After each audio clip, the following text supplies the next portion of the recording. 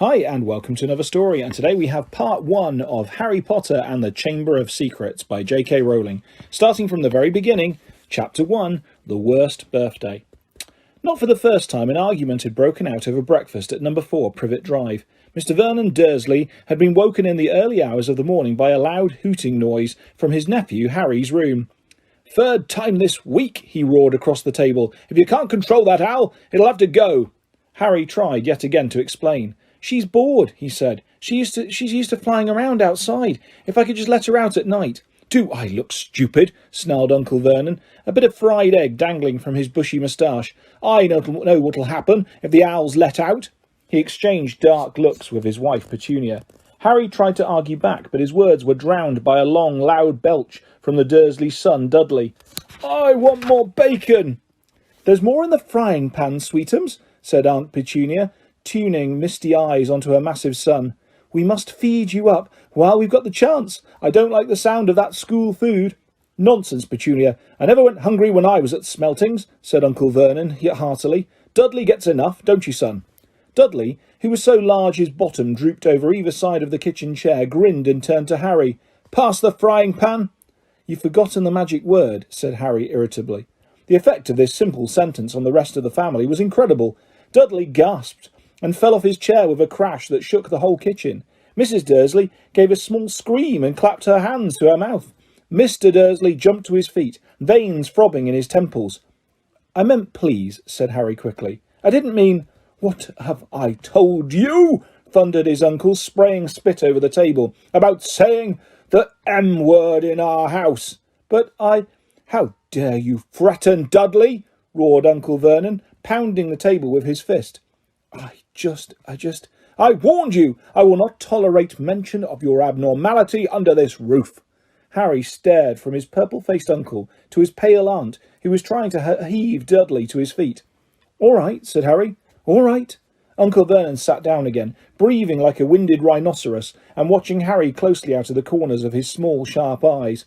Ever since Harry had come home for the summer holidays, Uncle Vernon had been treating him like a bomb that might go off at any moment, because Harry wasn't a normal boy. As a matter of fact, he was as not normal as it is possible to be. Harry Potter was a wizard fresh from his first year at Hogwarts School of Witchcraft and Wizardry, and if the Dursleys were unhappy to have him back for the holidays, it was nothing to how Harry felt. He missed Hogwarts so much, it was like having a constant stomachache. He missed the castle, with its secret passageways and ghosts, his lessons, though perhaps not Snape, the potions master, the post arriving by owl, eating banquets in the Great Hall, sleeping in his 4-poster bed in the Tower dormitory, visiting the gamekeeper, Hagrid, in his cabin in the grounds next to the Forbidden Forest, and especially Quidditch, the most popular sport in the wizarding world. 6 tall goalposts, 4 flying balls, and 14 players on broomsticks.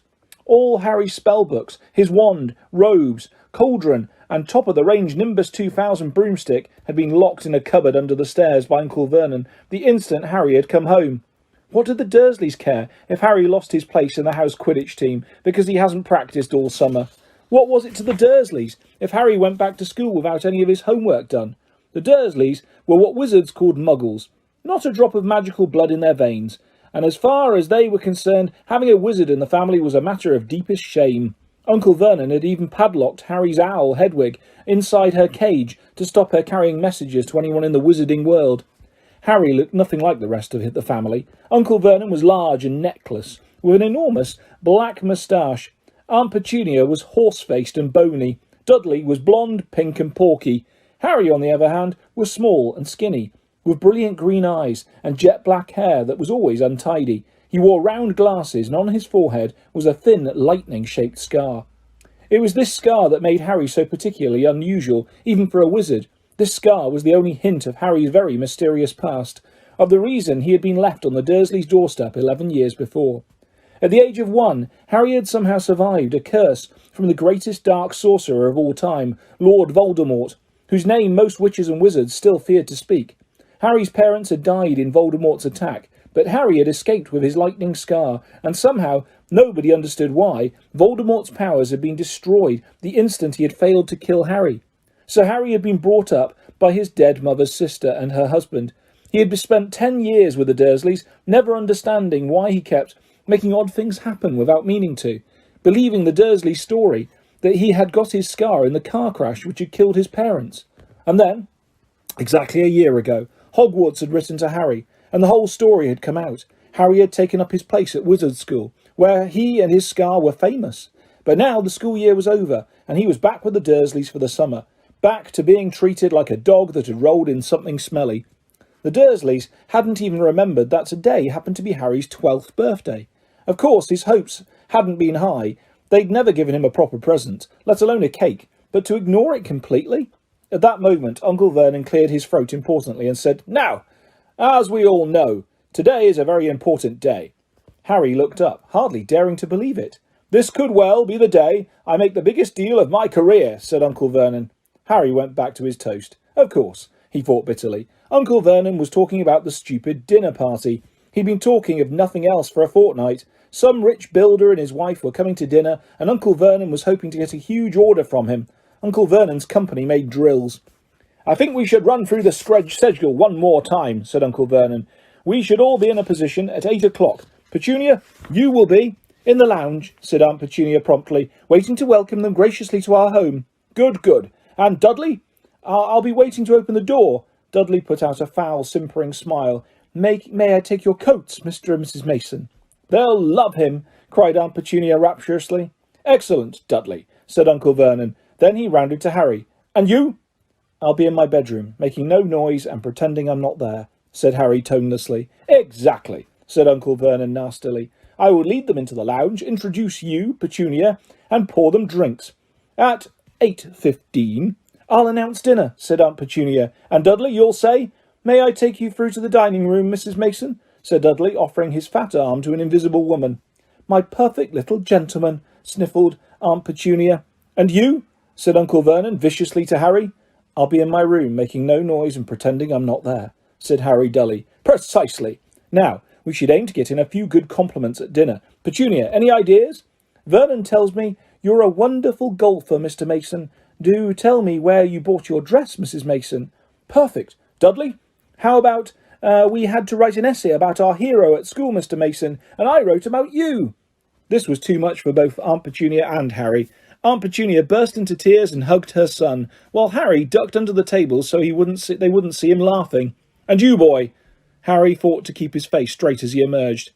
"I'll be in my room, making no noise and pretending I'm not there," he said. "Too right you will," said Uncle Vernon forcefully. "The Masons don't know anything about you, and it's going to stay that way. When dinner's over, you take Mrs. Mason back to the lounge for coffee, Petunia, and I'll bring the subject round to drills. With any luck, I'll have the deal signed and sealed before the news at 10. We'll be shopping for holiday homes in Mallorca this time tomorrow." Harry couldn't feel too excited about this. He didn't think the Dursleys would like him any better in Mallorca than they did in Privet Drive. "Right, I'm off into town to pick up the dinner jackets for Dudley and me. And you?" he snarled at Harry. "You stay out of your aunt's way while she's cleaning." Harry left through the back door. It was a brilliant, sunny day. He crossed the lawn, slumped down onto the garden bench and sang under his breath, "Happy birthday to me, happy birthday to me." No cards, no presents, and he would be spending the evening pretending not to exist. He gazed miserably into the hedge. He had never felt so lonely. More than anything else at Hogwarts, more even than playing Quidditch, Harry missed his best friends, Ron Weasley and Hermione Granger. They, however, didn't seem to be missing him at all. Neither of them had written to him all summer, even though Ron had said he was going to ask Harry to come and stay. Countless times, Harry had been on the point of unlocking Hedwig's cage by magic and sending her to Ron and Hermione with a letter, but it wasn't worth the risk. Underage wizards weren't allowed to use magic outside school. Harry hadn't told the Dursleys this. He knew it was only their terror that he might turn them all into dung beetles that stopped them locking him in the cupboard under the stairs with his wand and broomstick. For the first couple of weeks back, Harry had enjoyed muttering nonsense words under his breath and watching Dudley tearing out of his room as fast as his fat legs would carry him. But the long silence from Ron and Hermione had made Harry feel so cut off from the magical world that even taunting Dudley had lost its appeal, and now Ron and Hermione had forgotten his birthday. What wouldn't he give now for a message from Hogwarts? From any witch or wizard? He'd almost be glad of a sight of his arch-enemy, Draco Malfoy, just to be sure it hadn't all been a dream. Not that his whole year at Hogwarts had been fun. At the very end of last term, Harry had come face to face with none other than Lord Voldemort himself. Voldemort might be a ruin of his former self, but he was still terrifying, still cunning, still determined to regain power. Harry had slipped through Voldemort's clutches for a second time, but it had been a narrow escape. And even now, weeks later, Harry kept waking in the night, drenched in cold sweat, wondering where Voldemort was now, remembering his livid face, his wide, mad eyes. Harry suddenly sat bolt upright on the garden bench. He'd been staring absent-mindedly into the hedge, and the hedge was staring back. Two enormous green eyes had appeared among the leaves. Harry jumped to his feet, and just as a jeering voice floated across the lawn, "I know what day it is," sang Dudley, waddling towards him. The huge eyes blinked and vanished. "What?" said Harry, not taking his eyes off the spot where they had been. "I know what day it is," Dudley repeated, coming right up to him. "Well done," said Harry. "So you finally learned the days of the week?" "Today's your birthday," sneered Dudley. "How come you haven't got any cards? Haven't you even got any friends at that freak place?" "Better not let your mum hear you talking about my school," said Harry coolly. Dudley hitched up his trousers, which were slipping down his fat bottom. "Why are you staring at the hedge?" he said suspiciously. "I'm trying to decide what would be the best spell to set it on fire," said Harry. Dudley stumbled backwards at once, a look of panic on his fat face. You can't. Dad told you're not to do magic. He said he'll chuck you out of the house and you haven't got anywhere else to go. You haven't got any friends to take you." "Jiggery pokery," said Harry in a fierce voice. "Hocus pocus. Squiggly wiggly." "Mum!" howled Dudley, tripping over his feet as he dashed back towards the house. "Mum! He's doing you-know-what!" Harry paid dearly for this moment of fun. As neither Dudley nor the hedge was in any way hurt, Aunt Petunia knew he hadn't really done magic, but he still had to duck as she aimed a heavy blow at his head with a soapy frying pan. Then she gave him work to do, with the promise he wouldn't eat again until he'd finished. While Dudley lolled around watching and eating ice creams, Harry cleaned the windows, washed the car, mowed the lawn, trimmed the flower beds, pruned and watered the roses, and repainted the garden bench. The sun blazed overhead, burning the back of his neck. Harry knew he shouldn't have risen to Dudley's bait, but Dudley had said the very thing Harry had been thinking himself. Maybe he didn't have any friends at Hogwarts. Wish they could see famous Harry Potter now, he thought savagely, as he spread manure on the flower beds, his back aching, sweat running down his face. It was 7:30 in the evening, when at last, exhausted, he heard Aunt Petunia calling him, "Get in here and walk on the newspaper." Harry moved gladly into the shade of the gleaming kitchen. On top of the fridge stood tonight's pudding, a huge mound of whipped cream and sugared violets. A joint of roast pork was sizzling in the oven. "Eat quickly, the Masons will be here soon," snapped Aunt Petunia, pointing to the 2 slices of bread and a lump of cheese on the kitchen table. She was already wearing a salmon-pink cocktail dress. Harry washed his hands and bolted down his pitiful supper. The moment he had finished, Aunt Petunia whisked away his plate. "Upstairs! Hurry!" As he passed the door to the living room, Harry caught a glimpse of Uncle Vernon and Dudley in bow ties and dinner jackets. He had only just reached the upstairs landing when the doorbell rang, and Uncle Vernon's furious face appeared at the foot of the stairs. "Remember, boy, one sound." Harry crossed to his bedroom on tiptoe, slipped inside, closed the door, and turned to collapse onto his bed. The trouble was, there was already someone sitting on it. Chapter 2. Dobby's Warning. Harry managed not to shout out, but it was a close thing. The little creature on the bed had large, bat-like ears and bulging green eyes the size of tennis balls. Harry knew instantly that this was what had been watching him out of the garden hedge that morning. As they stared at each other, Harry heard Dudley's voice from the hall. "May I take your coats, Mr. and Mrs. Mason?" The creature slipped off the bed and bowed so low that the end of its long, thin nose touched the carpet. Harry noticed that it was wearing what looked like an old pillowcase, with rips for arms and leg holes. Hello," said Harry nervously. "Harry Potter," said the creature in a high-pitched voice Harry was sure would carry down the stairs. "So long has Dobby wanted to meet you, sir. Such an honour it is." Thank you," said Harry, edging along the wall and sinking into his desk chair, next to Hedwig, who was asleep in her large cage. He wanted to ask, "What are you?" but thought it would sound too rude, so instead he said, "Who are you?" "Dobby, sir, just Dobby. Dobby the house elf," said the creature. "Oh, really?" said Harry. I don't want to be rude or anything, but this isn't a great time for me to have a house elf in my bedroom." Aunt Petunia's high, false laugh sounded from the living room. The elf hung his head. Not that I'm not pleased to meet you, said Harry quickly, but, is there any particular reason you're here?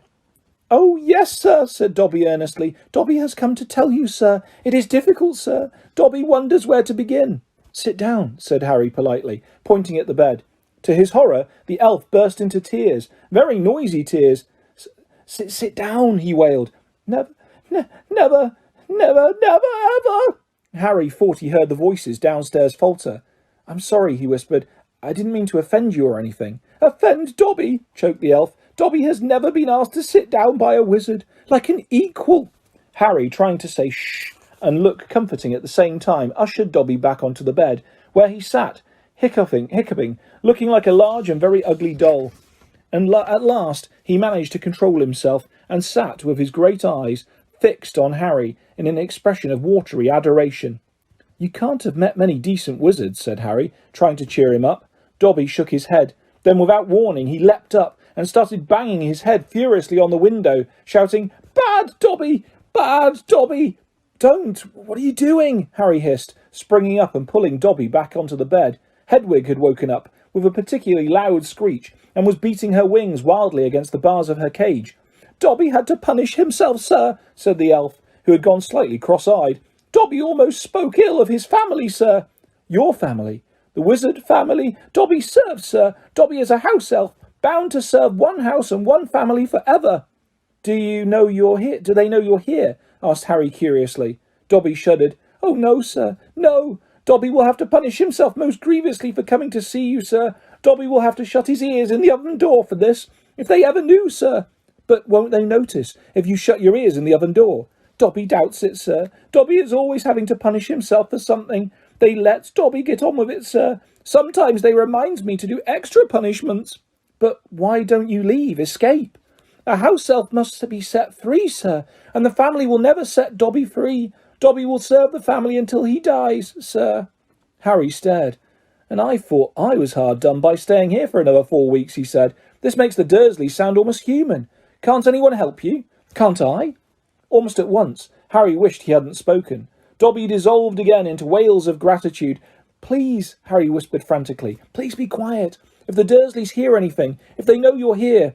Harry Potter asks if he can help Dobby. Dobby has heard of your greatness, sir, but of your goodness Dobby never knew. Harry, who was feeling distinctly hot in the face, said, Whatever you've heard about my greatness is a load of rubbish. I'm not even top of my year at Hogwarts. That's Hermione, she...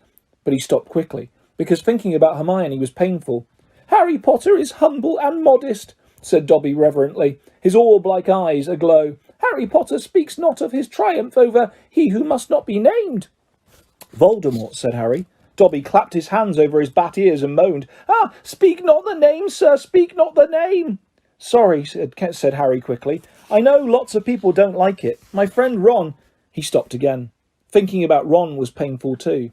Dobby leaned towards Harry, his eyes wide as headlamps.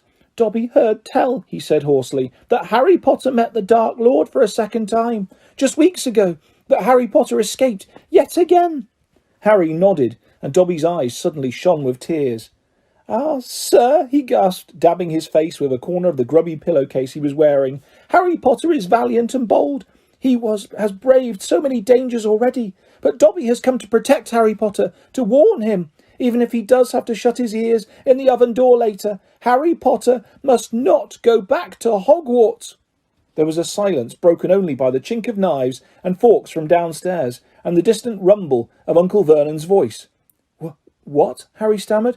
But I've got to go back. Term starts on September the 1st. It's all that's keeping me going.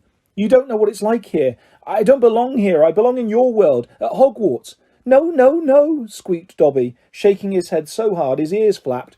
Harry Potter must stay where he is safe. He is too great, too good to lose. If Harry Potter goes back to Hogwarts, he will be in mortal danger. Why? Said Harry in surprise. There is a plot, Harry Potter, a plot to make most terrible things happen at Hogwarts School of Witchcraft and Wizardry this year, whispered Dobby, suddenly trembling all over. Dobby has known it for months, sir. Harry Potter must not put himself in peril. He is too important, sir. What terrible things? Said Harry at once. Who's plotting them? Dobby made a funny choking noise, and then banged his head madly against the wall. All right, cried Harry, grabbing the elf's arm to stop him. You can't say. I understand. But why are you warning me? A sudden, unpleasant thought struck him. Hang on. This hasn't got anything to do with with you-know-who, has it? You could just shake or nod, he added hastily, as Dobby's head tilted worryingly close to the wall again. Slowly, Dobby shook his head. Not he who must not be named, sir. But Dobby's eyes were wide, and he seemed to be trying to give Harry a hint. Harry, however, was completely at sea. He hasn't got a brother, has he? Dobby shook his head, his eyes wider than ever. Well then, I can't think who else would have a chance of making horrible things happen at Hogwarts, said Harry. I mean, there's Dumbledore, for one thing. You know who Dumbledore is, don't you? Dobby bowed his head. Albus Dumbledore is the greatest headmaster Hogwarts has ever had. Dobby knows it, sir. Dobby has heard Dumbledore's powers rival those of he who must not be named at his height of his strength. But, sir, Dobby's voice dropped to an urgent whisper. There are powers. Dumbledore doesn't. Powers no decent wizard. And before Harry could stop him, Dobby bounded off the bed, seized Harry's desk lamp, and started beating himself around the head with ear-splitting yelps. A sudden silence fell downstairs. 2 seconds later, Harry, heart thudding madly, heard Uncle Vernon coming into the hall, calling, Dudley must have left his television on again, the little tyke. Quick, in the wardrobe, hissed Harry, stuffing Dobby in, shutting the door and flinging himself onto the bed, just as the door handle turned. What the devil are you doing? Said Uncle Vernon, through gritted teeth, his face horribly close to Harry's. You've just ruined the punchline of my Japanese golfer joke. One more sound and you'll wish you'd never been born, boy. He stomped, flat-footed, from the room. Shaking, Harry let Dobby out of the wardrobe. See what it's like here, he said. See why I've got to go back to Hogwarts. It's the only place I've got, well, I think I've got friends. Friends who don't even write to Harry Potter? Said Dobby shyly. I expect they've just been... Hang on, said Harry, frowning. How do you know my friends haven't been writing to me? Dobby shuffled his feet. Harry Potter mustn't be angry with Dobby. Dobby did it for the best. Have you been stopping my letters? Dobby has them here, sir, said the elf. Stepping nimbly out of Harry's reach, he pulled a thick wad of envelopes from the inside of the pillowcase he was wearing. Harry could make out Hermione's neat writing, Ron's untidy scrawl, and even a scribble that looked as though it was from the Hogwarts gamekeeper, Hagrid. Dobby blinked anxiously up at Harry. Harry Potter mustn't be angry. Dobby hoped if Harry Potter thought his friends had forgotten him, Harry Potter might not want to go back to school, sir. Harry wasn't listening. He made a grab for the letters, but Dobby jumped out of reach. Harry Potter will have them, sir, if he gives Dobby his word that he will not return to Hogwarts. Ah, sir, this is a danger you must not face. Say you won't go back, sir. No, said Harry angrily. Give me my friend's letters. Then Harry Potter leaves Dobby no choice, said the elf sadly. Before Harry could move, Dobby had darted to the bedroom door, pulled it open, and sprinted down the stairs. Mouth dry, stomach lurching, Harry sprang after him, trying not to make a sound. He jumped at the last 6 stairs, landing cat-like on the hall carpet, looking around for Dobby. From the dining room he heard Uncle Vernon saying, Tell Petunia that very funny story about those American plumbers, Mr. Mason. She's been dying to hear. Harry ran up the hall into the kitchen and felt his stomach disappear. Aunt Petunia's masterpiece of a pudding, the mountain of cream and sugared violets, was floating up near the ceiling. On top of a cupboard, in the corner, crouched Dobby. No, croaked Harry. Please, they'll kill me. Harry Potter must say he's not going back to school. Dobby, please. Say it, sir. I can't. Dobby gave him a tragic look. Then Dobby must do it, sir, for Harry Potter's own good. The pudding fell to the floor with a heart-stopping crash.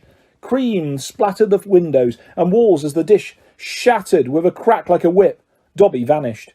There were screams from the dining room, and Uncle Vernon burst into the kitchen to find Harry, rigid with shock, covered from head to foot in Aunt Petunia's pudding. At first it looked as though Uncle Vernon would manage to gloss the whole thing over. Just our nephew, very disturbed, meeting strangers upsets him, so we kept him upstairs. He shooed the shocked Masons back into the dining room, promised Harry he would flay him to within an inch of his life when the Masons had left, and handed him a mop. Aunt Petunia dug some ice cream out of the freezer, and Harry, still shaking, started scrubbing the kitchen clean. Uncle Vernon might still have been able to make his deal if it hadn't been for the owl.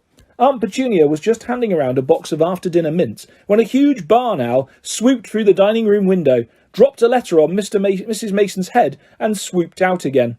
Mrs. Mason screamed like a banshee and ran from the house, shouting about lunatics. Mr. Mason stayed just long enough to tell the Dursleys that his wife was mortally afraid of birds of all shapes and sizes, and to ask whether this was their idea of a joke.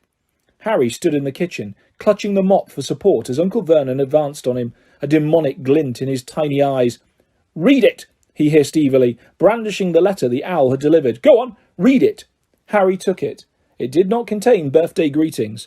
"Dear Mr. Potter, we have received intelligence that a hover charm was used at your place of residence this evening at 12 minutes past 9.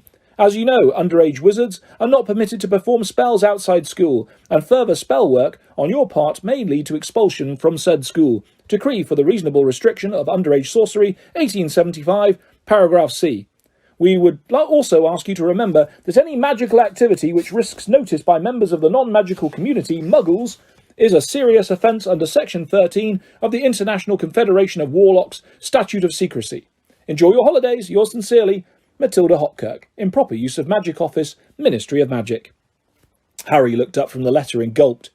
"You didn't tell us you weren't allowed to use magic outside school," said Uncle Vernon, a mad gleam dancing in his eyes. "Forgot to mention it. Slipped your mind, I dare say." He was bearing down on Harry like a great bulldog, all his teeth bared. "Well, I've got news for you, boy. I'm locking you up. You're never going back to that school. Never. And if you try and magic yourself out, they'll expel you." And laughing like a maniac, he dragged Harry back upstairs. Uncle Vernon was as bad as his word. The following morning, he paid a man to fit bars on Harry's window. He himself fitted the cat flap in the bedroom door so that small amounts of food could be pushed inside 3 times a day.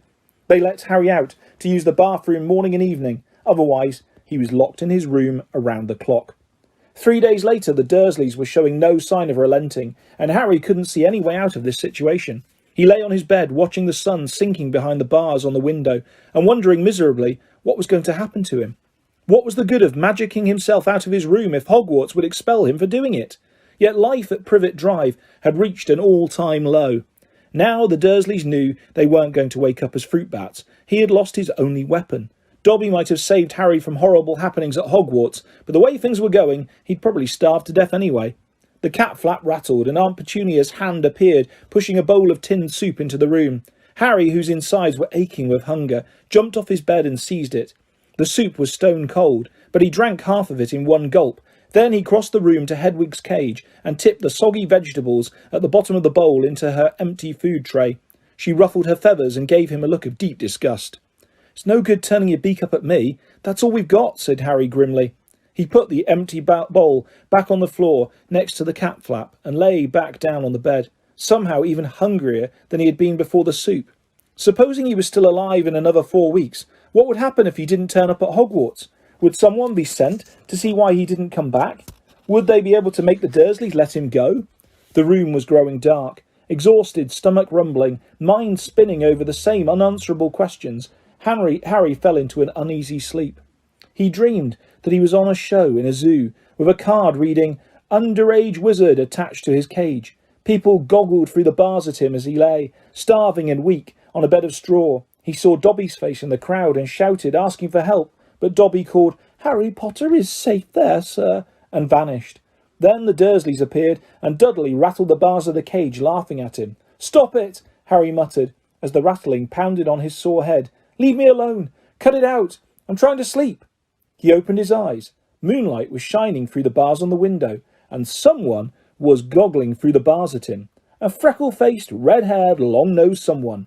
Ron Weasley was outside Harry's window. "Ron," breathed Harry, creeping to the window and pushing it up so they could talk through the bars. "Ron, how did you... what the..." Harry's mouth fell open as the full impact of what he was seeing hit him. Ron was leaning out of the back window of an old turquoise car, which was parked in mid-air. Grinning at Harry from the front seats were Fred and George, Ron's elder twin brothers. "All right, Harry." "What's been going on?" said Ron. "Why haven't you been answering my letters? I've asked you to stay about 12 times, and then Dad came home and said you'd got an official warning for using magic in front of Muggles. It wasn't me. And how did he know?" "He works for the Ministry," said Ron. "You know, we're not supposed to do spells outside school." "Bit rich coming from you," said Harry, staring at the floating car. "Oh, this doesn't count," said Ron. "We're only borrowing this. It's Dad's. We didn't enchant it. But doing magic in front of those Muggles you live with..." "I told you I didn't. but it'll take too long to explain now. Look, can you explain to them at Hogwarts that the Dursleys have locked me up and won't let me come back? And obviously I can't magic myself out because the Ministry will think that's the second spell I've done in 3 days, so stop gibbering, said Ron. We've come to take you home with us. But you can't magic me out either. We don't need to, said Ron, jerking his head towards the front seats and grinning. You forgot who I've got with me. Tie that around the bars, said Fred, throwing the end of a rope to Harry. If the Dursleys wake up, I'm dead, said Harry, as he tied the rope tightly around a bar and Fred revved up the car. Don't worry, said Fred, and stand back. Harry moved back into the shadows next to Hedwig, who seemed to have realised how important this was and kept still and silent. The car revved louder and louder, and suddenly, with a crunching noise, the bars were pulled clean out of the window as Fred drove straight up in the air. Harry ran back to the window to see the bars dangling a few feet above the ground. Panting, Ron hoisted them up into the car. Harry listened anxiously, but there was no sound from the Dursleys' bedroom. When the bars were safely in the back seat with Ron, Fred reversed as close as possible to Harry's window. Get in, Ron said. But all my Hogwarts stuff, my wand, my broomstick. Where is it? Locked in the cupboard under the stairs, and I can't get out of this room. No problem, said George from the front passenger seat. Out of the way, Harry. Fred and George climbed carefully through the window into Harry's room. You had to hand it to them, thought Harry, as George took an ordinary hairpin from his pocket and started to pick the lock. A lot of wizards thinks it's a waste of time knowing this sort of muggle trick, said Fred, but we feel their skills worth learning, even if they are a bit slow. There was a small click and the door swung open. So, we'll get your trunk. You grab anything you need from your room and hand it on to Ron, whispered George. Watch out for the bottom stair, it creaks, Harry whispered back, as the twins disappeared into the dark landing. Harry dashed around his room, collecting his things together and passing them out of the window to Ron. Then he went to help Fred and George heave his trunk up the stairs. Harry heard Uncle Vernon cough. At last, panting, they reached the landing, then carried the trunk through Harry's room to the open window. Fred climbed back into the car to pull with Ron, and Harry and George pushed from the bedroom side. Inch by inch, the trunk slid through the window. Uncle Vernon coughed again. A bit more, panted Fred, who was pulling from inside the car. One good push. Harry and George threw their shoulders against the trunk, and it slid out of the window into the back seat of the car. Okay, let's go, George whispered. But as Harry climbed into the windowsill, there came a sudden loud screech from behind him, followed immediately by the thunder of Uncle Vernon's voice. That ruddy owl! I've forgotten Hedwig. Harry tore back across the room as the landing light clicked on. He snatched up Hedwig's cage, dashed to the window, and passed it out to Ron. He was scrambling back onto the chest of drawers when Uncle Vernon hammered on the unlocked door, and it crashed open. For a split second, Uncle Vernon stood framed in the doorway. Then he let out a bellow like an angry bull and dived at Harry, grabbing him by the ankle. Ron, Fred and George seized Harry's arms and pulled him as hard as they could. Petunia! Roared Uncle Vernon. He's getting away! He's getting away! The Weasleys gave a gigantic tug, and Harry's legs slid out of Uncle Vernon's grasp. As soon as Harry was in the car and had slammed the door shut, Ron yelled, Put your foot down, Fred! And the car shot suddenly towards the moon. Harry couldn't believe it. He was free. He wound down the window, the night air whipping his hair, and looked back at the shrinking rooftops of Privet Drive. Uncle Vernon, Aunt Petunia and Dudley were all hanging, dumbstruck, out of Harry's window. See you next summer, Harry yelled. The Weasleys roared with laughter, and Harry settled back in his seat, grinning from ear to ear. Let Hedwig out, he told Ron. She can fly behind us. She hasn't had a chance to stretch her wings for ages. George handed the hairpin to Ron, and a moment later Hedwig had soared joyfully out of the window to glide alongside them like a ghost. So, what's the story, Harry? Said Ron impatiently. What's been happening? Harry told them all about Dobby, the warning he'd given Harry, and the fiasco of the violet pudding. There was a long, shocked silence when he had finished. Very fishy, said Fred finally. Definitely dodgy, agreed George. So, he wouldn't even tell you who's supposed to be plotting all this stuff? I don't think he could, said Harry. I told you, every time he got close to letting something slip, he started banging his head against the wall. He saw Fred and George look at each other. What, you think he was lying to me, said Harry. Well, said Fred, put it this way, house elves have got powerful magic of their own, but they can't usually use it without their master's permission. I reckon old Dobby was sent to stop you coming back to Hogwarts. Someone's idea of a joke. Can you think of anyone at school with a grudge against you? Yes, said Harry and Ron together instantly. Draco Malfoy, Harry explained. He hates me. Draco Malfoy, said George, turning around. Not Lucius Malfoy's son. Must be. It's not a very common name, is it? Said Harry. Why? I've heard Dad talking about him, said George. He was a big supporter of a you-know-who. And when you-know-who disappeared, said Fred, craning around to look at Harry, Lucius Malfoy came back saying he'd never meant any of it. Load of dung. Dad reckons he was right in the you-know-who's inner circle. Harry had heard these rumours about Malfoy's family before, and they didn't surprise him at all. Draco Malfoy made Dudley Dursley look like a kind, thoughtful and sensitive boy.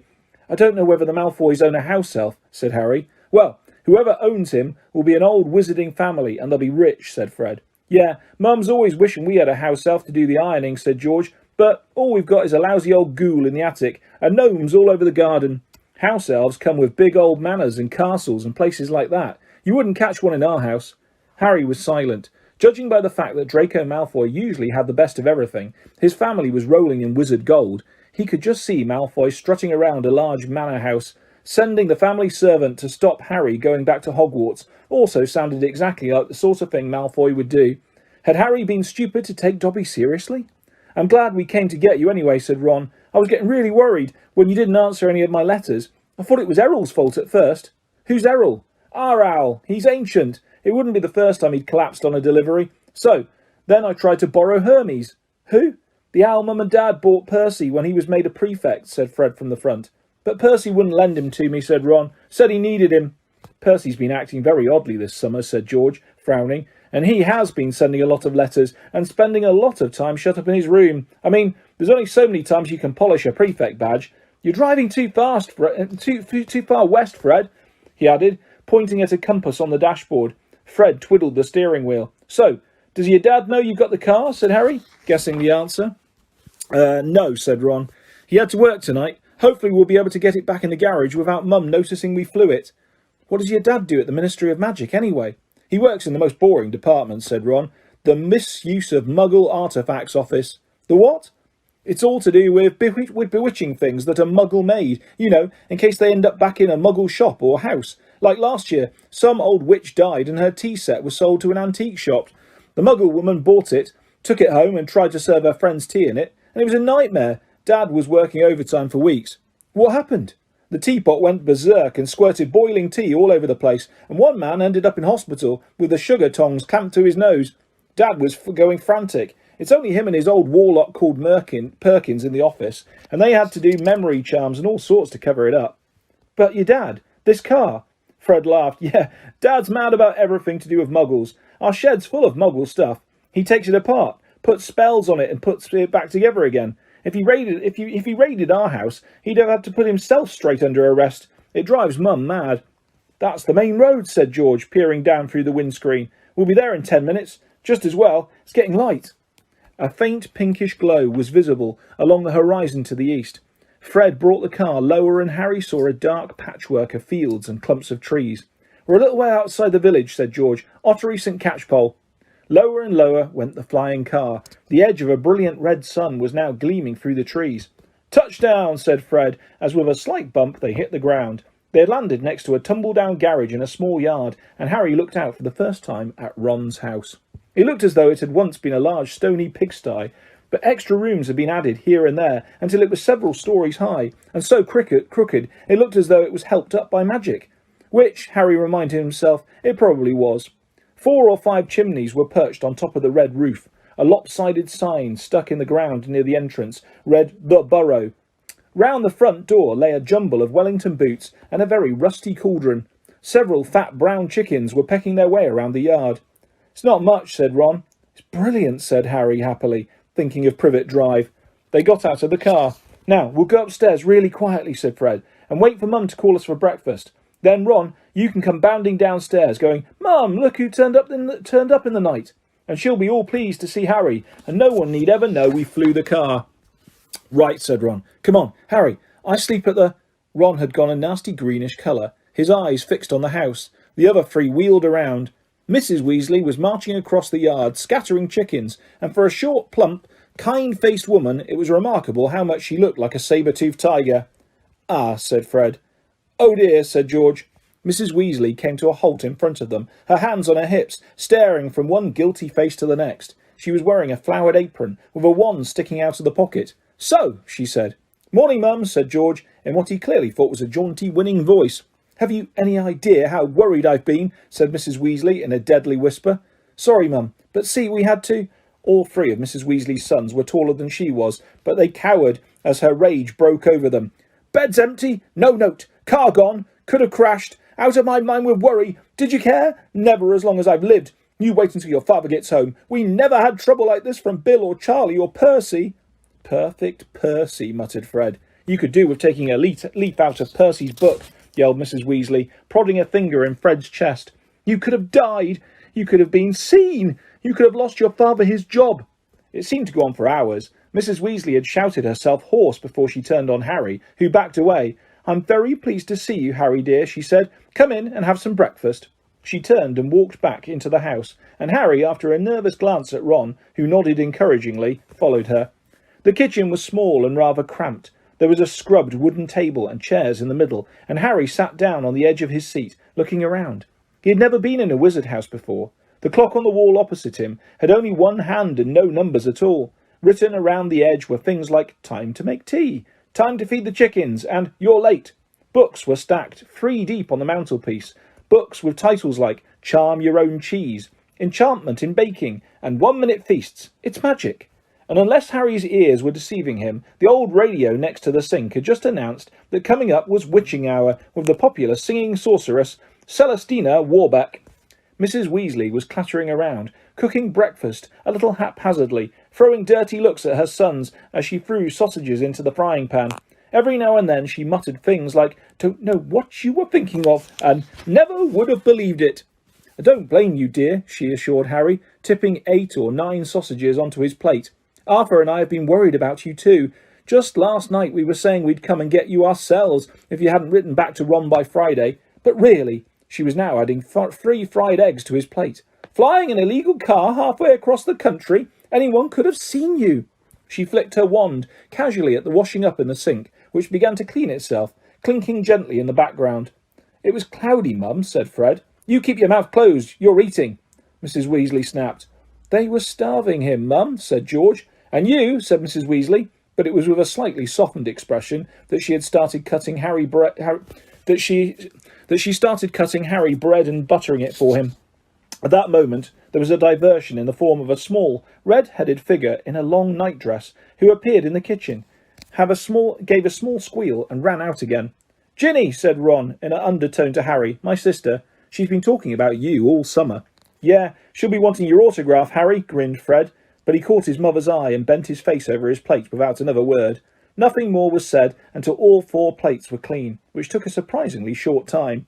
Blimey, I'm tired, yawned Fred, setting down his knife and fork at last. I think I'll go to bed and... You will not, snapped Mrs. Weasley. It's your own fault you've been up all night. You're going to de-gnome the garden for me. They're getting completely out of hand again.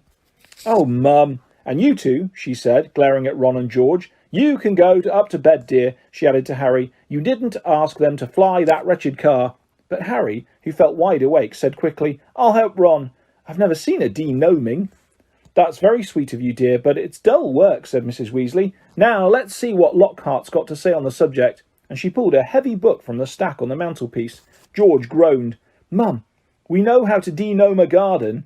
Harry looked at the cover of Mrs. Weasley's book. Written across it in fancy gold letters were the words, Gilderoy Lockhart's Guide to Household Pests. There was a big photograph on the front of a very good-looking wizard with wavy blonde hair and bright blue eyes. And always in the wizarding world, the photograph was moving. The wizard, who Harry supposed was Gilderoy Lockhart, kept winking cheekily up at them. Mrs. Weasley beamed down at him. Oh, he is marvellous, she said. He knows his household pests all right. It's a wonderful book. Mum fancies him, said Fred, in a very audible whisper. Don't be so ridiculous, Fred, said Mrs. Weasley, her cheeks rather pink. All right, if you think you know better than Lockhart, you can go and get on with it. And woe betide you if there's a single gnome in the garden when I come out to inspect it.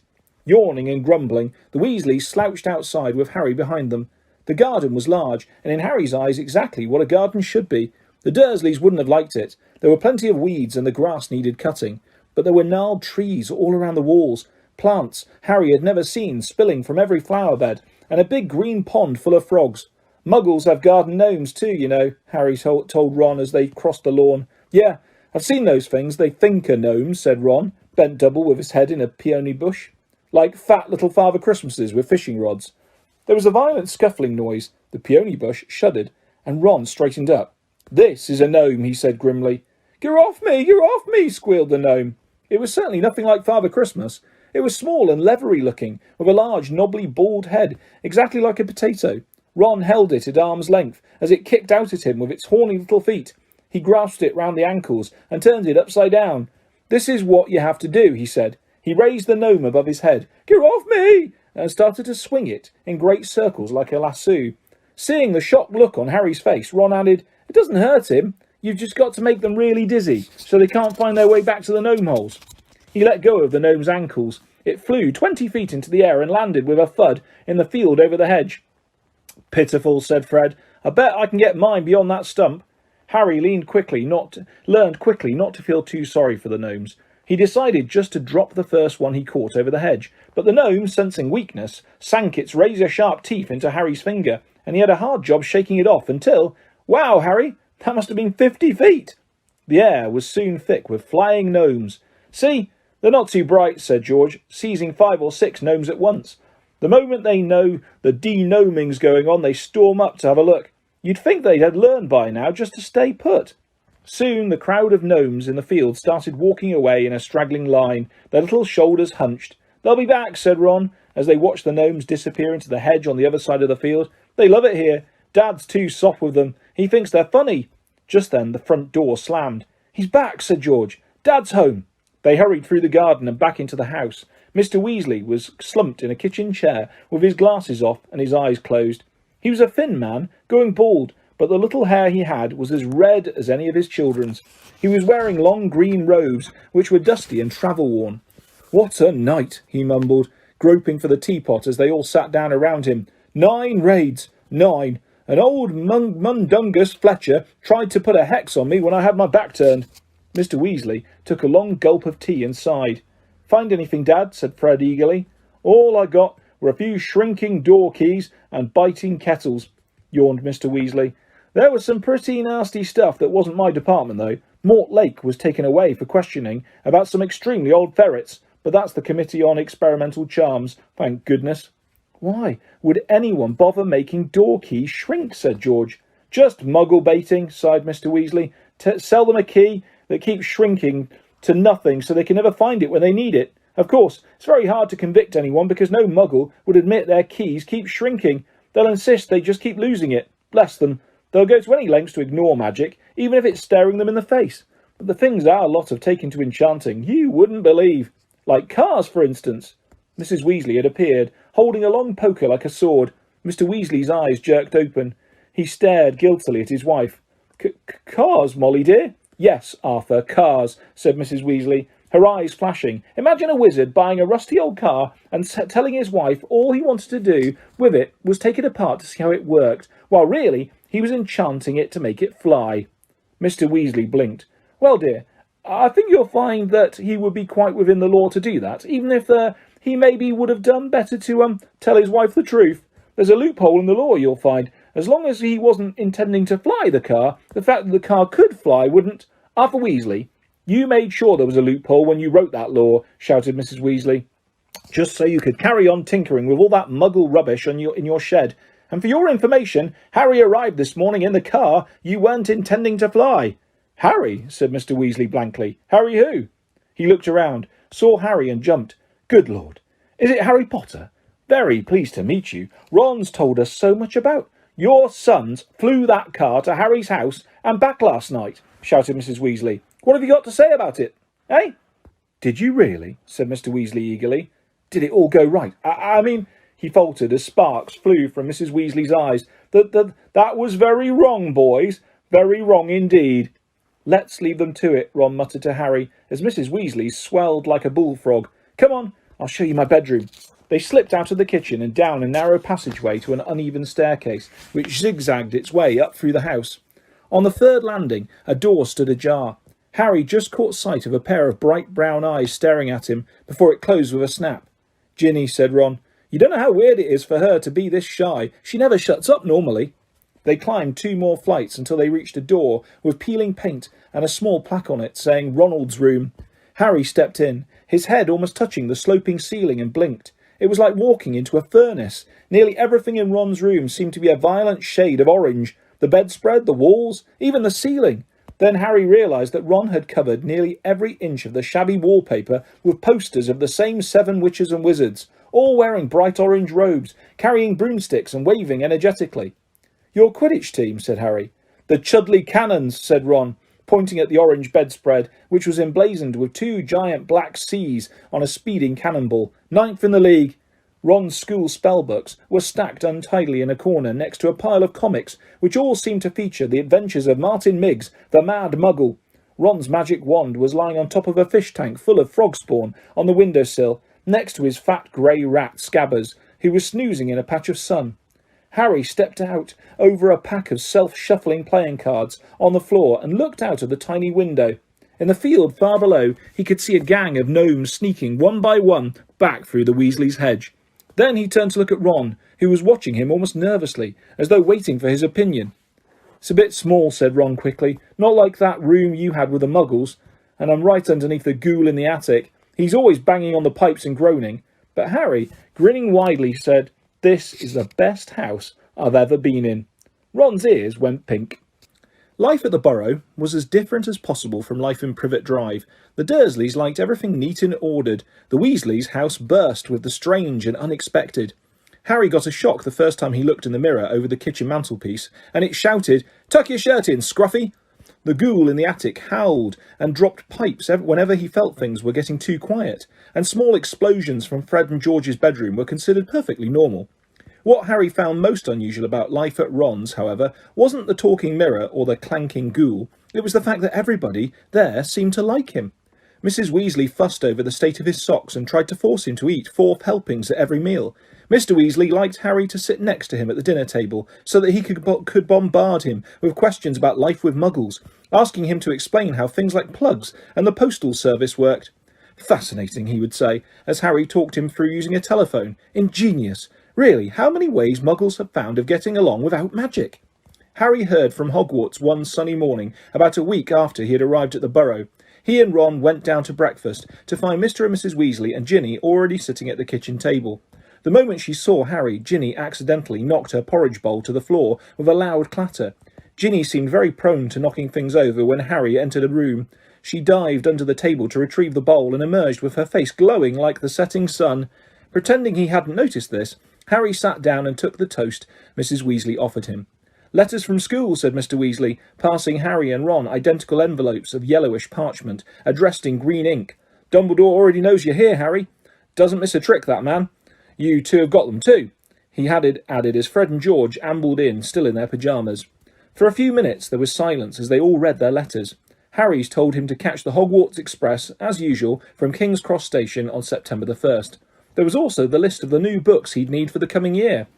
Second-year students will require The Standard Book of Spells, Grade 2 by Miranda Goshawk, Break with a Banshee by Gilderoy Lockhart, Gadding with Ghouls by Gilderoy Lockhart, Holidays with Hags by Gilderoy Lockhart, Travels with Trolls by Gilderoy Lockhart, Voyages with Vampires by Gilderoy Lockhart, Wanderings and Werewolves by Gilderoy Lockhart, Tear with the Tetty by Gilderoy Lockhart.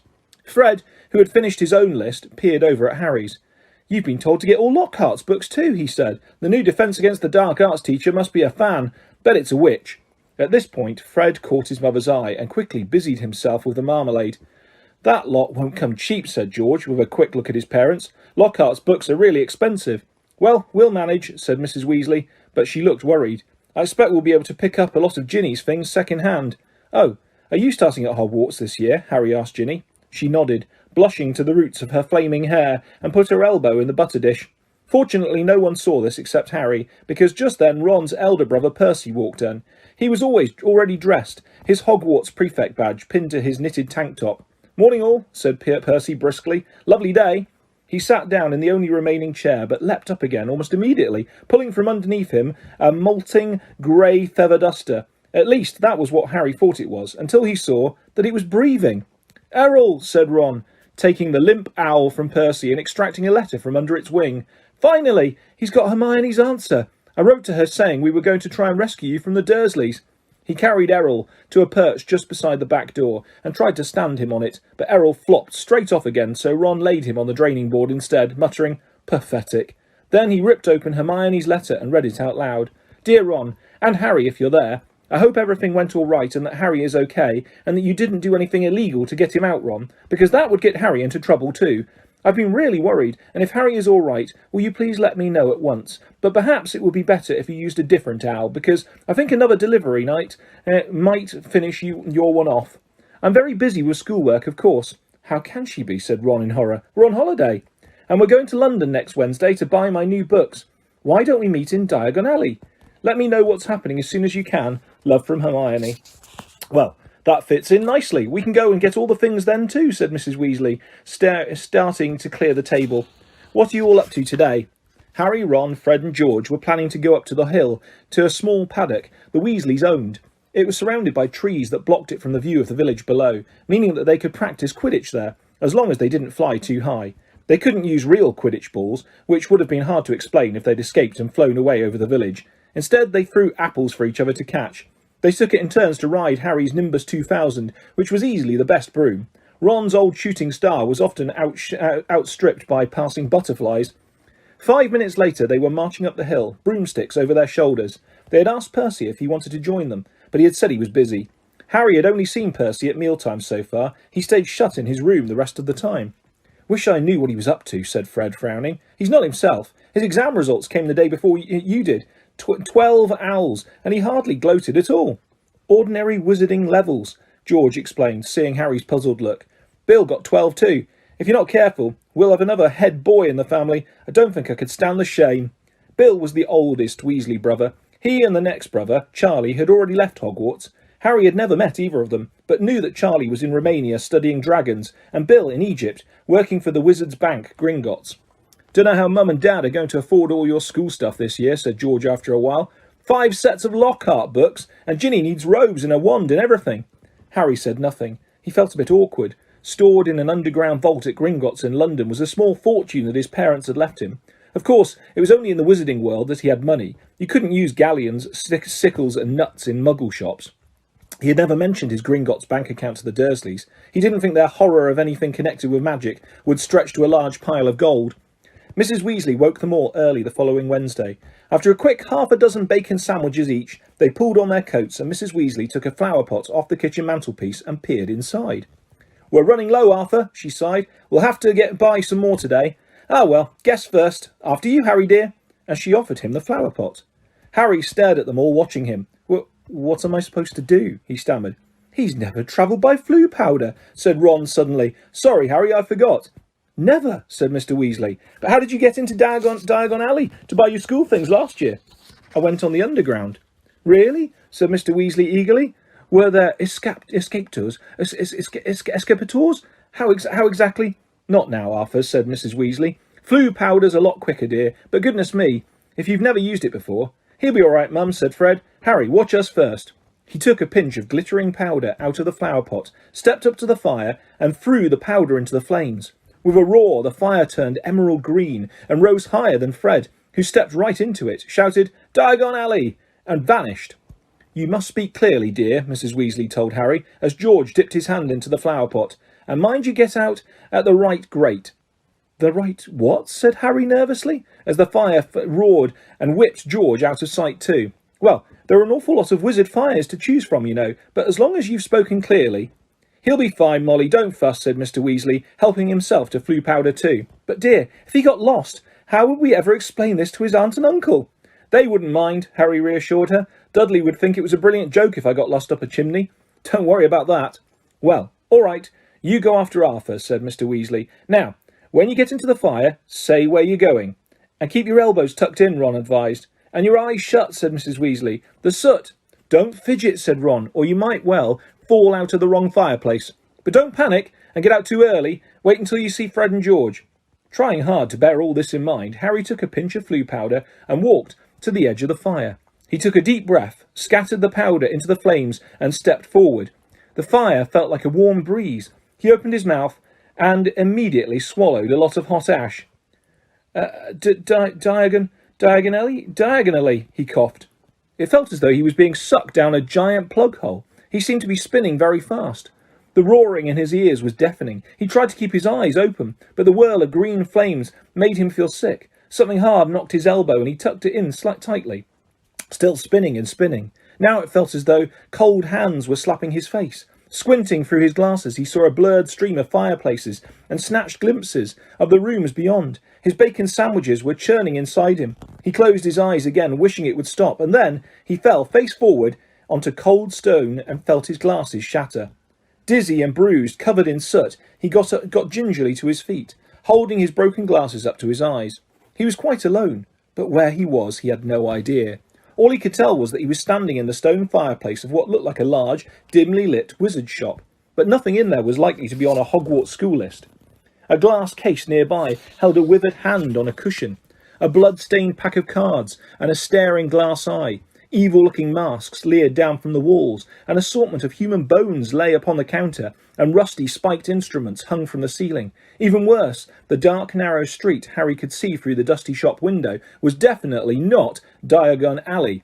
The sooner he got out of here, the better. Nose still stinging where it hit the earth, Harry made his way swiftly and silently towards the door. But before he got halfway towards it, two people appeared on the other side of the glass, and one of them was the very last person Harry wanted to meet when he was lost. Covered in soot and wearing broken glasses, Draco Malfoy. Harry looked quickly around and spotted a large black cabinet to his left. He shot inside it and pulled the doors to, leaving a small crack to peer through. Seconds later, a bell clanged and Malfoy stepped into the shop. The man who followed could only be his father. He had the same pale, pointed face and identical cold grey eyes. Mr. Malfoy crossed the shop, looking lazily at the items on display, and rang a bell on the counter before turning to his son and saying, "Touch nothing, Draco." Malfoy, who had reached for the glass eye, said, "I thought you were going to buy me a present." "I said I would buy you a racing broom," said his father, drumming his fingers on the counter. "What's the good of that if I'm not in the house team?" said Malfoy, looking sulky and bad-tempered. "Harry Potter got a Nimbus 2000 last year. Special permission from Dumbledore so he could play for Gryffindor. He's not even that good. It's just because he's famous. Famous for having a stupid scar on his forehead." Malfoy bent down to examine a shelf full of skulls. "Everyone thinks he's so smart. Wonderful Potter, with his scar and his broomstick." "You have told me this at least a dozen times already," said Mr. Malfoy, and with a quelling look at his son. "And I would remind you that it is not prudent to appear less than fond of Harry Potter, not when most of our kind regard him as the hero who made the Dark Lord disappear. Ah, Mr. Borgin." A stooping man had appeared behind the counter, smoothing his greasy hair back from his face. "Mr. Malfoy, what a pleasure to see you again," said Mr. Borgin in a voice as oily as his hair. "Delighted. And young Master Malfoy, too." "Charmed. How may I be of assistance?" "I must show you just in today and very reasonably priced." "I'm not buying today, Mr. Borgin, but selling," said Mr. Malfoy. "Selling?" The smile faded slightly from Mr. Borgin's face. "You have heard, of course, that the Ministry is conducting more raids," said Mr. Malfoy, taking a roll of parchment from his inside pocket and unravelling it for Mr. Borgin to read. "I have a few, items at home that might embarrass me if the Ministry were to call." Mr. Borgin fixed a pince-nez to his nose and looked down to the list. "The Ministry wouldn't presume to trouble you, sir, surely?" Mr. Malfoy's lip curled. "I have not been visited yet. The name Malfoy still commands a certain respect. Yet the Ministry grows ever more meddlesome. There are rumours about a new Muggle Protection Act. No doubt that flea-bitten, Muggle-loving fool Arthur Weasley is behind it." Harry felt a hot surge of anger. "And as you can see, certain of these potions might make it appear—" "I understand, sir, of course," said Mr. Borgin. "Let me see." "Can I have that?" interrupted Draco, pointing at the withered hand on its cushion. "Ah, the Hand of Glory," said Mr. Borgin, abandoning Mr. Malfoy's list and scurrying over to Draco. "Insert a candle and it gives light only to the holder. Best friend of thieves and plunderers. Your son has fine taste, sir." "I hope my son will amount to more than a thief or a plunderer, Borgin," said Mr. Malfoy coldly, and Mr. Borgin said quickly, "No offence, sir. No offence meant." "Though if his school marks don't pick up," said Mr. Malfoy, more coldly still, "that may indeed be all he is fit for." "It's not my fault," retorted Draco. "The teachers all have favourites. That Hermione Granger. I would have thought you'd be ashamed that a girl of no wizard family beat you in every exam," snapped Mr. Malfoy. "Ha! said Harry under his breath, pleased to see Draco looking both abashed and angry. It's the same all over, said Mr. Borgin in his only voice. Wizard blood is counting for less everywhere. Not with me, said Mr. Malfoy, his long nostrils flaring. No, no, sir, nor with me, sir, said Mr. Borgin with a deep bow. In that case, perhaps we can return to my list, said Mr. Malfoy shortly. I am in something of a hurry, Borgin. I have important business elsewhere today. They started to haggle. Harry watched nervously as Draco drew nearer and nearer to his hiding place, examining the objects for sale. He paused to examine a long coil of hangman's rope and to read, smirking, the card propped on a magnificent necklace of opals. Caution, do not touch, cursed, has claimed the lives of 19 Muggle owners to date. Draco turned away and saw the cabinet right in front of him. He walked forward. He stretched out his hand for the handle. Done, said Mr. Malfoy at the counter. Come, Draco. Harry wiped his forehead on his sleeve as Draco turned away. Good day to you, Mr. Borgin. I'll expect you at the manor tomorrow to pick up the goods. The moment the door had closed, Mr. Borgin dropped his only manner. Good day yourself, Mr. Malfoy, and if the stories are true, you haven't sold me half of what's hidden in your manor. Muttering darkly, Mr. Borgin disappeared into a back room. Harry waited for a minute in case he came back, then, quietly as he could, slipped out of the cabinet, past the glass cases, and out of the shop door. Clutching his broken glasses to his face, he stared around. He had emerged into a dingy alleyway that seemed to be made up entirely of shops devoted to the dark arts. The one he just left, Borgin and Burke's, looked like the largest, but opposite was a nasty window display of shrunken heads, and 2 doors down, a large cage was alive with gigantic black spiders. 2 shabby-looking wizards were watching him from the shadow of a doorway, muttering to each other. Feeling jumpy, Harry set off, trying to hold his glasses on straight, and hoping against hope he'd be able to find a way out of there. An old wooden street sign hanging over a shop selling poisonous candles told him he was in Nocturne Alley. This didn't help, as Harry had never heard of such a place. He supposed he hadn't spoken clearly enough through his mouthful of ashes back in the Weasleys' fire. Trying to stay calm, he wondered what to do. Not lost, are you, my dear? Said a voice in his ear, making him jump. An aged witch stood in front of him, holding a tray of what looked horribly like whole human fingernails. She leered at him, showing mossy teeth. Harry backed away. I'm fine, thanks, he said. I'm just... Harry! What do you think you're doing down here? Harry's heart leapt. So did the witch. A load of fingernails cascaded down over her feet, and she cursed as the massive form of Hagrid, the Hogwarts gamekeeper, came striding towards them, beetle-black eyes flashing over his great bristling beard. Hagrid! Harry croaked in relief. I was lost. Flue powder! Hagrid seized Harry by the scruff of the neck and pulled him away from the witch, knocking the tray right out of her hands. Her shrieks followed them all the way along the twisting alleyway, out into the bright sunlight. Harry saw a familiar snow-white marble building in the distance, Gringotts Bank. Hagrid had steered him right into Diagon Alley. You're a mess, said Hagrid gruffly, brushing soot off Harry so forcefully he nearly knocked him into a barrel of dragon dung outside on an apothecary's. Skulking around Nocturne Alley, I dunno, dodgy place, Harry. Don't want no one to see you down there. I realised that, said Harry, ducking as Hagrid made to brush him off again. I told you, I was lost. What were you doing down there anyway? I was looking for a flesh-eating slug repellent, growled Hagrid. They're ruining the school cabbages. You know, you're not on your own. I'm staying with the Weasleys, but we got separated, Harry explained. I've got to go and find them. They set off together down the street. How come you never wrote back to me? Said Hagrid, as Harry jogged alongside him. He had to take 3 steps to every stride of Hagrid's enormous boots. Harry explained all about Dobby and the Dursleys. Ruddy muggles, growled Hagrid. If I'd have known... Harry, over here!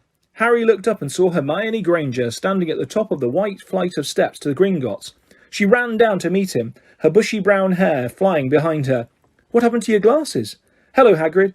Oh, it's wonderful to see you two again. Are you coming into Gringotts, Harry? As soon as I've found the Weasleys, said Harry. Yeah, you won't have long to wait, grinned Hagrid. Harry and Hermione looked around. Sprinting up the crowded street were Ron, Fred, George, Percy and Mr. Weasley. Harry, Mr. Weasley panted. We hoped you'd only gone one grade too far. He mopped his glistening bowl patch.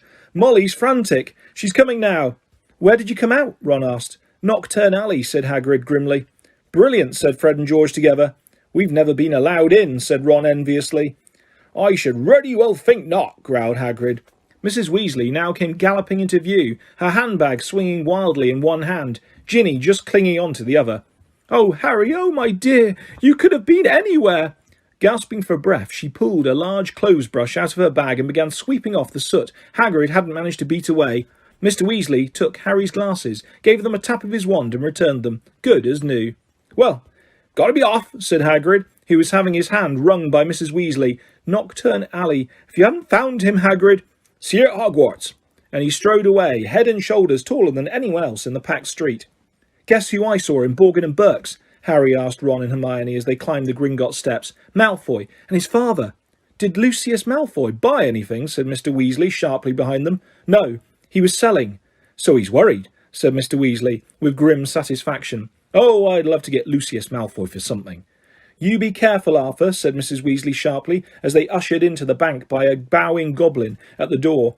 "That's family trouble. That family's trouble. Don't go biting off more than you can chew." "So you don't think I'm a match for Lucius Malfoy?" said Mr. Weasley indignantly. But he was distracted almost at once by the sight of Hermione's parents, who were standing nervously at the counter that ran all along the great marble hall, waiting for Hermione to introduce them. "But you're muggles," said Mr. Weasley delightedly.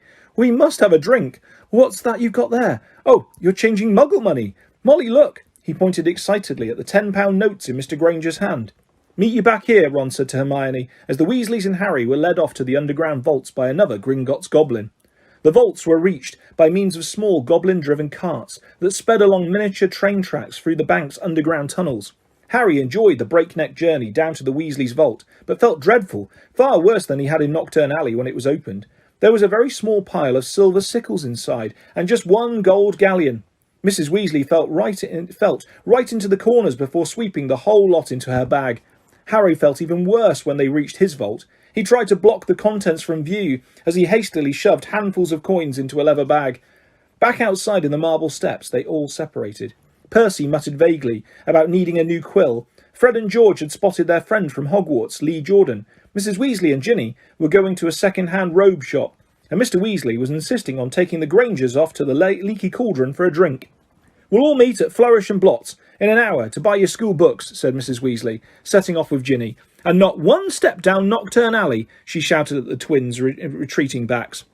Harry, Ron and Hermione strolled off along the winding cobbled street. The bag of gold, silver and bronze, jangling cheerfully in Harry's pockets, was clamouring to be spent, so he bought 3 large strawberry and peanut butter ice creams, which they slurped happily as they wandered up the alley, examining the fascinating shop windows. Ron gazed longingly at a full set of Chudley Cannon robes in the windows of Quality Quidditch Supplies, until Hermione dragged them off to buy ink and parchment next door. In Gamble and Jape's Wizarding Joke Shop, they met Fred, George and Lee Jordan, who was stocking up on Dr. Filbuster's fabulous wet start, no heat fireworks. And in a tiny junk shop full of broken wands, wonky brass scales, and old cloaks covered in potion stains, they found Percy, deeply immersed in a small and deeply boring book called Prefects Who Gained Power. A study of Hogwarts prefects and their late careers, Ron read aloud off the back cover. "That sounds fascinating."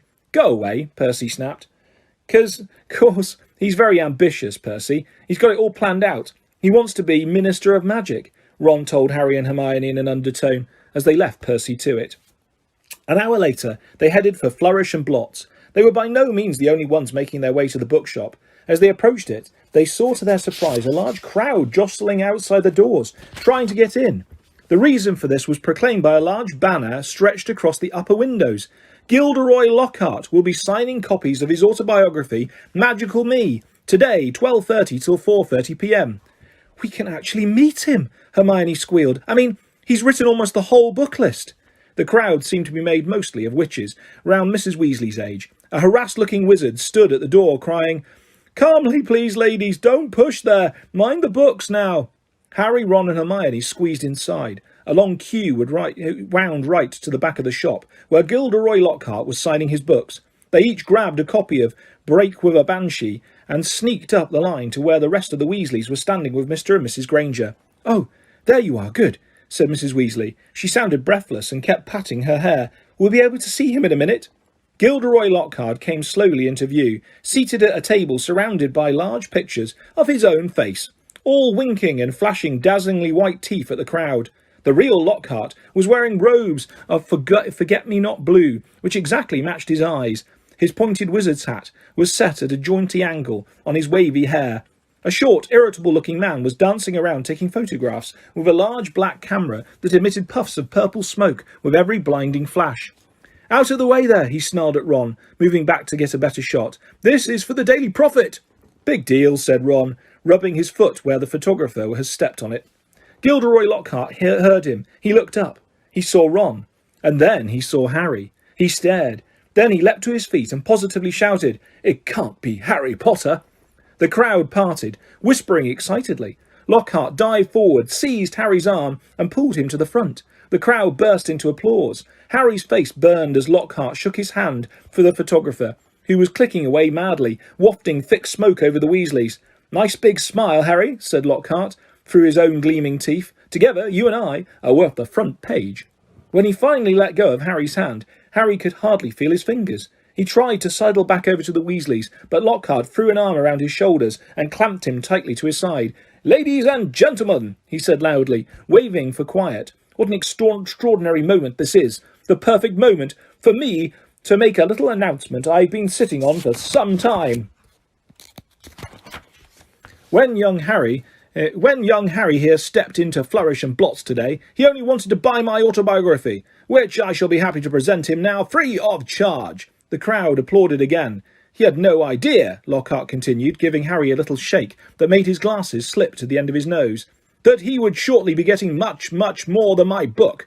Magical me!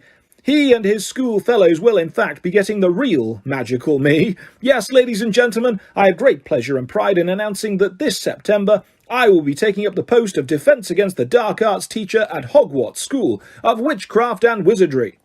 The crowd cheered and clapped, and Harry found himself being presented with the entire works of Gilderoy Lockhart. Staggering slightly under their weight, he managed to make his way out of the limelight to the edge of the room, where Ginny was standing next to her new cauldron.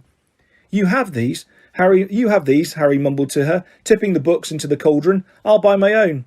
"Bet you loved that, didn't you, Potter?" said a voice Harry had no trouble recognising.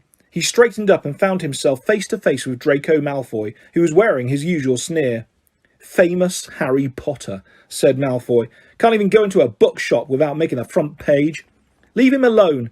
He didn't want all that," said Ginny. It was the first time she'd spoken in front of Harry. She was glaring at Malfoy. "Potter, you've got yourself a girlfriend," drawled Malfoy. Ginny went scarlet as Ron and Hermione fought their way over, both clutching stacks of Lockhart's books. "Oh, it's you," said Ron, looking at Malfoy as if he was something unpleasant in the sole of his shoe. "Bet you're surprised to see Harry here, eh?" "Not as surprised as I am to see you in a shop, Weasley," reported Malfoy. "I suppose your parents will go hungry for a month to pay for this lot." Ron went as red as Ginny. He dropped his books into the cauldron too and started towards Malfoy. But Harry and Hermione grabbed the back of his jacket. "Ron," said Mr. Weasley, struggling over with Fred and George. "What are you doing? It's mad in here. Let's go outside." "Well, well, well, Arthur Weasley." It was Mr. Malfoy. He stood with his hand on Draco's shoulder, sneering in just the same way. "Lucius," said Mr. Weasley, nodding coldly. "Busy time at the Ministry, I hear," said Mr. Malfoy. "All those raids. I hope they're paying you overtime." He reached into Ginny's cauldron and extracted from amidst the glossy Lockhart books a very old, very battered copy of a beginner's guide to Transfiguration. "Obviously not," he said. "Dear me, what's the use of being a disgrace to the name of wizard if they don't even pay you well for it?" Mr. Weasley flushed darkly than either Ron or Ginny. "We have a very different idea of what disgraces the name of wizard, Malfoy," he said. "Clearly," said Mr. Malfoy, his pale eyes straying to Mr. and Mrs. Granger, who were watching apprehensively. "The company you keep, Weasley, and I thought your family could sink no lower." There was a thud of metal as Ginny's cauldron went flying. Mr. Weasley had thrown himself at Mr. Malfoy, knocking him backwards into a bookshelf. Dozens of heavy spellbooks came thundering down on all their heads. There was a yell of, "Get him, Dad!" from Fred or George. Mrs. Weasley was shrieking, "No, Arthur, no!" The crowd stampeded backwards, knocking more shelves over. "Gentlemen, please, please!" cried the assistant, and then, louder than all, "Break it up there, gents, break it up!" Hagrid was wading towards them through the sea of books. In an instant he had pulled Mr. Weasley and Mr. Malfoy apart. Mr. Weasley had a cut lip, and Mr. Malfoy had been hit in the eye by an encyclopedia of toadstools. He was still holding Ginny's old Transfiguration book. He thrust it at her, his eyes glittering with malice. "Here, girl, take your book. It's the best your father can give you." Pulling himself out of Hagrid's grip, he beckoned to Draco and swept from the shop. "You should have ignored him, Arthur," said Hagrid, almost lifting Mr. Weasley off his feet as he straightened his robes. "Rotten to the core, the whole family. And everyone knows that no Malfoy's worth listening to. Bad blood. That's what it is. Come on now, let's get out of here." The assistant looked as though he wanted to stop them leaving, but he barely came up to Hagrid's waist and seemed to think better of it. They hurried up the street, the Grangers shaking with fright, and Mrs. Weasley beside herself with fury. "A fine example to set to your children, bawling in public. What Gilderoy Lockhart must have thought." "He was pleased," said Fred. "Didn't you hear him as we were leaving? He was asking that bloke from the Daily Prophet if he'd be able to work the fight into his report. Said it was all publicity." But it was a subdued group who headed back to the fireside in the Leaky Cauldron, where Harry, the Weasleys, and all their shopping would be travelling back to the Burrow using Floo powder. They said goodbye to the Grangers, who were leaving the pub for the Muggle Street on the other side. Mr. Weasley started to ask them how bus stops work, but stopped quickly at the look of Mrs. Weasley's face. Harry took off his glasses and put them safely in his pocket, before helping himself to Floo powder. It definitely wasn't his favourite way to travel. The end of the summer holidays came too quickly for Harry's liking. He was looking forward to getting back to Hogwarts, but his month at the Burrow had been the happiest of his life. It was difficult not to feel jealous of Ron when he thought of the Dursleys and the sort of welcome he could expect next time he turned up at Privet Drive. On their last evening, Mrs. Weasley conjured up a sumptuous dinner, which included all of Harry's favourite things, ending with a mouth-watering treacle pudding. Fred and George rounded off the evening with a display of filibuster fireworks. They filled the kitchen with red and blue stars that bounced from ceiling to wall for at least half an hour. Then it was time for a last mug of hot chocolate and bed. It took a long while to get started next morning. They were up at cock crow, but somehow they still seemed to have a great deal to do. Mrs. Weasley dashed about in a mad mood, looking for spare socks and quills. People kept colliding on the stairs, half-dressed with bits of toast in their hands, and Mr. Weasley nearly broke his neck, tripping over a stray chicken as he crossed the yard, carrying Ginny's trunk to the car. Harry couldn't see how 8 people, 6 large trunks, 2 owls, and a rat were going to fit into one small Ford Anglia. He had reckoned, of course, without the special features which Mr. Weasley had added. "Not a word to Molly," he whispered to Harry, as he opened the boot and showed him how it had been magically expanded so that the trunks fitted easily. When at last they were all in the car, Mrs. Weasley glanced into the back seat, where Harry, Ron, Fred, George and Percy were all sitting comfortably side by side, and said, "Muggles do know more than we give them credit for, don't they?" She and Ginny got into the front seat, which had been stretched so that it resembled a park bench. I mean, you'd never know it was this roomy from the outside, would you? Mr. Weasley started up the engine and they trundled out of the yard, Harry turning back for one last look at the house. He barely had time to wonder when he'd see it again when they were back. George had forgotten his box of filibuster fireworks. 5 minutes after that, they skidded to a halt in the yard so that Fred could run in for his broomstick. They had almost reached the motorway when Ginny shrieked that she'd left her diary. By the time she had clambered back into the car, they were running very late, and tempers were running high. Mr. Weasley glanced at his watch and then at his wife. "Molly, dear." "No, Arthur. No one would see. This little button here is an invisibility booster I installed. That'd get us up in the air. Then we fly above the clouds. We'd be there in 10 minutes and no one would be any the wiser." "I said no, Arthur, not in broad daylight." They reached King's Cross at 11:15. Mr. Weasley dashed across the road to get trolleys for their trunks, and they all hurried into the station. Harry had caught the Hogwarts Express the previous year. The tricky bit was getting onto platform 9 3/4, which wasn't visible to the Muggle eye. What you had to do was walk through the solid barrier dividing platforms 9 and 10. It didn't hurt, but it had to be done carefully so that none of the Muggles noticed you vanishing. "Percy first," said Mrs. Weasley, looking nervously at the clock overhead, which showed they had only 5 minutes to disappear casually through the barrier. Percy strode briskly forward and vanished. Mr. Weasley was next. Fred and George followed. "I'll take Ginny, and you two come right after us," Mrs. Weasley told Harry and Ron, grabbing Ginny's hand and setting off. In the blink of an eye, they were gone. "Let's go together. We've only got a minute," Ron said to Harry.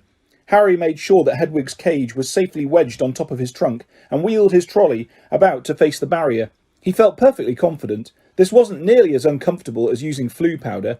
Both of them bent low over the handles of their trolleys and walked purposely towards the barrier.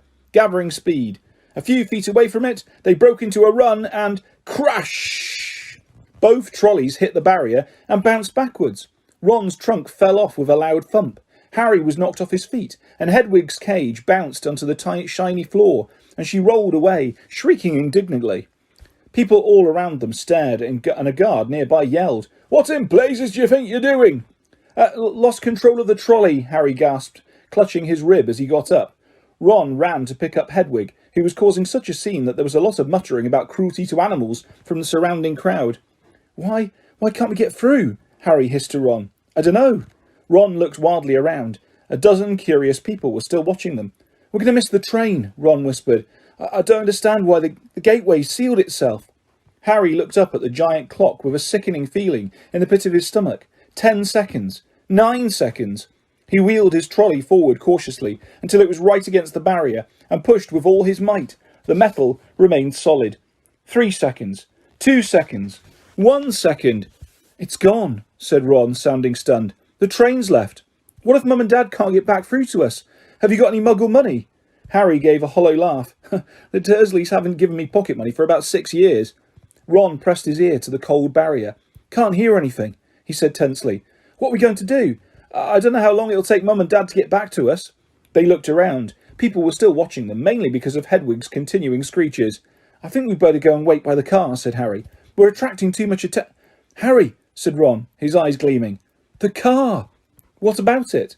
We can fly the car to Hogwarts." "But I thought—" "We're stuck, right? And we've got to get to school, haven't we? And even underage wizards are allowed to use magic if it's a real emergency. Section 19 or something of the restriction of thingy." Harry's feeling of panic turned suddenly to excitement. "Can you fly it?" "No problem," said Ron, wheeling his trolley round to face the exit. "Come on, let's go. If we hurry, we'll be able to follow the Hogwarts Express." And they marched off through the crowd of curious muggles, out of the station, and back into the side road where the old Ford Anglia was parked. Ron unlocked the cavernous boot with a series of taps from his wand. They heaved their trunks back in, put Hedwig on the back seat, and got into the front. "Check no one's watching," said Ron, starting the ignition with another tap of his wand. Harry stuck his head out of the window. Traffic was rumbling along the main road ahead, but their street was empty. "Okay," he said. Ron pressed a tiny silver button on the dashboard. The car around them vanished, and so did they. Harry could feel the seat vibrating beneath him, hear the engine, feel his hands on his knees and his glasses on his nose. But for all he could see, he had become a pair of eyeballs floating a few feet above the ground in a dingy street full of parked cars. "Let's go," said Ron's voice from his right. The ground and the dirty buildings on either side fell away, dropping out of sight as the car rose. In seconds, the whole of London lay smoky and glittering below them. Then there was a popping noise, and the car, Harry and Ron reappeared. "Uh-oh," said Ron, jabbing at the invisibility booster. "It's faulty." Both of them pummeled it. The car vanished. Then it flickered back again. "Hold on," Ron yelled, and he slammed his foot on the accelerator. They shot straight into a low, woolly cloud, and everything turned dull and foggy. "Now what?" said Harry, blinking at the solid mass of cloud pressing in on them from all sides. "We need to see the train to know what direction to go in," said Ron. "Dip back down again, quickly." They dropped back beneath the clouds and twisted around in their seats, squinting at the ground. "I can see it," Harry yelled. "Right ahead, there." The Hogwarts Express was streaking along below them like a scarlet snake. "Due north," said Ron, checking the compass on the dashboard. "Okay, we'll just have to check it on every half hour or so. Hold on." And they shot up through the clouds. A minute later, they burst out into a blaze of sunlight. It was a different world. The wheels of the car skimmed the sea of a fluffy cloud, the sky a bright, endless blue under the blinding white sun. "All we've got to worry about now are aeroplanes," said Ron. They looked at each other and started to laugh. For a long time, they couldn't stop. It was as though they had plunged into a fabulous dream. This, thought Harry, was surely the only way to travel. Past swirls and turrets of snowy cloud, in a car full of hot, bright sunlight, with a fat pack of toffees in the glove compartment, and the prospect of seeing Fred and George's jealous faces when they landed smoothly and spectacularly on the sweeping lawn in front of Hogwarts Castle. They made regular checks on the train as they flew further and further north, each dip beneath the clouds showing them a different view. London was soon far behind them, replaced by neat green fields which gave way in turn to wide purplish moors, villages with tiny toy churches, and a great city alive with cars like multicoloured ants. Several uneventful hours later, however, Harry had to admit that some of the fun was wearing off. The toffees had made them extremely thirsty, and they had nothing to drink. He and Ron had pulled off their jumpers, but Harry's t-shirt was sticking to the back of his seat, and his glasses kept sliding down to the end of his sweaty nose. He had stopped noticing the fantastic cloud shapes now, and was thinking longingly of the train miles below, where you could buy ice cold pumpkin juice from a trolley pushed by a plump witch. Why hadn't they been able to get onto platform 9 3/4? "Can't be much further, can it?" croaked Ron, hours later, as the sun started to sink into the floor of a cloud, staining it a deep pink. "Ready for another check on the train?" It was still right below them, winding its way past a snow-capped mountain. It was much darker beneath the canopy of clouds. Ron put his foot on the accelerator and drove them upwards again, but as he did so, the engine began to whine. Harry and Ron exchanged nervous glances. "It's probably just tired," said Ron. It's never been this far before." And they both pretended not to notice the whining growing louder and louder as the sky became steadily darker. Stars were blossoming in the blackness. Harry pulled his jumper back on, trying to ignore the way the windscreen wipers were now waving feebly, as though in protest. "Not far," said Ron, more to the car than to Harry. "Not far now." And he patted the dashboard nervously. When they flew back beneath the clouds a little while later, they had to squint through the darkness for a landmark they knew. "There!" Harry shouted, making Ron and Hedwig jump. "Straight ahead!"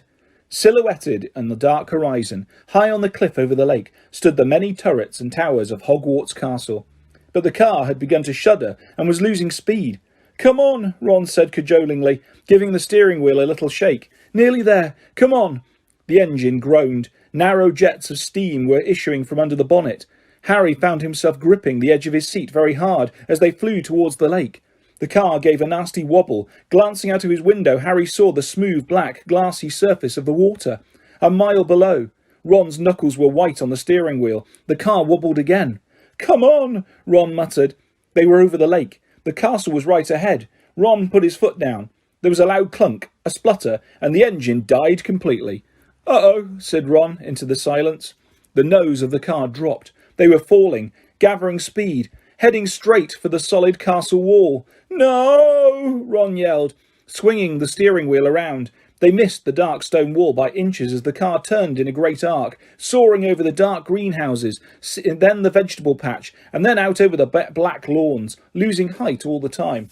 Ron let go of the steering wheel completely and pulled his wand out of his back pocket. "Stop! Stop!" he yelled, whacking the dashboard and the windscreen, but they were still plummeting, the ground flying up towards them. "Mind that tree!" Harry bellowed, lunging for the steering wheel, but too late. Crunch! With an ear-splitting bang of metal on wood, they hit the thick tree trunk and dropped to the ground with a heavy jolt. Steam was billowing from under the crumpled bonnet. Hedwig was shrieking in terror. A golf ball-sized lump was throbbing on Harry's head where he had hit the windscreen, and to his right, Ron let out a low, despairing groan. "Are you okay?" Harry said urgently. "My wand," said Ron in a shaky voice. "Look at my wand." It had snapped, almost in two. The tip was dangling limply, held on by a few splinters. Harry opened his mouth to say he was sure they'd be able to mend it up at the school, but he never even got started. At that very moment, something hit his side of the car with the force of a charging bull, sending him lurching sideways into Ron, just as equally a heavy blow hit the roof. "What's happened?" Ron gasped, staring through the windscreen, and Harry looked around just in time to see a branch as thick as a python smash into it. The tree they had hit was attacking them. Its trunk was bent almost double, and its gnarled boughs were pummeling every inch of the car it could reach. "Ah!" said Ron, as another twisted limb punched a large dent into his door. The windscreen was now trembling under a hail of blows from knuckle-like twigs, and a branch as thick as a battering ram was pounding furiously on the roof, which seemed to be caving in. "Run for it!" Ron shouted, throwing his full weight against his door. But next second he had been knocked backwards into Harry's lap by a vicious uppercut from another branch. "We're done for," he moaned, as the ceiling sagged, but suddenly the floor of the car was vibrating. The engine had restarted. "Reverse!" Harry yelled, and the car shot backwards. The tree was still trying to hit them. They could hear its roots creaking as it almost ripped itself up, lashing out at them as they sped out of reach. "That," panted Ron, "was close. Well done, car." The car, however, had reached the end of its tether. With two smart clunks, the doors flew open and Harry felt his seat tip sideways. Next thing he knew, he was sprawled on the damp ground. Loud thuds told him that the car was ejecting their luggage from the boot. Hedwig's cage flew through the air and burst open. She rose out of it with a loud, angry screech and sped off towards the castle without a backwards look. Then, dented, scratched and steaming, the car rumbled off into the darkness, its rear lights blazing angrily. "Come back!" Ron yelled after it, brandishing his broken wand. "Dad'll kill me!" But the car disappeared from view with one last snort from its exhaust. "Can you believe our luck?" said Ron miserably, bending down to pick up Scabbers the rat. "Of all the trees we could have hit, we had to get one that hits back." He glanced over his shoulder at the ancient tree, which was still flailing its branches threateningly. "Come on," said Harry wearily. "We'd better get up to the school." It wasn't at all the triumphant arrival they had pictured. Stiff, cold and bruised, they seized the ends of their trunks and began dragging them up the grassy slope towards the great oak front doors. "I think the feast's already started," said Ron, dropping his trunk at the foot of the front steps and crossing quietly to look through a brightly lit window. "Hey, Harry, come and look. It's the sorting." Harry hurried over, and together he and Ron peered in at the great hall. Innumerable candles were hovering in mid-air over 4 long, crowded tables, making the golden plates and goblets sparkle. Overhead, the bewitched ceiling, which always mirrored the sky outside, sparkled with stars. Though through the forest of pointed black Hogwarts hats, Harry saw a long line of scared-looking first-years filing into the hall. Ginny was amongst them, easily visible because of her vivid Weasley hair. Meanwhile, Professor McGonagall, a bespectacled witch with her hair on a tight bun, was placing the famous Hogwarts sorting hat on a stool before the newcomers. Every year this aged-old hat, patched, frayed and dirty, sorted new students into the 4 Hogwarts houses: Gryffindor, Hufflepuff, Ravenclaw and Slytherin. Harry well remembered putting it on, exactly 1 year ago, and waiting petrified for its decision as it muttered aloud in his ear. For a few horrible seconds he had feared that he was going to be put into Slytherin, the house which had turned out more dark witches and wizards than any other, but he had ended up in Gryffindor, along with Ron, Hermione and the rest of the Weasleys. Last term, Harry and Ron had helped Gryffindor win the house championship, beating Slytherin for the first time in 7 years. A very small, mousy-haired boy had been called forward to place the hat on his head. Harry's eyes wandered past him to where Professor Dumbledore, the headmaster, sat watching the sorting from the staff table, his long silver beard and half-moon glasses shining brightly in the candlelight. Several seats along, Harry saw Gilderoy Lockhart, dressed in robes of aquamarine, and there at the end was Hagrid, huge and hairy, drinking deeply from his goblet. "Hang on," Harry muttered on Ron. "There's an empty chair at the staff table. Where's Snape?" Professor Severus Snape was Harry's least favourite teacher. Harry also happened to be Snape's least favourite student, cruel, sarcastic, and disliked by everybody except the students from his own house, Slytherin. Snape taught potions. "Maybe he's ill," said Ron hopefully. "Maybe he's left," said Harry, "because he missed out on the defence against the dark arts job again. Or he might have been sacked," said Ron enthusiastically. "I mean, everyone hates him." "Or maybe," said a very cold voice right behind them, "he's waiting to hear why you two didn't arrive on the school train." Harry spun around. There, his black robes rippling in a cold breeze, stood Severus Snape. He was a thin man with a sallow skin, a hooked nose and greasy shoulder-length black hair, and at this moment he was smiling in a way that told Harry he and Ron were in very deep trouble. "Follow me," said Snape. Not daring even to look at each other, Harry and Ron followed Snape up the steps into the vast, echoing entrance hall, which was lit with flaming torches. A delicious smell of food was wafting from the great hall, but Snape led them away from the warmth and light down a narrow stone staircase that led into the dungeons. "In," he said, opening a door halfway down the cold passageway and pointing. They entered Snape's office, shivering. The shadowy walls were lined with shelves of large glass jars, in which floated all manner of revolting things Harry didn't really want to know the name of at that moment. The fireplace was dark and empty. Snape closed the door and turned to look at them. "So," he said softly, "the train isn't good enough for the famous Harry Potter and his faithful sidekick Weasley. Wanted to arrive with a bang, did we, boys?" No, sir. It was the barrier at King's Cross. Silence," said Snape coldly. "What have you done with the car?" Ron gulped. This wasn't the first time Snape had given Harry the impression of being able to read minds, but a moment later he understood, as Snape unrolled today's issue of the Evening Prophet. "You were seen," he hissed, showing them the headline, "Flying Forward Anglia Mystifies Muggles." He began to read aloud. "Two Muggles in London convinced they saw an old car flying over the post office tower.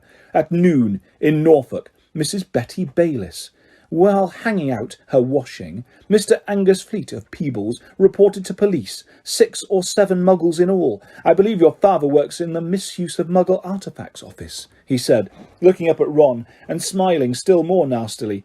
Dear, dear, his own son. Harry felt as though he'd just been walloped in the stomach by one of the mad tree's larger branches. If anyone found out Mr. Weasley had bewitched the car, he hadn't thought of that. "I noticed, in my search of the park, that considerable damage seems to have been done to a very valuable Whomping Willow," Snape went on. "That tree did more damage to us than we," Ron blurted out. "Silence!" snapped Snape again. "Most importantly, you are not in my house, and the decision to expel you does not rest with me. I shall go and fetch the people who do have that happy power.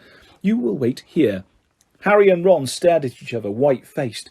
Harry didn't feel hungry anymore. He now felt extremely sick. He tried not to look at a large, slimy something suspended in green liquid on a shelf behind Snape's desk.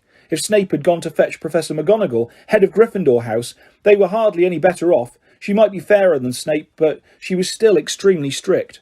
10 minutes later, Snape returned, and sure enough, it was Professor McGonagall who accompanied him. Harry had seen Professor McGonagall angry on several occasions, but either he had forgotten just how thin her mouth could go, or he had never seen her this angry before. She raised her wand the moment she entered. Harry and Ron both flinched, but she merely pointed it at an empty fireplace where flames suddenly erupted. "Sit," she said, and they both backed into chairs by the fire. "Explain," she said, her glasses glinting ominously. Ron launched into the story, starting with a barrier at the station, refusing to let them through. So we had no choice, Professor. We couldn't get on the train." "Why didn't you send us a letter by owl? I believe you have an owl," Professor McGonagall said coldly to Harry. Harry gaped at her. Now she said it. That did seem the obvious thing to have done. I didn't think." "That," said Professor McGonagall, "is obvious." There was a knock on the office door, and Snape, now looking happier than ever, opened it. There stood the headmaster, Professor Dumbledore. Harry's whole body went numb. Dumbledore was looking unusually grave. He stared down his very crooked nose at them, and Harry suddenly found himself wishing he and Ron were still being beaten up by the Whomping Willow. There was a long silence, and then Dumbledore said, "Please explain why you did this." It would have been better if he had shouted. Harry hated the disappointment in his voice. For some reason he was unable to look Dumbledore in the eyes, and spoke instead to his knees. He told Dumbledore everything, except that Mr. Weasley owned the bewitched car, making it sound as though he and Ron had happened to find a flying car parked outside the station. He knew Dumbledore would see through this at once, but Dumbledore asked no questions about the car. When Harry had finished, he merely continued to peer at them through his spectacles. We'll go and get our stuff," said Ron in a hopeless sort of voice. "What are you talking about, Weasley?" barked Professor McGonagall. "Well, you're expelling us, aren't you?" said Ron. Harry looked quickly at Dumbledore. "Not today, Mr. Weasley," said Dumbledore, "but I must impress upon both of you the seriousness of what you have done. I will be writing to both your families tonight. I must also warn you that if you do anything like this again, I will have no choice but to expel you." Snape looked as though Christmas had been cancelled.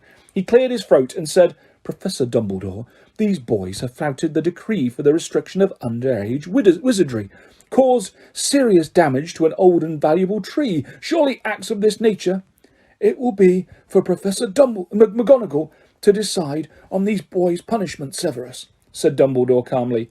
"They are in her house, and therefore her responsibility." He turned to Professor McGonagall. "I must go back to the feast, Minerva. I've got to give out a few notices. Come, Severus, there's a delicious-looking custard tart I want to sample." Snape shot a look of pure venom at Harry and Ron as he allowed himself to be swept out of his office, leaving them alone with Professor McGonagall, who was still eyeing them with a wrathful eagle. "You'd better get along to the hospital wing, Weasley. You're bleeding." "Not much," said Ron, hastily wiping the cut over his eye with his sleeve. "Professor, I wanted to watch my sister being sorted." The sorting ceremony is over, said Professor McGonagall. Your sister is also in Gryffindor. Oh, good, said Ron. And speaking of Gryffindor, Professor McGonagall said sharply, but Harry cut in. Professor, when we took the car, term hadn't started, so Gryffindor shouldn't really have points taken from it, should it? He finished, watching her anxiously. Professor McGonagall gave him a piercing look, but he was sure she had almost smiled. Her mouth looked less thin anyway. I will not take any points from Gryffindor, she said, and Harry's heart lightened considerably. But you will both get a detention. It was better than Harry had expected. As for Dumbledore's writing to the Dursleys, that was nothing. Harry knew perfectly well they'd just be disappointed that the Whomping Willow hadn't squashed him flat. Professor McGonagall raised her wand again and pointed it at Snape's desk. A large plate of sandwiches, 2 silver goblets, and a jug of iced pumpkin juice appeared with a pop. You will eat in here and then go straight up to your dormitory, she said. I must also return to the feast. When the door had closed behind her, Ron let out a long, low whistle. I thought we'd had it, he said, grabbing a sandwich. So did I, said Harry, taking one too. Can you believe our luck, though? Said Ron thickly through a mouthful of chicken and ham. Fred and George must have flown that car 5 or 6 times, and no muggle ever saw them. He swallowed and took another huge bite. Why couldn't we get through the barrier? Harry shrugged. We'll have to watch our step from now on, though, he said, taking a grateful swig of pumpkin juice. Wish we'd have gone up for the feast. She didn't want us showing off, said Ron sagely. Doesn't want people to think it's clever, arriving by flying car. When they had eaten as many sandwiches as they could, the plate kept refilling itself. They rose and left the office, treading the familiar path to Gryffindor Tower. The castle was quiet. It seemed that the feast was over. They walked past muttering portraits and creaking suits of armour, and climbed narrow flights of stone stairs, until at last they reached the passage where the secret entrance to Gryffindor Tower was hidden. Behind an oil painting of a very fat woman in a pink silk dress. Password, she said, as they approached. Said Harry. They didn't know the New Year's password, not having met a Gryffindor prefect yet, but help came almost immediately. They heard hurrying feet behind them and turned to see Hermione dashing towards them. There you are. Where have you been? The most ridiculous rumours. Someone said you'd been expelled for crashing a flying car. Well, we haven't been expelled, Harry assured her. You're not telling me you did fly here, said Hermione, sounding almost as severe as Professor McGonagall.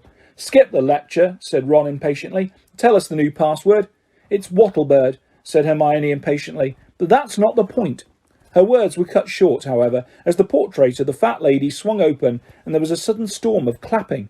It looked as though the whole of Gryffindor House was still awake, packed into the circular common room, standing on the lopsided tables and squashy armchairs, waiting for them to arrive. Arms reached through the portrait hole to pull Harry and Ron inside, leaving Hermione to scramble in after them. Brilliant, yelled Lee Jordan. Inspired. What an entrance. Flying a car right into the Whomping Willow. People will be talking about that for years.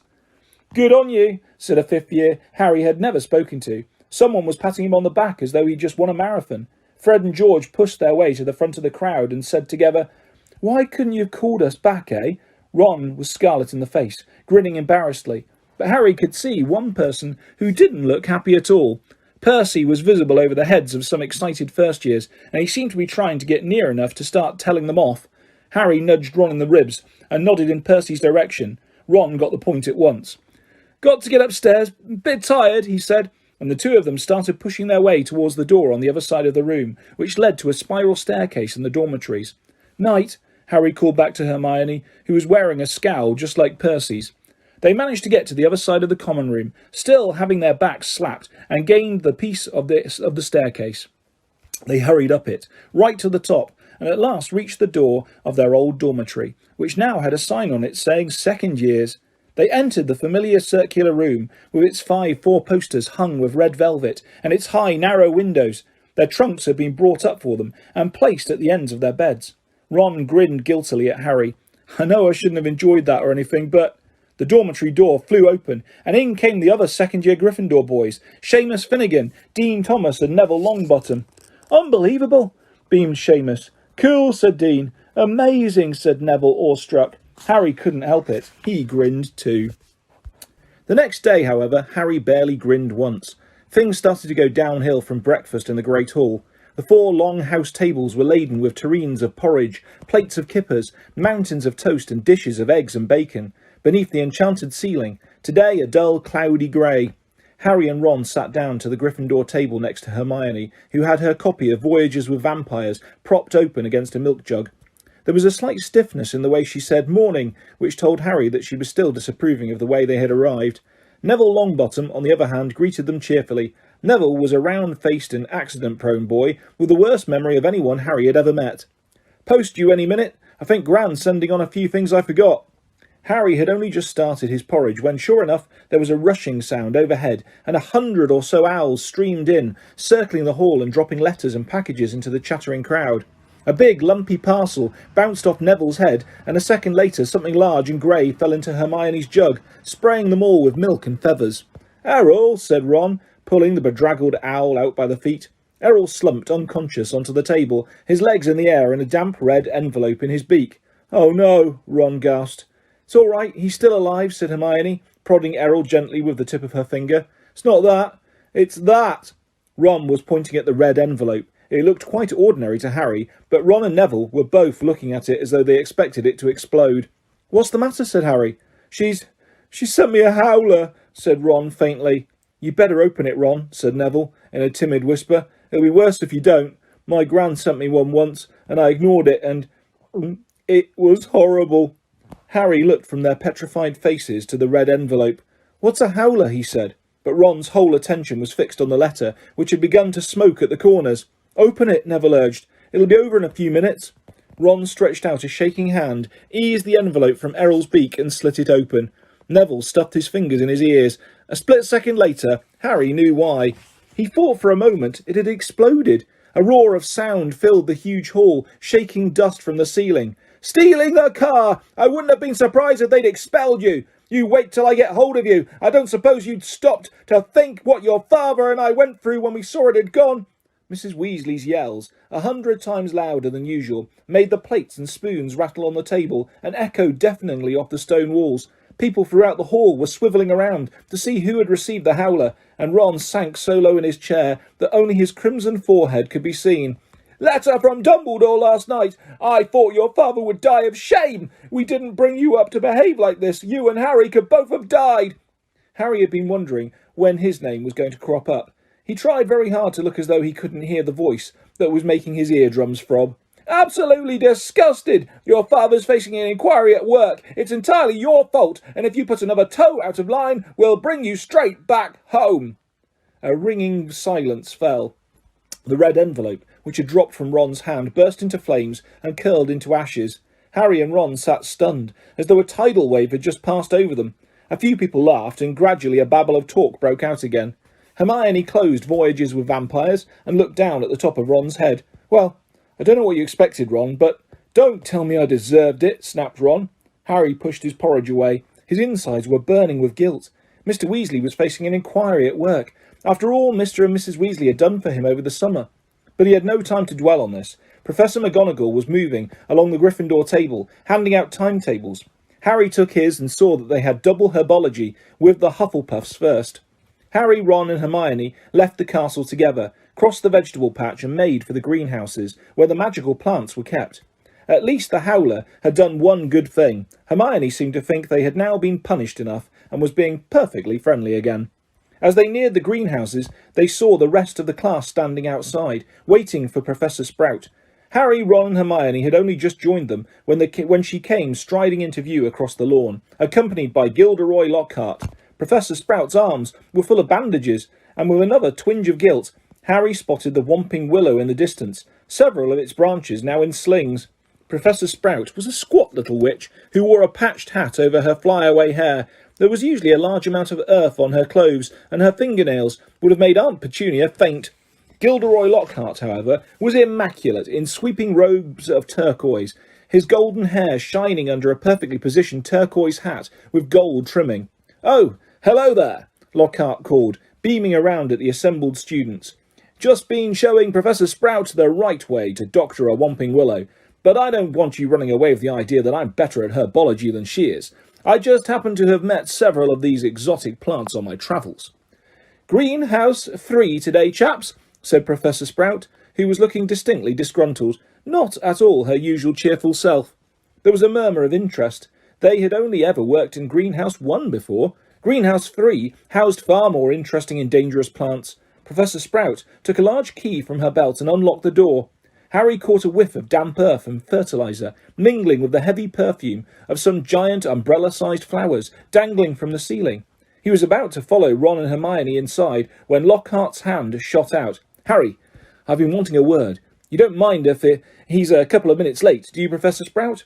Judging by Professor Sprout's scowl, she did mind, but Lockhart said, "That's the ticket," and closed the greenhouse door in her face. "Harry," said Lockhart, his large white teeth gleaming in the sunlight as he shook his head. "Harry, Harry, Harry." Completely nonplussed, Harry said nothing. "When I heard, well, of course, it was all my fault. Could have kicked myself." Harry had no idea what he was talking about. He was about to say so when Lockhart went on. "Don't know when I've been more shocked. Flying a car to Hogwarts. Well, of course, I knew at once why you'd done it. Stood out a mile. Harry, Harry, Harry." It was remarkable how he could show every one of these brilliant teeth, even when he wasn't talking. "Gave you a taste of publicity, didn't I?" said Lockhart. "Gave you the bug. You got into the front page of the paper with me, and you couldn't wait to do it again." "Oh, no, Professor, see." "Harry, Harry, Harry," said Lockhart, reaching out and grasping his shoulder. "I understand. Natural to want a bit more once you've had the first taste. And I blame myself for giving you that, because it was bound to go to your head. But see here, young man, you can't start flying cars to try and get yourself noticed. Just calm down, all right? Plenty of time for all that when you're older. Yes, I know what you're thinking. It's all right for him. He's an internationally famous wizard already. But when I was 12, I was just as much a nobody as you are now. In fact, I'd say I was even more of a nobody. I mean, a few people have heard of you, haven't they? All that business with he who must not be named." He glanced at the lightning scar on Harry's forehead. I know. It's not quite as good as winning Witch Weekly's Most Charming Smile Award 5 times in a row, as I have. But it's a start, Harry. It's a start." He gave Harry a hearty wink and strode off. Harry stood stunned for a few seconds. Then, remembering he was supposed to be in the greenhouse, he opened the door and slid inside. Professor Sprout was standing behind a trestle bench in the centre of the greenhouse. About 20 pairs of different coloured earmuffs were lying on the bench. When Harry had taken his place between Ron and Hermione, he said, "We'll be repotting mandrakes today." She said, "We'll be repotting mandrakes today. Now, who can tell me the properties of the mandrake?" To nobody's surprise, Hermione's hand was first into the air.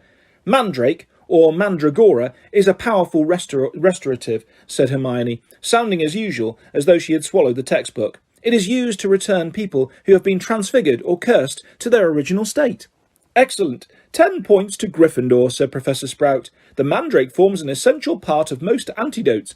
It is also, however, very dangerous. Who can tell me why?" Hermione's hand narrowly missed Harry's glasses as it shot up again. "The cry of the mandrake is fatal to anyone who hears it," she said promptly. "Precisely.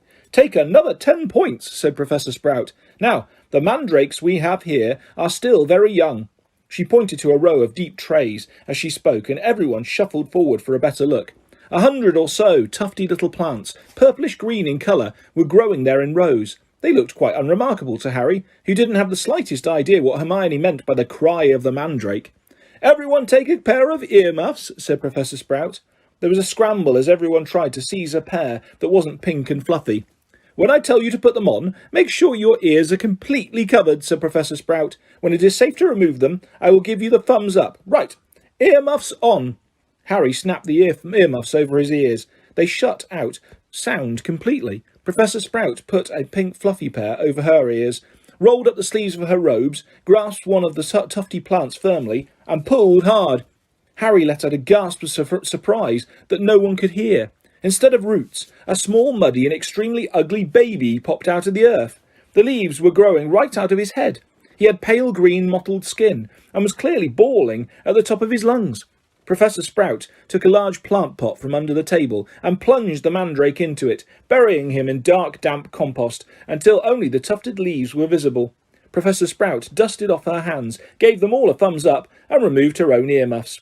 "As our mandrakes are only seedlings, their cries won't kill yet," she said calmly, as though she'd just done nothing more exciting than water a begonia. "However, they will knock you out for several hours, and as I'm sure none of you want to miss your first day back, make sure your earmuffs are securely in place while you work.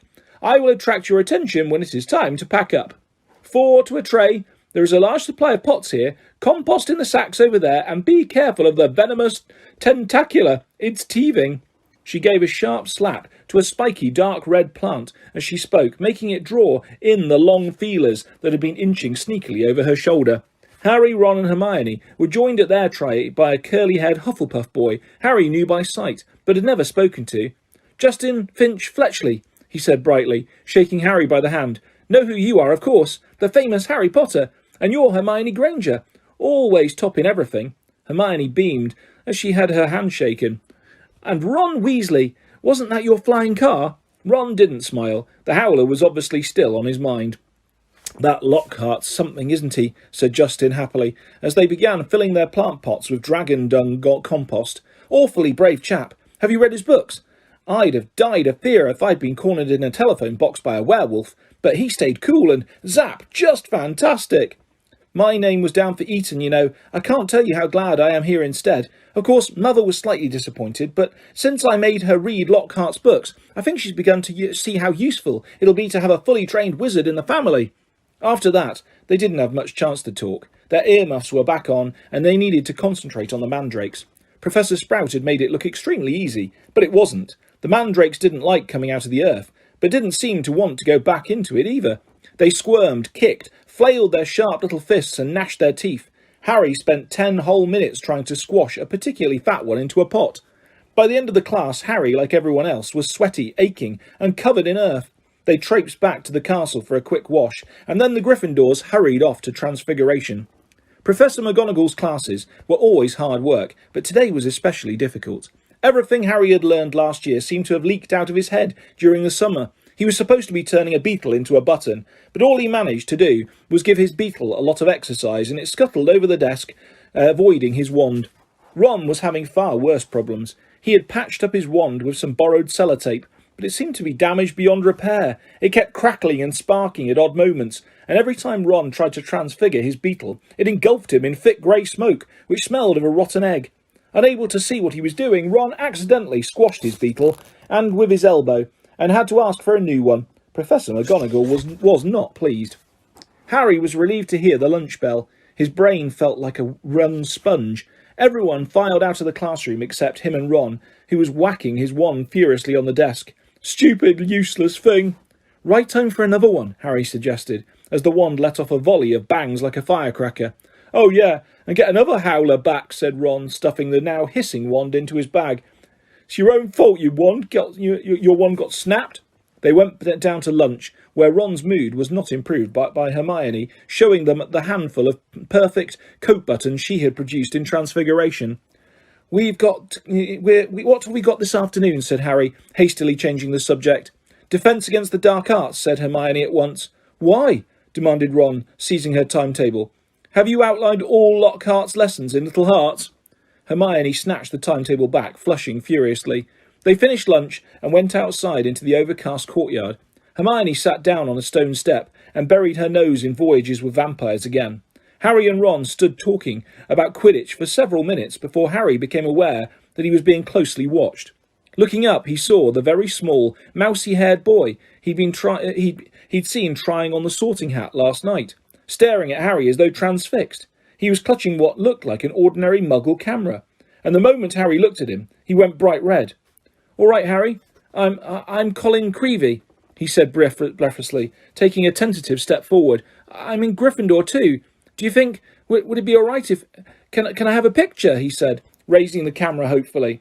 "A picture?" Harry repeated blankly. So I can prove I've met you," said Colin Creevey eagerly, edging further forwards. "I know all about you. Everyone's told me about how you survived when you-know-who tried to kill you, and how he disappeared, and everything, and how you've still got a lightning scar on your forehead." His eyes raked Harry's hairline. And a boy in my dormitory said if I develop the film in the right potion, the pictures will move.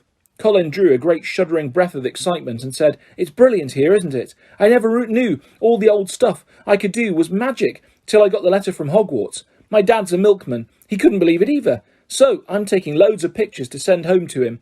And it'd be really good if I had one of you." He looked imploringly at Harry. "Maybe your friend could take it and I could stand next to you. And then could you sign it?" "Signed photos?" "You're giving out signed photos, Potter?" Loud and scathing, Draco Malfoy's voice echoed around the courtyard.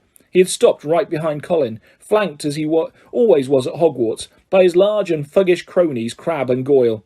"Everyone queue up," Malfoy roared to the crowd. "Harry Potter's giving out signed photos." "No, I'm not," said Harry angrily, his fist clenching. "Shut up, Malfoy." "You're just jealous," piped up Colin, whose entire body was about as thick as Crabbe's neck. "Jealous?" said Malfoy, who didn't need to shout any more. Half the courtyard was listening in. "Of what? I don't want a foul scar right across my head, thanks. I don't think getting your head cut open makes you that special myself." Crabbe and Goyle were sniggering stupidly. "Eat slugs, Malfoy," said Ron angrily. Crabbe stopped laughing and started rubbing his conker-like knuckles in a menacing way. "Be careful, Weasley," sneered Malfoy. "You don't want to start any trouble, or your mummy will have to come and take you away from school." He put on a shrill, piercing voice. "If you put another toe out of line..." A knot of Slytherin fifth years nearby laughed loudly at this. "Weasley would like a signed photo, Potter," smirked Malfoy. "It'd be worth more than his family's whole house." Ron whipped out his sellotaped wand, but Hermione shut Voyages with Vampires with a snap and whispered, "Look out!" "What's all this? What's all this?" Gilderoy Lockhart was striding towards them, his turquoise robes swirling behind him. "Who's giving out signed photos?" Harry started to speak, but he was cut short as Lockhart flung an arm around his shoulders and thundered jovially, "Shouldn't have asked. We meet again, Harry." Pinned to Lockhart's side and burning with humiliation, Harry saw Malfoy slide smirking back into the crowd. "Come on then, Mr. Creevy," said Lockhart, beaming at Colin. "A double portrait. Can't say fairer than that, and we'll both sign it for you." Colin fumbled for his camera and took the picture as the bell rang behind them, signalling the start of afternoon classes. "Off you go. Move along there," Lockhart called to the crowd, and he set off back to the castle with Harry, who was wishing he knew a good vanishing spell, still clasped to his side. "A word to the wise, Harry," said Lockhart paternally, as they entered the building through a side door. "I covered up for you back there with young Creevy. If he was photographing me too, your schoolfellows won't think you're setting yourself up so much." Deaf to Harry's stammers, Lockhart swept him down a corridor lined with staring students and up a staircase. "Let me just say that handing out signed pictures at this stage of your career isn't sensible. Looks a tad big-headed, Harry, to be frank. There may well come a time when, like me, you'll need to keep a stack handy wherever you go, but have a little chortle. I don't think you're quite there yet."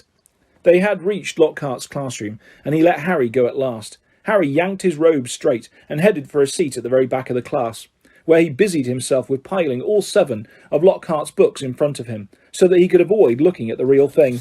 The rest of the class came clattering in, and Ron and Hermione sat down on either side of Harry. "You could have fried an egg on your face," said Ron. "You'd better hope Creevy doesn't meet Ginny. They'll be starting a Harry Potter fan club." "Shut up," snapped Harry. The last thing he needed was for Lockhart to hear the phrase Harry Potter fan club.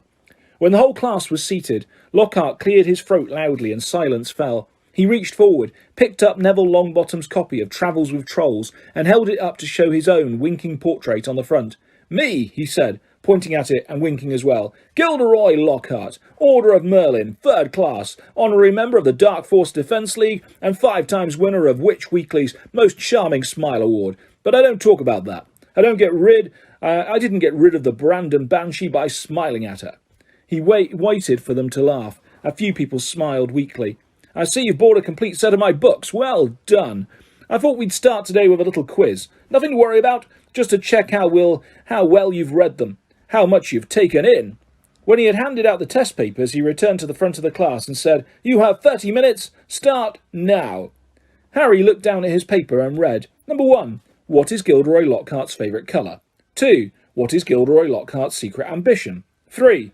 What, in your opinion, is Gilderoy Lockhart's greatest achievement to date?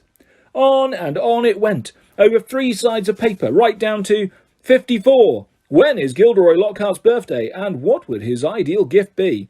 Half an hour later, Lockhart collected in the papers and rifled through them in front of the class. "Hardly any of you remembered that my favourite colour is lilac. I say so in Year with a Yeti. And a few of you need to read Wanderings with Werewolves more carefully. I clearly state in Chapter 12 that my ideal birthday gift would be harmony between all magic and non-magic peoples. though I wouldn't say no to a large bottle of Ogden's old fire whisky." He gave them another roguish wink. Ron was now staring at Lockhart with an expression of disbelief on his face. Seamus Finnegan and Dean Thomas, who was sitting in front, were shaking with silent laughter. Hermione, on the other hand, was listening to Lockhart with rapt attention, and gave a start when he mentioned her name. "But Miss Hermione Granger knew my secret ambition is to rid the world of evil and market my own range of hair care potions. Good girl. In fact," he flipped her paper over, "full marks. Where is Miss Hermione Granger?"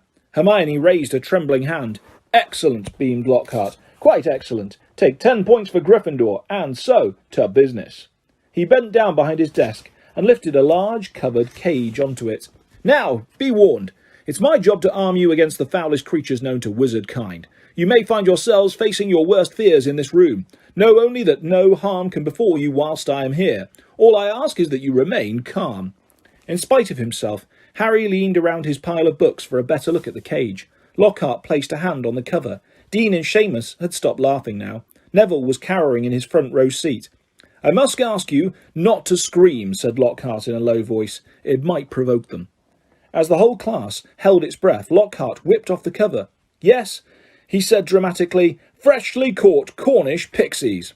Seamus Finnegan couldn't control himself. He let out a snort of laughter, which even Lockhart couldn't mistake for a scream of terror.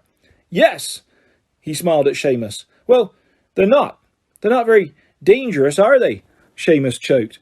"Don't be sure," said Lockhart, waggling a finger annoyingly at Seamus. "Devilish tricky little blighters they can be." The pixies were electric blue and about 8 inches high, with pointed faces and voices so shrill it was like listening to a lot of budgies arguing. The moment the cover had been removed, they had started jabbering and rocketing around, rattling the bars and pulling bizarre faces at the people nearest them. "Right then," Lockhart said loudly, "let's see what you make of them." And he opened the cage. It was pandemonium. The pixies shot in every direction like rockets. 2 of them seized Neville by the ears and lifted him into the air. Several shot straight through the window, showering the back row with broken glass. The rest proceeded to wreck the classroom more effectively than a rampaging rhino. They grabbed ink bottles and sprayed the class with them, shredded books and papers, tore pictures from the walls, upended the waste bin, grabbed bags and books and threw them out of the smashed window. Within minutes, half the class was sheltering under desks, and Neville was swinging from the candelabra in the ceiling. "Come on now, round them up, they're only pixies," Lockhart shouted. He rolled up his sleeves, brandished his wand, and bellowed, "Pescipizzi pestoromi!" It had absolutely no effect. One of the pixies seized Lockhart's wand and threw it out the window too. Lockhart gulped and dived under his own desk, narrowly avoiding being squashed by Neville, who fell a second later as the candelabra gave way. The bell rang and there was a mad rush towards the exit. In the relative calm that followed, Lockhart straightened up, caught sight of Harry, Ron and Hermione, who were almost at the door, and said, "Well, I'll ask you three to just nip the rest of them back into their cage." He swept past them and shut the door quickly behind them.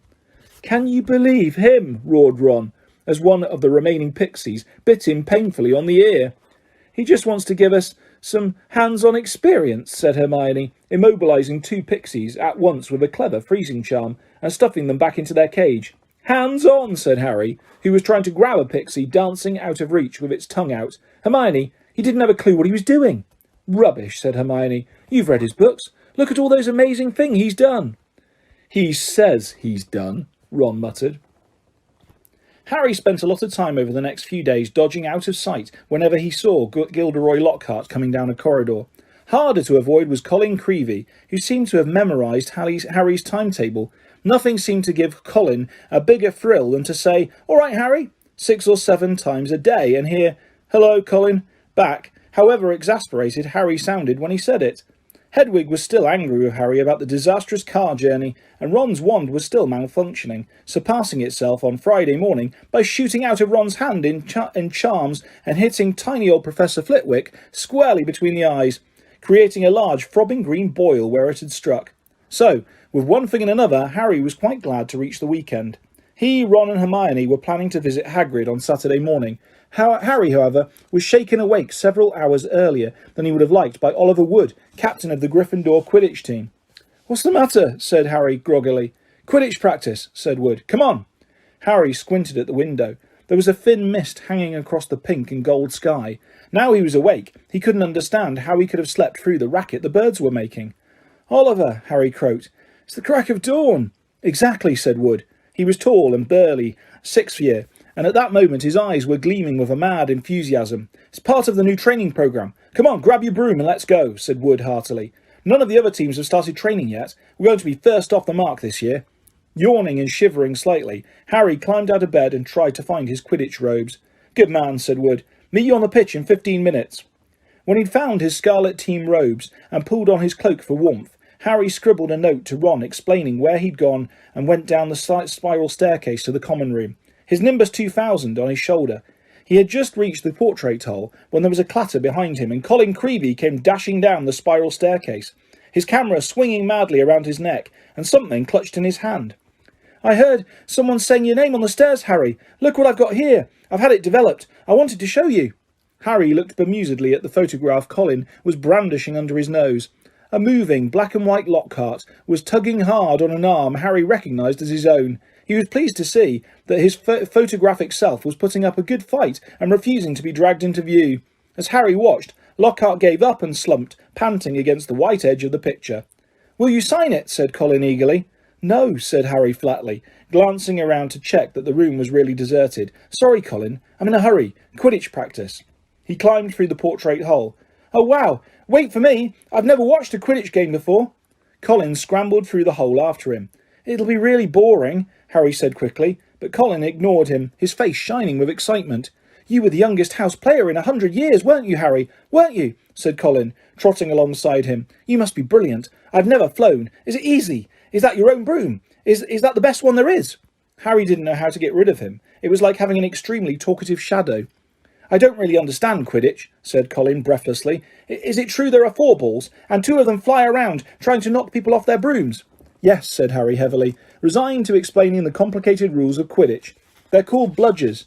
There are 2 beaters on each team, who carry clubs to beat the bludgers away from their side. Fred and George Weasley are the Gryffindor beaters." "And what are the other balls for?" Colin asked, tipping down a couple of steps before he was gazing open-mouthed at Harry. "Well, the quaffle, that's the biggest red one, is the one that scores goals. 3 chasers on each team throw the quaffle to each other and try and get it through the goalposts at the end of the pitch. They're 3 long poles with hoops on the end. And the 4th ball is the golden snitch," said Harry, "and it's very small, very fast, and difficult to catch. But that's what the Seeker's got to do, because a game of Quidditch doesn't end until the snitch has been caught. And whichever team's Seeker gets the snitch earns his team an extra 150 points. "And you're Gryffindor Seeker, aren't you?" said Colin in awe. "Yes," said Harry, as they left the castle and started across the dew-drenched grass. "And there's the keeper too. He guards the goalposts. That's it, really." But Colin didn't stop questioning Harry all the way down the sloping lawns to the Quidditch pitch, and Harry only shook him off when he reached the changing rooms. Colin called after him in a piping voice, "I'll go and get a good seat, Harry," and hurried off to the stands. The rest of the Gryffindor team were already in the changing room. Wood was the only person who looked truly awake. Fred and George Weasley were sitting, puffy-eyed and tousle-haired, next to a 4th-year named Alicia Spinnet, who seemed to be nodding off against the wall behind her. Her fellow chasers, Katie Bell and Angelina Johnson, were yawning, side by side opposite them. "There you are, Harry. Who kept you?" said Wood briskly. "Now, I want a quick talk with you all before we actually get onto the pitch, because I spent the summer devising a whole new training programme, which I really think will make all the difference." Wood was holding up a large diagram of a Quidditch pitch, on which were drawn many lines, arrows and crosses in different coloured links. He took out his wand, tapped the board, and the arrows began to wiggle over the diagram like caterpillars. As Wood launched into a speech about his new tactics, Fred Weasley's head drooped right into Alicia Spinnet's shoulder, and he began to snore. The first board took nearly 20 minutes to explain, but there was another board under that, and a third under that one. Harry sank into a stupor as Wood droned on and on. "So," said Wood, at long last, jerking Harry from a wistful fantasy about what he could be eating for breakfast at this very moment up at the castle. "Is that clear? Any questions?" "I've got a question, Oliver," said George, who had woken with a start. "Why couldn't you have told us all this yesterday, when we were awake?" Wood wasn't pleased. "Now, listen here, you lot," he said, glowering at them all. "We should have won the Quidditch Cup last year. We're easily the best team, but unfortunately, owing to circumstances beyond our control..." Harry shifted guiltily in his seat. He had been unconscious in the hospital wing for the final match of the previous year, meaning that Gryffindor had been a player short and had suffered their worst defeat in 300 years. Wood took a moment to regain control of himself. Their last defeat was clearly still torturing him. So, this year, we train harder than ever before, okay? Let's go and put our new theories into practice, Wood shouted, seizing his broomstick and leading the way out of the changing rooms. Stiff-legged and still yawning, his team followed. They had been in the changing room so long that the sun was up properly now, although remnants of mist hung over the grass in the stadium. As Harry walked onto the pitch, he saw Ron and Hermione sitting in the stands. "Aren't you finished yet?" called Ron incredulously. "Haven't even started," said Harry, looking jealously at the toast and marmalade Ron and Hermione had brought out of the Great Hall. "Wood's been teaching us new moves." He mounted his broomstick and kicked at the ground, soaring up into the air. The cool morning air whipped his face, waking him far more effectively than Wood's long talk. It felt wonderful to be back on the Quidditch pitch. He soared right around the stadium at full speed, racing Fred and George. "What's that funny clicking noise?" called Fred, as they hurtled round the corner. Harry looked into the stands. Colin was sitting in one of the highest seats, his camera raised, taking picture after picture, the sound strangely magnified in the deserted stadium. "Look this way, Harry! This way!" he cried shrilly. "Who's that?" said Fred. "No idea," Harry lied, putting on a spurt of speed that took him away as far as possible from Colin. "What's going on?" said Wood, frowning, as he skimmed through the air towards them. "What's that first year taking pictures? I don't like it. He could be a Slytherin spy trying to find out about our new training programme." "He's in Gryffindor," said Harry quickly. "And the Slytherins don't need a spy, Oliver," said George. "What makes you say that?" said Wood testily. "Because they're here in person," said George, pointing. Several people in green robes were walking onto the pitch, broomsticks in their hands. "I don't believe it," Wood hissed in outrage. "I booked the pitch for today. We'll see about this." Wood shot towards the ground, landing rather harder than he meant to in his anger, staggering slightly as he dismounted. Harry, Fred and George followed. "Flint," Wood bellowed at the Slytherin captain. "This is our practice time. We got up specially. You can clear off now." Marcus Flint was even larger than Wood. He had a lot of trollish cunning on his face as he replied, "Plenty of room for all of us, Wood." Angelina, Alicia and Katie had come over too. There were no girls in the Slytherin team, who stood shoulder to shoulder facing the Gryffindors, leering to a man. "But I booked the pitch," said Wood, positively spitting with rage. "I booked it." "Ah," said Flint, "but I've got a specially signed note here from Professor Snape. I, Professor S. Snape, give the Slytherin team permission to practice today on the Quidditch pitch, owing to the need to train their new seeker." "You've got a new seeker?" said Wood, distracted. "Where?" And from behind the 6 large figures, before them came a 7th, smaller boy, smirking all over his pale, pointed face. It was Draco Malfoy. "Aren't you Lucius Malfoy's son?" said Fred, looking at Malfoy with dislike. "Funny you should mention Draco's father," said Flint, as the whole Slytherin team smiled still more broadly. "Let me show you the generous gift he's made to the Slytherin team." All 7 of them held out their broomsticks. 7 highly polished, brand new handles and 7 sets of fine gold lettering spelled the words Nimbus 2001, gleamed under the Gryffindors' noses in the early morning sun. "Very latest model. Only came out last month," said Flint carelessly, flicking a speck of dust from the end of his own. "I believe it outstrips the old 2000 series by a considerable amount. As for the old clean sweeps," he smiled nastily at Fred and George, who were both clutching clean sweep 5s, "sweeps the board with them." None of the Gryffindor team could think of anything to say for a moment. Malfoy was smirking so broadly his cold eyes were reduced to slits. "Oh, look," said Flint, "a pitch invasion." Ron and Hermione were crossing the grass to see what was going on. "What's happening?" Ron asked Harry. "Why aren't you playing? And what's he doing here?" He was looking at Malfoy, taking in his Slytherin Quidditch robes. "I'm the new Slytherin Seeker, Weasley," said Malfoy smugly. "Everyone's just been admiring the brooms my father's bought our team." Ron gaped, open-mouthed at the 7 superb broomsticks in front of him. "Good, aren't they?" said Malfoy smoothly. "But perhaps the Gryffindor team will be able to raise some gold and get new brooms too. You could raffle off those clean sweep 5s. I expect a museum would bid for them." The Slytherin team howled with laughter. "At least no one on the Gryffindor team had to buy their way in," said Hermione sharply. "They got in on pure talent." The smug look on Malfoy's face flickered. "No one asked your opinion, you filthy little mudblood," he spat. Harry knew at once that Malfoy had said something really bad, because there was an instant uproar at his words. Flint had to dive in front of Malfoy to stop Fred and George jumping on him. Alicia shrieked, "How dare you!" And Ron plunged his hand into his robes, pulled out his wand, yelling, "You'll pay for that one, Malfoy," and pointed it furiously under Flint's arm at Malfoy's face. A loud bang echoed around the stadium, and a jet of green light shot out of the wrong end of Ron's wand, hitting him in the stomach and sending him reeling backwards onto the grass. "Ron! Ron! You all right?" squealed Hermione. Ron opened his mouth to speak, but no words came out.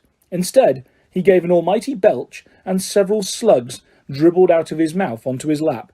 The Slytherin team were paralysed with laughter. Flint was doubled up, hanging onto his new broomstick for support. Malfoy was on all fours, banging the ground with his fist. The Gryffindors were gathered around Ron, who kept belching large, glistening slugs. Nobody seemed to want to touch him. "We'd better get into Hagrid's. It's nearest," said Harry to Hermione, who nodded bravely, and the pair of them pulled Ron up by the arms. "What happened, Harry? What happened? Is he ill? But you can cure him, can't you?" Colin had run down from his seat and was now dancing alongside them as they left the pitch. Ron gave a huge heave, and more slugs dribbled down his front. "Ooh," said Colin, fascinated and raising his camera. "Can you hold them still, Harry?" "Get out of the way, Colin," said Harry angrily. He and Hermione supported Ron out of the stadium and across the grounds towards the edge of the forest. "Nearly there, Ron," said Hermione, as the gamekeeper's cabin came into view. "You'll be all right in a minute. Almost there." They were within 20 feet of Hagrid's house when the front door opened, but it wasn't Hagrid who emerged. Gilderoy Lockhart, wearing robes of palest mauve today, came striding out. "Quick! Behind here!" Harry hissed, dragging Ron behind a nearby bush. Hermione followed, somewhat reluctantly. "It's a simple matter, if you know what you're doing," Lockhart was saying loudly to Hagrid. "If you need help, you know where I am. I'll let you have a copy of my book. I'm surprised you haven't got one already. I'll sign one tonight and I'll send it over. Well, goodbye." And he strode away towards the castle. Harry waited until Lockhart was out of sight, then pulled Ron out of the bush and up to Hagrid's front door. They knocked urgently.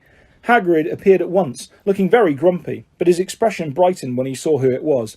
"Been wondering where you'd come to see me? Come in, come in. Thought you might have been Professor Lockhart back again." Harry and Hermione supported Ron over the threshold and to the one-roomed cabin, which had an enormous bed in one corner, a fire crackling merrily in another. Hagrid didn't seem perturbed by Ron's slug problem, which Harry hastily explained as he lowered Ron into a chair. "Better out than in," he said cheerfully, plonking a large copper basin in front of him. "Get 'em all up, Ron." "I don't think there's anything to do except wait for it to stop," said Hermione anxiously, watching Ron bend over the basin. That's a difficult curse to work at the best of times, but with a broken wand." Hagrid was bustling around making them tea. His boar-hound, Fang, was slobbering over Harry. "What did Lockhart want with you, Hagrid?" Harry asked, scratching Fang's ears. Giving me advice on getting kelpies out of a well," growled Hagrid, moving a half-plucked rooster off his scrubbed table and setting down the teapot. "Like I don't know. I'm banging on about them some banshee banished. If it was true, I'll eat my kettle." It was most unlike Hagrid to criticise a Hogwarts teacher, and Harry looked at him in surprise. Hermione, however, said in a voice somewhat higher than usual, "I think you're being a bit unfair. Professor Dumbledore obviously thought he was the best man for the job." "He was the only man for the job," said Hagrid, offering them a plate of treacle toffee, while Ron coughed squelchily into his basin. "And I mean the only one. Getting very difficult to find anyone for the dark arts job. People aren't too keen to take it on, you see. They're starting to think it's jinxed. No one's lasting long for a while now. So tell me," said Hagrid, jerking his head at Ron, "whose was he trying to curse?" "Malfoy called Hermione something. It must have been really bad because everyone went mad." "It was bad," said Ron hoarsely, emerging over the tabletop, looking pale and sweaty. "Malfoy called her mudblood, Hagrid." Ron dived out of sight again as a fresh wave of slugs made their appearance. Hagrid looked outraged. "He didn't," he growled at Hermione. "He did," she said, "but I don't know what it means. I could tell it was really rude, of course." "It's about the most insulting thing he could think of," gasped Ron, coming back up. Mudblood's a really foul name for someone who was muggle-born, non-magic parents. There are some wizards, like Malfoy's family, who think they're better than everyone else because they're what people call pureblood. He gave a small burp and a single slug fell into the outstretched hand. He threw it into the basement and continued. I mean, the rest of us know it doesn't make any difference at all. Look at Neville Longbottom. He's pure blood, and he can hardly stand a cauldron the right way up. And they haven't invented a spell our Hermione can't do, said Hagrid proudly, making Hermione go a brilliant shade of magenta. It's a disgusting thing to call someone, said Ron, wiping his sweaty brow with a shaking hand. Dirty blood. See? Common blood. It's bad. It's mad. Most wizards these days are half-blood anyway. If we hadn't married muggles, we'd have died out. He retched and ducked out of sight again. Well, I don't blame you for trying to curse him, Ron, said Hagrid, loudly over the thuds of more slugs hitting the basin. But maybe it was a good thing year one backfired. Spect Lucius Malfoy would have had come marching up to school if you'd cursed his son. Least you're not in trouble. Harry would have pointed out that trouble didn't come much worse than having slugs pouring out of your mouth, but he couldn't. Hagrid's treacle toffee had cemented his jaws together. Harry, said Hagrid suddenly, as though struck by a sudden thought, got a bone to pick with you. I've heard you've been giving out signed photos. How come I haven't got one? Furious, Harry wrenched his teeth apart. I have not been giving out signed photos, he said hotly. If Lockhart's still putting that about... But then he saw that Hagrid was laughing. I'm only joking, he said, patting Harry genially on the back and sending him face first into the table.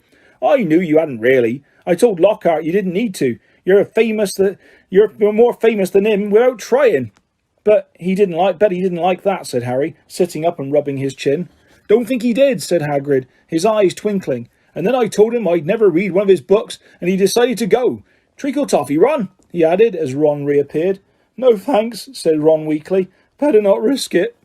Come on, see what I've been growing, said Hagrid, as Harry and Hermione finished the last of their tea. In the small vegetable patch behind Hagrid's house were a dozen of the largest pumpkins Harry had ever seen. Each was the size of a large boulder. Getting on well, aren't they? Said Hagrid happily. For the Halloween feast. Should be big enough by then. What have you been feeding them? Said Harry. Hagrid looked over his shoulder to check that they were alone. Well, I've been giving them, a bit of help. Harry noticed Hagrid's flowery pink umbrella leaning against the back wall of the cabin. Harry had had reason to believe before now that this umbrella was not all it looked. In fact, he had the strong impression that Hagrid's old school wand was concealed inside it. Hagrid wasn't supposed to use magic. He had been expelled from Hogwarts in his 3rd year, but Harry had never found out why. Any mention of the matter, and Hagrid would clear his throat loudly and become mysteriously deaf until the subject was changed. An engorgement charm, I suppose, said Hermione, halfway between disapproval and amusement. You've done a good job on them. That's what your little sister said Hagrid, nodding at Ron. Met her just yesterday. Hagrid looked sideways at Harry, his beard twitching. Said she was just looking around the grounds, but I reckon she was hoping she might run into someone else at my house. He winked at Harry. If you ask me, she wouldn't say no to a sign. Oh, shut up, said Harry. Ron snorted with laughter, and the ground was sprayed with slugs. Watch it, Hagrid roared, pulling Ron away from his precious pumpkins. It was nearly lunchtime, and as Harry had only had one bit of treacle toffee since dawn, he was keen to go back to school to eat. They said goodbye to Hagrid and walked back up to the castle, Ron hiccuping occasionally, but only bringing up 2 very small slugs. They had barely set foot in the cool entrance hall, when a voice rang out. There you are, Potter. Weasley. Professor McGonagall was walking towards them, looking stern. You will both do your detentions this evening. What are we doing, Professor? What are we doing, Professor? Said Ron nervously, suppressing a burp. You will be polishing the silver in the trophy room with Mr. Filch, said Professor McGonagall. And no magic, Weasley. Elbow grease. Ron gulped. Argus Filch, the caretaker, was loathed by every student in the school. And you, Potter, will be helping Professor Lockhart answer his fan mail, said Professor McGonagall. Oh, no. Can I go and do the trophy room too? Said Harry desperately. Certainly not, said Professor McGonagall, raising her eyebrows. Professor Lockhart requested you particularly. 8 o'clock sharp, both of you. Harry and Ron slouched into the great hall in states of deepest gloom, Hermione behind them, wearing a well-you-did-break-school-rules sort of expression. Harry didn't fancy his shepherd's pie as much as he'd thought. Both he and Ron felt they'd got the worst deal. Filch'll have me there all night, said Ron heavily. No magic. There must be about 100 cups in that room. I'm no good at muggle cleaning. I'd swap any time, said Harry hollowly. I've had loads of practice with the Dursleys. Answering Lockhart's fan mail, he'll be a nightmare. Saturday afternoon seemed to melt away, and in what seemed like no time, it was 5 minutes to 8, and Harry was dragging his feet along the second-floor corridor to Lockhart's office. He gritted his teeth and knocked. The door flew open at once. Lockhart beamed down at him. "Ah, here's the scallywag," he said. "Come in, Harry, come in." Shining brightly on the walls by the light of many candles were countless framed photographs of Lockhart. He had even signed a few of them. Another large pile lay on his desk. "You can address the envelopes," Lockhart told Harry, as though this was a huge treat. "This first one's to Gladys Gudgeon. Bless her, huge fan of mine." The minutes snailed by. Harry let Lockhart's voice wash over him, occasionally saying and right and yeah. Now and then he caught a phrase like, "Fame's a fickle friend, Harry," or "Celebrity is as celebrity does, remember that." The candles burned lower and lower, making the light dance over the many moving faces of Lockhart watching him. Harry moved his aching hand over what felt like the 1,000th envelope, writing out Veronica Smedley's address. It must be nearly time to leave, Harry thought miserably. Please let it be nearly time. And then he heard something. Something quite apart from the spitting of the dying candles and Lockhart's prattle about his fans. It was a voice to chill the bone marrow, a voice of breathtaking, ice-cold venom. "Come to me. Let me rip you. Let me tear you. Let me kill you." Harry gave a huge jump, and a large lilac blot appeared on Veronica Smedley's street. "What?" he said loudly. "I know," said Lockhart. 6 solid months at the top of the bestseller list. Broke all records." "No," said Harry frantically. "That voice." "Sorry?" said Lockhart, looking puzzled. "What voice?" That voice that said... Didn't you hear it?" Lockhart was looking at Harry in high astonishment. "What are you talking about, Harry? Perhaps you're getting a little drowsy. Great Scott, look at the time. We've been here nearly 4 hours. I'd never have believed it. The time's flown, hasn't it?" Harry didn't answer. He was straining his ears to hear the voice again, but there was no sound now, except for Lockhart telling him he mustn't expect a treat like this every time he got detention. Feeling dazed, Harry left. It was so late that the Gryffindor common room was almost empty. Harry went straight up to the dormitory. Ron wasn't back yet. Harry pulled on his pyjamas, got into bed and waited. Half an hour later, Ron arrived, nursing his right arm and bringing a strong smell of polish into the darkened room. "My muscles have all seized up," he groaned, sinking in his bed. 14 times he made me buff up that Quidditch cup before he was satisfied. And then I had another slug attack, all over a special award for services to the school. Took ages to shift the slime." "How was it with Lockhart?"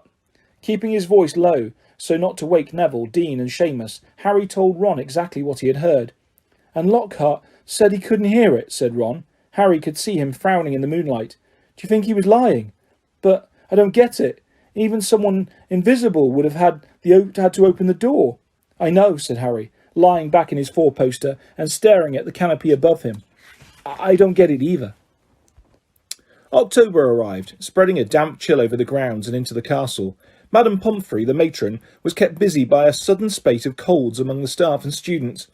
Her pepper-up potion worked instantly, though it left the drinker smoking at the ears for several hours afterwards. Ginny Weasley, who had been looking peaky, was bullied into taking some by Percy. The steam pouring from under her vivid hair gave the impression that her whole head was on fire. Raindrops the size of bullets thundered on the castle windows for days on end. The lake rose. The flower beds turned into muddy streams, and Hagrid's pumpkins swelled to the size of garden sheds. Oliver Wood's enthusiasm for regular training sessions, however, was not dampened, which was why Harry was to be found late one stormy Saturday afternoon, a few days before Halloween, returning to Gryffindor Tower, drenched to the skin and splattered with mud. Even aside from the rain and wind, it hadn't been a happy practice session. Fred and George, who had been spying on the Slytherin team, had seen for themselves the speed of those new Nimbus 2001s. They reported that the Slytherin team were no more than 7 greenish blurs, shooting through the air like jump jets. As Harry squelched along and the deserted corridor, he came across somebody who looked just as preoccupied as he was. Nearly headless Nick, the ghost of Gryffindor Tower, was staring morosely out of a window, muttering under his breath. "Don't fulfil their requirements. Half an inch, if that." "Hello, Nick," said Harry. "Hello, hello," said nearly headless Nick, staring and starting and looking around. He wore a dashing, plumed hat on his long curly hair and a tunic with a ruff which concealed the fact that his neck was almost completely severed. He was pale as smoke, and Harry could see right through him to the dark sky and torrential rain outside. "You look troubled, young Potter," said Nick, folding a transparent letter as he spoke and tucking it inside his doublet.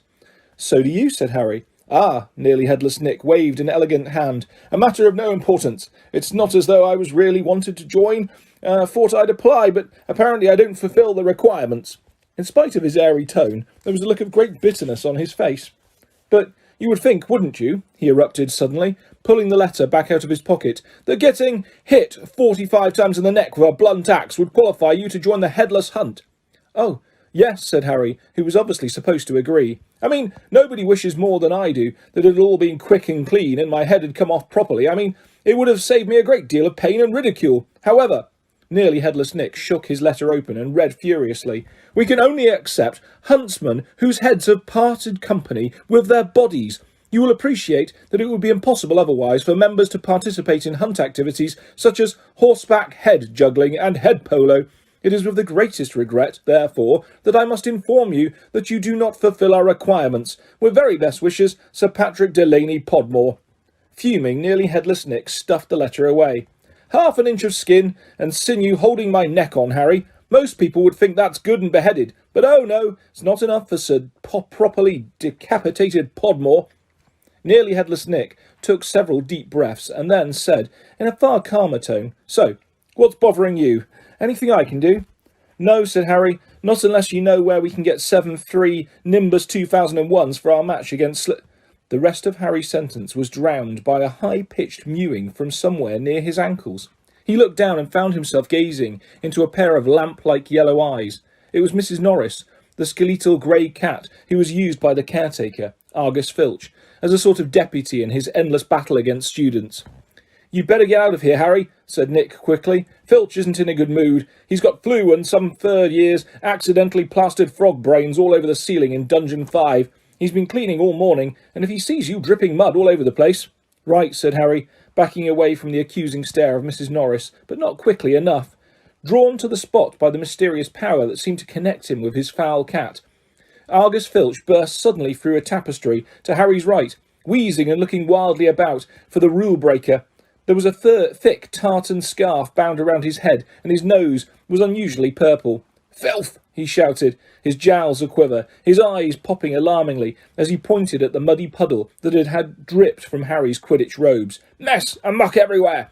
I've had enough of it, I tell you. Follow me, Potter." So, Harry waved a gloomy goodbye to Nearly Headless Nick and followed Filch back downstairs, doubling the number of muddy footprints on the floor. Harry had never been inside Filch's office before. It was a place most students avoided. The room was dingy and windowless, lit by a single oil lamp dangling from the low ceiling.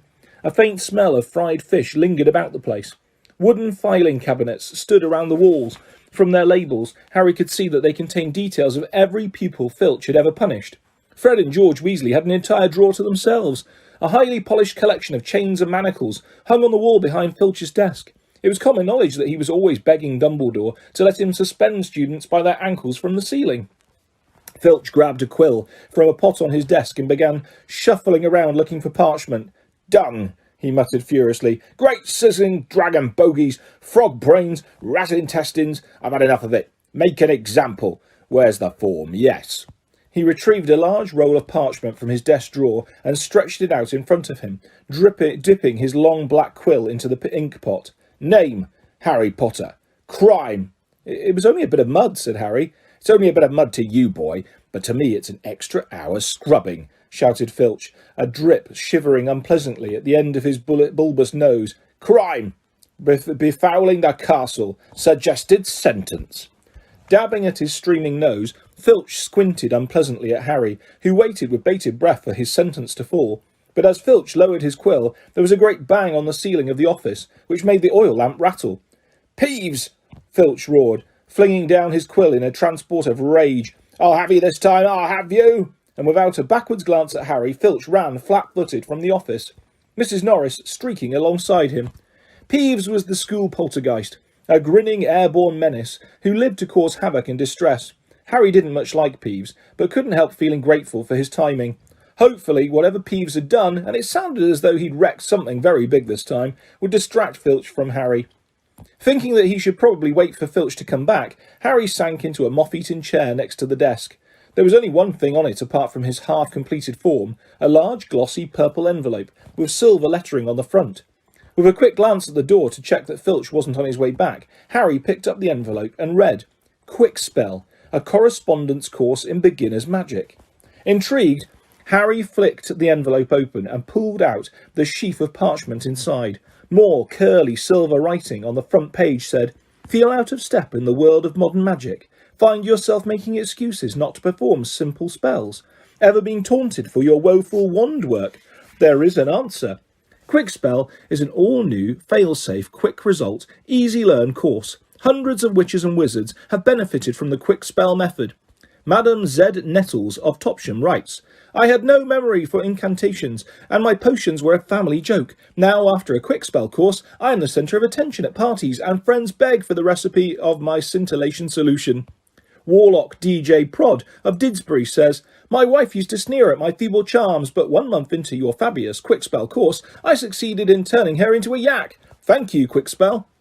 Fascinated, Harry thumbed through the rest of the envelope's contents. Why on earth did Filch want a quick spell course? Did this mean he wasn't a proper wizard? Harry was just reading Lesson 1, Holding Your Wand, some useful tips, when shuffling footsteps outside told him Filch was coming back. Stuffing the parchment back into the envelope, Harry threw it back onto the desk, just as the door opened. Filch was looking triumphant. That vanishing cabinet was extremely valuable, he was saying gleefully to Mrs. Norris. We'll have Peeves out this time, my sweet. His eyes fell on Harry and then darted to the quick spell envelope, which, Harry realised too late, was lying 2 feet away from where it had started. Filch's pasty face went brick red. Harry braced himself for a tidal wave of fury. Filch hobbled across to the desk, snatched up the envelope and threw it into a drawer. Did you read? He spluttered. No, Harry lied quickly. Filch's knobbly hands were twisting together. If I thought you'd read my private... Not that it's mine, for a friend, but be that as it may, however... Harry was staring at him, alarmed. Filch had never looked madder. His eyes were popping. A tic was going on in one of his pouchy cheeks, and the tartan scarf didn't help.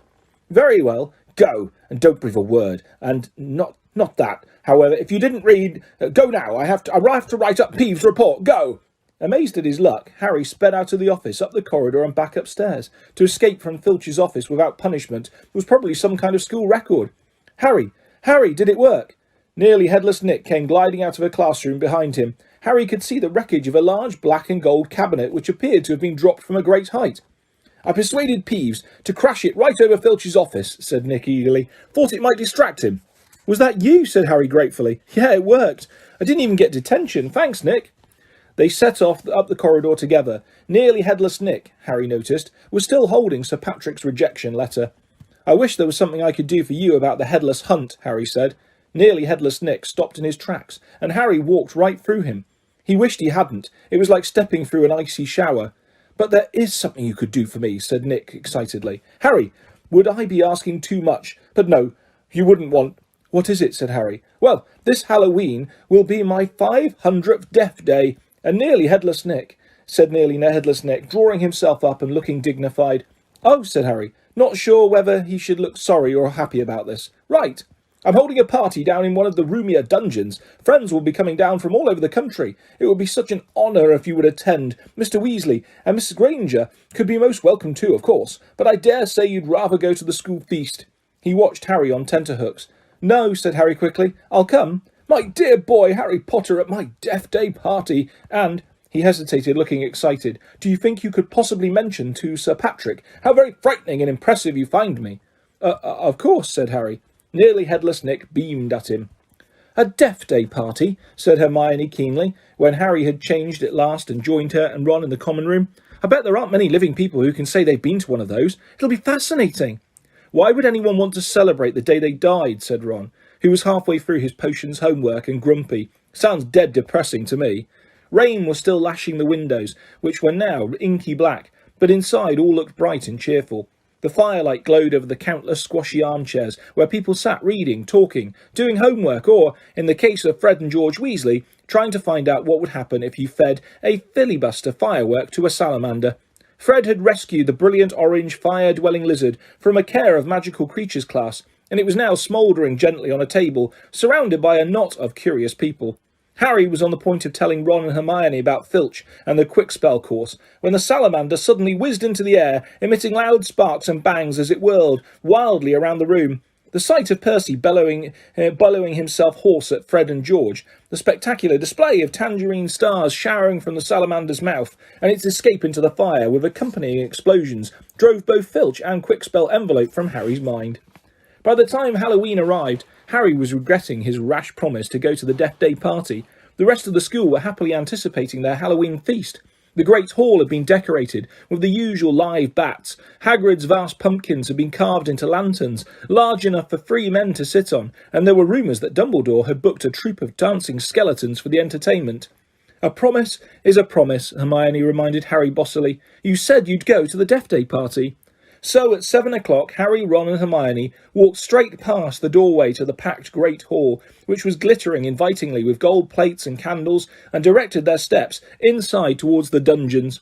The passageway leading to nearly Headless Nick's party had been lined with candles too, though the effect was far from cheerful. These were long, thin, jet-black tapers, all burning bright blue, casting a dim, ghostly light, even over their own living faces. The temperature dropped with every step they took. As Harry shivered and drew his robes tightly around him, he heard what sounded like 1,000 fingernails scraping on an enormous blackboard. "Is that supposed to be music?" Ron whispered. They turned a corner and saw nearly Headless Nick, standing at a doorway hung with black velvet drapes. "My dear friends," he said mournfully, "welcome, welcome. So pleased you could come." He swept off his plumed hat and bowed them inside. It was an incredible sight. The dungeon was full of hundreds of pearly white, translucent people, mostly drifting around a crowded dance floor, waltzing to the dreadful, quavering sound of 30 musical saws, played by an orchestra on a black-draped platform. A chandelier overhead blazed midnight blue, with 1,000 more black candles. Their breath rose in the mist before them. It was like stepping into a freezer. "Shall we have a look around?" Harry suggested, wanting to warm up his feet. "Careful not to walk through anyone," said Ron nervously, and they set off around the edge of the dance floor. They passed a group of gloomy nuns, a ragged man wearing chains, and the fat friar, a cheerful Hufflepuff ghost, who was talking to a knight with an arrow sticking out of his forehead. Harry wasn't surprised to see that the Bloody Baron, a gaunt, staring, slithering ghost covered in silver bloodstains, was being given a wide berth by the other ghosts. "Oh no," said Hermione, stopping abruptly. Turn back, I don't want to talk to Moaning Myrtle." "Who?" said Harry, as they backtracked quickly. "She haunts the girls' toilet on the first floor," said Hermione. "She haunts a toilet?" "Yes. It's been out of order all year because she keeps having tantrums and flooding the place. I never went in there anyway if I could avoid it. It's awful trying to go to the loo with her wailing at you." "Look, food," said Ron. On the other side of the dungeon was a long table, also covered in black velvet. They approached it eagerly, but next moment had stopped in their tracks, horrified. The smell was quite disgusting. Large, rotten fish were laid on handsome silver platters. Cakes, burned charcoal black, were heaped on salvers.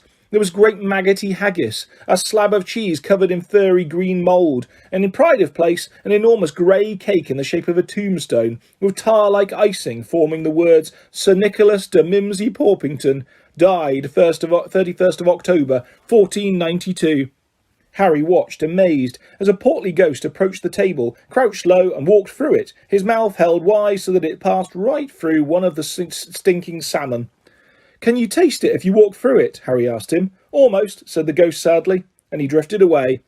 "I expect they've let it to rot to give it a stronger flavour," said Hermione knowledgeably, pinching her nose and leaning closer to look at the putrid haggis.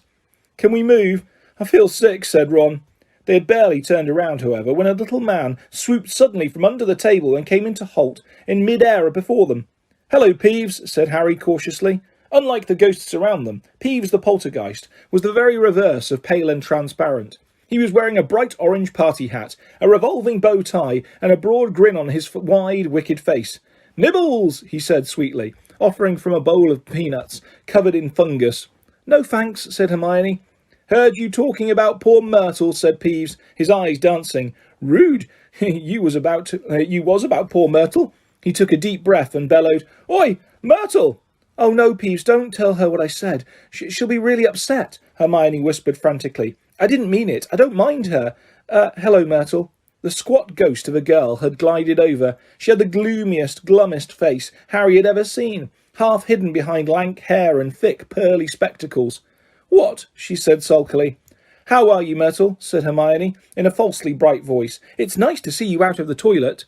Myrtle sniffled. Miss Granger was just talking about you, said Peeves, slyly in Myrtle's ear. Just saying how nice you look tonight, said Hermione, glaring at Peeves. Myrtle eyed Hermione suspiciously. You're making fun of me, she said, silver tears welling rapidly in her small see-through eyes.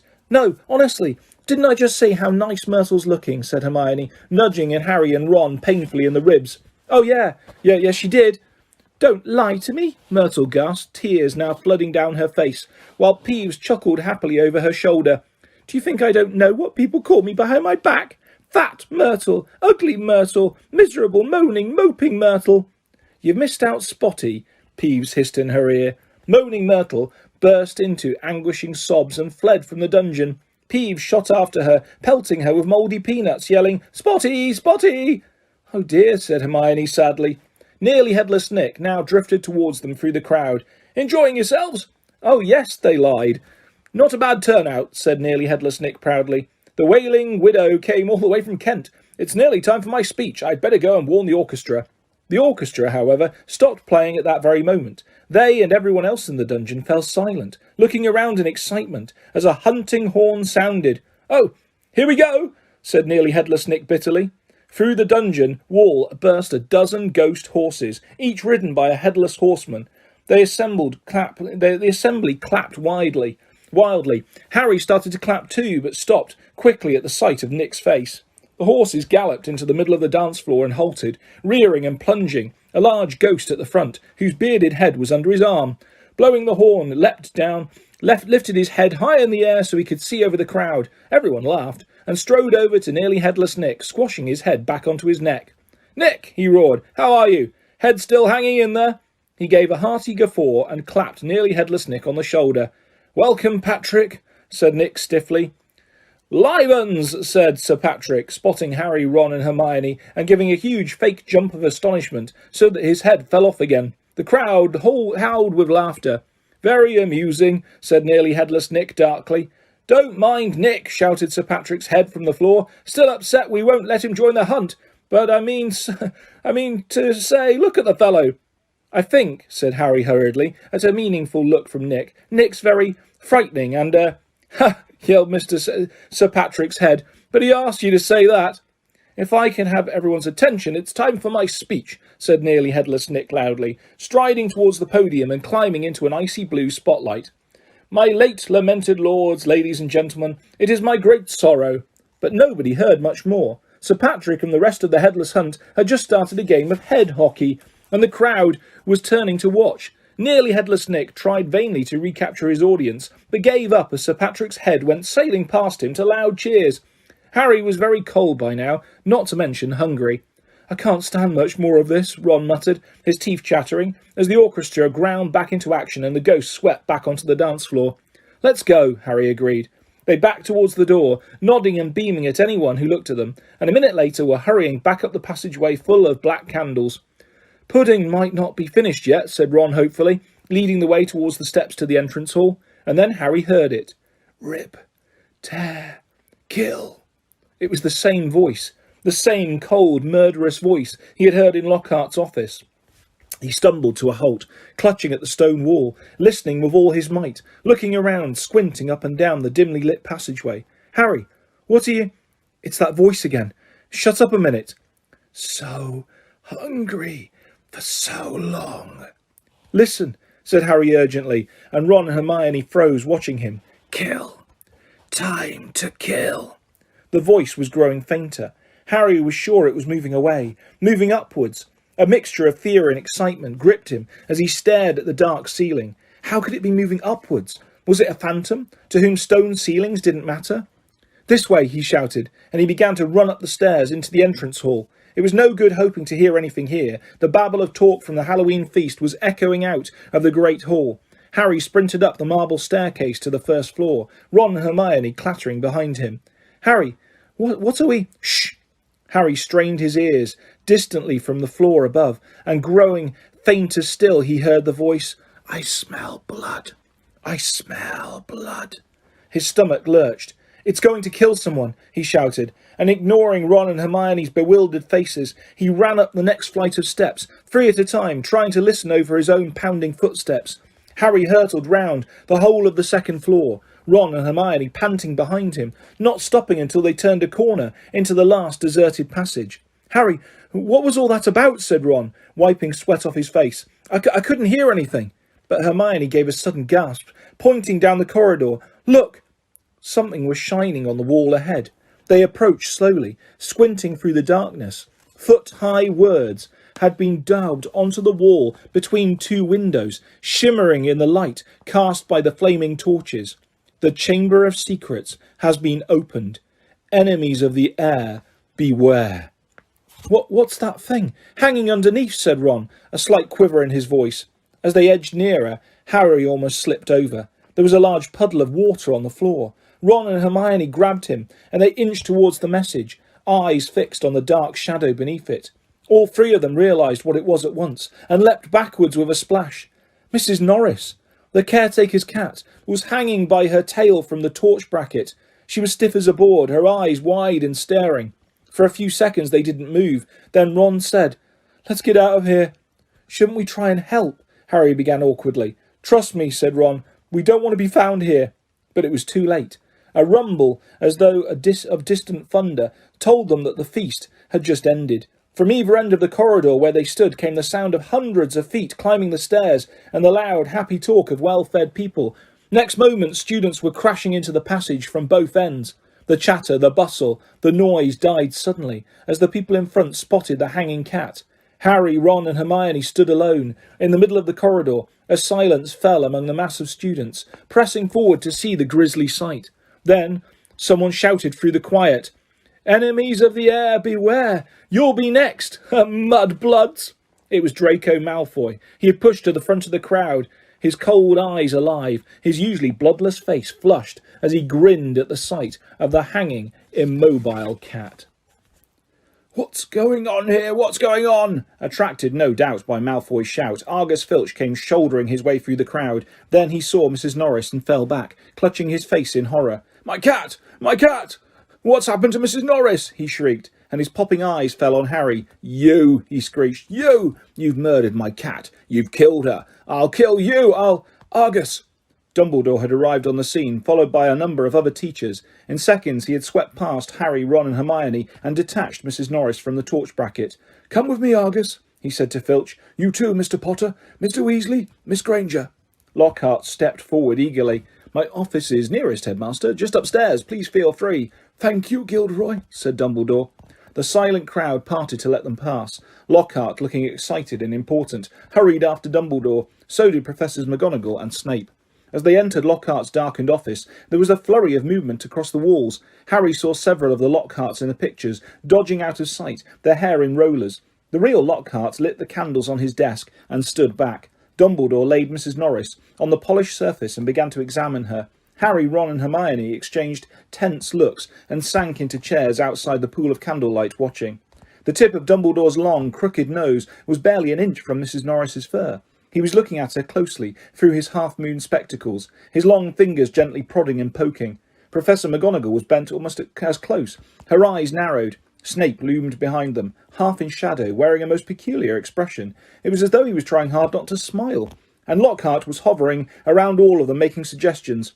"It was definitely a curse that killed her. Probably the transmogrifian torture. I've seen it used many times. So unlucky I wasn't there. I know the very counter-curse that would have saved her." Lockhart's comments were punctuated by Filch's dry, racking sobs. He was slumped in a chair by the desk, unable to look at Mrs. Norris, his face in his hands. Much as he detested Filch, Harry couldn't help feeling a bit sorry for him, though not nearly as sorry as he felt for himself. If Dumbledore believed Filch, he would be expelled for sure. Dumbledore was now muttering strange words under his breath and tapping Mrs. Norris with his wand, but nothing happened. She continued to look as though she had been recently stuffed. "I remember something very similar happening in Agudugu," said Lockhart. "A series of attacks. The full story's in my autobiography. I was able to provide the townsfolk with various amulets, which cleared the matter up at once." Photographs of Lockhart on the walls were all nodding in agreement as he talked. One of them had forgotten to remove his hairnet. At last Dumbledore straightened up. "She's not dead, Argus," he said softly. Lockhart stopped abruptly, in the middle of counting the number of murders he had prevented. "Not dead?" choked Filch, looking through his fingers at Mrs. Norris. "But why is she all stiff and frozen?" "She has been petrified," said Dumbledore. "Ah, I thought so," said Lockhart.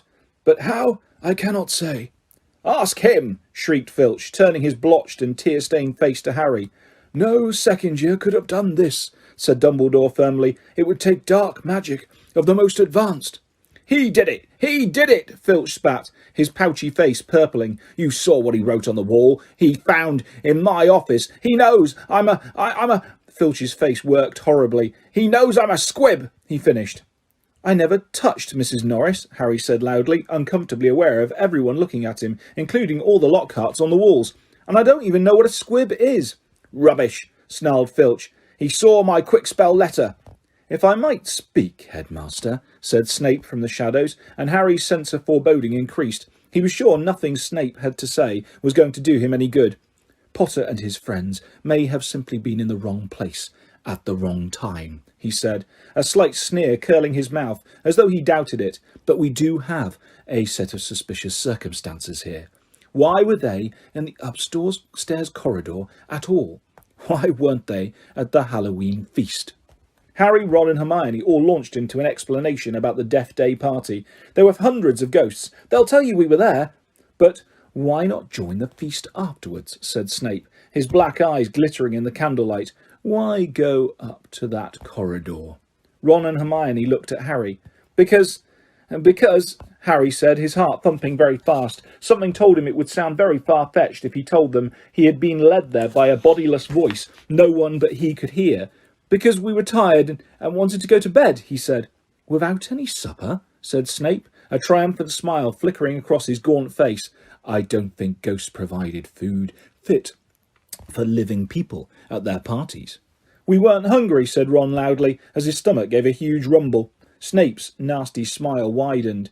"I suggest, Headmaster, that Potter is not being entirely truthful," he said. "It might be a good idea if he were deprived of certain privileges until he is ready to tell us the whole story. I personally feel he should be taken off the Gryffindor Quidditch team until he is ready to be honest." "Really, Severus," said Professor McGonagall sharply, "I see no reason to stop the boy playing Quidditch. This cat wasn't hit over the head with a broomstick. There is no evidence at all that Potter has done anything wrong." Dumbledore was giving Harry a searching look. His twinkling light blue gaze made Harry feel as though he was being x-rayed. "Innocent until proven guilty, Severus," he said firmly. Snape looked furious. So did Filch. "My cat has been petrified," he shrieked, his eyes popping. "I want to see some punishment." "We will be able to cure her, Argus," said Dumbledore patiently. "Professor Sprout recently managed to procure some mandrakes. As soon as they have reached their full size, I will have a potion made which will revive Mrs. Norris." "I'll make it," Lockhart butted in.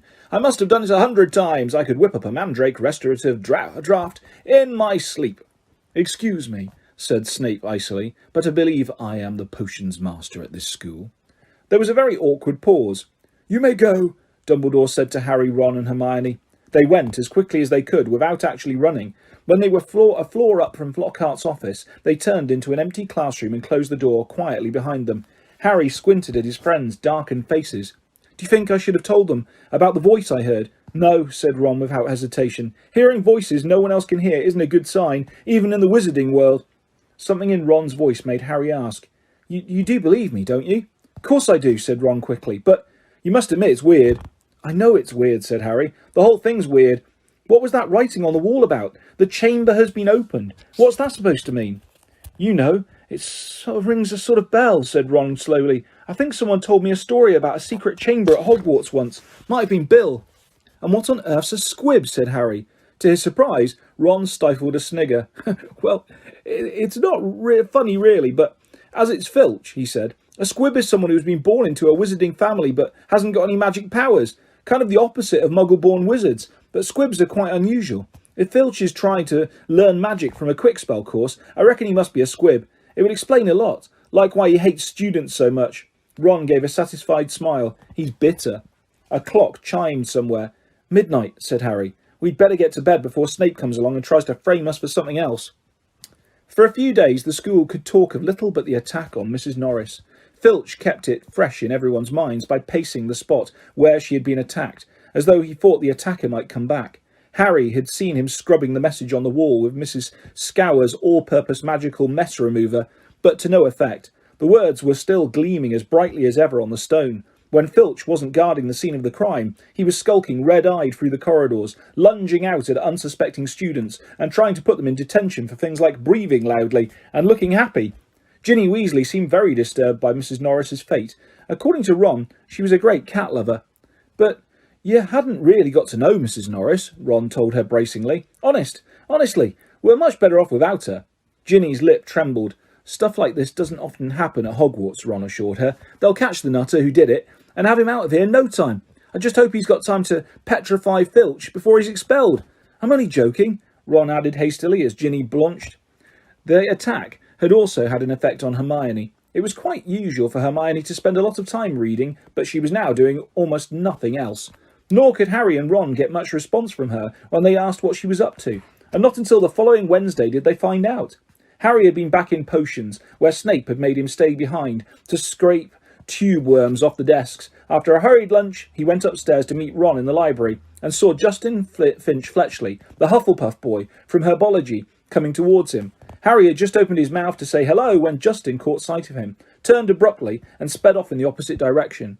Harry found Ron at the back of the library, measuring his history of magic homework. Professor Binns had asked for a 3-foot-long composition on the medieval assembly of European wizards. "I don't believe it. I'm still 8 inches short," said Ron furiously, letting go of his parchment, which sprang back into a roll. "And Hermione's done 4 feet 7 inches and her writing's tiny." "Where is she?" asked Harry, grabbing the tape measure and unrolling his own homework. "Somewhere over there," said Ron, pointing along the shelves, looking for another book. "I think she's trying to read the whole library before Christmas." Harry told Ron about Justin Finch Fletchley running away from him. "Don't know why you care. I thought he was a bit of an idiot," said Ron, scribbling away, making his writing as large as possible. "All that rubbish about Lockhart being so great." Hermione emerged from between the bookshelves. She looked irritable, and at last they seemed ready to talk to them. "All the copies of Hogwarts history have been taken out," she said, sitting down next to Harry and Ron. "And there's a 2-week waiting list. I wish I hadn't left my copy at home, but I couldn't fit it in my trunk with all the Lockhart books." "Why do you want it?" said Harry. "The same reason everyone else wants it," said Hermione. "To read up on the legend of the Chamber of Secrets." "What's that?" said Harry quickly. "That's just it. I can't remember," said Hermione, biting her lip, "and I can't find the story anywhere else." "Hermione, let me read your composition," said Ron desperately, checking his watch. "No, I won't," said Hermione, suddenly severe. "You've had 10 days to finish it. I only need another 2 inches. Go on." The bell rang. Ron and Hermione led the way to History of Magic, bickering. History of Magic was the dullest subject on their timetable. Professor Binns, who taught it, was their only ghost teacher, and the most exciting thing that ever happened in his classes was his entering the room through the blackboard. Ancient and shrivelled, many people said he hadn't noticed he was dead. He had simply got up to teach one day and left his body behind him in an armchair in front of the staff room fire. His routine had not varied in the slightest since. Today was as boring as ever. Professor Binns opened his notes and began to read in a flat drone, like an old vacuum cleaner, until nearly everyone in the class was in a deep stupor, occasionally coming around long enough to copy down a name or date, and then falling asleep again. He had been speaking for half an hour when something happened that had never happened before. Hermione put up her hand. Professor Binns, glancing up in the middle of a deadly dull lecture on the International Warlock Convention of 1289, looked amazed. "Miss, Granger, Professor, I was wondering if you could tell us anything about the Chamber of Secrets," said Hermione in a clear voice.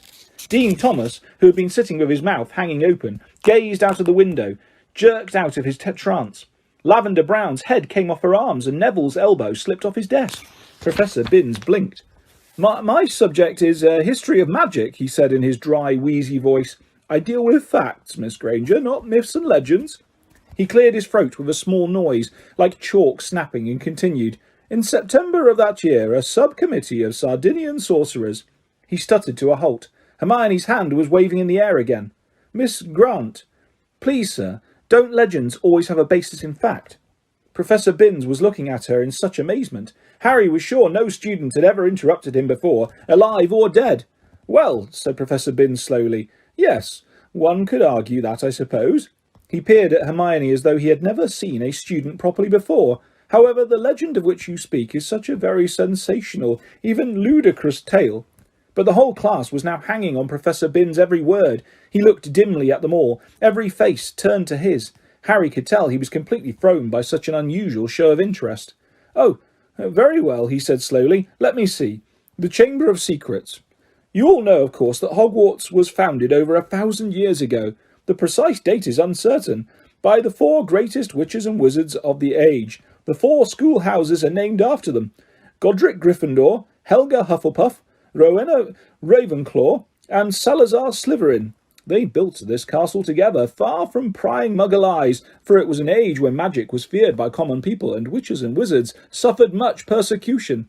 He paused, gazed blearily around the room, and continued. For a few years the founders worked in harmony together, seeking out youngsters who showed signs of magic and bringing them to the castle to be educated. But then disagreements sprang up between them. A rift began to grow between Slytherin and the others. Slytherin wished to be more selective about the students admitted to Hogwarts. He believed that magical learning should be kept within all magic families. He disliked taking students of Muggle parentage, believing them to be untrustworthy. After a while, there was a serious argument on the subject between Slytherin and Gryffindor, and Slytherin left the school. Professor Binns paused again, pursing his lips, looking like a wrinkled old tortoise. Reliable historical sources tell us this much, he said, but these honest facts have been obscured by the fanciful legend of the Chamber of Secrets. The story goes that Slytherin had built a hidden chamber in the castle, of which the other founders knew nothing. Slytherin, according to the legend, sealed the Chamber of Secrets so that no one would be able to open it until his own true heir arrived at the school.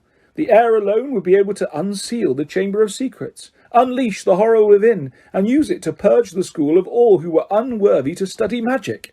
There was silence as he finished telling the story, but it wasn't the usual sleepy silence that filled Professor Binns' classes. There was unease in the air as everyone continued to watch him, hoping for more. Professor Binns looked faintly annoyed. The whole thing is arrant nonsense, of course, he said. Naturally, the school has been searched for evidence of such a chamber many times by the most learned witches and wizards. It does not exist. A tale told to frighten the gullible. Hermione's hand was back in the air. Sir, what exactly do you mean by the horror within the chamber? That is believed to be some sort of monster, which the heir of Slytherin alone can control, said Professor Binns, in his dry, reedy voice. The class exchanged nervous looks. I tell you, the thing does not exist, said Professor Binns, shuffling his notes. There is no chamber, and no monster. But, sir, said Seamus Finnegan, if the chamber can only be opened by Slytherin's true heir, no one else would be able to find it, would they? Nonsense, O'Flaherty, said Professor Binns in an aggravated tone. If a long succession of Hogwarts headmasters and headmistresses haven't found the thing. But, Professor, piped up Parvati Patil, you'd probably have to use dark magic to reopen it. Just because a wizard doesn't use dark magic doesn't mean he can't, Miss Pennyfeather, snapped Professor Binns. I repeat, if the likes of Dumbledore... But maybe you've got to be related to Slytherin, so Dumbledore couldn't, began Dean Thomas, but Professor Binns had had enough. That will do, he said sharply. It is a myth. It does not exist. There is not a shred of evidence that Slytherin ever built so much as a secret broom cupboard. I regret telling you such a foolish story. We will return, if you please, to history. So solid, believable, verifiable fact. And within 5 minutes the class had sunk back into its usual torpor. I always knew Salazar Slytherin was a twisted old loony, Ron told Harry and Hermione as they fought their way through the teeming corridors at the end of the lesson to drop off their bags before dinner. But I never knew he started all this pure blood stuff. I wouldn't be in this house if you paid me. Honestly, if the Sorting Hat had tried to put me in Slytherin, I'd have got the train back home. Hermione nodded fervently, but Harry didn't say anything. His stomach had just dropped unpleasantly. Harry had never told Ron and Hermione that the Sorting Hat had seriously considered putting him in Slytherin. He could remember, as though it was yesterday, the small voice that had spoken in his ear when he'd placed the hat on his head a year ago. You could be great, you know. It's all here in your head, and Slytherin would help you on the way to greatness. No doubt about that.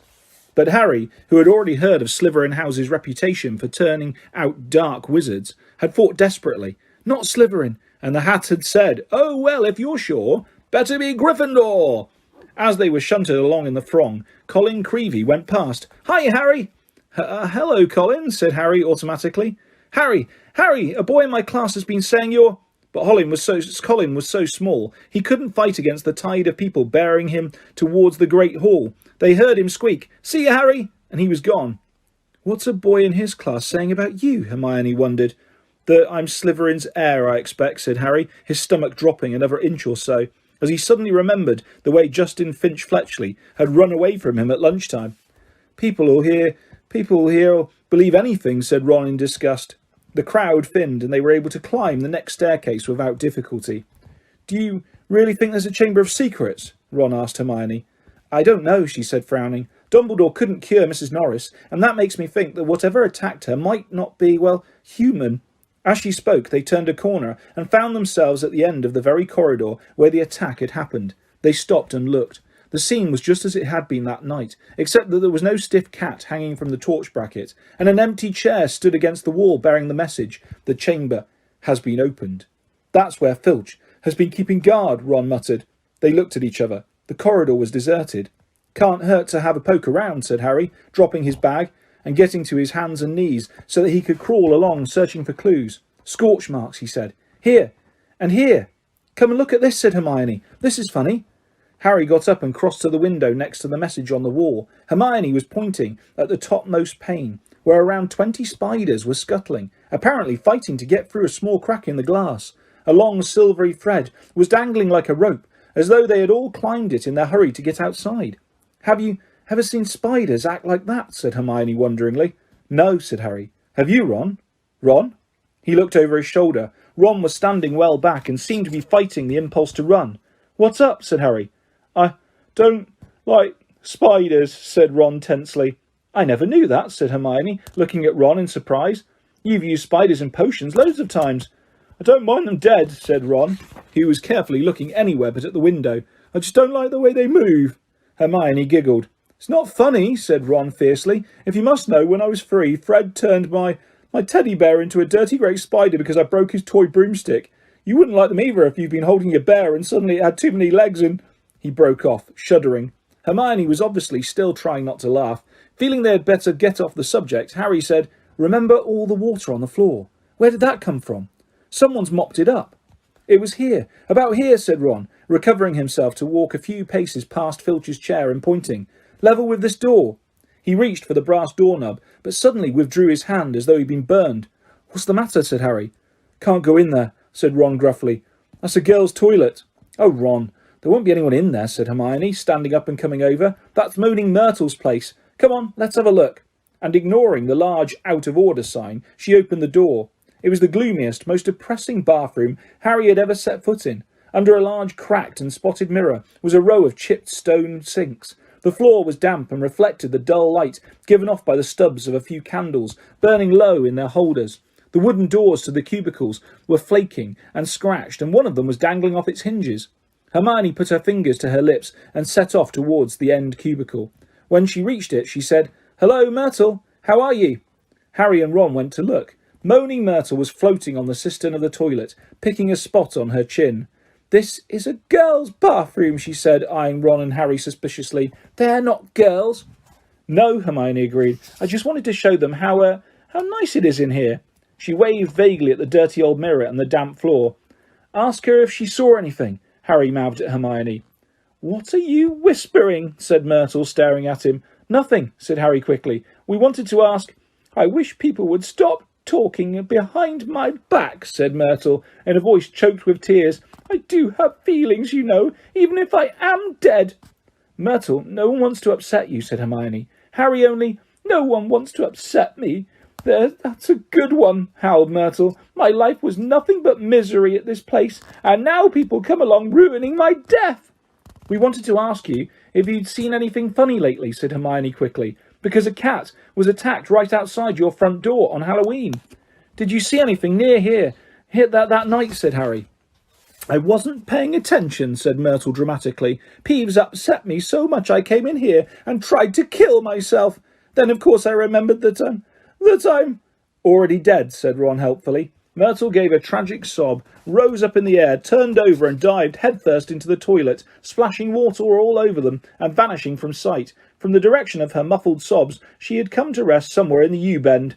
Harry and Ron stood with their mouths open, but Hermione shrugged wearily and said, "Honestly, that was almost cheerful for Myrtle. Come on, let's go."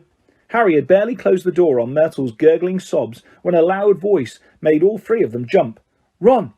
Percy Weasley had stopped dead at the head of the stairs, prefect badge agleam, an expression of complete shock on his face. "That's a girl's bathroom," he gasped. "What were you—" "Just having a look around," Ron shrugged. "Clues, you know." Percy swelled in a manner that reminded Harry forcefully of Mrs. Weasley. "Get away from there," he said, striding towards them and starting to chivvy them along, flapping his arms. "Don't you care what this looks like? Coming back here while everyone's at dinner?" "Well, why shouldn't we be here?" said Ron hotly, stopping short of glaring at Percy. "Listen, we never laid a finger on that cat." "That's what I told Ginny," said Percy fiercely, "but she still seems to think you're going to be expelled. I've never seen her so upset, crying her eyes out. You might think of her. All the first years are thoroughly overexcited by this business." "You don't care about Ginny," said Ron, whose ears were reddening now. "You're just worried I'm going to mess up your chances of being head boy." 5 points from Gryffindor," Percy said tersely, fingering his prefect badge, "and I hope it teaches you a lesson. No more detective work, or I'll write to Mum." And he strode off, the back of his neck as red as Ron's ears. Harry, Ron and Hermione chose seats as far as possible from Percy in the common room that night. Ron was still in a very bad temper and kept blotting his charms homework. When he reached absently for his wand to remove the smudges, it ignited the parchment. Fuming almost as much as his homework, Ron slammed the Standard Book of Spells Grade 2 shut. To Harry's surprise, Hermione followed suit. "Who can it be, though?" she said in a quiet voice, as though continuing a conversation they had just been having. "Who'd want all the squibs and muggleborns out of Hogwarts?" "Let's think," said Ron in mock puzzlement. "Who do we know who thinks muggleborns are scum?" He looked at Hermione. Hermione looked back unconvinced. If you're talking about Malfoy..." "Of course I am," said Ron. "You heard him. You'll be next, mudbloods." "Come on, you've only got to look at his foul rat face to know it's him." "Malfoy, the heir of Slytherin," said Hermione sceptically. "Look at his family," said Harry, closing his books too. "The whole lot of them have been in Slytherin. He's always boasting about it. They could easily be Slytherin's descendants. His father's definitely evil, though." "They could have had the key to the Chamber of Secrets for centuries," said Ron, "handing it down, father to son." "Well," said Hermione cautiously, "I suppose it's possible." "But how do we prove it?" said Harry darkly. "There might be a way," said Hermione slowly, dropping her voice still further, with a quick glance around the room at Percy. "Of course, it would be difficult, and dangerous, very dangerous. We'd be breaking about 50 school rules, I expect." "If, in a month or so, you feel like explaining, you will let us know, won't you?" said Ron irritably. "All right," said Hermione coldly. "What we'll need to do is to get inside the Slytherin common room and ask Malfoy a few questions, without him realising it's us." "But that's impossible," Harry said as Ron laughed. "No, it's not," said Hermione. "All we'd need would be some polyjuice potion." "What's that?" said Ron and Harry together. "Snape mentioned it in a class a few weeks ago." "Do you think we've got nothing better to do in potions than listen to Snape?" muttered Ron. "It transforms you into somebody else. Think about it. We could change into 3 of the Slytherins. No one would know it was us. Malfoy would probably tell us anything. He's probably boasting about it in the Slytherin common room right now. If only we could hear him." "This polyjuice stuff sounds a bit dodgy to me," said Ron, frowning. "What if we were stuck looking like 3 of the Slytherins forever?" "It wears off after a while," said Hermione, waving her hand impatiently. "But getting hold of the recipe will be very difficult. Snape said it was in a book called Mosta Potente Potions, and it's bound to be in the restricted section of the library." There was only one way to get out a book from the restricted section. You needed a signed note of permission from a teacher. "Hard to see why we'd want the book, really," said Ron, "if we weren't going to try and make one of the potions." "I think," said Hermione, "that if we made it sound as though we were just interested in the theory, we might stand a chance." "Oh, come on. No teacher's going to fall for that," said Ron. "They'd have to be really thick." Since the disastrous episode of the Pixies, Professor Lockhart had not brought live creatures to class. Instead, he read passages from his books to them, and sometimes reenacted some of the more dramatic bits. He usually picked Harry to help him with these reconstructions. So far, Harry had been forced to play a simple Transylvanian villager whom Lockhart had cured of a babbling curse, a yeti with a head cold, and a vampire who had been unable to eat anything except lettuce since Lockhart had dealt with him. Harry was hauled to the front of the class during their very next defence against the dark arts lesson, this time acting a werewolf. If he hadn't had a very good reason for keeping Lockhart in a good mood, he would have refused to do it. Nice loud howl, Harry, exactly, and then, if you'll believe it, I pounced like this, slammed him to the floor, thus with one hand. I managed to hold him down with my other. I put my wand to his throat. I then screwed up my remaining strength and performed the immensely complex Hormophus charm. He let out a piteous moan. Go on, Harry, higher than that. Good. The fur vanished, the fangs shrank, and he turned back into a man. Simple yet effective, and another village will remember me forever as the hero who delivered them from the monthly terror of werewolf attacks. The bell rang and Lockhart got to his feet. Homework? Compose a poem about my defeat of the Wagga Wagga werewolf. Signed copies of Magical Me to the author of the best one.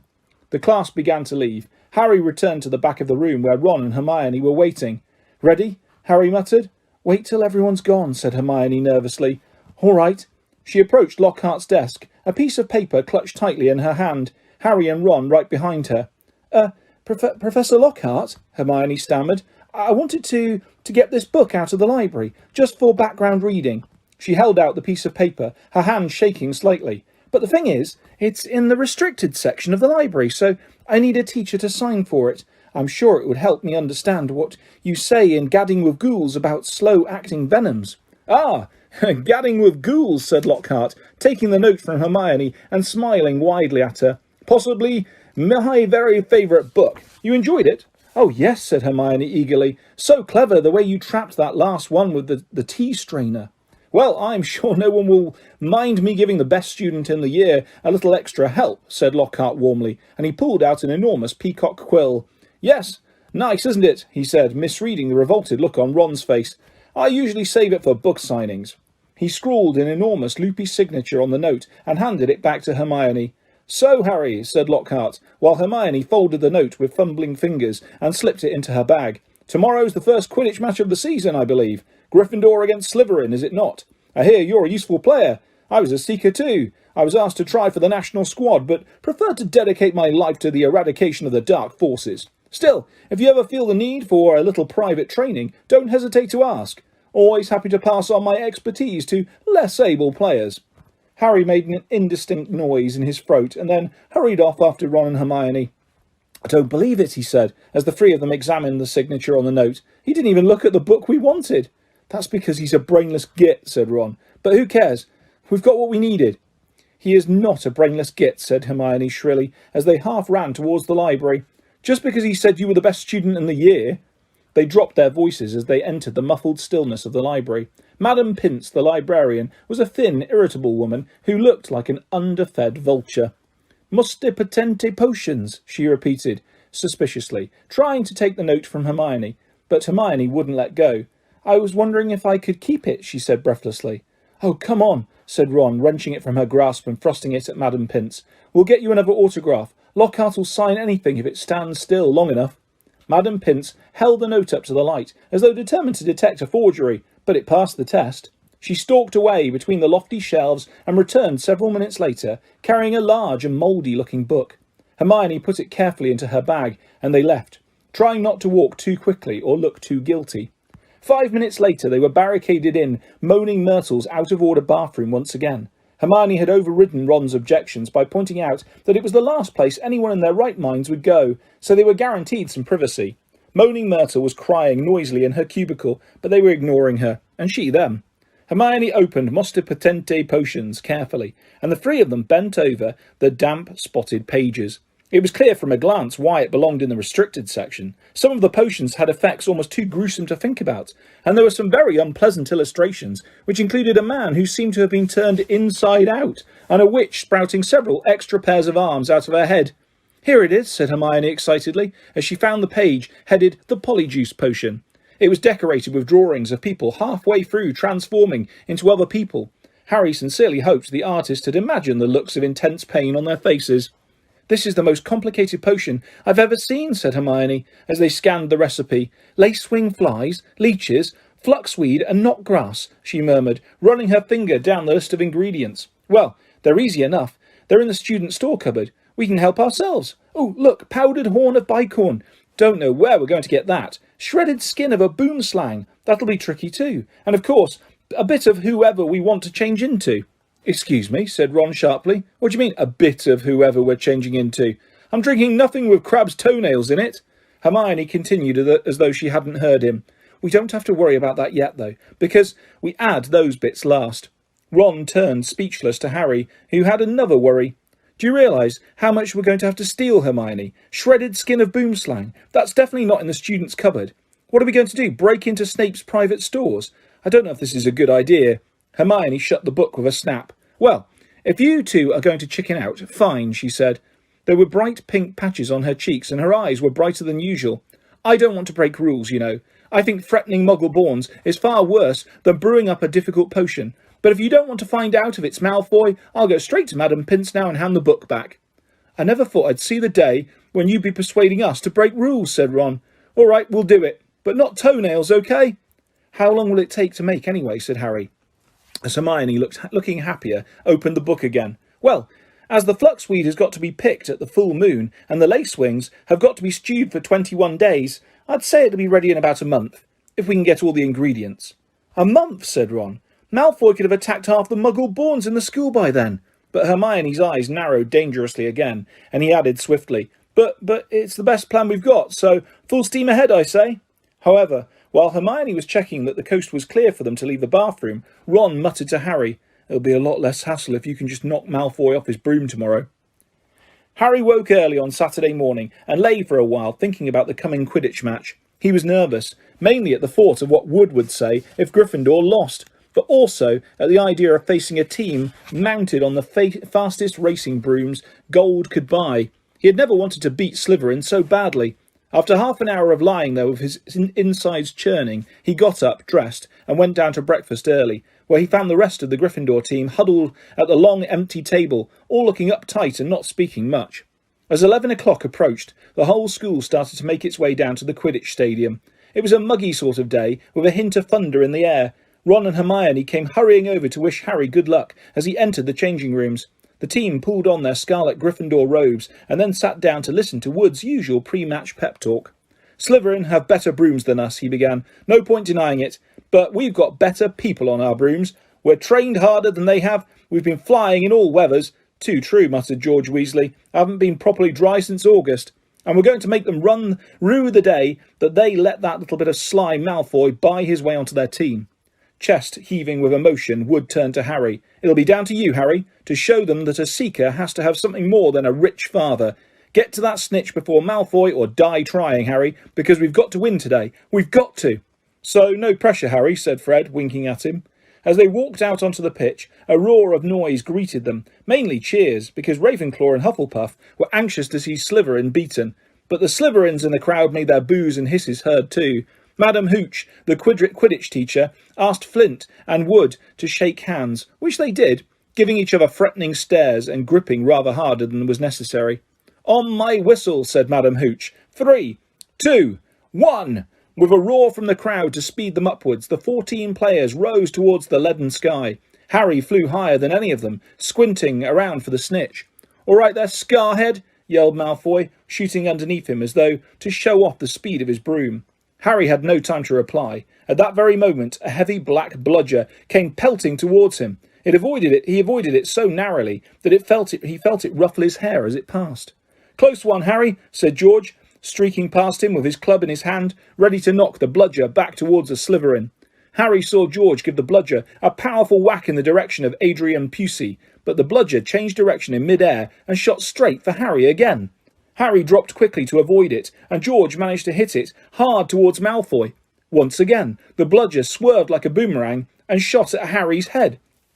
Harry put on a burst of speed and zoomed towards the other end of the pitch. He could hear the bludger whistling along behind him. What was going on? Bludgers never concentrated on one player like this. It was their job to try and unseat as many people as possible. Fred Weasley was waiting for the bludger at the other end. Harry ducked as Fred swung at the bludger with all his might. The bludger was knocked off course. That's done it, Fred yelled happily, but he was wrong. As though it was magnetically attracted towards Harry, the bludger pelted after him once more, and Harry was forced to fly off at full speed. It had started to rain. Harry felt heavy drops fall onto his face, splattering onto his glasses. He He didn't have a clue what was going on in the rest of the game until he heard Lee Jordan, who was commentating, say, "Slytherin lead, 60 points to 0. The Slytherin's superior brooms were clearly doing their job, and meanwhile the mad bludger was doing all it could to knock Harry out of the air. Fred and George were now flying so close to him on either side that Harry could see nothing at all except their flailing arms, and had no chance to look for the snitch, let alone catch it. "Someone's tampered with this bludger," Fred grunted, swinging his bat with all his might as it launched a new attack on Harry. "We need time out," said George, trying to signal to Wood and stop the bludger breaking Harry's nose at the same time. Wood had obviously got the message. Madam Hooch's whistle rang out and Harry, Fred and George dived for the ground, still trying to avoid the mad bludger. "What's going on?" said Wood, as the Gryffindor team huddled together, while Slytherins in the crowd jeered. "We're being flattened. Fred! George! Where were you when that bludger stopped Angelina scoring?" "We were 20 feet above her, stopping the other bludger murdering Harry, Oliver," said George angrily. "Someone's fixed it. It won't leave Harry alone. It hasn't gone for anyone else all game. The Slytherins must have done something to it." "But the bludgers have been locked in Madam Hooch's office since our last practice, and there was nothing wrong with them then," said Wood anxiously. Madam Hooch was walking towards them. Over her shoulder, Harry could see the Slytherin team jeering and pointing in his direction. "Listen," said Harry, as she came nearer and nearer. "With you two flying around me all the time, the only way I'm going to catch the snitch is if it flies up my sleeve. Go back to the rest of the team, and let me deal with the rogue one." "Don't be thick," said Fred. "It'll take your head off." Wood was looking from Harry to the Weasleys. "Oliver, this is mad," said Alicia Spinnet angrily. "You can't let Harry deal with that thing on his own. Let's ask for an inquiry."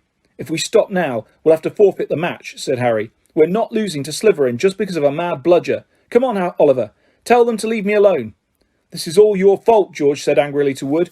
"Get the snitch or die trying." What a stupid thing to tell him. Madam Hooch had joined them. "Ready to resume play?" she asked Wood. Wood looked at the determined look on Harry's face. "All right," he said. "Fred, George, you heard Harry. Leave him alone and let him deal with the bludger on his own." The rain was falling more heavily now.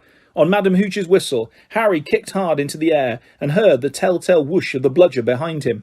Higher and higher Harry climbed. He looped and swooped, spiralled and zigzagged and rolled. Slightly dizzy, he nevertheless kept his eyes wide open. Rain was speckling his glasses and ran up his nostrils as he hung upside down, avoiding another fierce dive from the bludger.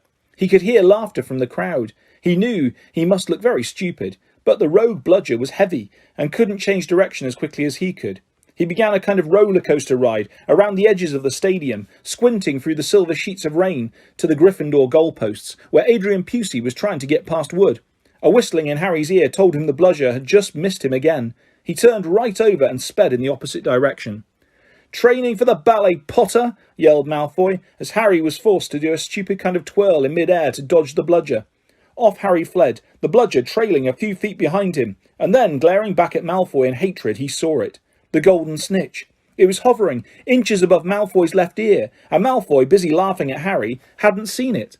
For an astonishing moment, Harry hung in mid-air, not daring to speed towards Malfoy, in case he looked up and saw the snitch. Wham! He had stayed still a second too long. The bludger had hit him at last, smashing into his elbow, and Harry felt his arm break. Dimly, dazed by the searing pain in his arm, he slid sideways on his rain-drenched broom, one knee still crooked over, his right arm dangling, useless at his side. The bludger came pelting back for a second attack, this time aiming at his face. Harry swerved out of the way, one idea firmly lodged in his numb brain. Get to Malfoy. Through a haze of rain and pain, he dived for the shimmering, sneering face below him and saw its eyes widen with fear. Malfoy thought Harry was attacking him. "What the?" he gasped, careering out of Harry's way. Harry took his remaining hand off his broom and made a wild snatch. He felt his fingers close on the gold snitch, but was now only gripping the broom with his legs, and there was a yell from the crowd below as he headed straight for the ground, trying hard not to pass out.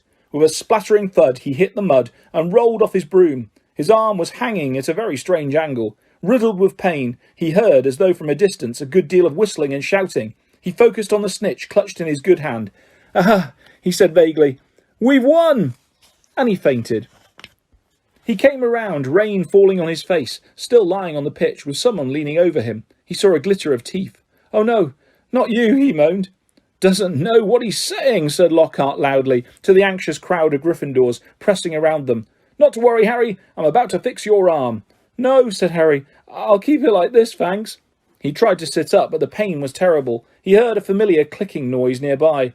I don't want a photo of this, Colin, he said loudly. Lie back, Harry, said Lockhart soothingly. It's a simple charm I've used countless times. Why can't I just go to the hospital wing, said Harry through clenched teeth. He should really, Professor, said a muddy Wood, who couldn't help grinning even though his seeker was injured. Great capture, Harry. Really spectacular. Your best yet, I'd say. Through the thicket of legs around him, Harry spotted Fred and George Weasley wrestling the rogue bludger into a box. It was still putting up a terrific fight. Stand back, said Lockhart, who was rolling up his jade-green sleeves. No, don't, said Harry weakly. But Lockhart was twirling his wand and a second later had directed it straight at Harry's arm. A strange, an unpleasant sensation started at Harry's shoulder and spread all the way down to his fingertips. It felt as though his arm was being deflated.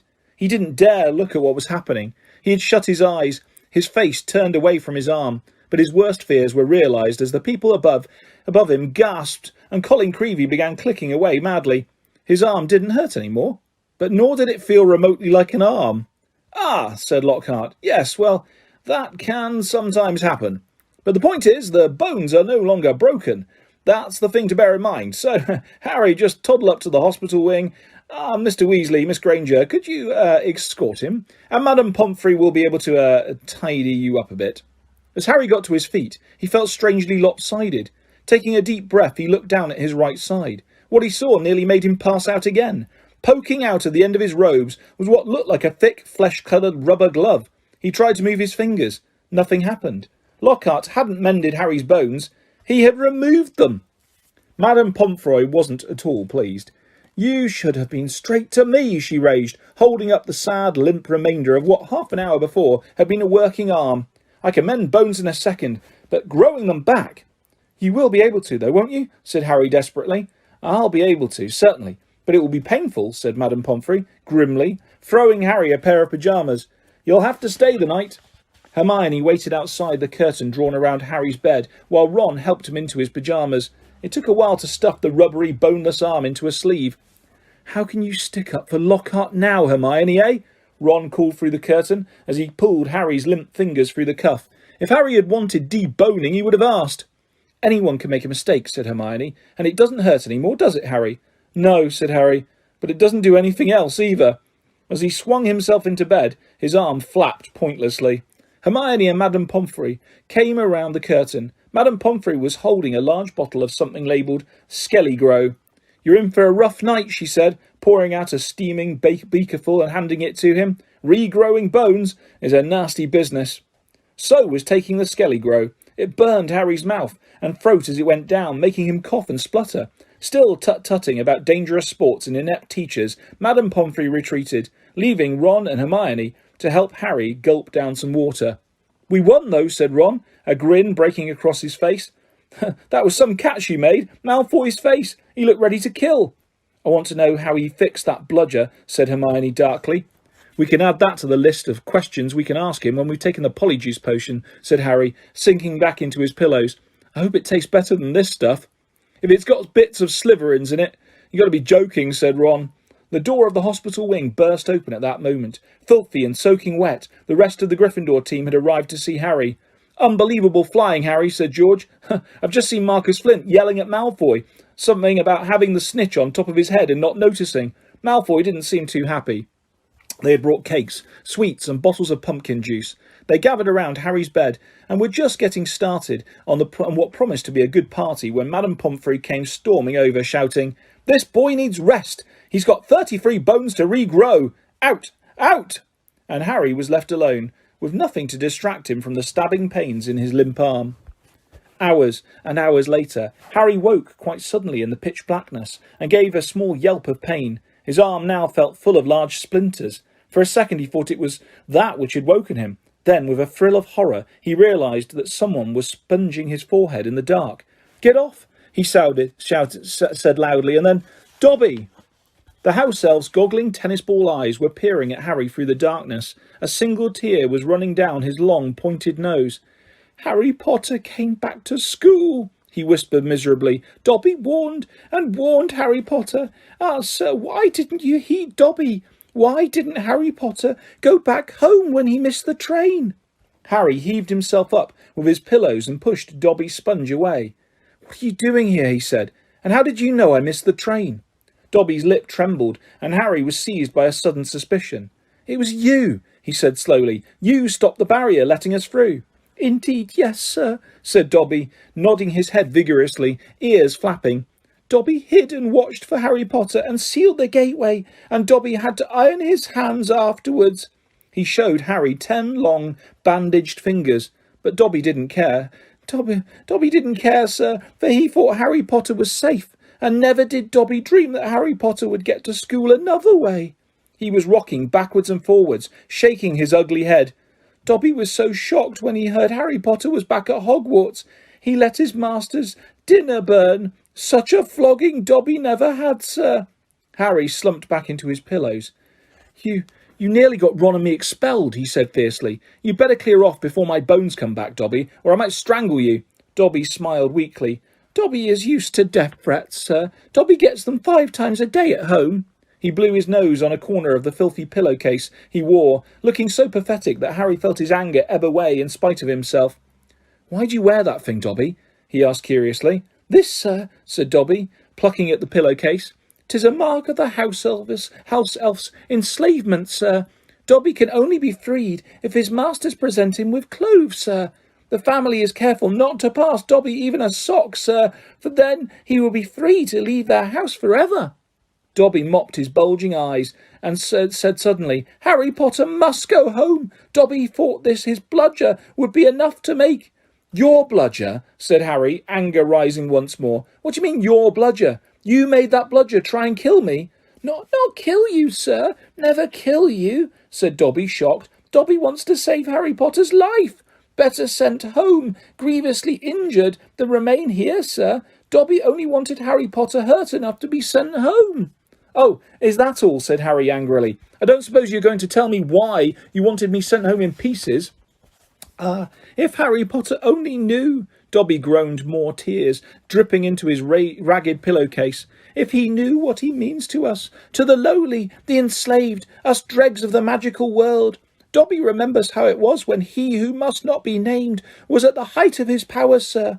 We house elves were treated like vermin, sir. Of course, Dobby is still treated like that, sir, he admitted, drying his face on the pillowcase. But mostly, sir, life has improved for my kind since you triumphed over he who must not be named. Harry Potter survived, and the Dark Lord's power was broken, and it was a new dawn, sir, and Harry Potter shone like a beacon of hope for those of us who thought the dark days would never end, sir. And now, at Hogwarts, terrible things are to happen, and perhaps happened already. And Dobby cannot let Harry Potter stay here now that history is to repeat itself, now that the Chamber of Secrets is open once more. Dobby froze, horror-struck, then grabbed Harry's water jug from the bedside table and cracked it over his head, toppling out of sight. A second later, he crawled back into the bed, cross-eyed, muttering, Bad Dobby! Very bad Dobby! So there is a Chamber of Secrets, Harry whispered. And did you say it's happened before? It's opened before. Tell me, Dobby. He seized the elf's bony wrist as Dobby's hand inched towards the water jug. But I'm not Muggle-born. How can I be in danger from the chamber? Sir, ask no more of poor Dobby, stammered the elf, his eyes huge in the dark. Dark deeds are planned in this place, but Harry Potter must not be here when they happen. Go home, Harry Potter, go home. Harry Potter must not meddle in this, sir, 'tis too dangerous. Who is it, Dobby? Harry said, keeping a firm hold on Dobby's wrist to stop him hitting himself with the water jug again. Who's opened it? Who opened it last time? Dobby can't, sir. Dobby can't. Dobby mustn't tell, squealed the elf. Go home, Harry Potter, go home. I'm not going anywhere, said Harry fiercely. One of my best friends is Muggle-born. She'll be first in line if the chamber really has been opened. Harry Potter risks his own life for his friends, moaned Dobby in a kind of miserable ecstasy. So noble, so valiant. But he must save himself. He must. Harry Potter must not. Dobby suddenly froze, his bat ears quivering. Harry heard it too. There were footsteps coming down the passageway outside. Dobby must go, breathed the elf, terrified. There was a loud crack, and Harry's fist was suddenly clenched on thin air. He slumped back into his bed, his eyes on the dark doorway to the hospital wing as the footsteps drew nearer. Next moment, Dumbledore was backing into the dormitory, wearing a long woolly dressing gown and a nightcap. He was carrying one end of what looked like a statue. Professor McGonagall appeared a second later, carrying its feet. Together they heaved it onto a bed. "Get Madame Pomfrey," whispered Dumbledore, and Professor McGonagall hurried past the end of Harry's bed, out of sight. Harry lay quite still, pretending to be asleep. He heard urgent voices, and then Professor McGonagall swept back into view, closely followed by Madame Pomfrey, who was pulling a cardigan on over her nightdress. He heard a sharp intake of breath. "What happened?" Madame Pomfrey whispered to Dumbledore, bending over the statue on the bed. "Another attack," said Dumbledore. "Minerva found him on the stairs." "There was a bunch of grapes next to him," said Professor McGonagall. "We think he was trying to sneak up here to visit Potter." Harry's stomach gave a horrible lurch. Slowly and carefully, he raised himself a few inches so he could look at the statue on the bed. A ray of moonlight lay across its staring face. It was Colin Creevey. His eyes were wide, and his hands were stuck up in front of him, holding his camera. "Petrified?" whispered Madame Pomfrey. "Yes," said Professor McGonagall, "but I shudder to think. If Albus hadn't been on the way downstairs for hot chocolate, who knows what might have—" The three of them stared down at Colin. Then Dumbledore leaned forward and prized the camera out of Colin's rigid grip. "You don't think he managed to get a picture of his attacker?" said Professor McGonagall eagerly. Dumbledore didn't answer. He prized open the back of the camera. "Good gracious," said Madame Pomfrey. A jet of steam had hissed out of the camera. Harry, 3 beds away, caught the acrid smell of burnt plastic. "Melted," said Madame Pomfrey, wondering. "All melted." "What does this mean, Albus?" Professor McGonagall asked urgently. "It means," said Dumbledore, "that the Chamber of Secrets is indeed open again." Madame Pomfrey clapped a hand to her mouth. Professor McGonagall stared at Dumbledore. "But Albus, surely, who?" "The question is not who," said Dumbledore, his eyes on Colin. "The question is how." And from what Harry could see of Professor McGonagall's shadowy face, she didn't understand this any better than he did. Harry woke up on Sunday morning to find the dormitory blazing with winter sunlight and his arm reboned but very stiff. He sat up quickly and looked over at Colin's bed, but it had been blocked from view by the high curtains Carrie had changed behind yesterday. Seeing that he was awake, Madame Pomfrey came bustling over with a breakfast tray and then began bending and stretching his arm and fingers. "All in order," she said, as he clumsily fed himself porridge left-handed. "When you've finished eating, you may leave."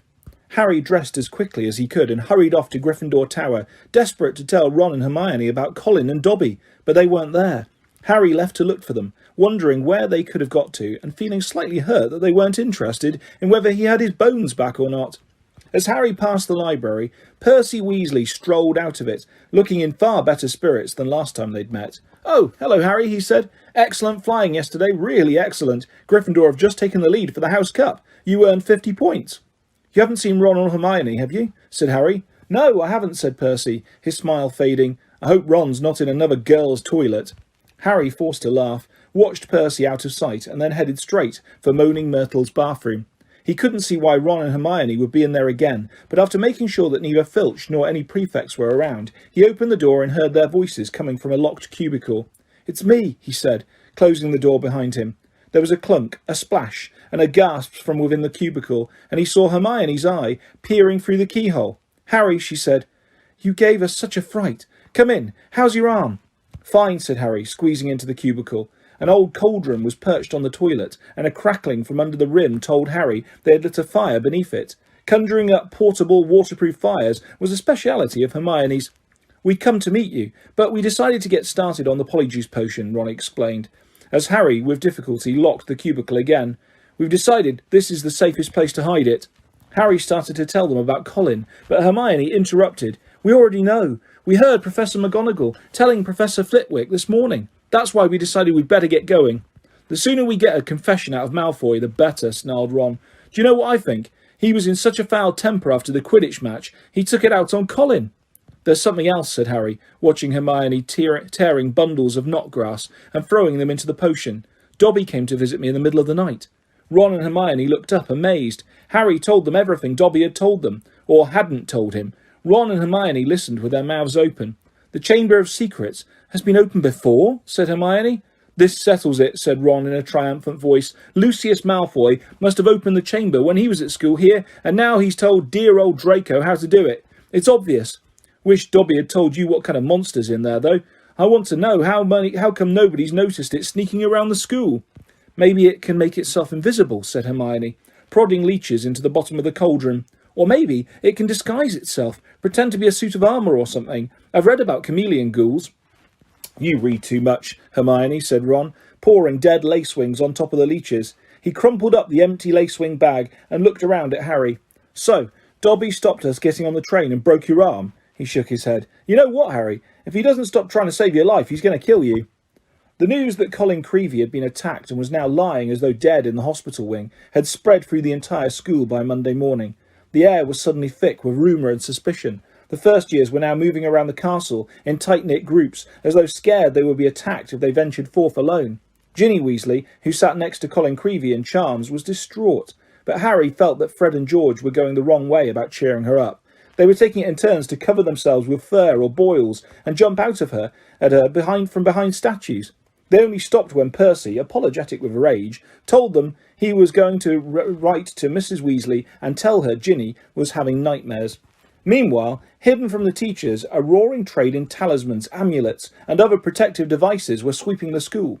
Neville Longbottom bought a large, evil-smelling green onion, a pointed purple crystal, and a rotting newt tail before the other Gryffindor boys pointed out that he was in no danger. He was a pureblood, and therefore unlikely to be attacked. "They went for Filch first," Neville said, his round face fearful, "and everyone knows I'm almost a squib." In the second week of December, Professor McGonagall came around as usual, collecting names of those who would be staying in school for Christmas. Harry, Ron and Hermione signed her list. They had heard that Malfoy was staying, which struck them as very suspicious.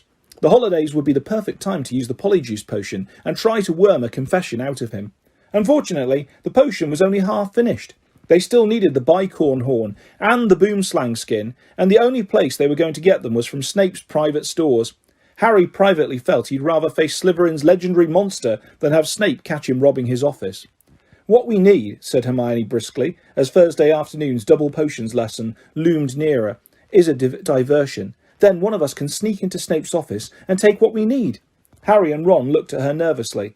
"I think I'd better do the actual stealing," Hermione continued in a matter-of-fact tone. You two will be expelled if you get into any more trouble, and I've got a clean record. So all you need to do is cause enough mayhem to keep Snape busy for 5 minutes or so." Harry smiled feebly. Deliberately causing mayhem in Snape's potions class was about as safe as being a sleeping dragon, safe as poking a sleeping dragon in the eye. Potions lessons took place in one of the large dungeons. Thursday afternoon's lesson proceeded in the usual way. 20 cauldrons stood steaming between the wooden desks, on which stood brass scales and jars of ingredients. Snape prowled through the fumes, making waspish remarks about the Gryffindor's work, while the Slytherins sniggered appreciatively. Draco Malfoy, who was Snape's favourite student, kept flicking pufferfish eyes at Ron and Harry, who knew that if they retaliated, they would get detention faster than you could say unfair. Harry's swelling solution was far too runny, but he had his mind on more important things. He was waiting for Hermione's signal, and he hardly listened as Snape paused to sneer at his watery potion.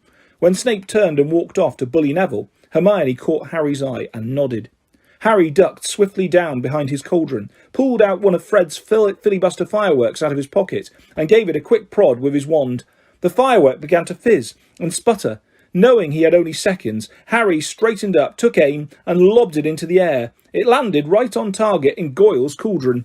Goyle's potion exploded, showering the whole class. People shrieked as splashes of the swelling solution hit them. Malfoy got a faceful, and his nose began to swell like a balloon. Goyle blundered around, his hands over his eyes, which had expanded to the size of dinner plates, while Snape was trying to restore calm and find out what had happened. Through the confusion, Harry saw Hermione slip quietly out of the door. "Silence! Silence!" Snape roared. "Anyone who has been splashed, come here for a deflating draft when I find out who did this." Harry tried not to laugh as he watched Malfoy hurry forward, his head drooping with the weight of a nose like a small melon. As half the class lumbered up to Snape's desk, some weighed down with arms like clubs, others unable to talk through gigantic puffed-up lips, Harry saw Hermione slide back into the dungeon, the front of her robes bulging. When everyone had taken a swig of antidote and the various swellings had subsided, Snape swept over to Goyle's cauldron and scooped out the twisted black remains of the firework. There was a sudden hush.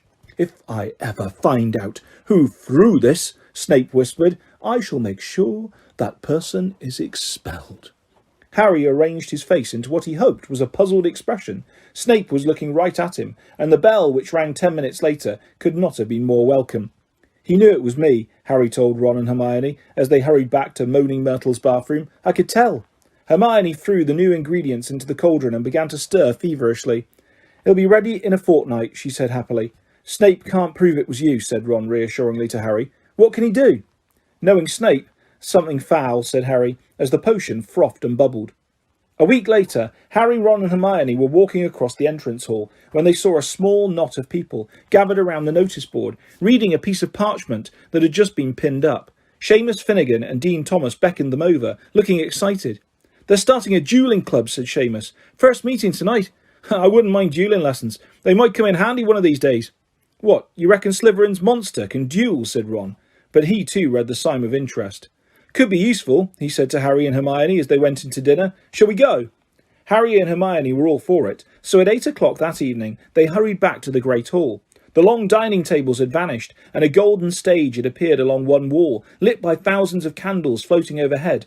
The ceiling was velvety black once more, and most of the school seemed to be packed beneath it, all carrying their wands and looking excited. "I wonder who'll be teaching us," said Hermione, as they edged into the chattering crowd. "Someone told me Flitwick was a duelling champion when he was young. Maybe it'll be him." "As long as it's not—" Harry began, but he ended on a groan.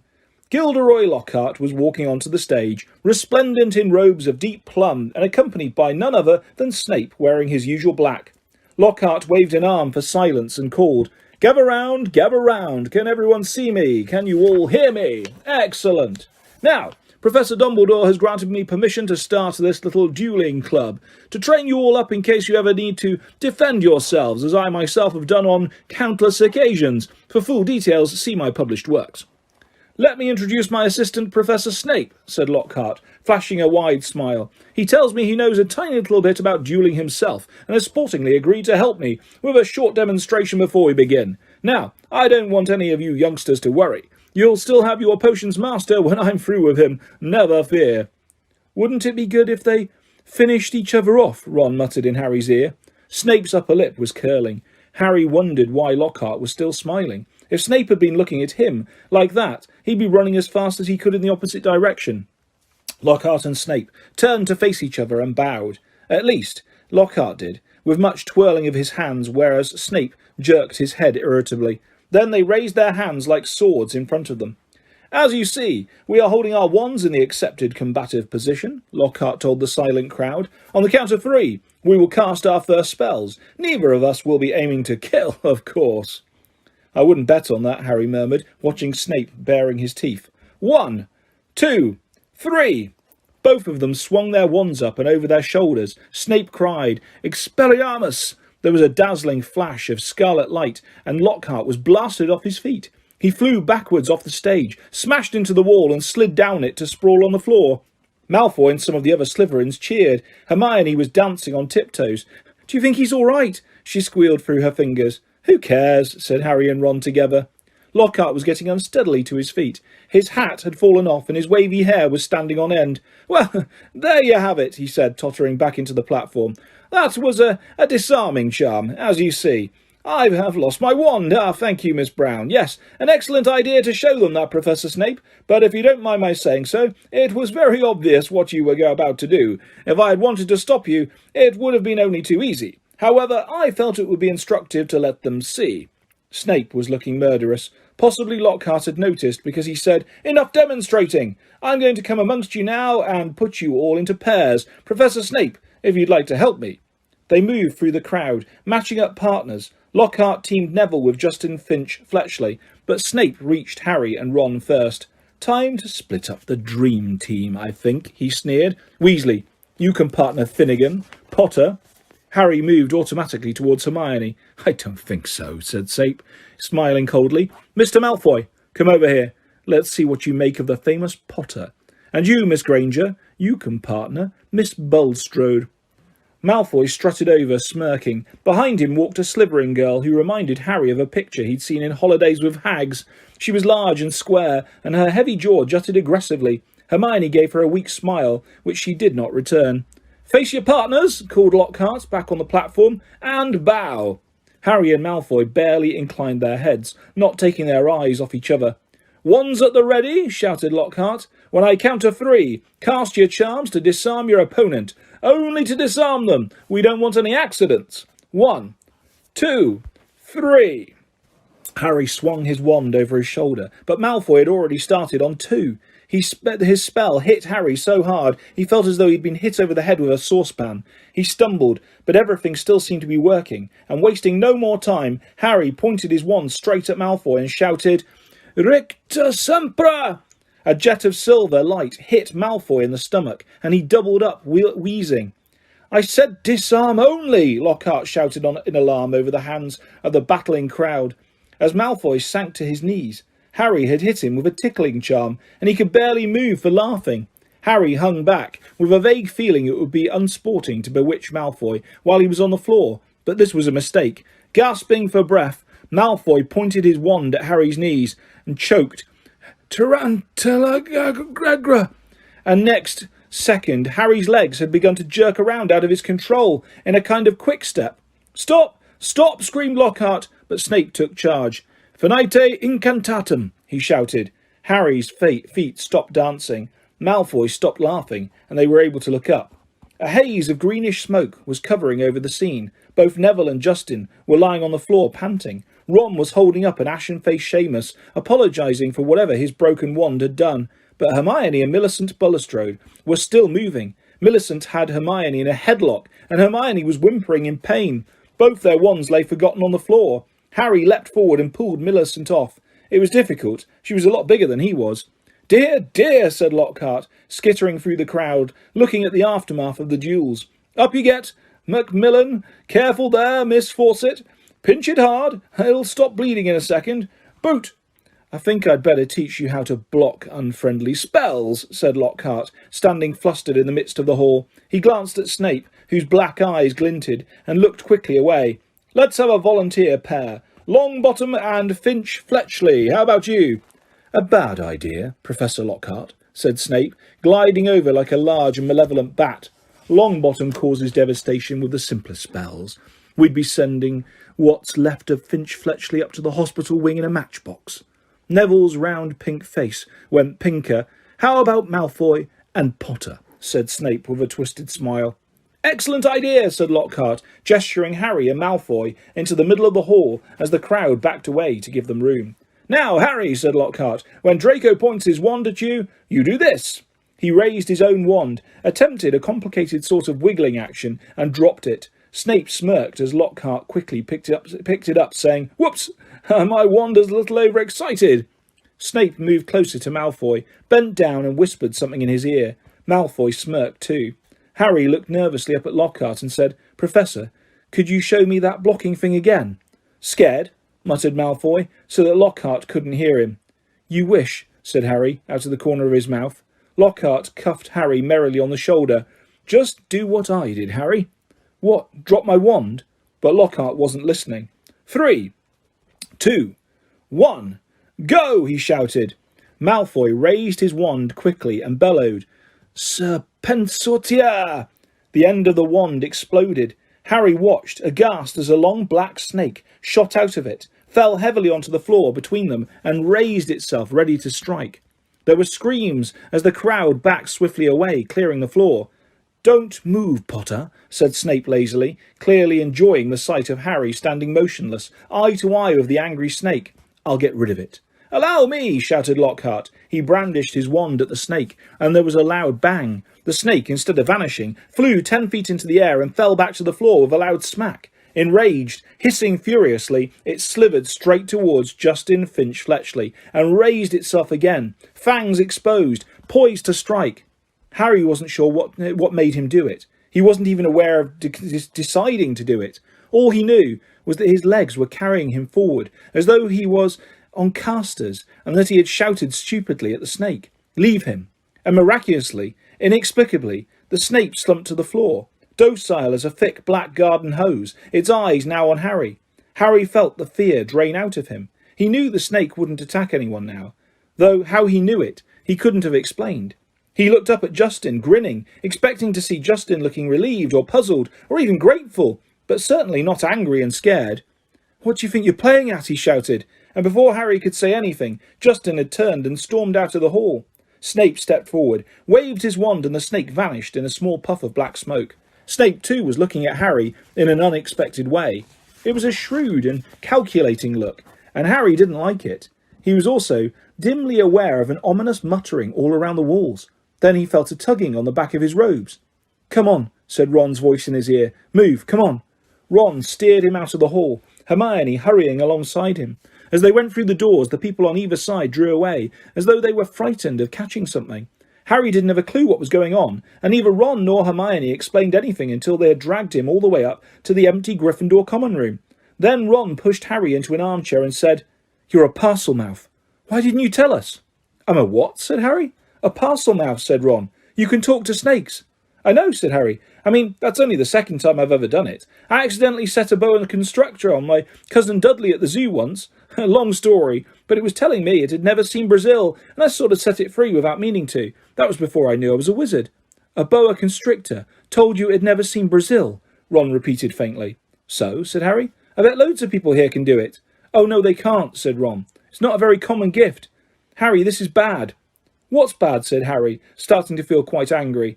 "What's wrong with everyone? Listen, if I hadn't told that snake not to attack Justin..." "Oh, that's what you said to it." "What do you mean? You were there. You heard me." "I heard you speaking parcel tongue," said Ron. "Snake language. You could have been saying anything. No wonder Justin panicked. You sounded like you were egging the snake on or something. It was creepy, you know." Harry gaped at him. "I spoke a different language. But I didn't realise. How can I speak a language without knowing I can speak it?" Ron shook his head. Both he and Hermione were looking as though someone had died. Harry couldn't see what was so terrible. Do you want to tell me what's wrong with stopping a dirty great snake biting Justin's head off?" he said. "What does it matter how I did it as long as Justin doesn't have to join the headless hunt?" "It matters," said Hermione, speaking at last in a hushed voice, "because being able to talk to snakes was what Salazar Slytherin was famous for. That's why the symbol of Slytherin house is a serpent." Harry's mouth fell open. "Exactly," said Ron. "And now the whole school's going to think you're his great-great-great-great-grandson or something." "But I'm not," said Harry, with a panic he couldn't quite explain. "You'll find that hard to prove," said Hermione. "He lived about 1,000 years ago. For all we know, you could be." Harry lay awake for hours that night. Through a gap in the hangings around his four-poster, he watched now snow starting to drift past the tower window and wondered, could he be the descendant of Salazar Slytherin? He didn't know anything about his father's family, after all. The Dursleys had always forbidden questions about his wizarding relatives. Quietly, Harry tried to say something in Parseltongue. The words wouldn't come. It seemed he had to be face to face with a snake to do it. "But I'm in Gryffindor," Harry thought. "The Sorting Hat wouldn't have put me in here if I had Slytherin blood." "Ah," said a nasty little voice in his brain, "but the Sorting Hat wanted to put you in Slytherin. Don't you remember?" Harry turned over. He'd seen Justin next day in herbology, and he'd explained that he'd been calling the snake off, not egging it on, which, he thought angrily, pummelling his pillow, any fool should have realised. By next morning, however, the snow that had begun in the night had turned into a blizzard so thick that the last herbology lesson of term was cancelled. Professor Sprout wanted to fit socks and scarves on the mandrakes, a tricky operation she would entrust to no one else, now that it was so important for the mandrakes to grow quickly and revive Mrs. Norris and Colin Creevey.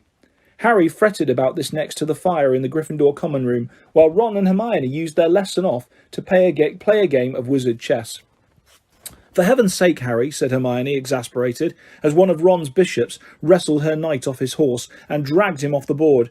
"Go and find Justin if it's so important to you." So Harry got up and left through the portrait hole, wondering where Justin might be. The castle was darker than it usually was in daytime, because of the thick, swirling grey snow at every window. Shivering, Harry walked past classrooms where lessons were taking place, catching snatches of what was happening within. Professor McGonagall was shouting at someone who, by the sound of it, had turned his friend into a badger. Resisting the urge to take a look, Harry walked on by, thinking that Justin might be using his free lesson to catch up on some work, and deciding to check the library first. A group of the Hufflepuffs, who should have been in herbology, were indeed sitting at the back of the library, but they didn't seem to be working. Between the long lines of high bookshelves, Harry could see that their heads were close together, and they were having what looked like an absorbing conversation. He couldn't see whether Justin was among them. He was walking towards them when something of what they were saying met his ears, and he paused to listen, hidden in the invisibility section. So, anyway, a stout boy was saying, I told Justin to hide up in our dormitory. I mean to say, if Potter's marked him down as his next victim, it's best if he keeps a low profile for a while. Of course, Justin's been waiting for something like this to happen ever since he let slip to Potter he was Muggle-born. Justin actually told him he'd be down for Eton. That's not the kind of thing you bandy about with Slytherin's heir on the loose, is it? You definitely think it's Potter then, Ernie? Said a girl with blonde pigtails anxiously. Hannah, said the stout boy solemnly. He's a Parselmouth. Everyone knows that's the mark of a dark wizard. Have you ever heard of a decent one who could talk to snakes? They called Slytherin himself Serpent Tongue. There was some heavy murmuring at this, and Ernie went on. Remember what was written on the wall? Enemies of the heir, beware. Potter had some sort of run-in with Filch. Next thing we know, Filch's cat's attacked. That first year, Creevy was annoying Potter at the Quidditch match, taking pictures of him while he was lying in the mud. Next thing we know, Creevy's been attacked. He always seems to be so nice, though, said Hannah uncertainly. And, well, he's the one who made the you-know-who disappear. He can't be all bad, can he? Ernie lowered his voice mysteriously. The Hufflepuffs bent closer, and Harry edged nearer so he could catch Ernie's words. No one knows how he survived that attack by you-know-who. I mean to say, he was only a baby when it happened. He should have been blasted into smithereens. Only a really powerful dark wizard could have survived a curse like that. He dropped his voice until it was barely more than a whisper and said, That's probably why you-know-who wanted to kill him in the first place. Didn't want another dark wizard, a dark lord, competing with him. I wonder what other powers Potter's been hiding. Harry couldn't take any more. Clearing his throat loudly, he stepped out from behind the bookshelves. If he hadn't been feeling so angry, he would have found the sight that greeted him funny. Every one of the Hufflepuffs looked as though they had been petrified by the sight of him, and the colour was draining out of Ernie's face. Hello, said Harry. I'm looking for Justin Finch-Fletchley. The Hufflepuffs' worst fears had clearly been confirmed. They all looked fearfully at Ernie. What do you want with him? Said Ernie in a quivering voice. I wanted to tell him what really happened with that snake at the duelling club, said Harry. Ernie bit his white lips and then, taking a deep breath, said, Well, we were all there. We saw what happened. Then you noticed that after I spoke to it, the snake backed off, said Harry. All I saw, said Ernie stubbornly, though he was trembling as he spoke, was you speaking Parseltongue and chasing the snake towards Justin. I didn't chase it at him, Harry said, his voice shaking with anger. It didn't even touch him.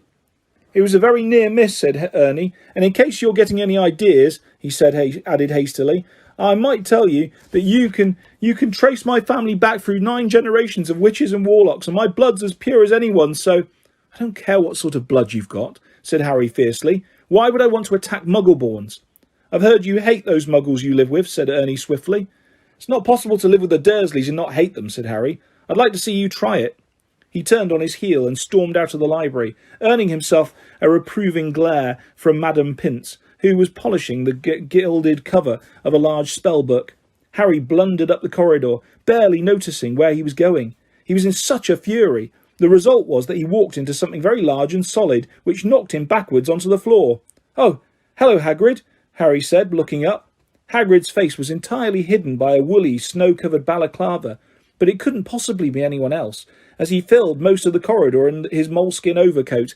A dead rooster was hanging from one of his massive gloved hands. You all right, Harry? He said, pulling up the balaclava so he could speak. Why aren't you in class? Cancelled, said Harry, getting up. What are you doing here? Hagrid held up the limp rooster. Second one killed this term, he explained. It's either a fox is or a blood-sucking bugbear, and I need the headmaster's permission to put a charm around the hen coop. He peered more closely at Harry from under his thick, snow-flecked eyebrows. You sure you're all right? Yeah, you look a lot hot and bothered. Harry couldn't bring himself to repeat what Ernie and the rest of the Hufflepuffs had been saying about him. It's nothing, he said. I'd better get going, Hagrid. It's Transfiguration next, and I've got to go pick up my books. He walked off, his mind still full of what Ernie had said about him. Justin's been waiting for something like this to happen ever since he let slip to Potter he was Muggle-born. Harry stamped up the stairs and turned along another corridor, which was particularly dark. The torches had been extinguished by a strong icy draught, which was blowing through a loose window pane. He was halfway down the passage when he tripped headlong over something lying on the floor. He turned to squint at what he'd fallen over, and felt as though his stomach had dissolved. Justin Finch Fletchley was lying on the floor, rigid and cold, a look of shock frozen on his face, his eyes staring blankly at the ceiling. And that wasn't all. Next to him was another figure, the strangest sight Harry had ever seen. It was nearly headless Nick, no longer pearly white and transparent, but black and smoky, floating immobile and horizontal, 6 inches off the floor. His head was half off, and his face wore an expression of shock identical to Justin's. Harry got to his feet, his breathing fast and shallow, his heart doing a kind of drum roll against his ribs. He looked wildly up and down the deserted corridor and saw a line of spiders scuttling as fast as they could away from the bodies. The only sounds were the muffled voices of teachers from the classes on either side. He could run, and no one would ever know he had been there. But he couldn't just leave them lying here. He had to get help. Would anyone believe he hadn't anything to do with this? As he stood there panicking, a door right next to him opened with a bang. Peeves, the poltergeist, came shooting out. "Why, it's Potty Wee Potter!" cackled Peeves, knocking Harry's glasses askew as he bounced past him. "What's Potter up to? Why's Potter lurking?" Peeves stopped. Halfway through a mid-air somersault, upside down, he spotted Justin and nearly headless Nick. He flipped the right way up, filled his lungs, and before Harry could stop him, screamed, "Attack! Attack! Another attack! No mortal or ghost is safe! Run for your lives! Attack!" Crash, crash, crash! Door after door flew open along the corridor and people flooded out. For several long minutes there was a scene of such confusion that Justin was in danger of being squashed and people kept standing in nearly headless Nick. Harry found himself pinned against the wall as the teachers shouted for quiet. Professor McGonagall came running, followed by her own class. One of them still had black and white striped hair. She used her wand to set off a loud bang, which restored silence and ordered everyone back into their classes. No sooner had the scene cleared somewhat than Ernie, the Hufflepuff, arrived, panting on the scene. "Caught in the act!" Ernie yelled, his face stark white, pointing his finger dramatically at Harry. "That will do, Macmillan," said Professor McGonagall sharply. Peeves was bobbing overhead, now grinning wickedly, surveying the scene. Peeves always loved chaos. As the teachers bent over Justin and nearly headless Nick, examining them, Peeves broke into song. "Oh, Potter, you rotter, what have you done? You're killing off students, you think it's good fun." "That's enough, Peeves," barked Professor McGonagall, and Peeves zoomed away backwards with his tongue out at Harry. Justin was carried up to the hospital wing by Professor Flitwick and Professor Sinistra of the astronomy department, but nobody seemed to know what to do for nearly headless Nick. In the end, Professor McGonagall conjured a large fan out of thin air, which she gave to Ernie with instructions to waft nearly headless Nick up the stairs. This Ernie did, fanning Nick along like a silent black hovercraft. This left Harry and Professor McGonagall alone together. "This way, Potter," she said. "Professor," said Harry at once. I swear I didn't." "This is out of my hands, Potter," said Professor McGonagall curtly. They marched in silence around a corner and she stopped before a large and extremely ugly stone gargoyle. "Sherbet lemon," she said. This was evidently a password, because the gargoyle sprang suddenly to life and hopped aside as the wall behind him split in two. Even full of dread for what was coming, Harry couldn't fail to be amazed. Behind the wall was a spiral staircase, which was moving smoothly upwards like an escalator. As he and Professor McGonagall stepped onto it, Harry heard the wall thud closed behind them. They rose upwards in circles, higher and higher, until at last, slightly dizzy, Harry could see a gleaming oak door ahead with a brass knocker in the shape of a griffin. He knew where he was being taken. This must be where Dumbledore lived. They stepped off the stone staircase at the top and Professor McGonagall rapped on the door. It opened silently and they entered. Professor McGonagall told Harry to wait and left him there alone. Harry looked around. One thing was certain. Of all the teachers' offices Harry had visited so far this year, Dumbledore's was by far the most interesting. If he hadn't been scared out of his wits that he was about to be thrown out of the school, he would have been very pleased to have a chance to look around it. It was a large and beautiful circular room, full of funny little noises. A number of curious silver instruments stood on spindle-legged tables, whirring and emitting little puffs of smoke. The walls were covered with portraits of old headmasters and headmistresses, all of whom were snoozing gently in their frames. There was also an enormous, claw-footed desk, and sitting on a shelf behind it a shabby, tattered wizard's hat. The sorting hat. Harry hesitated. He cast a wary eye around the sleeping witches and wizards on the walls. Surely it couldn't hurt if he took the hat down and tried it on again, just to see, just to make sure it had put him in the right house. He walked quietly around the desk, lifted the hat from its shelf, and lowered it slowly onto his head. It was much too large and slipped down over his eyes, just as it had done the last time he'd put it on. Harry stared at the black inside of the hat, waiting. Then a small voice said in his ear, "Be in your bonnet, Harry Potter?" Yes, Harry muttered. Sorry to bother you. I wanted to ask." "You've been wondering whether I put you in the right house," said the hat smartly. "Yes, you were particularly difficult to place. But I stand by what I said before." Harry's heart leapt. "You would have done well in Slytherin." Harry's stomach plummeted. He grabbed the point of the hat and pulled it off. It hung limply on his hand, grubby and faded. Harry pushed it back onto its shelf, feeling sick. "You're wrong," he said aloud to the still and silent hat. It didn't move. Harry backed away, watching it. Then a strange gagging noise behind him made him wheel around. He wasn't alone after all. Standing on a golden perch behind the door was a decrepit-looking bird, which resembled a half-plucked turkey. Harry stared at it, and the bird looked balefully back, making its gagging noise again. Harry thought it looked very ill. Its eyes were dull, and even as Harry watched, a couple more feathers fell out of its tail. Harry was just thinking that all he needed was for Dumbledore's pet bird to die while he was alone in the office with it, when the bird burst into flames. Harry yelled in shock and backed away into the desk. He looked feverishly around in case there was a glass of water somewhere, but couldn't see one. The bird, meanwhile, had become a fireball. It gave one loud shriek, and the next second there was nothing but a smouldering pile of ash on the floor. The office door opened. Dumbledore came in, looking very sombre. "Professor," Harry gasped, "your bird. I couldn't do anything. He just caught fire." To Harry's astonishment, Dumbledore smiled. "About time, too," he said. "He's been looking dreadful for days. I've been telling him to get a move on." He chuckled at the stunned look on Harry's face. "Fawkes is a phoenix, Harry.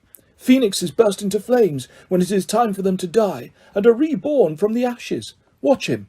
Harry looked down in time to see a tiny, wrinkled, new-born bird poke its head out of the ashes.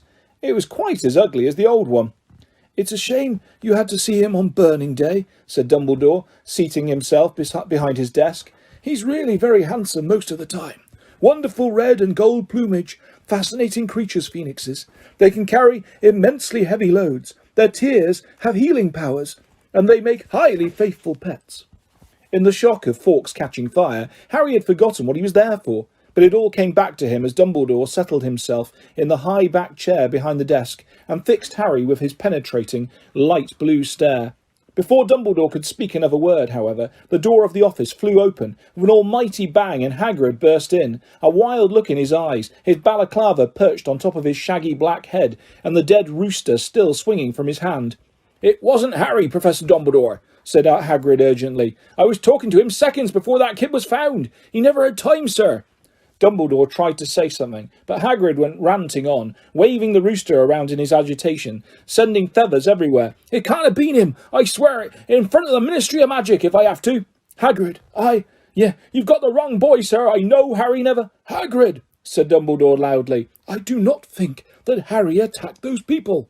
"Oh," said Hagrid, the rooster falling limply at his side. "Right, I'll wait outside then, Headmaster."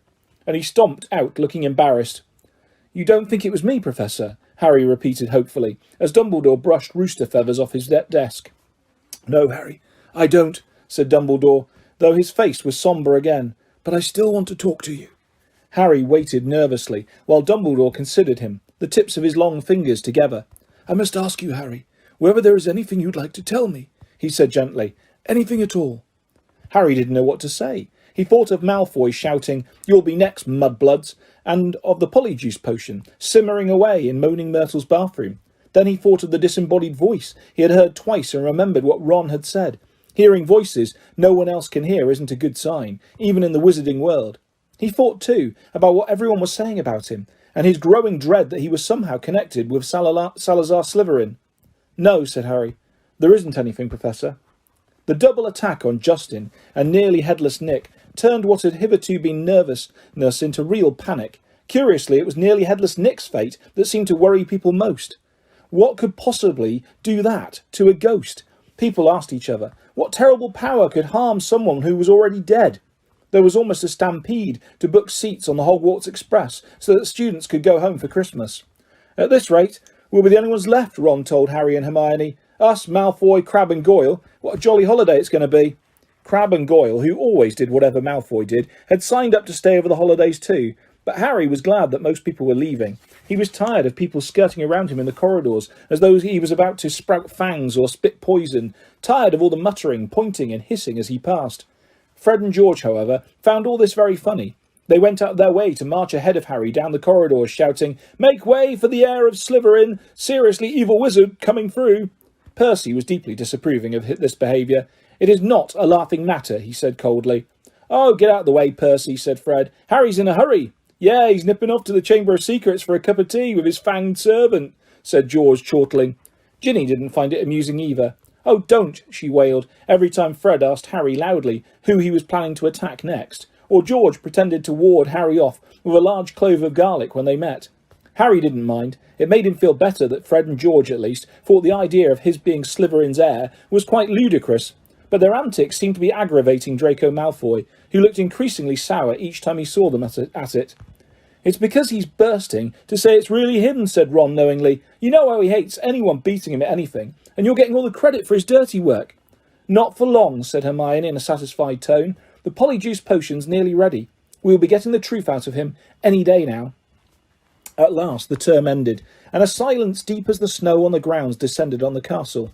Harry found it peaceful, rather than gloomy, and enjoyed the fact that he, Hermione and the Weasleys had the run of the Gryffindor Tower, which meant they could play Exploding Snap loudly without bothering anyone, and practice duelling in private. Fred, George and Ginny had chosen to stay at school rather than visit Bill in Egypt with Mr. and Mrs. Weasley. Percy, who disapproved of what he termed their childish behaviour, didn't spend much time in the Gryffindor common room. He had already told them pompously that he was only staying over Christmas because it was his duty as a prefect to support the teachers during this troubled time. Christmas morning dawned, cold and white. Harry and Ron, the only ones left in their dormitory, were woken very early by Hermione, who burst in, fully dressed and carrying presents for them both. "Wake up," she said loudly, pulling back the curtains at the window. "Hermione, you're not supposed to be in here," said Ron, shielding his eyes against the light. "Merry Christmas to you too," said Hermione, throwing him a present. "I've been up nearly an hour, adding more lace wings to the potion. It's ready." Harry sat up, suddenly wide awake. "Are you sure?" "Positive," said Hermione, shifting Scabbers the rat so that she could sit down on the end of his four-poster. "If we're going to do it, I say it should be tonight." At that moment, Hedwig swooped into the room, carrying a very small package in her beak. "Hello," said Harry happily, as she landed on his bed. "Are you speaking to me again?" She nibbled his ear in an affectionate sort of way, which was a far better present than the one which she had brought him, which turned out to be from the Dursleys. They had sent Harry a toothpick and a note telling him to find out whether he'd be able to stay at Hogwarts for the summer holidays too. The rest of Harry's Christmas presents were far more satisfactory. Hagrid had sent him a large tin of treacle fudge, which Harry decided to soften by the fire before eating. Ron had given him a book called Flying with the Cannons, a book of interesting facts about his favourite Quidditch team, and Hermione had bought him a luxury eagle feather quill. Harry opened the last present to find a new, hand-knitted jumper from Mrs. Weasley and a large plum cake. He put up her card with a fresh surge of guilt, thinking about Mr. Weasley's car, which hadn't been seen since its crash with the Whomping Willow and the bout of rule-breaking he and Ron were planning next. No one, not even someone dreading taking Polyjuice Potion later, could fail to enjoy Christmas dinner at Hogwarts. The Great Hall looked magnificent. Not only were there a dozen frost-covered Christmas trees and thick streamers of holly and mistletoe crisscrossing the ceiling, but enchanted snow was falling, warm and dry from the ceiling. Dumbledore led them in a few of his favourite carols, Hagrid booming more and more loudly with every goblet of eggnog he consumed. Percy, who hadn't noticed that Fred had bewitched his prefect badge so that it now read Pinhead, kept asking them all what they were sniggering at. Harry didn't even care that Draco Malfoy was making loud, snide remarks about his new jumper from the Slytherin table. With a bit of luck, Malfoy would be getting his comeuppance in a few hours' time. Harry and Ron had barely finished their third helpings of Christmas pudding when Hermione ushered them out of the hall to finalise their plans for the evening. "We still need a bit of the people you're changing into," said Hermione matter-of-factly, as though she was sending them to the supermarket for washing powder, "and obviously it'll be best if you can get something of Crabbe and Goyle's. They're Malfoy's best friends. He'll tell them anything. And we also need to make sure the real Crabbe and Goyle can't burst in on us while we're interrogating them." I've got it all worked out," she went on smoothly, ignoring Harry and Ron's stupefied faces. She held up 2 plump chocolate cakes. "I filled these with a simple sleeping draught, and all you have to do is make sure Crabbe and Goyle find them. You know how greedy they are. They're bound to eat them. Once they're asleep, pull out a few of their hairs and hide them in a broom cupboard." Harry and Ron looked incredulously at each other. "Hermione, I don't think that could go seriously wrong." But Hermione had a steely glint in her eye, not unlike the one Professor McGonagall sometimes had. "The potion will be useless without Crabbe and Goyle's hair," she said sternly. "You do want to investigate Malfoy, don't you?" "Oh, all right," said Harry. "But what about you? Whose hair are you ripping out?" "I've already got mine," said Hermione brightly, pulling a tiny bottle out of her pocket and showing them the single hair inside it. "Remember Millicent Bulstrode wrestling with me at the duelling club? She left this on my robes when she was trying to strangle me, and she's gone home for Christmas, so I'll just have to tell the Slytherins I've decided to come back." When Hermione had bustled off to check on the polyjuice potion again, Ron turned to Harry with a doom-laden expression. "Have you ever heard of a plan where so many things could go wrong?" But to Harry and Ron's utter amazement, stage 1 of the operation went just as smoothly as Hermione had said. They lurked in the deserted entrance hall after Christmas tea, waiting for Crabbe and Goyle, who had remained alone at the Slytherin table, shoveling down 4th helpings of trifle. Harry had perched the chocolate cakes on the end of the banisters. When they spotted Crabbe and Goyle coming out of the great hall, Harry and Ron hid quickly behind a suit of armour next to the front door. "How thick can you get?" Ron whispered ecstatically, as Crabbe gleefully pointed out the cakes to Goyle, and grabbed them. Grinning stupidly, they stuffed the cakes whole into their large mouths. For a moment, both of them chewed greedily, looks of triumph on their faces. Then, without the smallest change of expression, they both keeled over backwards onto the floor. Much the most difficult bit was hiding them in the cupboard across the hall. Once they were safely stowed amongst the buckets and mops, Harry yanked out a couple of the bristles that covered Goyle's forehead, and Ron pulled out several of Crabbe's hairs. They also stole their shoes, because their own were far too small for Crabbe and Goyle-sized feet. Then, still stunned at what they had just done, they sprinted up to Moaning Myrtle's bathroom. They could hardly see for the thick black smoke issuing from the cubicle in which Hermione was stirring the cauldron. Pulling their robes up over their faces, Harry and Ron knocked softly on the door. "Hermione?" They heard the scrape of the lock, and Hermione emerged, shiny-faced and looking anxious. Behind her they heard the gloop of the bubbling, treacle-thick potion. 3 glass tumblers stood ready on the toilet seat. "Did you get them?" Hermione asked breathlessly. Harry showed her Goyle's hair. "Good. And I sneaked those spare robes out of the laundry," Hermione said, holding up a small sack. "You need bigger sizes once you're Crabbe and Goyle." The 3 of them stared into the cauldron. Close up, the potion looked like a thick, dark mud, bubbling sluggishly. "I'm sure I've done everything right," said Hermione, nervously rereading the splotched page of Moste Potente Potions. "It looks like the book says it should. Once we've drunk it, we have exactly an hour before we change back into ourselves." "Now what?" Ron whispered. "We separate it into 3 glasses and add the hairs." Hermione ladled large dollops of the potion into each of the glasses. Then, her hand trembling, she shook Millicent Bulstrode's hair out of its bottle into the first glass. The potion hissed loudly like a boiling kettle and frothed madly. A second later it had turned a sick sort of yellow. "Ugh, essence of Millicent Bulstrode," said Ron, eyeing it with loathing. "Bet it tastes disgusting." "And add yours then," said Hermione. Harry dropped Goyle's hair into the middle glass, and Ron put Crabbe's into the last one. Both glasses hissed and frothed. Goyle's turned the khaki colour of a bogey, Crabbe's a dark murky brown. "Hang on," said Harry, as Ron and Hermione reached for their glasses. "We'd better not all drink them in here. Once we turn into Crabbe and Goyle, we won't fit. And Millicent Bulstrode's no pixie." "Good thinking," said Ron, unlocking the door. "We'll take separate cubicles. Careful not to spill a drop of this polyjuice potion, Harry." So Harry slipped into the middle cubicle. "Ready," he called. "Ready," came Ron and Hermione's voices. 1, 2, 3. Pinching his nose, Harry drank the potion down in 2 large gulps. It tasted like overcooked cabbage. Immediately his insides started writhing as though he just swallowed live snakes. Doubled up, he wondered whether he was going to be sick. Then a burning sensation spread rapidly from his stomach to the very ends of his fingers and toes. Next, bringing him gasping to all fours, came a horrible melting feeling, as the skin all over his body bubbled like hot wax, and before his eyes his hands began to grow. The fingers thickened, the nails broadened, and the knuckles were bulging like bolts. His shoulders stretched painfully, and a prickling on his forehead told him that hair was creeping down towards his eyebrows. His robes ripped as his chest expanded like a barrel bursting its hoops. His feet were in agony in shoes 4 sizes too small. As suddenly as it had started, everything stopped. Harry lay face down on the cold stone floor, listening to Myrtle gurgling morosely in the end toilet. With difficulty, he kicked off his shoes and stood up. So this was what it felt like being Goyle. His large hands trembling, he pulled off his old robes, which were hanging a foot above his ankles, pulled on the spare ones and laced up Goyle's boat-like shoes. He reached up to brush his hair out of his eyes, and met only the short growth of wiry bristles low on his forehead. Then he realised that his glasses were clouding his eyes, because Goyle obviously didn't need them. He took them off and called, "Are you two okay?" Goyle's low rasp of voice issued from his mouth.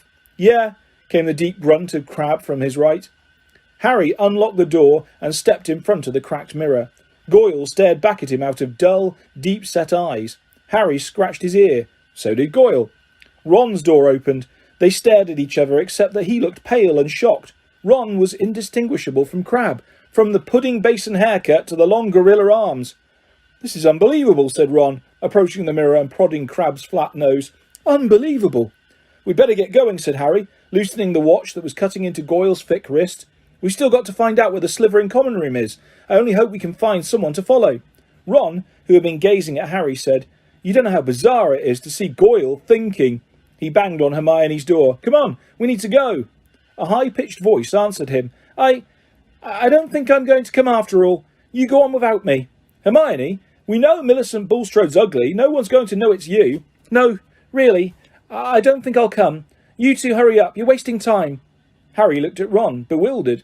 "That looks more like Goyle," said Ron. "That's how he looks every time a teacher asks him a question." "Hermione, are you okay?" said Harry through the door. "Fine. I'm fine. Go on." Harry looked at his watch. 5 of their precious 60 minutes had already passed. "We'll meet you back here, all right?" he said. Harry and Ron opened the door of the bathroom carefully, checked that the coast was clear, and set off. "Don't swing your arms like that," Harry muttered to Ron. "Hey, Crabbe holds them sort of stiff. How's this? Yeah, that's better." They went down the marble staircase. All they needed now was a Slytherin whom they could follow to the Slytherin common room. But there was nobody around. "Any ideas?" muttered Harry. "The Slytherins always came up to breakfast. From over there," said Ron, nodding at the entrance to the dungeons. The words had barely left his mouth when a girl with long curly hair emerged from the entrance.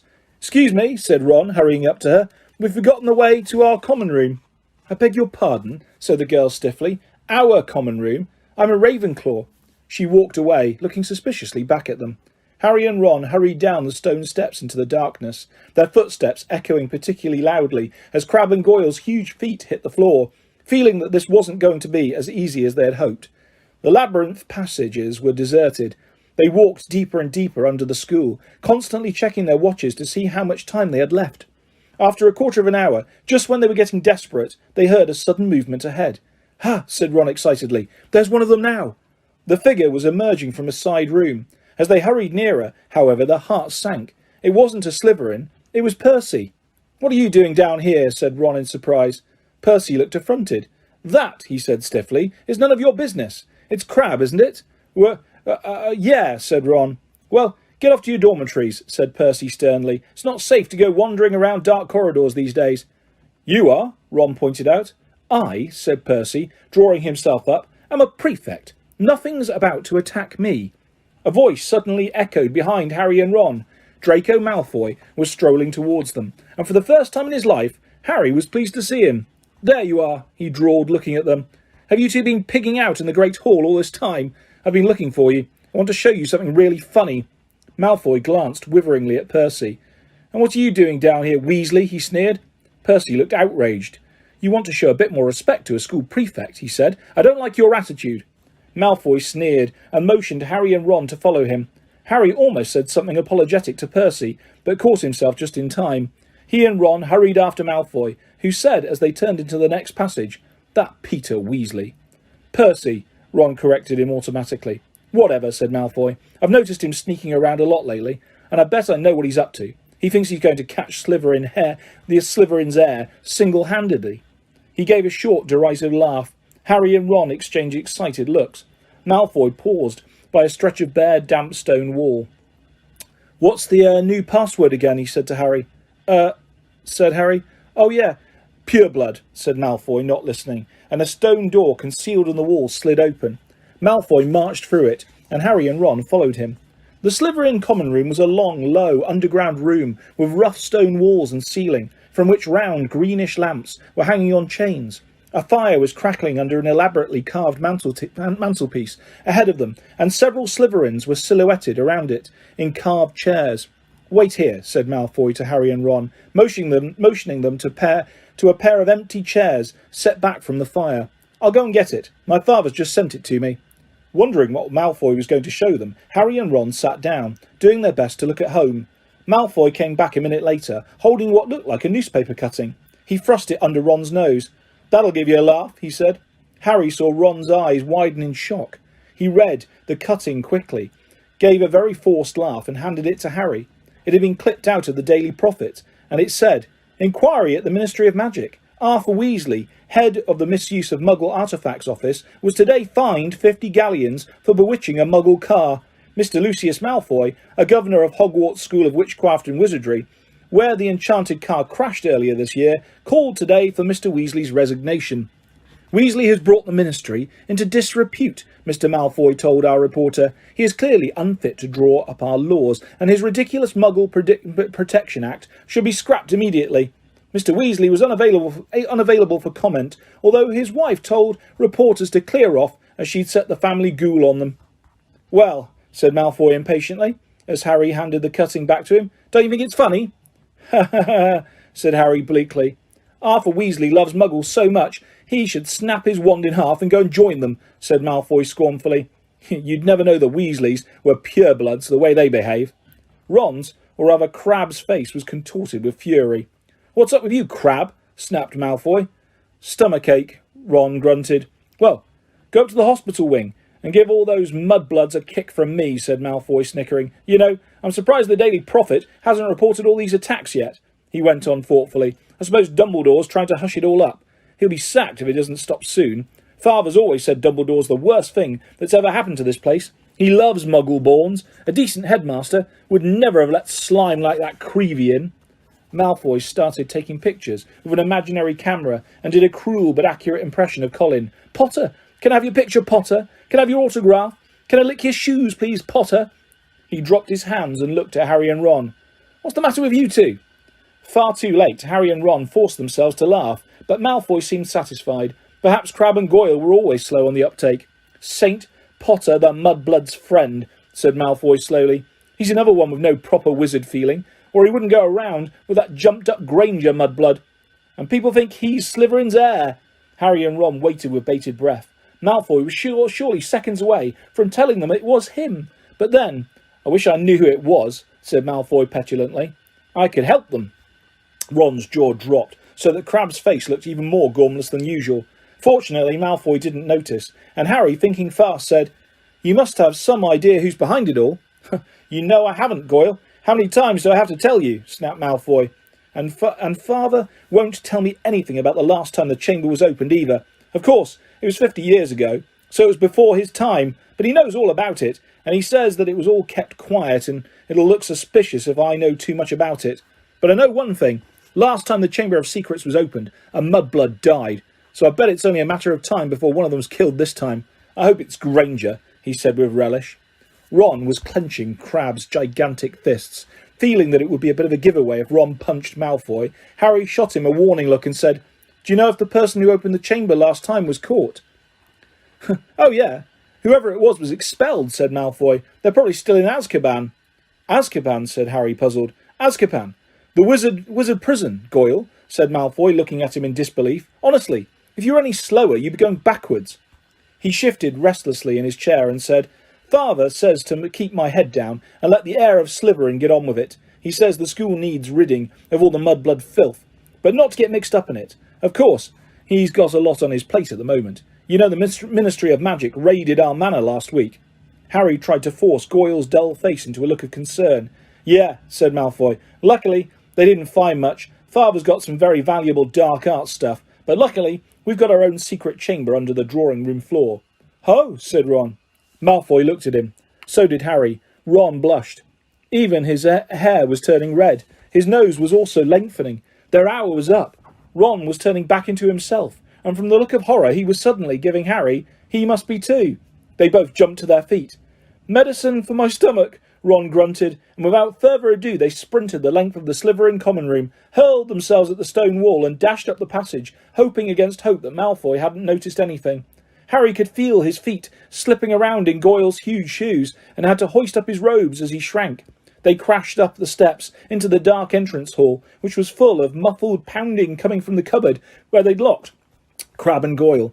Leaving their shoes outside the cupboard door, they sprinted in their socks up the marble staircase towards Moaning Myrtle's bathroom. Well, it wasn't a complete waste of time, Ron panted, closing the bathroom door behind them. I know we still haven't found out who's doing the attacks, but I'm going to write to Dad tomorrow and tell him to check under the Malfoy's drawing room. Harry checked his face in the cracked mirror. He was back to normal. He put his glasses on as Ron hammered on the door of Hermione's cubicle. Hermione, come out! We've got loads to tell you! Go away, Hermione squeaked. Harry and Ron looked at each other. What's the matter, said Ron. You must be back to normal by now. We are. But Moaning Myrtle glided suddenly through the cubicle door. Harry had never seen her looking so happy. Ooh, wait till you see, she said. It's awful. They heard the lock slide back, and Hermione emerged, sobbing, her robes pulled up over her head. What's up, said Ron uncertainly. Have you still got Millicent's nose or something? Hermione let her robes fall, and Ron backed into the sink. Her face was covered in black fur, her eyes had gone yellow, and there were long pointed ears poking through her hair. It was a cat hair, she howled. Millicent Bulstrode must have a cat, and the potion isn't supposed to be used for animal transformations. Uh-oh, said Ron. You'll be teased something dreadful, said Myrtle happily. It's okay, Hermione, said Harry quickly. We'll take you up to the hospital wing. Madame Pomfrey never asks too many questions. It took a long time to persuade Hermione to leave the bathroom. Moaning Myrtle sped them on their way with a hearty guffaw. Wait till everyone finds out you've got a tail. Hermione remained in the hospital wing for several weeks. There was a flurry of rumour about her disappearance when the rest of the school arrived back from their Christmas holidays, because, of course, everyone thought that she had been attacked. So many students filed past the hospital wing trying to catch a glimpse of her that Madame Pomfrey took out her curtains again and placed them around Hermione's bed to spare her the shame of being seen with a furry face. Harry and Ron went to visit her every evening. When the new term started, they brought her each day's homework. If I'd sprouted whiskers, I'd take a break from work, said Ron, tipping a stack of books onto Hermione's bedside table one evening. Don't be silly, Ron. I've got to keep up, said Hermione briskly. Her spirits were greatly improved by the fact that all the hair had gone from her face and her eyes were turning slowly back to brown. I don't suppose you've got any new leads, she added in a whisper, so that Madame Pomfrey couldn't hear her. Nothing, said Harry gloomily. I was so sure it was Malfoy, said Ron, for about the 100th time. What's that? Asked Harry, pointing to something gold sticking out from under Hermione's pillow. Just a get well card, said Hermione hastily, trying to poke it out of sight. But Ron was too quick for her. He pulled it out, flicked it open and read aloud. To Miss Granger, wishing you a speedy recovery from your concerned teacher, Professor Gilderoy Lockhart, Order of Merlin, 3rd class, honorary member of the Dark Force Defence League, and 5 times winner of Witch Weekly's Most Charming Smile Award. Ron looked at Hermione, disgusted. You sleep with this under your pillow? But Hermione was spared answering by Madame Pomfrey sweeping over with her evening dose of medicine. Is Lockhart the smarmiest bloke you've ever met, or what? Ron said to Harry, as they left the dormitory and started up the stairs towards Gryffindor Tower. Snape had given so much homework, Harry thought he was likely to be in the 6th year before he finished it. Ron was just saying he wished he had asked Hermione how many rat tails he was supposed to add to a hair-raising potion, when an angry outburst from the floor above reached their ears. That's Filch, Harry muttered, as they hurried up the stairs and paused, out of sight, listening hard. You don't think someone else has been attacked, said Ron tensely. They stood still, their heads inclined towards Filch's voice, which sounded quite hysterical. Even more work for me, mopping up all night, like I haven't got enough to do. No, this is the final straw. I'm going to Dumbledore. His footsteps receded, and they heard a distant door slam. They poked their heads around the corner. Filch had clearly been manning his usual lookout post. They were once again on the spot where Mrs. Norris had been attacked. They saw at a glance what Filch had been shouting about. A great flood of water stretched over half the corridor, and it looked as though it was still seeping from under the door of Moaning Myrtle's bathroom. Now Filch had stopped shouting. They could hear Myrtle's wails echoing off the bathroom walls. "Now what's up with her?" said Ron. "Let's go and see," said Harry, and holding their robes over their ankles, they stepped through the great wash of water to the door bearing its out of order sign, ignored it as always, and entered. Moaning Myrtle was crying, if possible louder and louder than ever before. She seemed to be hiding down her usual toilet. It was dark in the bathroom, because the candles had been extinguished in the great rush of water that had left both walls and floor soaking wet. "What's up, Myrtle?" said Harry. "Who's that?" glugged Myrtle miserably. "Come to throw something else at me?" Harry waded across to her cubicle and said, "Why would I throw something at you?" "Don't ask me," Myrtle shouted, emerging with a wave of yet more water which splashed onto the already sopping floor. "Here I am, minding my own business, and someone thinks it's funny to throw a book at me." "But it can't hurt you if someone throws something at you," said Harry reasonably. "I mean, it'd just go right through you, wouldn't it?" He had said the wrong thing. Myrtle puffed herself up and shrieked, "Let's all throw books at Myrtle, because she can't feel it. 10 points if you can get it through her stomach. 50 points if it goes through her head. Well, ha ha ha, what a lovely game, I don't think." "Who threw it at you anyway?" asked Harry. "I don't know. I was just sitting in the U-bend, thinking about death, and it fell right through the top of my head," said Myrtle, glaring at them. "It's over there. It got washed out." Harry and Ron looked under the sink, where Myrtle was pointing. A small, thin book lay there. It had a shabby black cover, and was as wet as everything else in the bathroom. Harry stepped forward to pick it up, but Ron suddenly flung out an arm to hold him back. "What?" said Harry. "Are you mad?" said Ron. "It could be dangerous." "Dangerous?" said Harry, laughing. "Come off it. How could it be dangerous?" "You'd be surprised," said Ron, who was looking apprehensively at the book. "Some of the books the ministry's confiscated, Dad's told me. There was one that burned your eyes out, and everyone who read Sonnets of a Sorcerer spoke in limericks for the rest of their lives. And some old witch in Bath had a book that you could never stop reading. You just had to wander around with your nose in it, trying to do everything one-handed, and—" "All right, I've got the point," said Harry. The little book lay on the floor, nondescript and soggy. "Well, we won't find out unless we look at it," he said, and he ducked round Ron and picked it up off the floor. Harry saw at once that it was a diary, and the faded year on the cover told him it was 50 years old. He opened it eagerly. On the first page he could just make out the name T.M. Riddle in smudged ink. "Hang on," said Ron, who had approached cautiously and was looking over Harry's shoulder. "I know that name. T.M. Riddle. Got an award for special services to the school 50 years ago." "How on earth do you know that?" said Harry in amazement. "Because Filch made me polish his shield about 50 times in detention," said Ron resentfully. "That was the one I burped slugs all over. If you'd wiped slime off a name for an hour, you'd remember it too."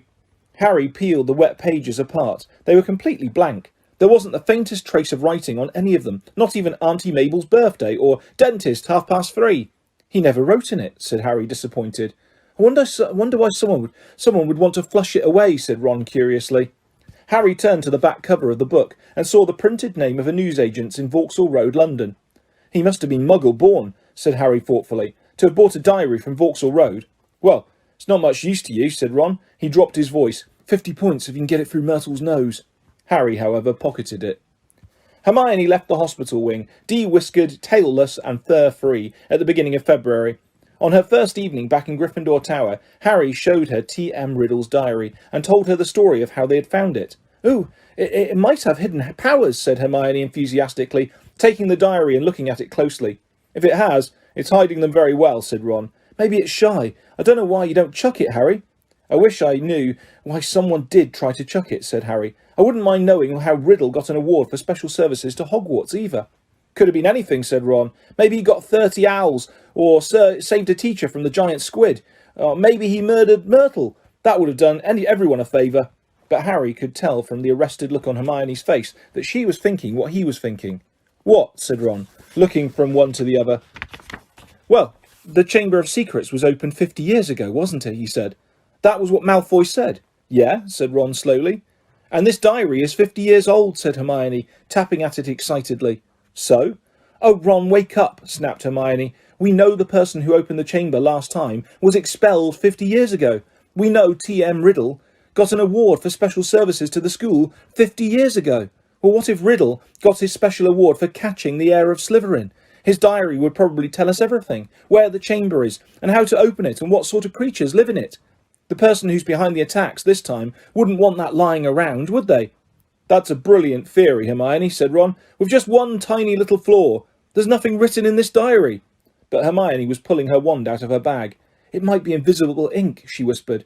She tapped the diary 3 times and said, "A parasitium." Nothing happened.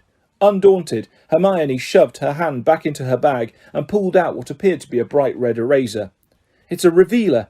I got it in Diagon Alley," she said. She rubbed hard on January the 1st. Nothing happened. "I'm telling you, there's nothing to find in there," said Ron. "Riddle just got a diary for Christmas and couldn't be bothered filling it in." Harry couldn't explain, even to himself, why he didn't just throw Riddle's diary away. The fact was that even though he knew the diary was blank, he kept absent-mindedly picking it up and turning the pages, as though it was a story he wanted to finish, and while Harry was sure he had never heard the name T.M. Riddle before, it still seemed to mean something to him, almost as though Riddle was a friend he'd had when he was very small, and half forgotten. But this was absurd. He'd never had friends before Hogwarts. Dudley had made sure of that. Nevertheless, Harry was determined to find out more about Riddle. So next day at break, he headed for the trophy room to examine Riddle's special award, accompanied by an interested Hermione and a thoroughly unconvinced Ron, who told them he'd seen enough of the trophy room to last him a lifetime. Riddle's burnished gold shield was tucked away in a corner cabinet. It didn't carry details of why it had been given to him. Good thing too, or it had been even bigger, and I'd still be polishing it, said Ron. However, they did find Riddle's name on an old medal for magical merit, and on a list of old head boys. "He sounds like Percy," said Ron, wrinkling his nose in disgust. "Prefect, head boy, probably top of every class." "You say that like it's a bad thing," said Hermione, in a slightly hurt voice. The sun had now begun to shine weakly on Hogwarts again. Inside the castle, the mood had grown more hopeful. There had been no more attacks since those on Justin and nearly headless Nick, and Madame Pomfrey was pleased to report that the mandrakes were becoming moody and secretive, meaning that they were fast leaving childhood. "The moment their acne clears up, they'll be ready for reporting again," Harry heard her telling Filch kindly one afternoon. "And after that, it won't be long until we're cutting them up and stewing them. You'll have Mrs. Norris back in no time." Perhaps the heir of Slytherin had lost his or her nerve, thought Harry. It must be getting riskier and riskier to open the Chamber of Secrets, with the school so alert and suspicious. Perhaps the monster, whatever it was even now settling itself down to hibernate for another 50 years. Ernie Macmillan of Hufflepuff didn't take this cheerful view. He was still convinced that Harry was the guilty one, that he'd given himself away at the duelling club. Peeves wasn't helping matters. He kept popping up in the crowded corridors singing, "Oh Potter, you rotter!" now with a dance routine to match. Gilderoy Lockhart seemed to think he himself had made the attack stop. Harry overheard him telling Professor McGonagall so while the Gryffindors were lining up for transfiguration. "I don't think there'll be any more trouble, Minerva," he said, tapping his nose knowingly and winking. "I think the chamber has been locked for good this time. The culprit must have known it was only a matter of time before I caught them. Rather sensible to stop now, before I came down hard on them. You know, what the school needs now is a morale booster. Wash away the memories of last term. I won't say any more just now, but I think I know just the thing." He tapped his nose again and strode off. Lockhart's idea of a morale booster became clear at breakfast time on February the 14th. Harry hadn't had much sleep because of a late-running Quidditch practice the night before, and he hurried down to the Great Hall slightly late. He thought for a moment that he'd walked through the wrong doors. The walls were all covered with large, lurid pink flowers. Worse still, heart-shaped confetti was falling from the pale blue ceiling. Harry went over to the Gryffindor table where Ron was sitting looking sickened, and Hermione seemed to have come over rather giggly. "What's going on?" Harry asked them, sitting down and wiping confetti off his bacon. Ron pointed to the teacher's table, apparently too disgusted to speak. Lockhart, wearing lurid pink robes to match the decorations, was waving for silence. The teachers on either side of him were looking stony-faced. From where he sat, Harry could see a muscle going in Professor McGonagall's cheek. Snape looked as though someone had just fed him a large beaker of Skelligro. "Happy Valentine's Day," Lockhart shouted, "and may I thank the 46 people who have so far sent me cards. Yes, I have taken the liberty of arranging this little surprise for you all, and it doesn't end here." Lockhart clapped his hands, and through the doors to the entrance hall marched a dozen surly-looking dwarfs. Not just any dwarfs, however. Lockhart had them all wearing golden wings and carrying harps. "My friendly card-carrying cupids," beamed Lockhart. "They will be roving around the school today, delivering your valentines, and the fun doesn't stop here. I'm sure my colleagues will want to enter into the spirit of the occasion. Why not ask Professor Snape to show you how to whip up a love potion? And while you're at it, Professor Flitwick knows more about entrancing enchantments than any wizard I've ever met. The sly old dog." Professor Flitwick buried his face in his hands. Snape was looking as though the first person to ask him for a love potion would be force-fed poison. "Please, Hermione, tell me you aren't one of the 46, said Ron, as they left the Great Hall for their first lesson. Hermione suddenly became very interested in searching her bag for her timetable and didn't answer.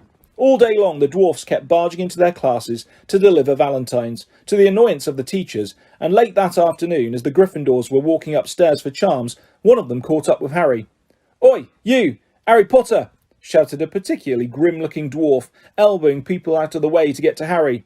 Hot all over at the thought of being given a valentine in front of a queue of first years, which happened to include Ginny Weasley, Harry tried to escape. The dwarf, however, cut his way through the crowd by kicking people's shins and reached him before he'd gone 2 paces. "I've got a musical message to deliver to Harry Potter in person," he said, twanging his harp in a threatening sort of way. "Not here," Harry hissed, trying to escape. "Stay still," grunted the dwarf, grabbing hold of Harry's bag and pulling him back. "Let me go," Harry snarled, tugging.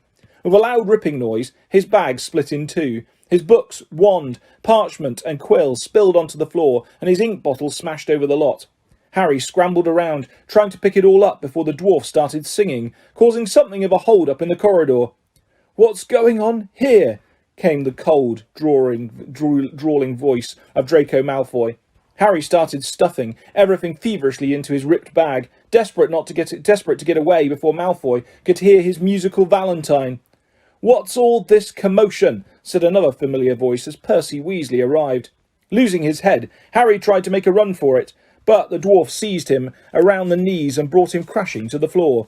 "Right," he said, sitting on Harry's ankles. "Here is your singing valentine. His eyes are as green as a fresh pickled toad. His hair is as dark as a blackboard. I wish he was mine. He's really divine, the hero who conquered the Dark Lord." Harry would have given all the gold in Gringotts to evaporate on the spot. Trying valiantly to laugh along with everyone else, he got up, his feet numb from the weight of the dwarf, as Percy Weasley did his best to disperse the crowd, some of whom were crying with mirth. "Off you go! Off you go! The bell rang 5 minutes ago. Off to class now," he said, shooing some of the younger students away. "And you, Malfoy." Harry, glancing over, saw Malfoy stoop and snatch up something. Leering, he showed it to Crabbe and Goyle, and Harry realised that he'd got Riddle's diary. "Give that back," said Harry quietly. "Wonder what Potter's written in this," said Malfoy, who obviously hadn't noticed the year on the cover and thought he had Harry's own diary. A hush fell over the onlookers. Ginny was staring from the diary to Harry, looking terrified. "Hand it over, Malfoy," said Percy sternly. "When I've had a look," said Malfoy, waving the diary tauntingly at Harry. Percy said, "As a school prefect," but Harry had lost his temper. He pulled out his wand and shouted, "Expelliarmus!" And just as Snape had disarmed Lockhart, so Malfoy found the diary shooting out of his hand into the air. Ron, grinning broadly, caught it. "Harry," said Percy loudly, "no magic in the corridors. I'll have to report this, you know." But Harry didn't care. He'd got a one over on Malfoy, and that was worth 5 points from Gryffindor any day. Malfoy was looking furious, and as Ginny passed him to enter the classroom, he yelled spitefully after her, "I don't think Potter liked your valentine much." Ginny covered her face with her hands and ran into class. Snarling, Ron pulled out his wand too, but Harry pulled him away. Ron didn't need to spend the whole of charms belching slugs. It wasn't until they had reached Professor Flitwick's class that Harry noticed something rather odd about Riddle's diary. All of his other books were drenched in scarlet ink. The diary, however, was as clean as it had been before the ink bottle had smashed all over it. He tried to point this out to Ron, but Ron was having trouble with his wand again. Large purple bubbles were blossoming out of the end, and he wasn't much interested in anything else. Harry went to bed before anyone else in his dormitory. that night.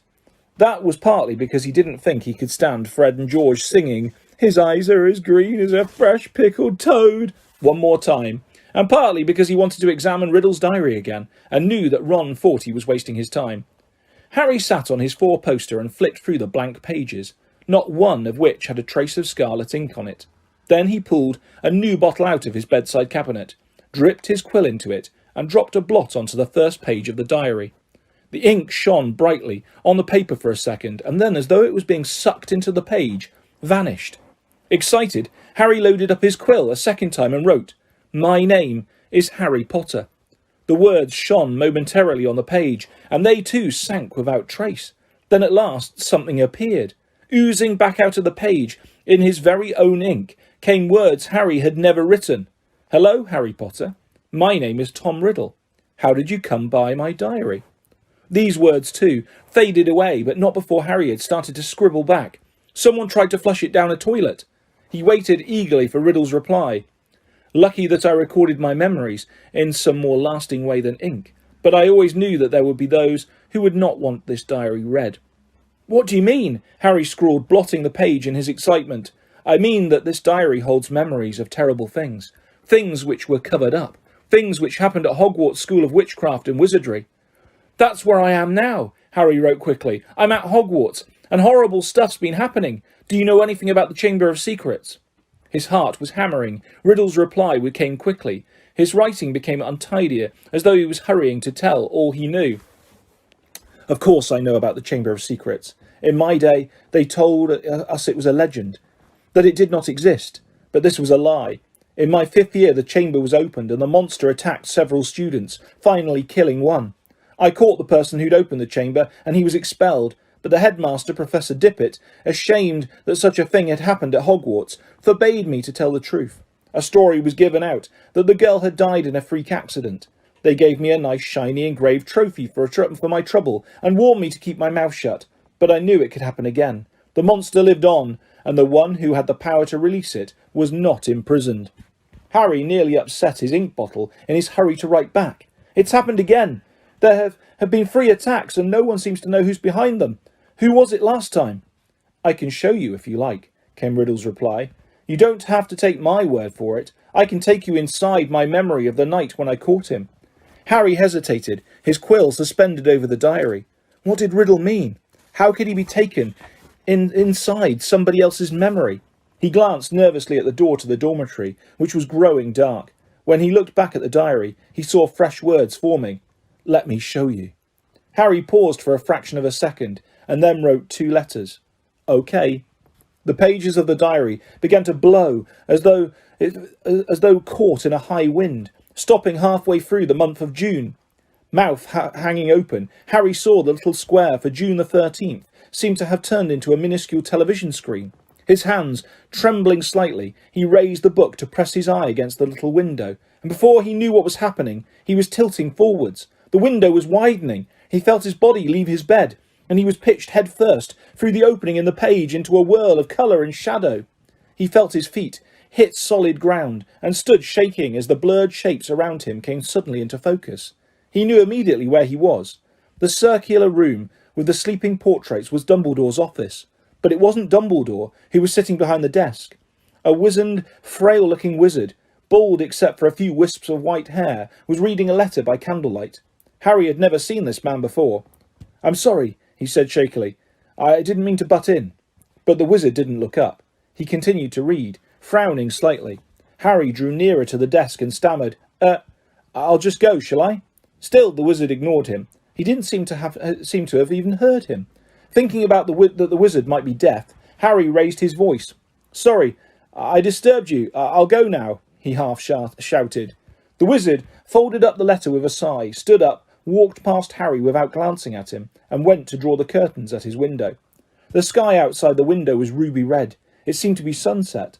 The wizard went back to the desk, sat down and twiddled his thumbs, watching the door. Harry looked around the office. No Fawkes the Phoenix. No whirring silver contraptions.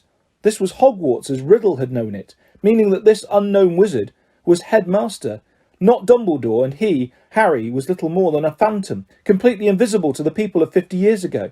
There was a knock on the office door. "Enter," said the old wizard in a feeble voice. A boy of about 16 entered, taking off his pointed hat. A silver prefect's badge was glinting on his chest. He was much taller than Harry, but he too had jet black hair. "Ah, Riddle," said the headmaster.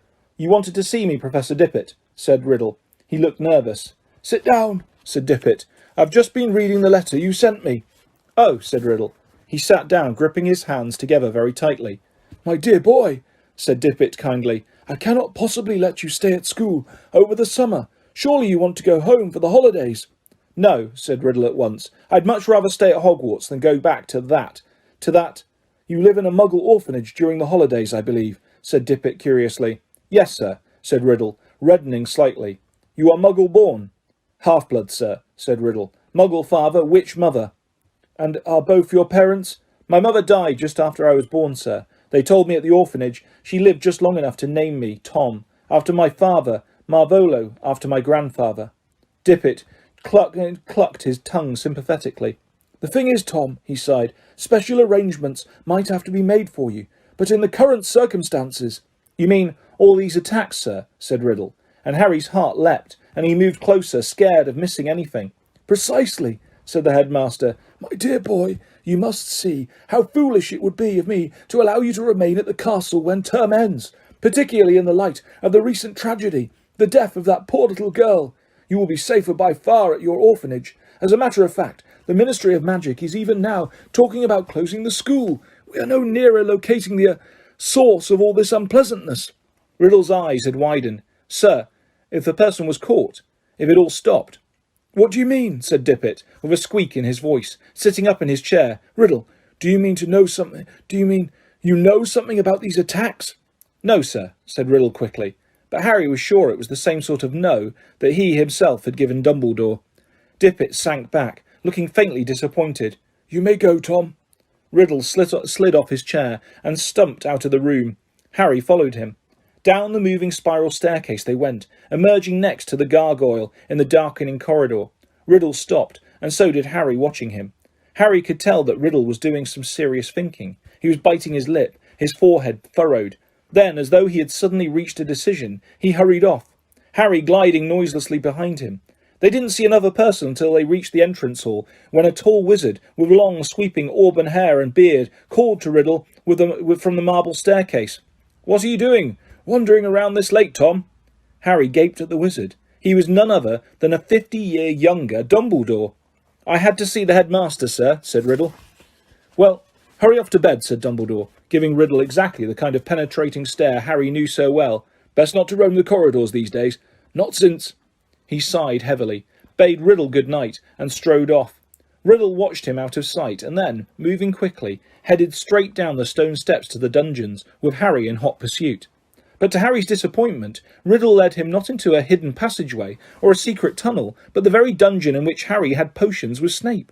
The torches hadn't been lit, and when Riddle pushed the door almost closed, Harry could only just see Riddle, standing stock still by the door, watching the passage outside. It felt to Harry that they were there for at least an hour. All he could see was the figure of Riddle at the door, staring through the crack, waiting like a statue. And just when Harry had stopped feeling expectant and tense, and started wishing he could return to the present, he heard something move beyond the door.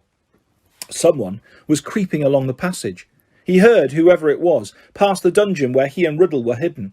Riddle, quiet as a shadow, edged through the door and followed, Harry tiptoeing behind him, forgetting that he couldn't be heard. For perhaps 5 minutes they followed the footsteps until Riddle stopped suddenly, his head inclined in the direction of new noises. Harry heard a door creak open, and then someone speaking in a hoarse whisper. "Come on. Gotta get you out of here. Come on now. In the box." There was something familiar about that voice. Riddle suddenly jumped around the corner. Harry stepped out behind him. He could see the dark outline of a huge boy who was crouching in front of an open door, a very large box next to it. "Evening, Rubeus," said Riddle sharply. The boy slammed the door shut and stood up. "What are you doing here, Tom?" Riddle stepped closer. "It's all over," he said. "I'm going to have to turn you in, Rubeus.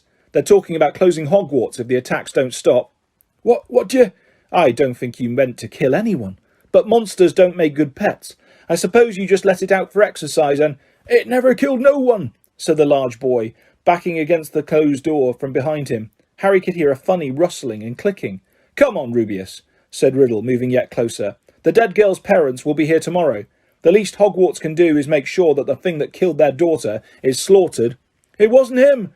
roared the boy, his voice echoing in the dark passage. "He wouldn't! He never—" "Stand aside," said Riddle, drawing out his wand. His spell lit the corridor with a sudden flaming light.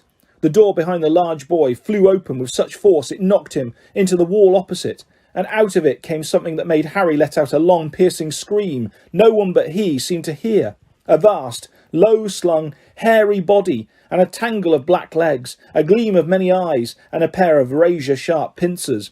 Riddle raised his wand again, but it was too late. The thing bowled him over as it scuttled away, tearing up the corridor and out of sight. Riddle scrambled to his feet. Looking after it, he raised his wand, but the huge boy leapt on him, seized his wand and threw him back down, yelling, "No!" The scene whirled. The darkness became complete. Harry felt himself falling, and with a crash he landed, spread-eagled on his four-poster in the Gryffindor dormitory, Riddle's diary lying open on his stomach. Before he had had time to regain his breath, the dormitory door opened and Ron came in. "There you are," he said. Harry sat up. He was sweating and shaking. "What's up?" said Ron, looking at him with concern. "It was Hagrid, Ron. Hagrid opened the Chamber of Secrets 50 years ago." Harry, Ron and Hermione had always known that Hagrid had an unfortunate liking for large and monstrous creatures. During their first year at Hogwarts, he had tried to raise a dragon in his little wooden house, and it would be a long time before they forgot the giant, three-headed dog he'd christened Fluffy. And if, as a boy, Hagrid had heard that a monster was hidden somewhere in the castle, Harry was sure he'd have gone to any lengths for a glimpse of it. He'd probably thought it was a shame that the monster had been cooped up so long, and thought it deserved the chance to stretch its many legs. Harry could just imagine the 13-year-old Hagrid trying to fit a lead and collar on it, but he was equally certain that Hagrid would never have meant to kill anybody. Harry half wished he hadn't found out how to work Riddle's diary. Again and again, Ron and Hermione made him recount what he'd seen, until he was heartily sick of telling them, and sick of the long circular conversations that followed. "Riddle might have got the wrong person," said Hermione. "Maybe it was some other monster that was attacking people." "How many monsters do you think this place can hold?" Ron asked dully. "Well, we always knew Hagrid had been expelled," said Harry miserably, "and the attacks must have stopped after Hagrid was kicked out. Otherwise, Riddle wouldn't have got his award." Ron tried a different track. "Riddle does sound like Percy. Who asked him to grass on Hagrid anyway?" "But the monster had killed someone, Ron," said Hermione. "And Riddle was going to go back to some muggle orphanage if they closed Hogwarts," said Harry. "I don't blame him for wanting to stay here." Ron bit his lip, then said tentatively, "You met Hagrid down Knockturn Alley, didn't you, Harry?" "He was buying a flesh-eating slug repellent," said Harry quickly. The three of them fell silent. After a long pause, Hermione voiced the knottiest question of all in a hesitant voice. "Do you think we should go and ask Hagrid about it all?" "That'll be a cheerful visit," said Ron. "Hello, Hagrid, tell us, have you been setting anything mad and hairy loose in the castle lately?" In the end, they decided that they wouldn't say anything to Hagrid unless there was another attack, and as more and more days went by with no whisper from the disembodied voice, they became hopeful that they would never need to talk to him about why he had been expelled. It was now nearly 4 months since Justin and nearly headless Nick had been petrified, and nearly everybody seemed to think that the attacker, whoever it was, had retired for good. Peeves had finally got bored of his "Oh, Potter, you rotter" song. Ernie Macmillan asked Harry quite politely to pass a bucket of leaping toadstools in herbology one day, and in March several of the mandrakes threw a loud and raucous party in Greenhouse 3. This made Professor Sprout very happy. "The moment they start trying to move into each other's pots, we'll know they're fully mature," she told Harry. "Then we'll be able to revive those poor people in the hospital wing." The second years were given something new to think about during their Easter holidays. The time had come to choose their subjects for the third year, a matter that Hermione had, at least, took very seriously. "It could affect our whole future," she told Harry and Ron as they pored over lists of new subjects, marking them with ticks. "I just want to give up potions," said Harry. "We can't," said Ron gloomily. "We keep all our old subjects, or I'd have ditched Defence Against the Dark Arts." "But that's very important," said Hermione, shocked. "Not the way Lockhart teaches it," said Ron. "I haven't learned anything from him, except not to set pixies loose." Neville Longbottom had been sent letters from all the witches and wizards in his family, all giving him different advice on what to choose. Confused and worried, he sat reading the subject lists, with his tongue poking out, asking people whether they thought amphiromancy sounded more difficult than study of ancient runes. Dean Thomas, who, like Harry, had grown up with muggles, ended up closing his eyes and jabbing his wand at the list, then picking the subjects it landed on. Hermione took nobody's advice but signed up for everything. Harry smiled grimly to himself at the thought of what Uncle Vernon and Aunt Petunia would say if he tried to discuss his career in wizardry with them.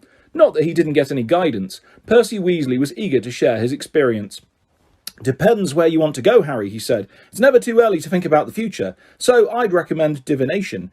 People say Muggle studies is a soft option, but I personally think wizards should have a thorough understanding of the non-magical community, particularly if they're thinking of working in close contact with them. Look at my father. He has to deal with Muggle business all the time. My brother Charlie is always more of an outdoor type, so he went for care of magical creatures. Play to your strengths, Harry." But the only thing Harry felt he was really good at was Quidditch. In the end, he chose the same new subjects as Ron, feeling that if he was rubbish at them, at least he'd have someone friendly to help him. Gryffindor's next Quidditch match would be against Hufflepuff.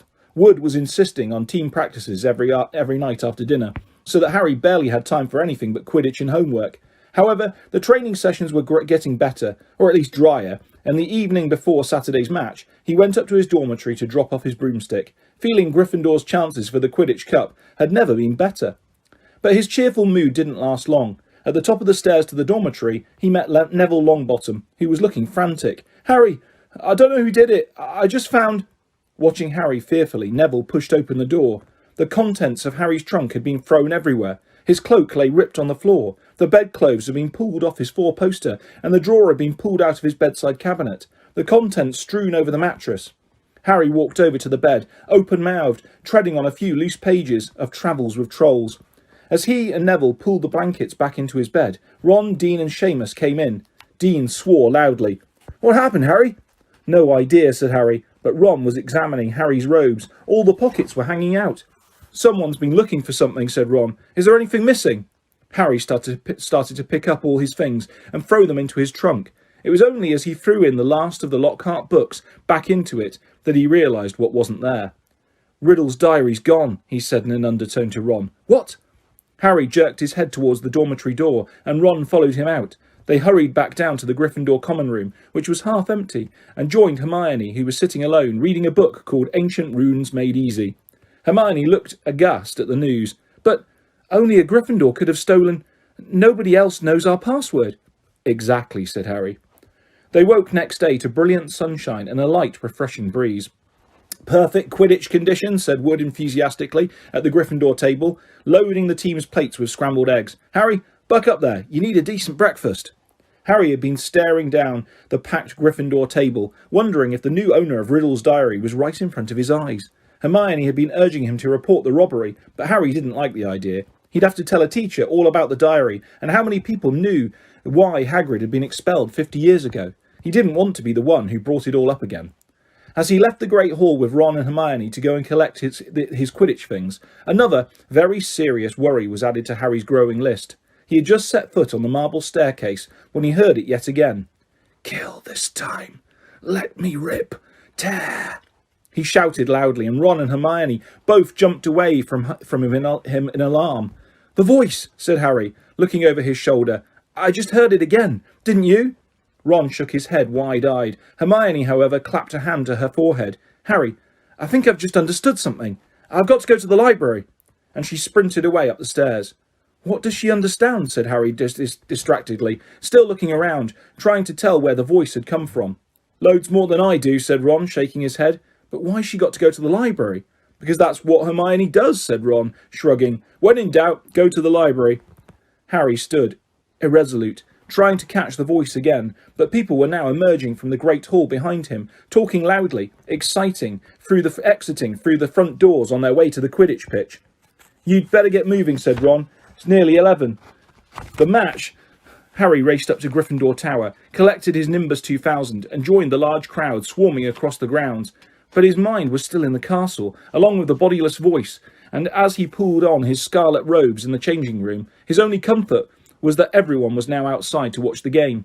The teams walked onto the pitch to tumultuous applause. Oliver Wood took off for a warm-up flight around the goalposts. Madam Hooch released the balls. The Hufflepuffs, who played in a canary yellow, were standing in a huddle, having a last-minute discussion of tactics. Harry was just mounting his broom when Professor McGonagall came half marching, half running across the pitch, carrying an enormous purple megaphone. Harry's heart dropped like a stone. "This match has been cancelled," Professor McGonagall called through the megaphone, addressing the packed stadium. There were boos and shouts. Oliver Wood, looking devastated, landed and ran towards Professor McGonagall without getting off his broomstick. "But Professor," he shouted, "we've got to play! The cup! Gryffindor!" Professor McGonagall ignored him and continued to shout through her megaphone. "All students are to make their way back to the House Common Rooms with their heads of houses, and we'll give them further information. As quickly as you can, please." Then she lowered the megaphone and beckoned Harry over to her. "Potter, I think you'd better come with me." Wondering how she could possibly suspect him this time, Harry saw Ron detach himself from the complaining crowd. He came running up to them as they set off towards the castle. To Harry's surprise, Professor McGonagall didn't object. "Yes, perhaps you'd better come too, Weasley." Some of the students swarming around them were grumbling about the match being cancelled. Others looked worried. Harry and Ron followed Professor McGonagall back into the school and up the marble staircase, but they weren't taken to anybody's office this time. "This will be a bit of a shock," said Professor McGonagall in a surprisingly gentle voice as they approached the hospital wing. "There has been another attack. Another double attack."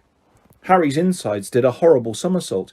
Professor McGonagall pushed the door open, and he and Ron entered. Madame Pomfrey was bending over a six-year girl with long curly hair. Harry recognised her as the Ravenclaw they'd accidentally asked for directions to the Slytherin common room. And on the bed next to her was... "Hermione!" Ron groaned. Hermione lay utterly still, her eyes open and glassy. "They were found near the library," said Professor McGonagall. "I don't suppose either of you can explain this. It was on the floor next to them." She was holding up a small circular mirror. Harry and Ron shook their heads, both staring at Hermione. "I will escort you back to Gryffindor Tower," said Professor McGonagall heavily. "I need to address the students in any case. All students will return to their house common rooms by 6 o'clock in the evening. No student is to leave the dormitories after that time. You will be escorted to each lesson by a teacher. No student is to use the bathroom unaccompanied by a teacher. All further Quidditch training and matches are to be postponed. There will be no more evening activities." The Gryffindors packed inside the common room, listening to Miss Professor McGonagall in silence. She rolled up the parchment from which she had been reading and said in a somewhat choked voice, "I need hardly add that I have rarely been so distressed. It is likely that the school will be closed unless the culprit behind these attacks is caught. I would urge anyone who thinks they might have known anything about them to come forward." She climbed somewhat awkwardly out of the portrait hole, and the Gryffindors began talking immediately. "That's 2 Gryffindors down, not counting a Gryffindor ghost, 1 Ravenclaw and 1 Hufflepuff," said the Weasley twins' friend Lee Jordan, counting on his fingers. "Haven't any of the teachers noticed that the Slytherins are all safe? Isn't it obvious that the stuff's coming from Slytherin? The heir of Slytherin, the monster of Slytherin. Why don't they just chuck all the Slytherins out?" he roared, to nods and scattered applause. Percy Weasley was sitting in a chair behind Lee, but for once he didn't seem keen to make his views heard. He was looking pale and stunned. "Percy's in shock," George told Harry quietly. "That Ravenclaw girl, Penelope Clearwater, she's a prefect. I don't think he thought the monster would dare attack a prefect." But Harry was only half listening. He didn't seem to be able to get rid of the picture of Hermione lying on the hospital bed as though carved out of stone. And if the culprit wasn't caught soon, he was looking at a lifetime back with the Dursleys. Tom Riddle had turned Hagrid in because he was faced with the prospect of a Muggle orphanage if the school closed. Harry now knew exactly how he had felt. "What are we going to do?" said Ron quietly in Harry's ear. "Do you think they suspect Hagrid?" "We've got to go and talk to him," said Harry, making up his mind. "I can't believe it's him this time, but if he set the monster loose last time, he'll know how to get inside the Chamber of Secrets. And that's a start. But McGonagall said we've got to stay in our tower unless we're in class." "I think," said Harry, more quietly still, "it's time to get my dad's old cloak out again." Harry had inherited just one thing from his father, a long and silvery invisibility cloak. It was their only chance of sneaking out of the school to visit Hagrid without anyone knowing about it. They went to bed at the usual time, waited until Neville, Dean and Seamus had stopped discussing the Chamber of Secrets and finally fallen asleep, then got up, dressed up again, and threw the cloak over themselves. The journey through the dark and deserted castle corridors wasn't enjoyable. Harry, who had wandered the castle at night several times before, had never seen it so crowded after sunset. Teachers, prefects and ghosts were marching the corridors in pairs, staring around for any unusual activity. Their invisibility cloak didn't stop them making any noise, and there was a particularly tense moment when Ron stubbed his toe only yards from the spot where Snape was standing guard. Thankfully, Snape sneezed at almost exactly the moment Ron swore. It was with relief that they reached the oak front doors and eased them open. It was a clear, starry night. They hurried towards the lighted windows of Hagrid's house and pulled off the cloak only when they were right inside his front door. Seconds after they had knocked, Hagrid flung it open. They found themselves face to face with him aiming a crossbow at them, Fang the boarhound barking loudly behind him. "Oh," he said, lowering the weapon and staring at them. "What are you two doing here?" "What's that for?" said Harry, pointing at the crossbow as they stepped inside. Nothing, Hagrid muttered. I've been expecting... It doesn't matter. Sit down. I'll make tea." He hardly seemed to know what he was doing. He nearly extinguished the fire, spilling water from the kettle on it, and then smashed the teapot with a nervous jerk of his massive hand. "Are you okay, Hagrid?" said Harry. Did you hear about Hermione?" "Oh, I heard all right," said Hagrid, a slight break in his voice. He kept glancing nervously at the windows. He poured them both large mugs of boiling water. He had forgotten to add tea bags, and was just putting a slab of fruitcake on a plate when there was a loud knock on the door. Hagrid dropped the fruitcake. Harry and Ron exchanged panic-stricken looks, then threw the invisibility cloak back over themselves and retreated into a corner. Hagrid checked that they were hidden, seized his crossbow, and flung open his door once more. "Good evening, Hagrid." It was Dumbledore. He entered looking deadly serious, and was followed by a second, very old-looking man. The stranger was a short, portly man, with a rumpled grey hair and anxious expression. He was wearing a strange mixture of clothes, a pinstriped suit, a scarlet tie, a long black cloak, and pointed purple boots. Under his arm he carried a lime-green bowler. "That's Dad's boss," Ron breathed. "Cornelius Fudge, the Minister of Magic." Harry elbowed Ron hard to make him shut up. Hagrid had gone pale and sweaty. He dropped into one of his chairs and looked from Dumbledore to Cornelius Fudge. "Bad business, Hagrid," said Fudge in a rather clipped tone. "Very bad business. Had to come. 4 attacks on Muggleborns. Things have gone far enough. Ministry's got to act." I never," said Hagrid, looking imploringly at Dumbledore. "You know I never. Professor Dumbledore, sir." "I want it understood, Cornelius, that Hagrid has my full confidence," said Dumbledore, frowning at Fudge.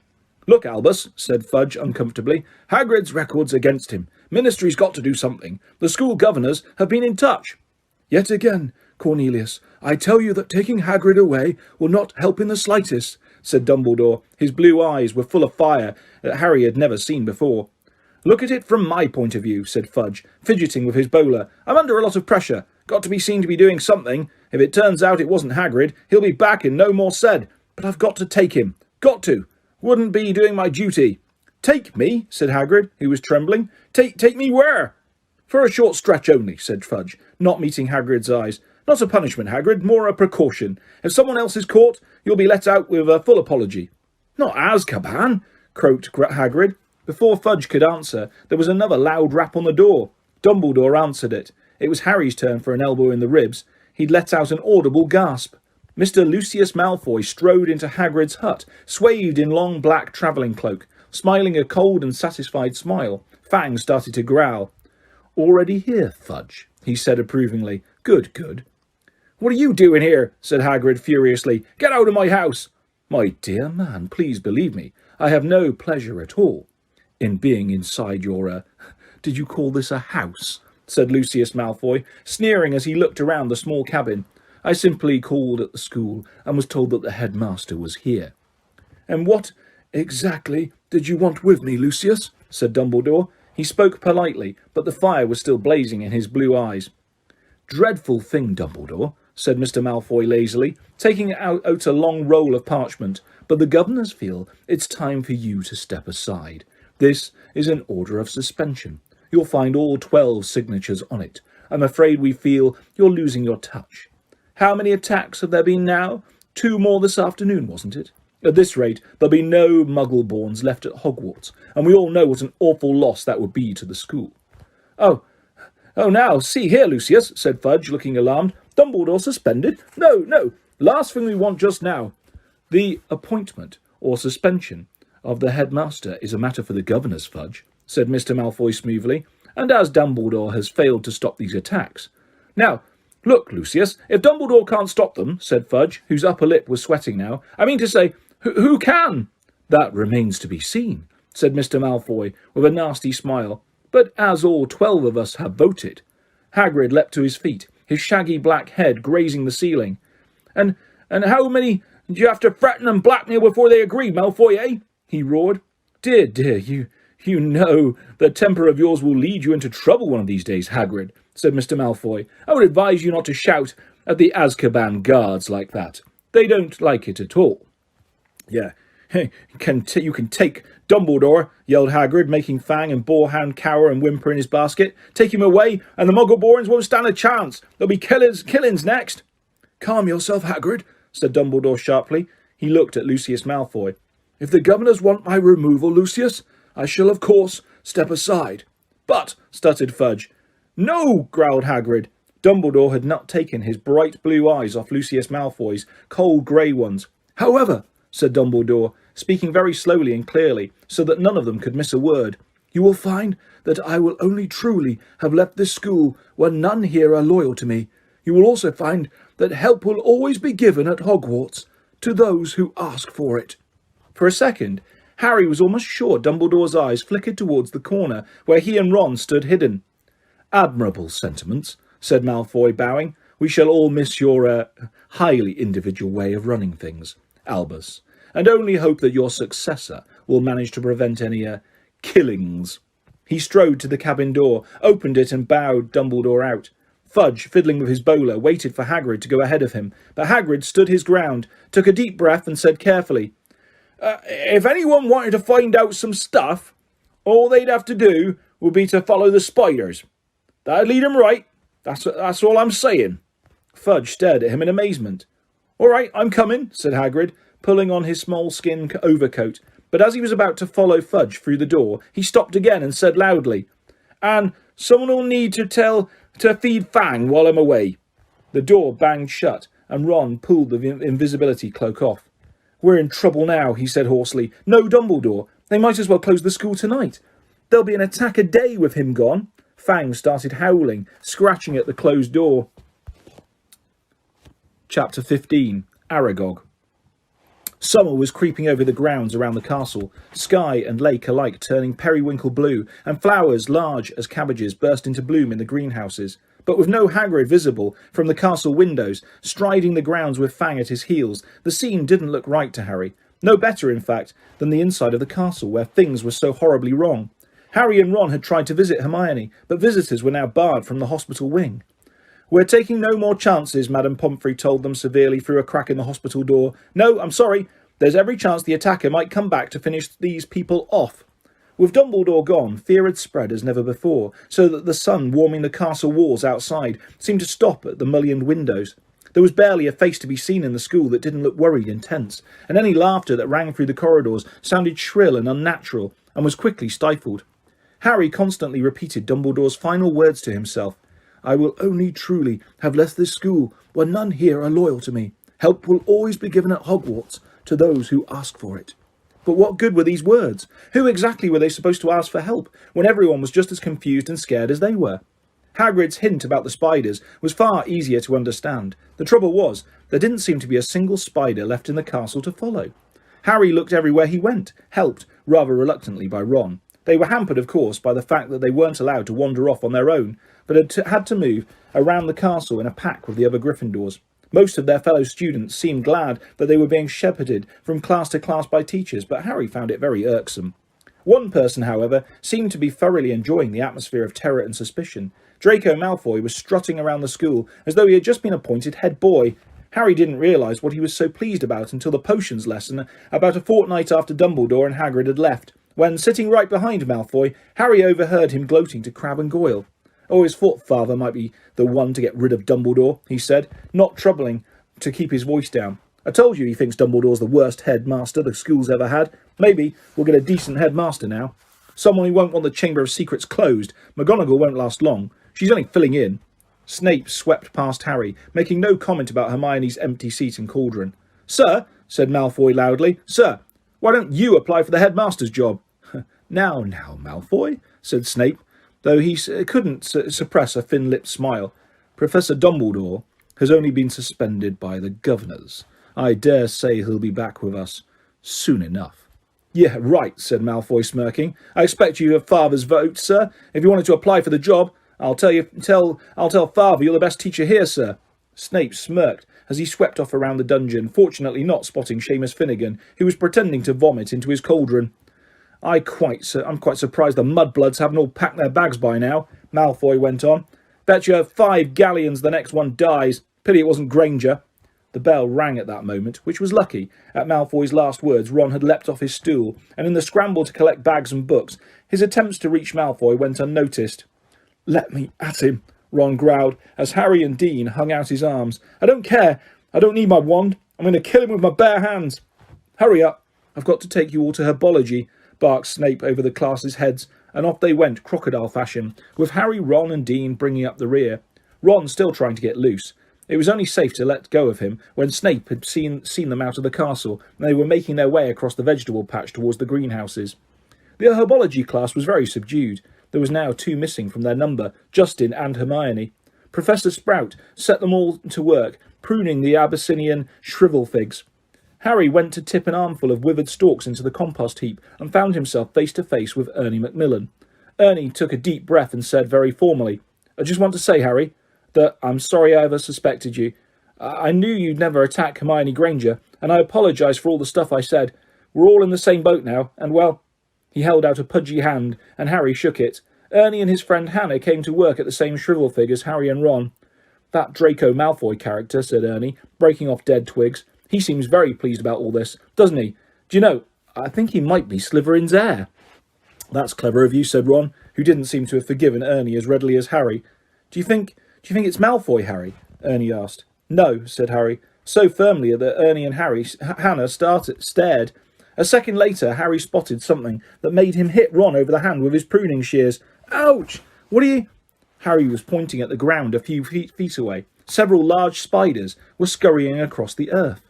Oh yeah, said Ron, trying and failing to look pleased. But we can't follow them now. Ernie and Hannah were listening curiously. Harry watched the spiders running away. Looks like they're heading for the Forbidden Forest. And Ron looked even unhappier about that. At the end of the lesson, Professor Sprout escorted the class to their defence against the dark arts lesson. Harry and Ron lagged behind the others so they could talk out of earshot. We'll have to use the invisibility cloak again, Harry told Ron. We can take Fang with us. He's used to going into the forest with Hagrid. He might be some help. Right, said Ron, who was twirling his wand nervously in his fingers. Aren't there supposed to be werewolves in the forest? He added, as they took their usual places at the back of Lockhart's classroom. Preferring not to answer that question, Harry said, There are good things in there too. The centaurs are all right, and the unicorns. Ron had never been into the Forbidden Forest before. Harry had entered it only once, and had hoped never to do so again. Lockhart bounded into the room, and the class stared at him. Every other teacher in the place was looking grimmer than usual, but Lockhart appeared nothing short of buoyant. Come now, he cried, beaming around him. Why all these long faces?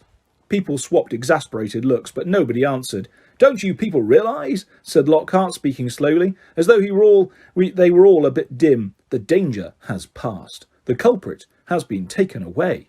Says who? Said Dean Thomas loudly. My dear young man, the Minister of Magic wouldn't have taken Hagrid if he hadn't been 100% sure that he was guilty, said Lockhart, in the tone of someone explaining that 1 and 1 made 2. Oh yes, he would, said Ron, even more loudly than Dean. I flatter myself if I know a touch more about Hagrid's arrest than you do, Mr. Weasley, said Lockhart in a self-satisfied tone. Ron started to say that he didn't think so, somehow, but stopped in mid-sentence when Harry kicked him hard under the desk.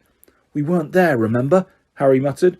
But Lockhart's disgusting cheeriness, his hints that he had always thought Hagrid was no good, his confidence that the whole business was now at an end, irritated Harry so much that he yearned to throw gadding with ghouls right in Lockhart's stupid face.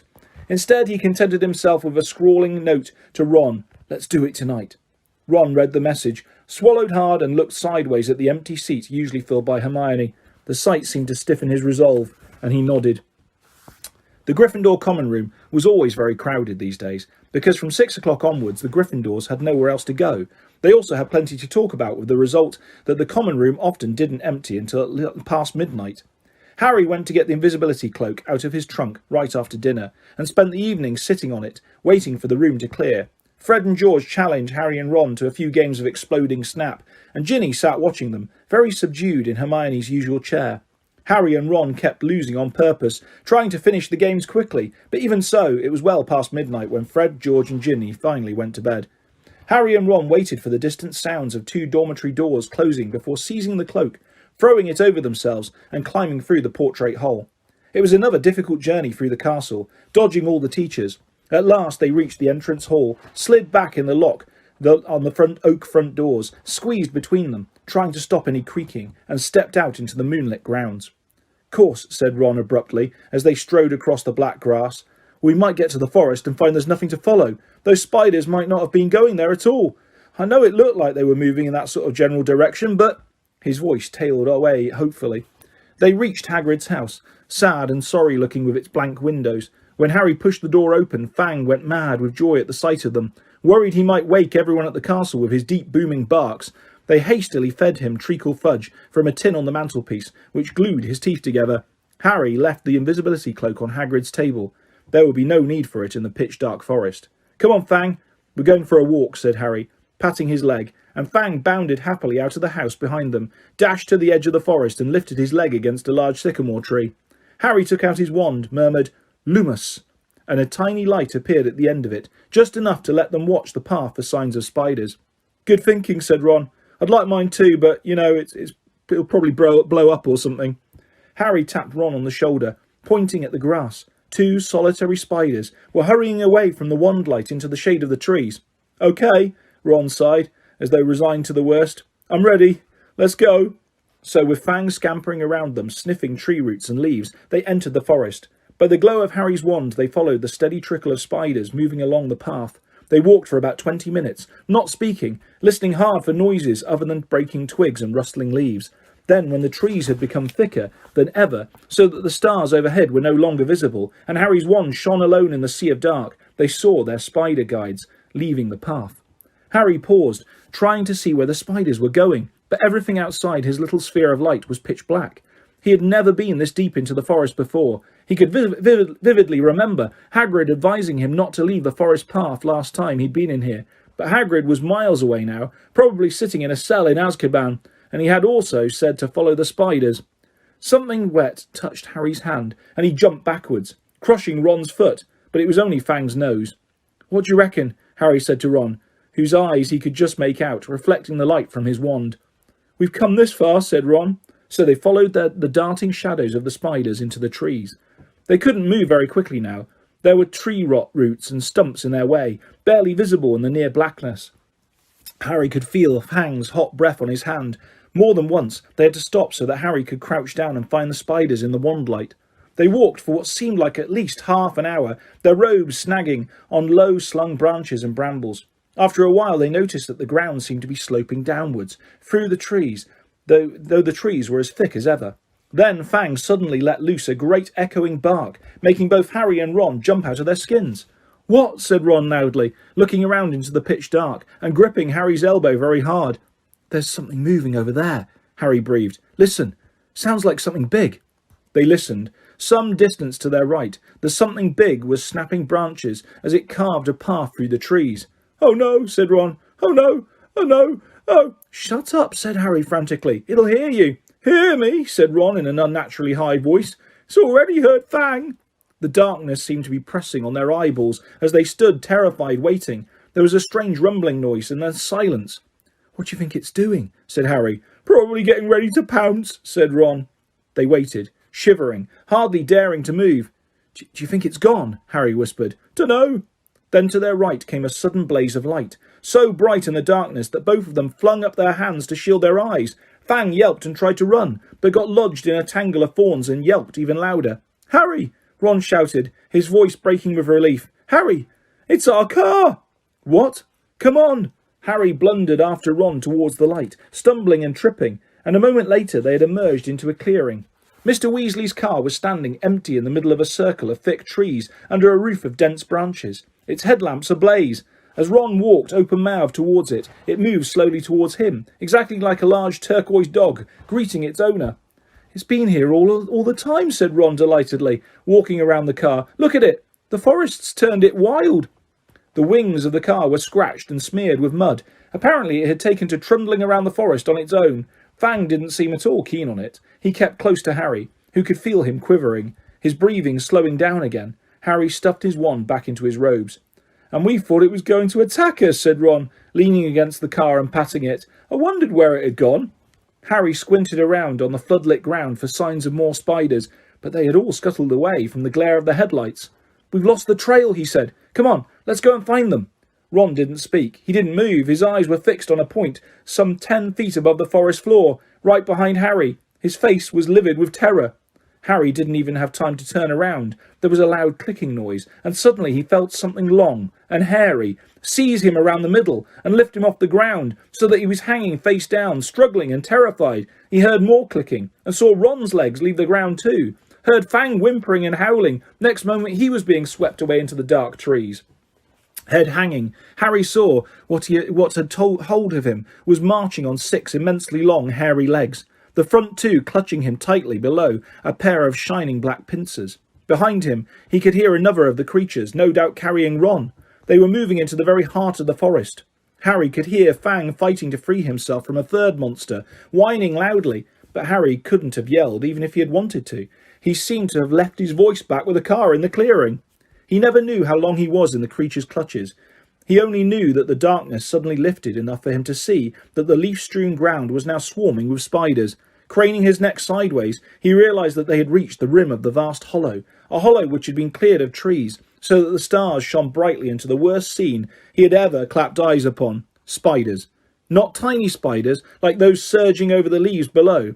Spiders the size of cart horses, 8-eyed, 8-legged, black, hairy, gigantic. The massive specimen that was carrying Harry made its way down the steep slope towards a misty domed web in the very centre of the hollow, while its fellows closed in all around it, clicking their pincers excitedly at the sight of its load.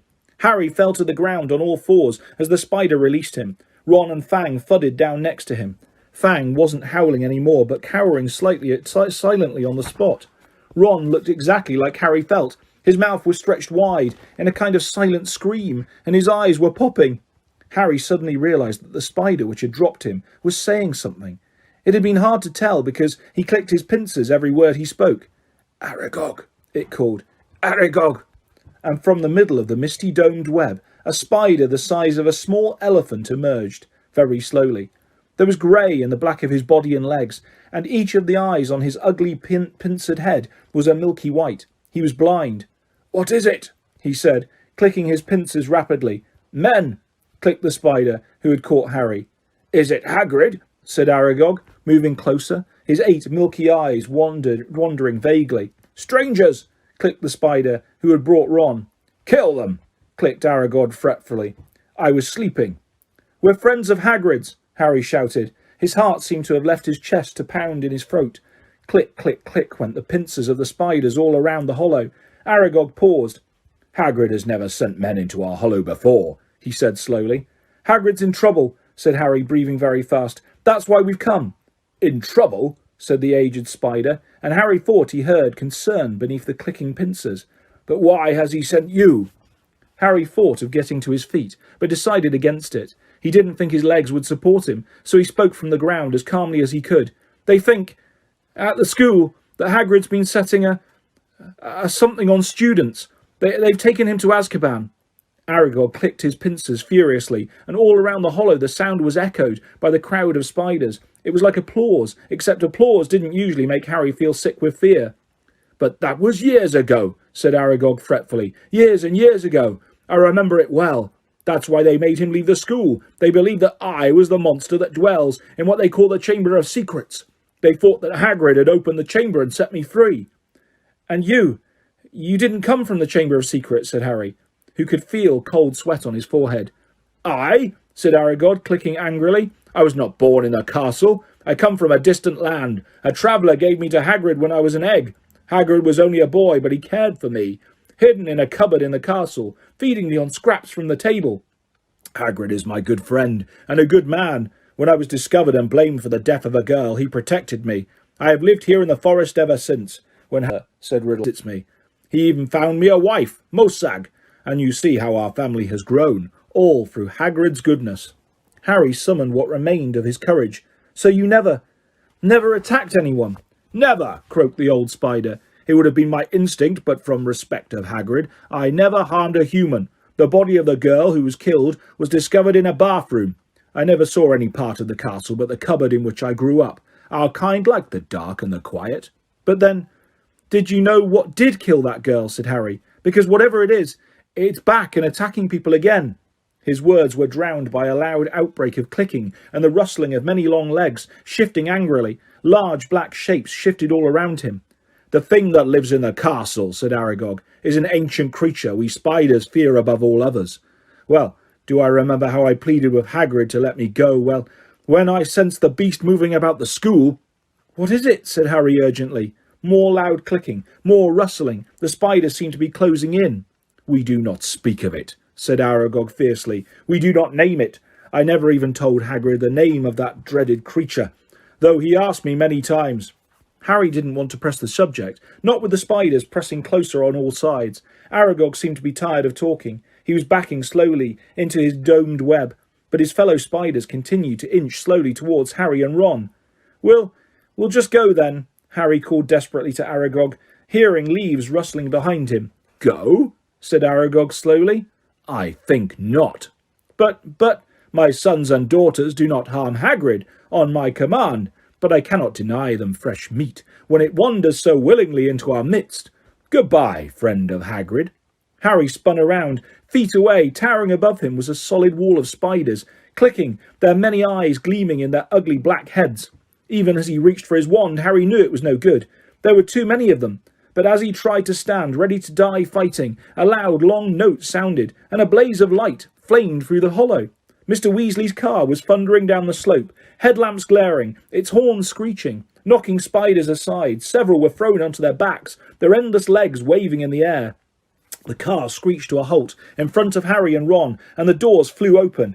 "Get Fang!" Harry yelled, diving into the front seat. Ron seized the boarhound round the middle and threw him yelping into the back of the car.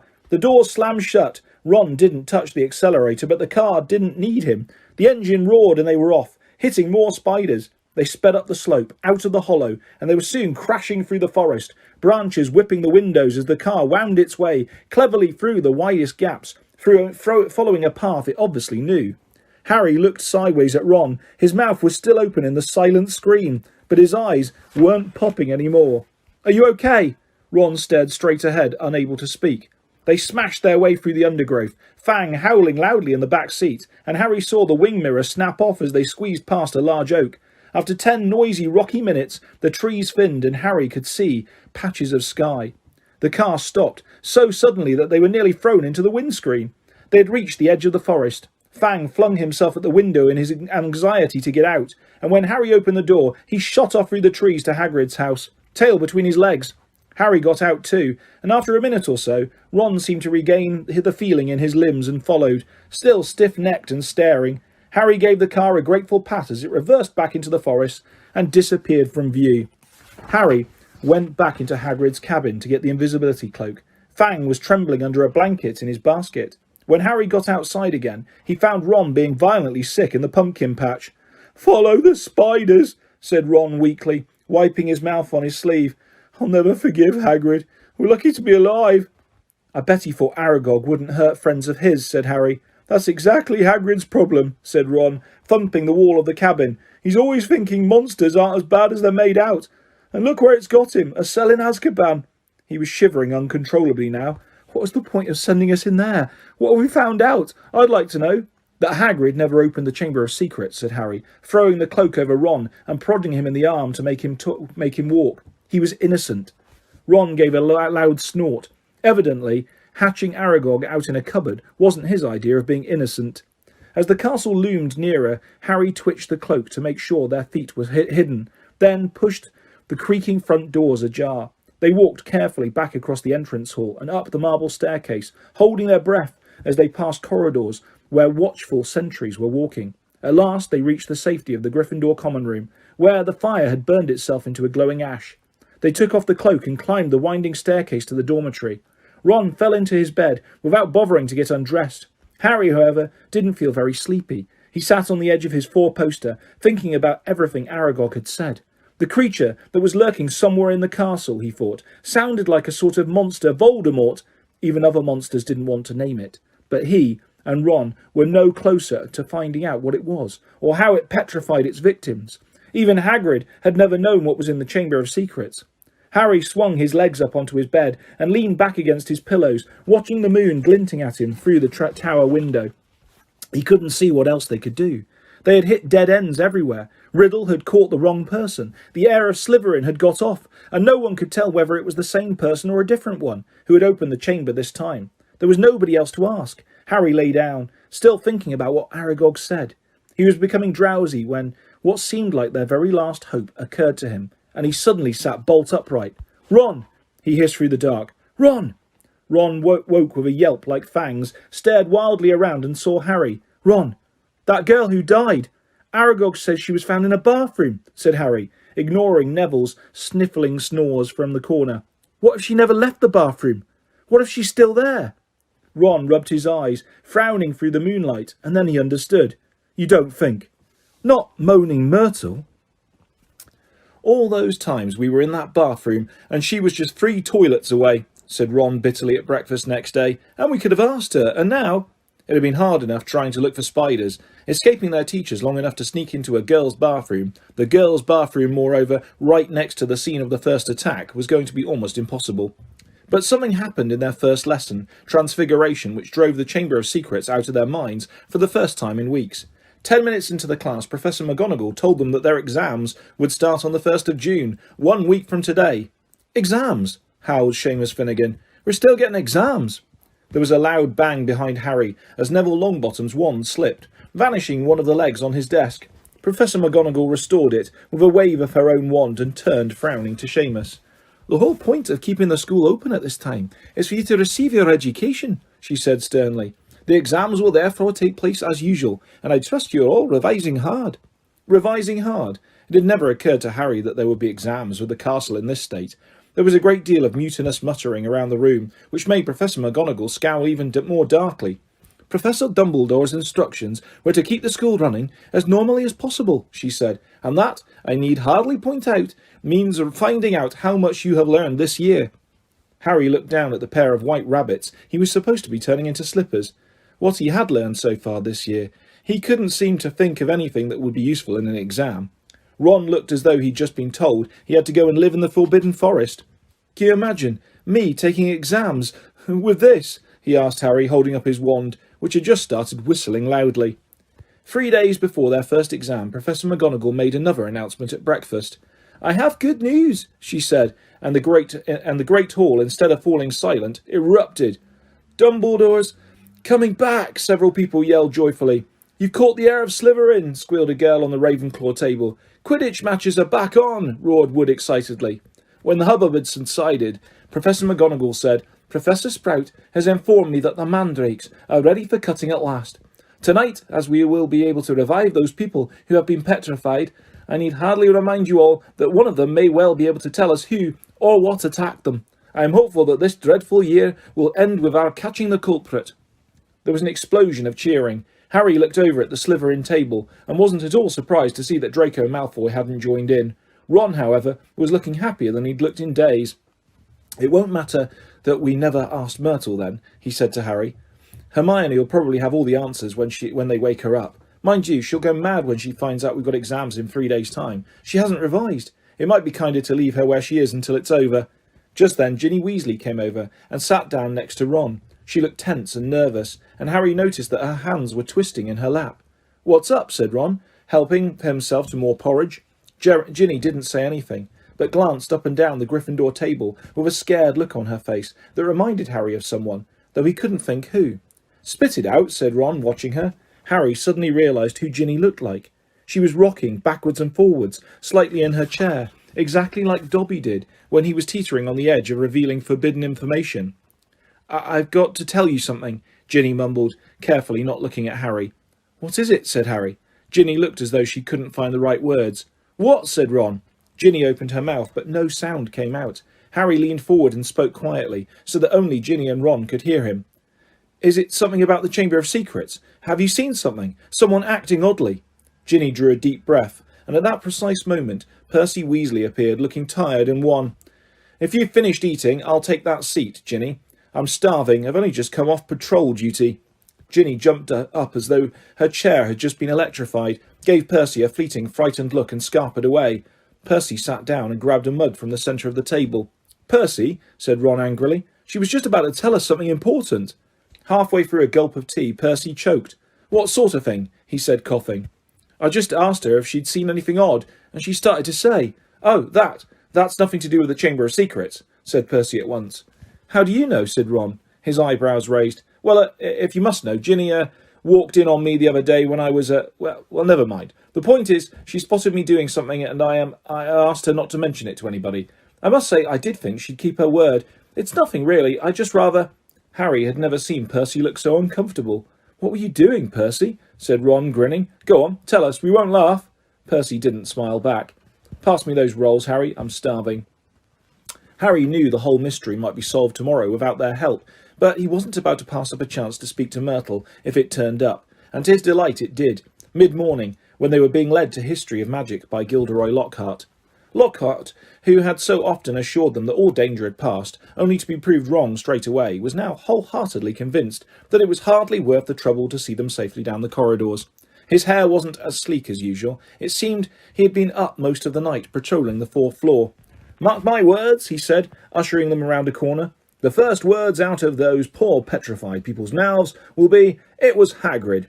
Frankly, I'm astounded Professor McGonagall thinks all these security measures are necessary." "I agree, sir," said Harry, making Ron drop his books in surprise.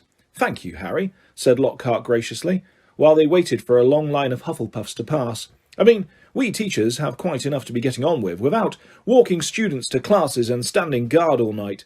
"That's right," said Ron, catching on. "Why don't you leave us here, sir? We've only got one more corridor to go." "You know, Weasley, I think I will," said Lockhart. "I really should go and prepare my next class." And he hurried off. Prepare his class, Ron sneered after him. Gone to curl his hair, more like. They let the rest of the Gryffindors draw ahead of them, then darted down a side passage and hurried off towards Moaning Myrtle's bathroom. But just as they were congratulating each other on their brilliant scheme, "Potter! Weasley! What are you doing?" It was Professor McGonagall, and her mouth was finished of thin lines. We were, Ron stammered. "We were going to go and see—" "Hermione," said Harry. Ron and Professor McGonagall both looked at him. We haven't seen her for ages, Professor," Harry went on hurriedly, treading on Ron's foot. "And we thought we'd sneak into the hospital wing, and tell her the mandrakes are nearly ready and, not to worry." Professor McGonagall was still staring at him, and for a moment Harry thought she was going to explode. But when she spoke, it was in this strangely croaky voice. "Of course," she said, and Harry, amazed, saw a tear glistening in her beady eye. "Of course. I realise this has all been hardest on the friends of those who have been... I quite understand. Yes, Potter, of course you may visit Miss Granger. I will inform Professor Binns where you've gone. Tell Madame Pomfrey I have given my permission." Harry and Ron walked away, hardly daring to believe that they'd avoided detention. As they turned the corner, they distinctly heard Professor McGonagall blow her nose. "That," said Ron fervently, "was the best story you've ever come up with." They had no choice now but to go to the hospital wing and tell Madame Pomfrey that they had Professor McGonagall's permission to visit Hermione. Madame Pomfrey let them in, but reluctantly. "There's just no point talking to a petrified person," she said, and they had to admit she was right when they'd taken their seats next to Hermione. It was plain that Hermione didn't have the faintest inkling that she had visitors, and that they might just as well tell her bedside cabinet not to worry for all the good it would do. "Wonder if she did see the attacker, though," said Ron, looking sadly at Hermione's rigid face. "Because if he sneaked up on them all, no one will ever know." But Harry wasn't looking at Hermione's face. He was more interested in her right hand. It lay clenched on top of her blankets, and bending closer, he saw that a piece of paper was scrunched inside her fist.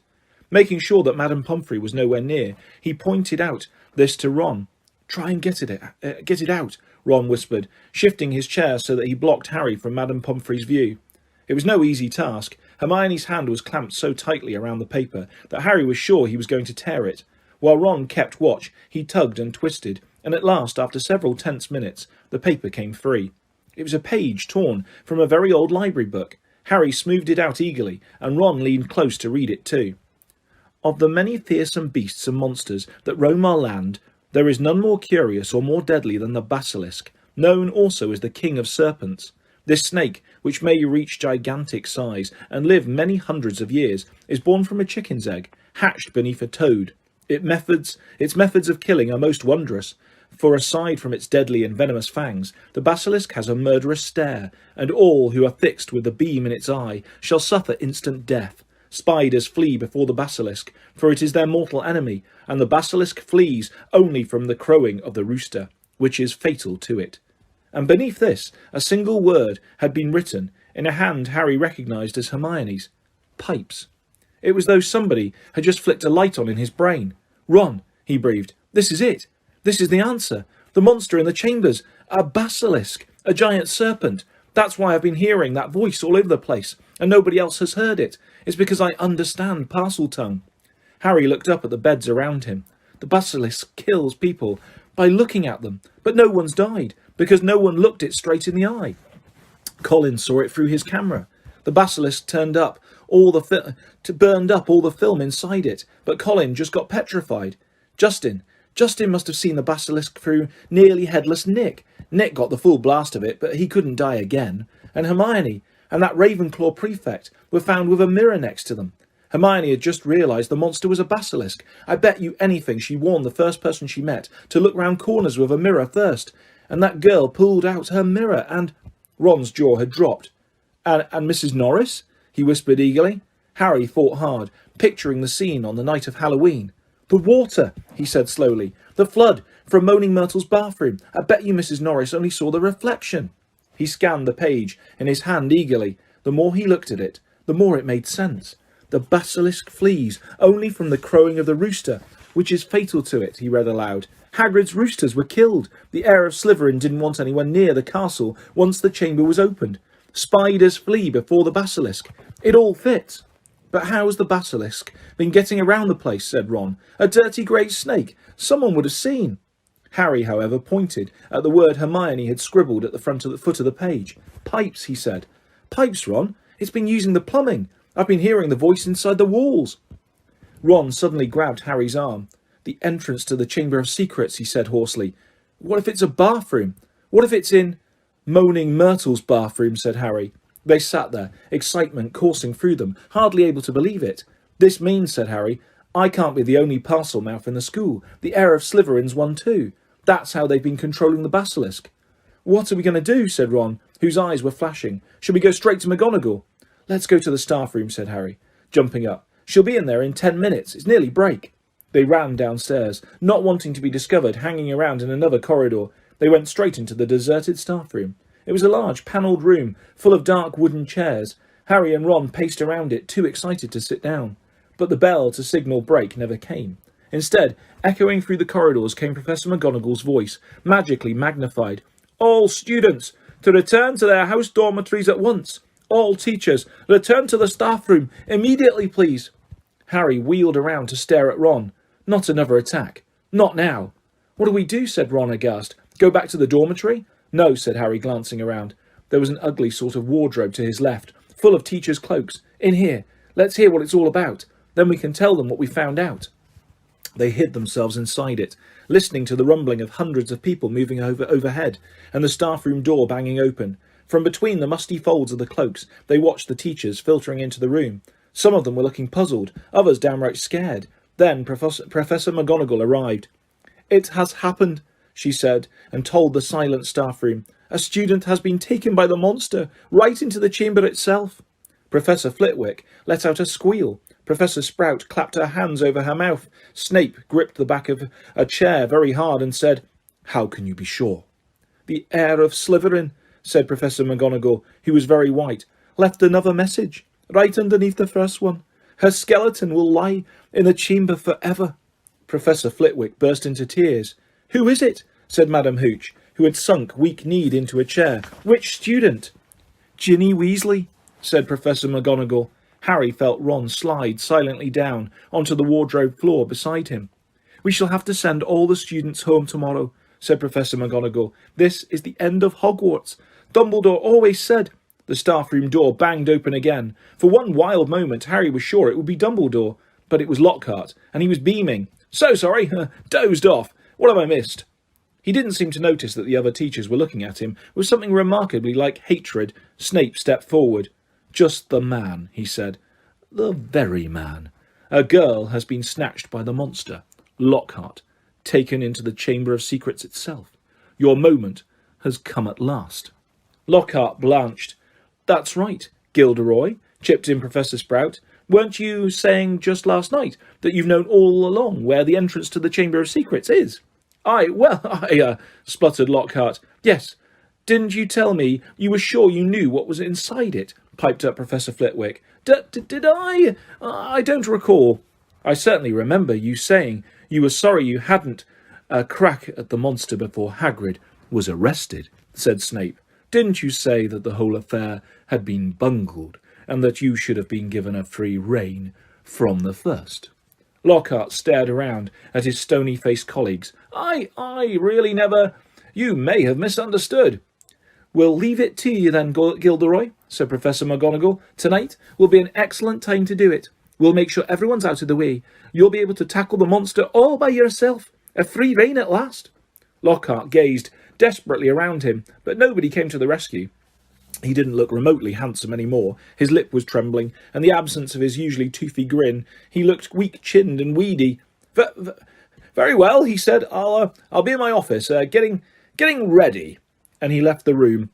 "Right," said Professor McGonagall, whose nostrils were flared. "That's got him out from under our feet. The heads of houses should go and inform their students what has happened. Tell them the Hogwarts Express will take them home first thing tomorrow. Will the rest of you please make sure no students have been left outside their dormitories?" The teachers rose and left one by one. It was probably the worst day of Harry's entire life. He, Ron, Fred and George sat together in a corner of the Gryffindor common room, unable to say anything to each other. Percy wasn't there. He had gone to send an owl to Mr. and Mrs. Weasley, then shut himself up in his dormitory. No afternoon ever lasted as long as that one, nor had Gryffindor Tower ever been so crowded yet so quiet. Near sunset, Fred and George went up to bed, unable to sit there any longer. "She knew something, Harry," said Ron, speaking for the first time since they'd entered the wardrobe in the staff room. "That's why she was taken. It wasn't some stupid thing about Percy at all. She'd found out something about the Chamber of Secrets. That must have been why she was..." Ron rubbed his eyes frantically. "I mean, she was a pureblood. There can't be any other reason." Harry could see the sun sinking, blood red, below the skyline. This was the worst he had ever felt. If only there was something they could do, anything. "Harry," said Ron, "do you think there's any chance at all she's not, you know?" Harry didn't know what to say. He couldn't see how Ginny could still be alive. "Do you know what?" said Ron. "I think we should go and see Lockhart. Tell him what we know. He's going to try and get into the chamber. We can tell him where we think it is, and tell him it's a basilisk in there." Because Harry couldn't think of anything else to do, and because he wanted to do something, he agreed. The Gryffindors around them were so miserable and felt so sorry for the Weasleys that nobody tried to stop them as they got up, crossed the room and left through the portrait hole. Darkness was falling as they walked down to Lockhart's office. There seemed to be a lot of activity going on inside it. They could hear scraping, thumps and hurried footsteps. Harry knocked, and there was a sudden silence from inside. Then the door opened the tiniest crack, and they saw one of Lockhart's eyes peering through it.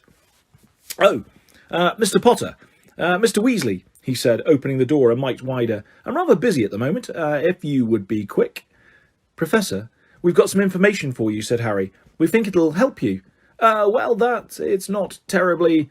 The side of Lockhart's face that they could see looked very uncomfortable. "All right." He opened the door and they entered.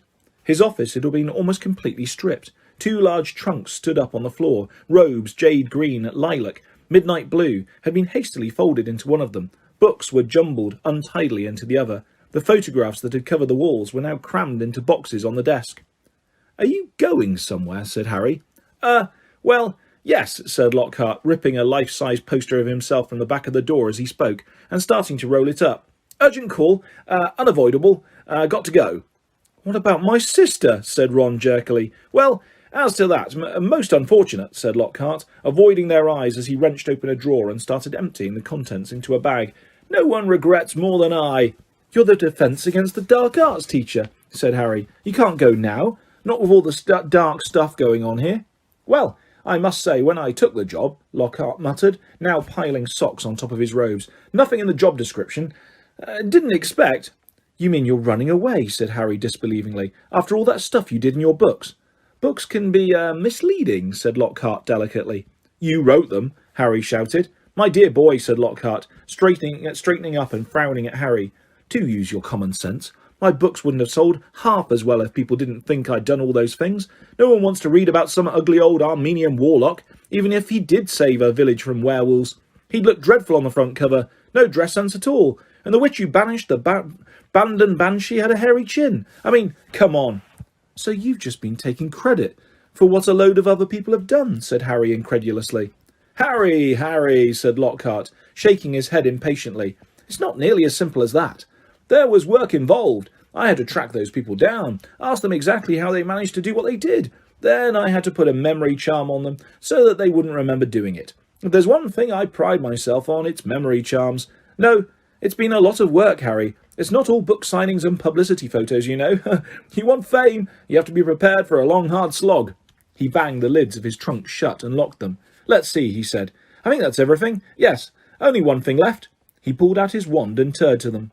Awfully sorry, boys, but I'll have to put a memory charm on you now. Can't have you blabbing my secrets all over the place. I'd never sell another book. Harry reached his wand just in time. Lockhart had barely raised his when Harry bellowed, Expelliarmus! Lockhart was blasted backwards, falling over his trunk. His wand flew high into the air. Ron caught it and flung it out of the open window. Shouldn't have let Professor Snape teach us that one, said Harry furiously, kicking Lockhart's trunk aside. Lockhart was looking up at them, weedy once more. Harry was still pointing his wand at him. What do you want me to do? Said Lockhart weakly. I don't know where the Chamber of Secrets is. There's nothing I can do. You're in luck, said Harry, forcing Lockhart to his feet at wand point. We think we know where it is, and what's inside it. Let's go. They marched Lockhart out of the office and down the nearest stairs, along the dark corridor where the messages shone on the wall, to the door of Moaning Myrtle's bathroom. They sent Lockhart in first. Harry was pleased to see that he was shaking. Moaning Myrtle was sitting on the cistern at the end of the toilet. Oh, it's you, she said when she saw Harry. What do you want this time? To ask you how you died, said Harry. Myrtle's whole aspect changed at once. She looked as though she had never been asked such a flattering question. Oh, it was dreadful, she said with relish. It happened right in here. I died in this very cubicle. I remember it so well. I'd hidden because Olive Hornby was teasing me about my glasses. The door was locked, and I was crying, and then I heard somebody come in. They said something funny, a different language. I think it must have been. Anyway, what really got me was that it was a boy speaking. So I unlocked the door to tell him to go and use his own toilet. And then... Myrtle swelled importantly, her face shining. I died. How? Said Harry. No idea, said Myrtle in hushed tones. I just remember seeing a pair of great, big, yellow eyes. My whole body sort of seized up, and then I was floating away. She looked dreamily at Harry, and then I came back again. I was determined to haunt Olive Hornby, you see. Oh, she was sorry she'd ever laughed at my glasses. Where exactly did you see the eyes? Said Harry. Somewhere there, said Myrtle, pointing vaguely towards the sink in front of the toilet. Harry and Ron hurried over to it. Lockhart was standing well back, a look of utter terror on his face. It looked like an ordinary sink. They examined every inch of it, inside and out, including the pipes below. And then Harry saw it. Scratched on the side of one of the copper taps was a tiny snake. That tap's never worked, said Myrtle brightly, as he tried to turn it. Harry, said Ron, say something. Something in Parseltongue. But Harry fought hard. The only times he'd ever managed to speak Parseltongue were when he'd been faced with a real snake. He stared hard at the tiny engraving, trying to imagine it was real. Open up, he said. He looked at Ron, who shook his head. English, he said. Harry looked back at the snake, willing himself to believe it was alive. If he moved his head, the candlelight made it look as though it was moving. Open up, he said, except that the words weren't what he heard. A strange hissing had escaped him, and at once the tap glowed with a brilliant white light and began to spin. Next second, the sink began to move. The sink, in fact, sank right out of sight, leaving a large pipe exposed, a pipe wide enough for a man to slide into. Harry heard Ron gasp and looked up again. He had made up his mind what he was going to do. I'm going down there, he said. He couldn't not go. Not now that he had found the entrance to the chamber, not if there was even the faintest, slimmest, wildest chance that Ginny might be alive. Me too, said Ron. There was a pause. "Well, you hardly seem to need me," said Lockhart with a shadow of his old smile. "I'll just—" He put his hand on the doorknob, but Ron and Harry both pointed their wands at him. "You can go first," Ron snarled. White-faced and wandless, Lockhart approached the opening. "Boys," he said, his voice feeble. "Boys, what good will it do?" Harry jabbed him in the back with his wand. Lockhart slid his legs into the pipe. "I really don't think—" he started to say, but Ron gave him a push, and he slid out of sight. Harry followed quickly. He lowered himself slowly into the pipe, then let go. It was like rushing down an endless, slimy, dark slide. He could see more pipes branching off in all directions, but none as large as theirs, which twisted and turned, sloping steeply downwards. And he knew that he was falling deeper below the school than even the dungeons. Behind him he could hear Ron thudding slightly at the curves.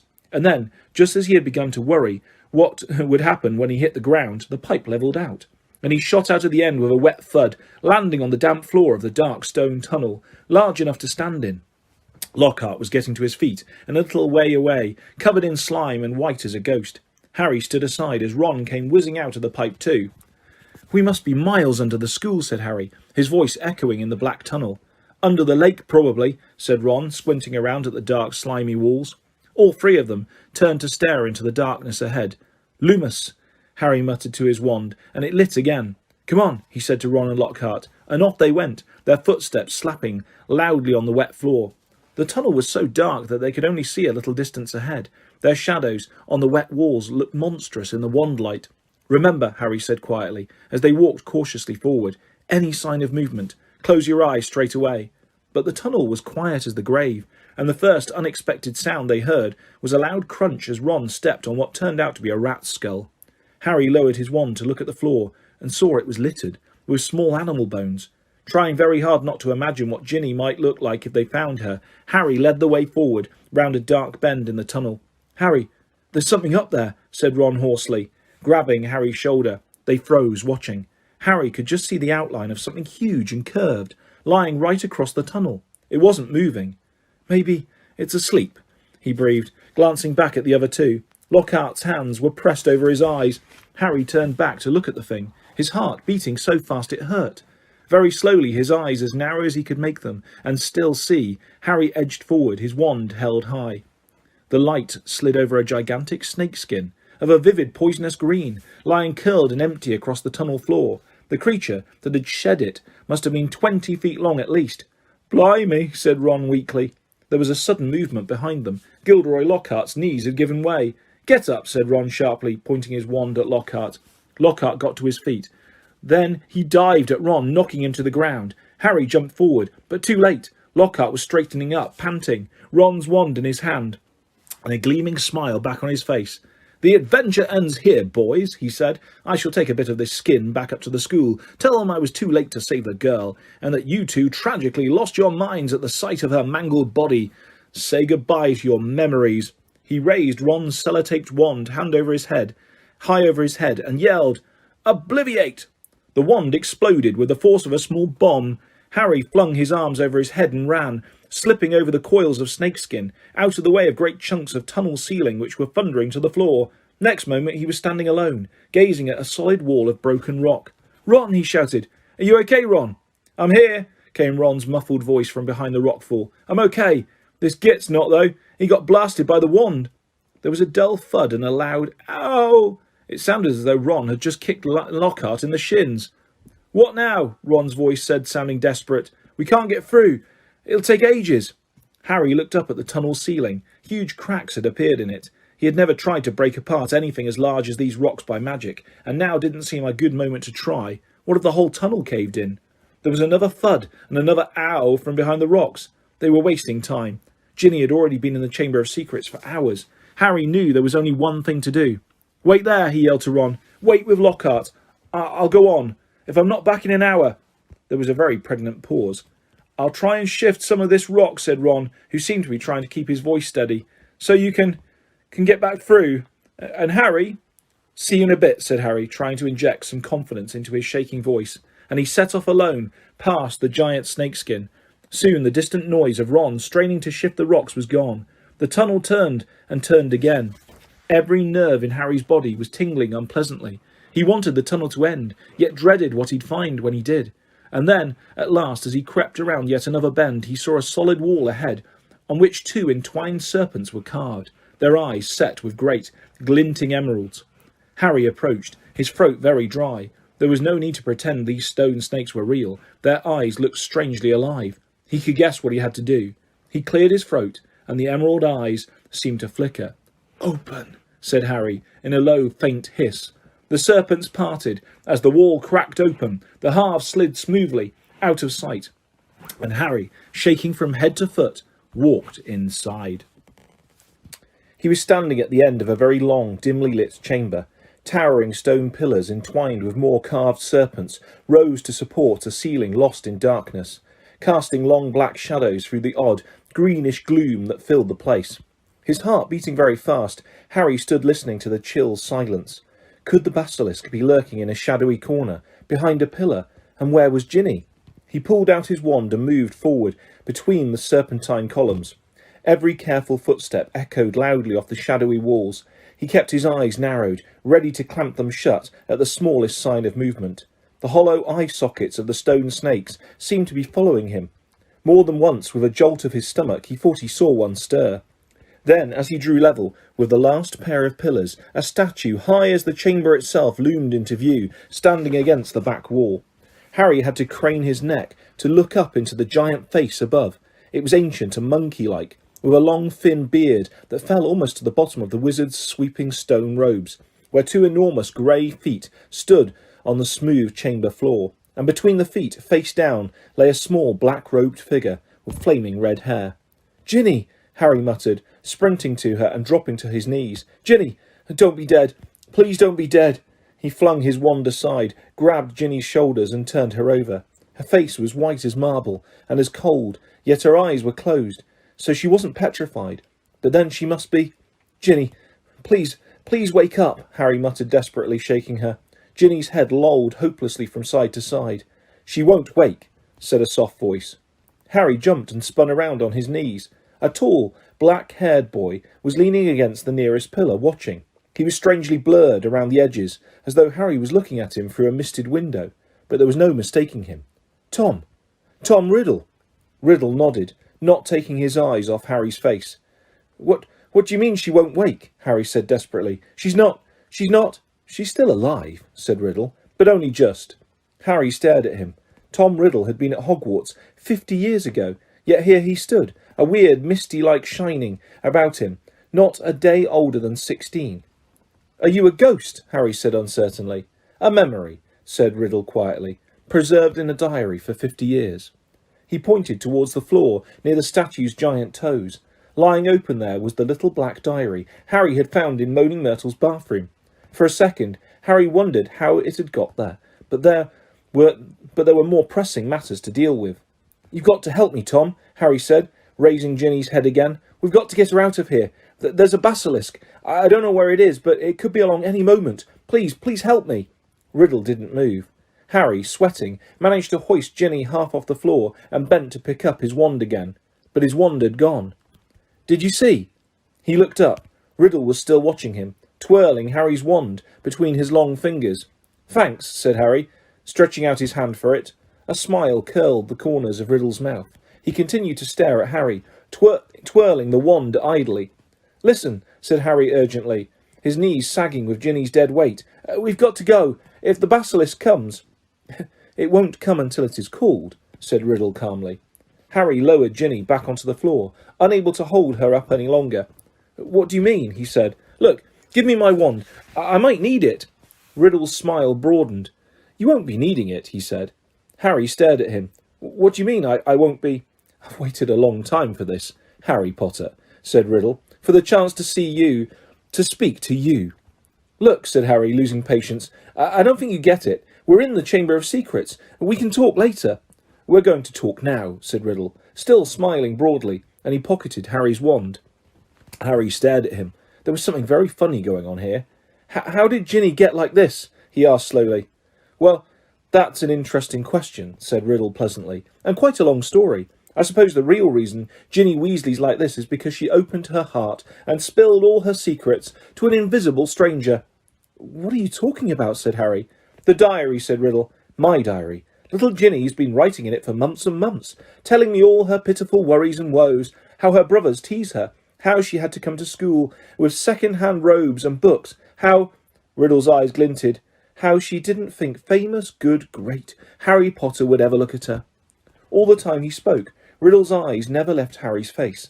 There was an almost hungry look in them.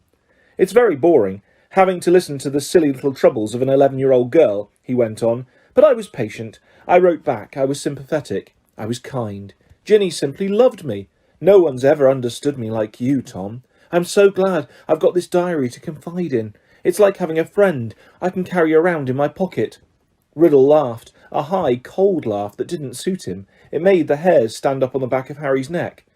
"If I say it myself, Harry, I've always been able to charm the people I needed. So Ginny poured out her soul to me, and her soul happened to be exactly what I wanted. I grew stronger and stronger on a diet of her deepest fears, her darkest secrets. I grew powerful, far more powerful than little Miss Weasley, powerful enough to start feeding Miss Weasley a few of my secrets, to start pouring a little of my soul back into her." "What do you mean?" said Harry, whose mouth had gone very dry. "Haven't you guessed yet, Harry Potter?"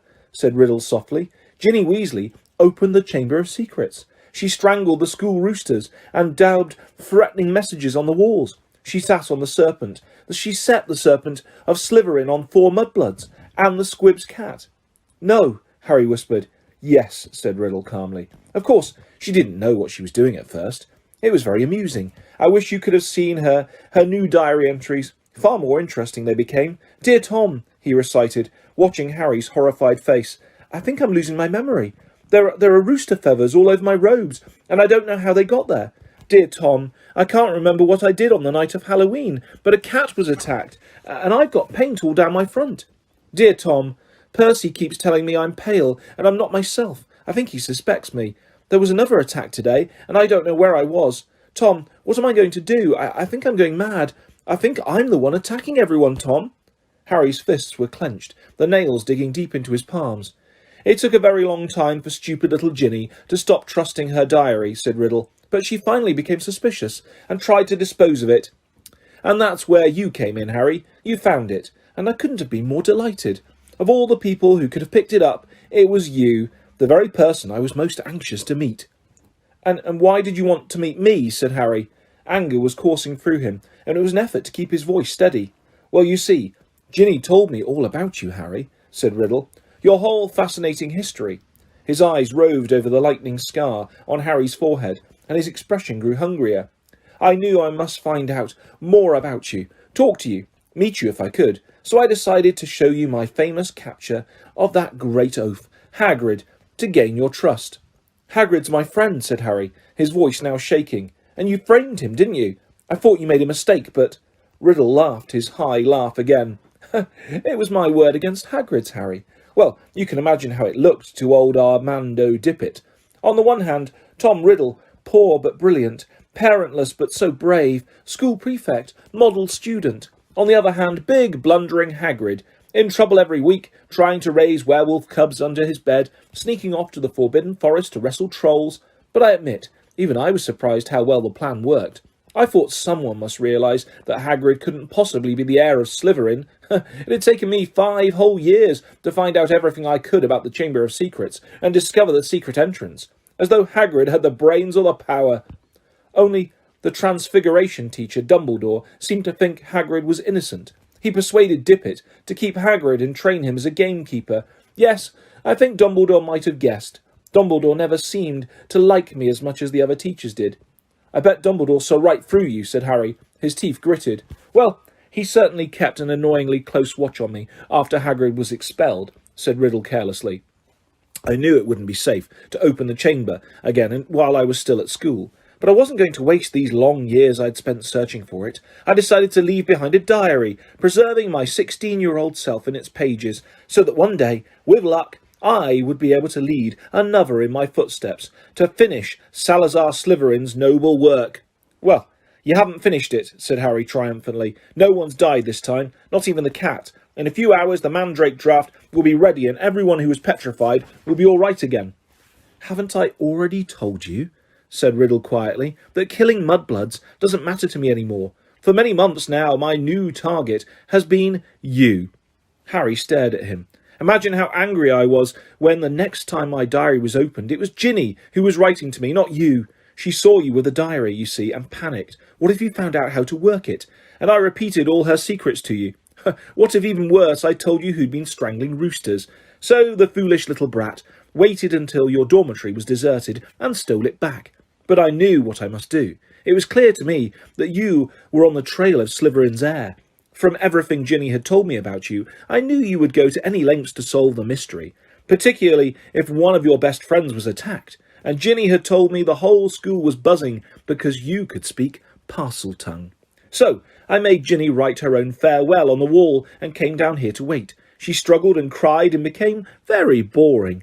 But there isn't much life left in her. She put too much into the diary, into me, enough to let me leave its pages at last.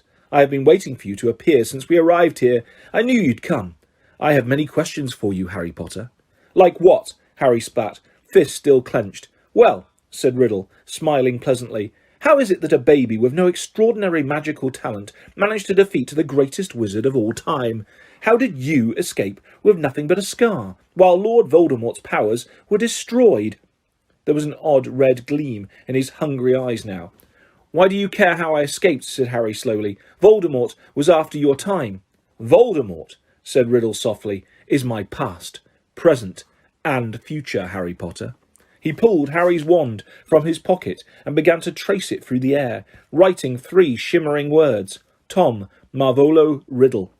Then he waved the wand once, and the letters of his name rearranged themselves. "I am Lord Voldemort." "You see," he whispered, "it was a name I was already using at Hogwarts. To my most intimate friends only, of course. You think I was going to use my filthy muggle father's name forever? I, in whose veins runs the blood of Salazar Slytherin himself through my mother's side? I keep the name of a foul common muggle who abandoned me even before I was born, just because he found out his wife was a witch? No, Harry, I fashioned myself a new name, a name I knew wizards everywhere would one day fear to speak, when I had become the greatest sorcerer in the world." Harry's brain seemed to have jammed. He stared numbly at Riddle, at the orphan boy who had grown up to murder Harry's own parents, and to many others. At last he forced himself to speak. "You're not," he said, his quiet voice full of hatred. "Not what?" snapped Riddle. "Not the greatest sorcerer in the world," said Harry, breathing fast. "Sorry to disappoint you and all that, but the greatest wizard in the world is Albus Dumbledore. Everyone says so. Even when you were strong, you didn't dare try and take over at Hogwarts. Dumbledore saw through you when you were at school, and he still threatens you now, wherever you're hiding these days." The smile had gone from Riddle's face, to be replaced by a very ugly look. "Dumbledore's been driven out of the castle by the mere memory of me," he hissed. "He's not as gone as you might think," Harry retorted. He was speaking at random, wanting to scare Riddle, wishing rather than believing it to be true. Riddle opened his mouth, but froze. Music was coming from somewhere. Riddle whirled around to stare down the empty chamber. The music was growing louder. It was eerie, spine-tingling, unearthly. It lifted the hair on Harry's scalp and made his heart feel as though it was swelling to twice its normal size. Then, as the music reached such a pitch that Harry felt it vibrating inside his own ribs, flames erupted at the top of the nearest pillar. A crimson bird the size of a swan had appeared, piping its weird music to the vaulted ceiling. It had a glittering gold tail as long as a peacock's and gleaming golden talons, which were gripping a ragged bundle. A second later, the bird was flying straight at Harry. It dropped the ragged thing it was carrying at his feet, then landed heavily on his shoulder. As it folded its great wings, Harry looked up and saw it had a long, sharp golden beak and beady black eyes. The bird stopped singing. It sat still and warm next to Harry's cheek, gazing steadily at Riddle. "That's a phoenix," said Riddle, staring shrewdly back at it. "Fawkes," Harry breathed, and he felt the bird's golden claws squeeze his shoulder gently. "And that," said Riddle, now eyeing the ragged thing that Fawkes had dropped, "that's the old-school sorting hat." So it was. Patched, frayed and dirty, the hat lay motionless at Harry's feet. Riddle began to laugh again. He laughed so hard that the dark chamber rang with it, as though 10 Riddles were laughing at once. "This is what Dumbledore sends his defender, a songbird and an old hat. Do you feel brave, Harry Potter? Do you feel safe now? Harry didn't answer. He might not see what use Fawkes or the Sorting Hat were, but he was no longer alone, and he waited with mounting courage for Riddle to stop laughing. To business, Harry, said Riddle, still smiling broadly. Twice, in your past, in my future, we have met, and twice I failed to kill you. How did you survive? Tell me everything. The longer you talk, he added softly, the longer you stay alive. Harry was thinking fast, weighing his chances. Riddle had the wand. He, Harry and Fawkes, and the Sorting Hat, neither of which were much good in a duel. It looked bad, all right, but the longer Riddle stood there, the more life was dwindling out of Ginny. And in the meantime, Harry noticed suddenly Riddle's outline was becoming clearer, more solid. If it had to be a fight between him and Riddle, better sooner than later. No one knows why you lost your powers when you attacked me, said Harry abruptly. I don't know myself, but I know why you couldn't kill me, because my mother died to save me. My common, muggle-born mother, he added, shaking with suppressed rage. She stopped you killing me, and I've seen you real now. I saw you last year. You're a wreck. You're barely alive. That's where all your power that's where all your power got you. You're in hiding. You're ugly. You're foul. Riddle's face contorted. Then he forced it into an awful smile. So, your mother died to save you. Yes, that's a powerful counter-charm. I can see now. There is nothing special about you after all. I wondered, you see, because there are strange likenesses between us, Harry Potter. Even you must have noticed. Both half-bloods, orphans, raised by muggles, probably the only two parcel-mouths to come to Hogwarts since the great Slytherin himself. We even look something alike. But after all, it was merely a lucky chance that saved you from me. That's all I wanted to know. Harry stood, tense, waiting for Riddle to raise his wand, but Riddle's twisted smile was widening again. Now, Harry, I'm going to teach you a little lesson. Let's match the powers of Lord Voldemort, heir of Salazar Slytherin, against famous Harry Potter, and the best weapons Dumbledore can give him. He cast an amused eye over Fawkes and the Sorting Hat, then walked away. Harry, fear spreading up his numb legs, watched Riddle stop between the high pillars and look up into the stone face of Slytherin, high above him in the half-darkness.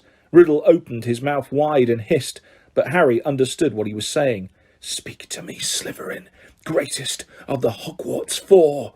Harry wheeled around to look up at the statue, Fawkes swaying on his shoulder. Slytherin's gigantic stone face was moving. Horror-struck, Harry saw his mouth opening, wider and wider, to make a huge black hole, and something was stirring inside the statue's mouth. Something was slithering up from its depths. Harry backed away until he hit the dark chamber wall, and as he shut his eyes tight, he felt Fawkes' wings sweep his cheek as he took flight. Harry wanted to shout, "Don't leave me!" But what chance did a phoenix have against the King of Serpents? Something huge hit the stone floor of the chamber. Harry felt it shudder. He knew what was happening. He could sense it, could almost see the giant serpent uncoiling itself from Slytherin's mouth. Then he heard Riddle's hissing voice. "Kill him!" The basilisk was moving towards Harry. He could hear its heavy body slithering ponderously across the dusty floor, eyes still tightly shut. Harry began to run blindly sideways, his hands outstretched, feeling his way. Riddle was laughing. Harry tripped. He fell hard onto the stone and tasted blood. The serpent was barely feet from him. He could hear it coming. There was a loud, explosive spitting sound right above him, and then something heavy hit Harry so hard that he was smashed against the wall. Waiting for fangs to sink through his body, he heard more mad hissing, something thrashing wildly off the pillars. He couldn't help it. He opened his eyes wide enough to squint at what was going on. The enormous serpent, bright, poisonous green, thick as an oaky trunk, had raised itself high in the air, and its great blunt head was weaving drunkenly between the pillars. As Harry trembled, ready to close his eyes if it turned, he saw what had distracted the snake. Fawkes was soaring round its head, and the basilisk was snapping furiously at him with fangs long and thin as sabres. Fawkes dived, his long golden beak sank out of sight, and a sudden shower of dark blood splattered the floor. The snake's tail thrashed, narrowly missing Harry, and before Harry could shut his eyes it turned. Harry looked straight into its face, and saw that its eyes, both its great bulbous yellow eyes, had been punctured by the phoenix. Blood was streaming to the floor, and the snake was spitting in agony. "No!" Harry heard Riddle screaming. "Leave the bird! Leave the bird! The boy is behind you! You can still smell him! Kill him!" The blinded serpent swayed, confused, still deadly. Fawkes was circling its head, piping his eerie song, jabbing here and there at the basilisk's scaly nose as the blood poured from its ruined eyes. "Help me! Help me!" Harry muttered wildly. "Someone! Anyone!" The snake's tail whipped across the floor again. Harry ducked. Something soft hit his face. The basilisk had swept the sorting hat into Harry's arms. Harry seized it. It was all he had left, his only chance. He rammed it onto his head and threw himself flat onto the floor as the basilisk's tail swung over him again. "Help me! Help me!" Harry thought, his eyes screwed tight under the hat. "Please help me." There was no answering voice. Instead, the hat contracted, as though an invisible hand was squeezing it very tightly. Something very hard and heavy thudded onto the top of Harry's head, almost knocking him out. Stars winking in the front of his eyes, he grabbed the top of the hat to pull it off and felt something long and hard beneath it. A gleaming silver sword had appeared inside the hat, its handle glittering with rubies the size of eggs. "Kill the boy! Leave the bird! The boy is behind you! Sniff! Smell him!" Harry was on his feet, ready. The basilisk's head was falling, its body coiling round, hitting pillars as it twisted to face him. He could see the vast, bloody eye sockets, see the mouth stretching wide, wide enough to swallow him whole, lined with fangs long as his sword, thin, glittering, venomous. It lunged blindly. Harry dodged, and it hit the chamber wall. It lunged again, and its forked tongue lashed Harry's side. He raised the sword in both his hands. The basilisk lunged again, and this time its aim was true. Harry threw his whole weight behind the hot sword and drove it to the hilt into the roof of the serpent's mouth. But as warm blood drenched Harry's arms, he felt a searing pain just above his elbow. One long, poisonous fang was sinking deeper and deeper into his arm, and it splintered as the basilisk keeled over sideways and fell, twitching, to the floor. Harry slid down the wall. He gripped the fang that was spreading poison through his body and wrenched it out of his arm. But he knew it was too late. White-hot pain was spreading slowly and steadily from the wound. Even as he dropped the fang and watched his own blood soaking his robes, his vision went foggy. The chamber was dissolving in a whirl of dull colour. A patch of scarlet swam past, and Harry heard a soft clatter of claws beside him. "Fawkes," said Harry thickly. "You were brilliant, Fawkes." He felt the bird lay its beautiful head on the spot where the serpent's fang had pierced him. He could hear echoing footsteps, and then a dark shadow moved in front of him. "You're dead, Harry Potter," said Riddle's voice above him. "Dead. Even Dumbledore's bird knows it. Do you see what he's doing, Potter? He's crying." Harry blinked. Fawkes' head slid in and out of focus. Thick, pearly tears were trickling down the glossy feathers.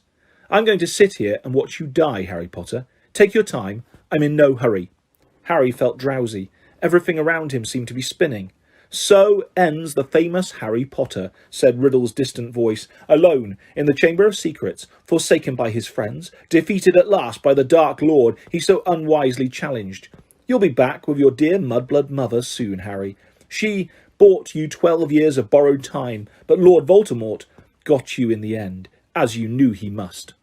Is this dying?" thought Harry. "It's not so bad." Even the pain was leaving him. But was this dying?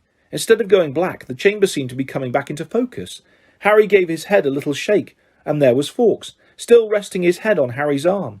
A pearly patch of tears was shining all around the wound, except there was no wound.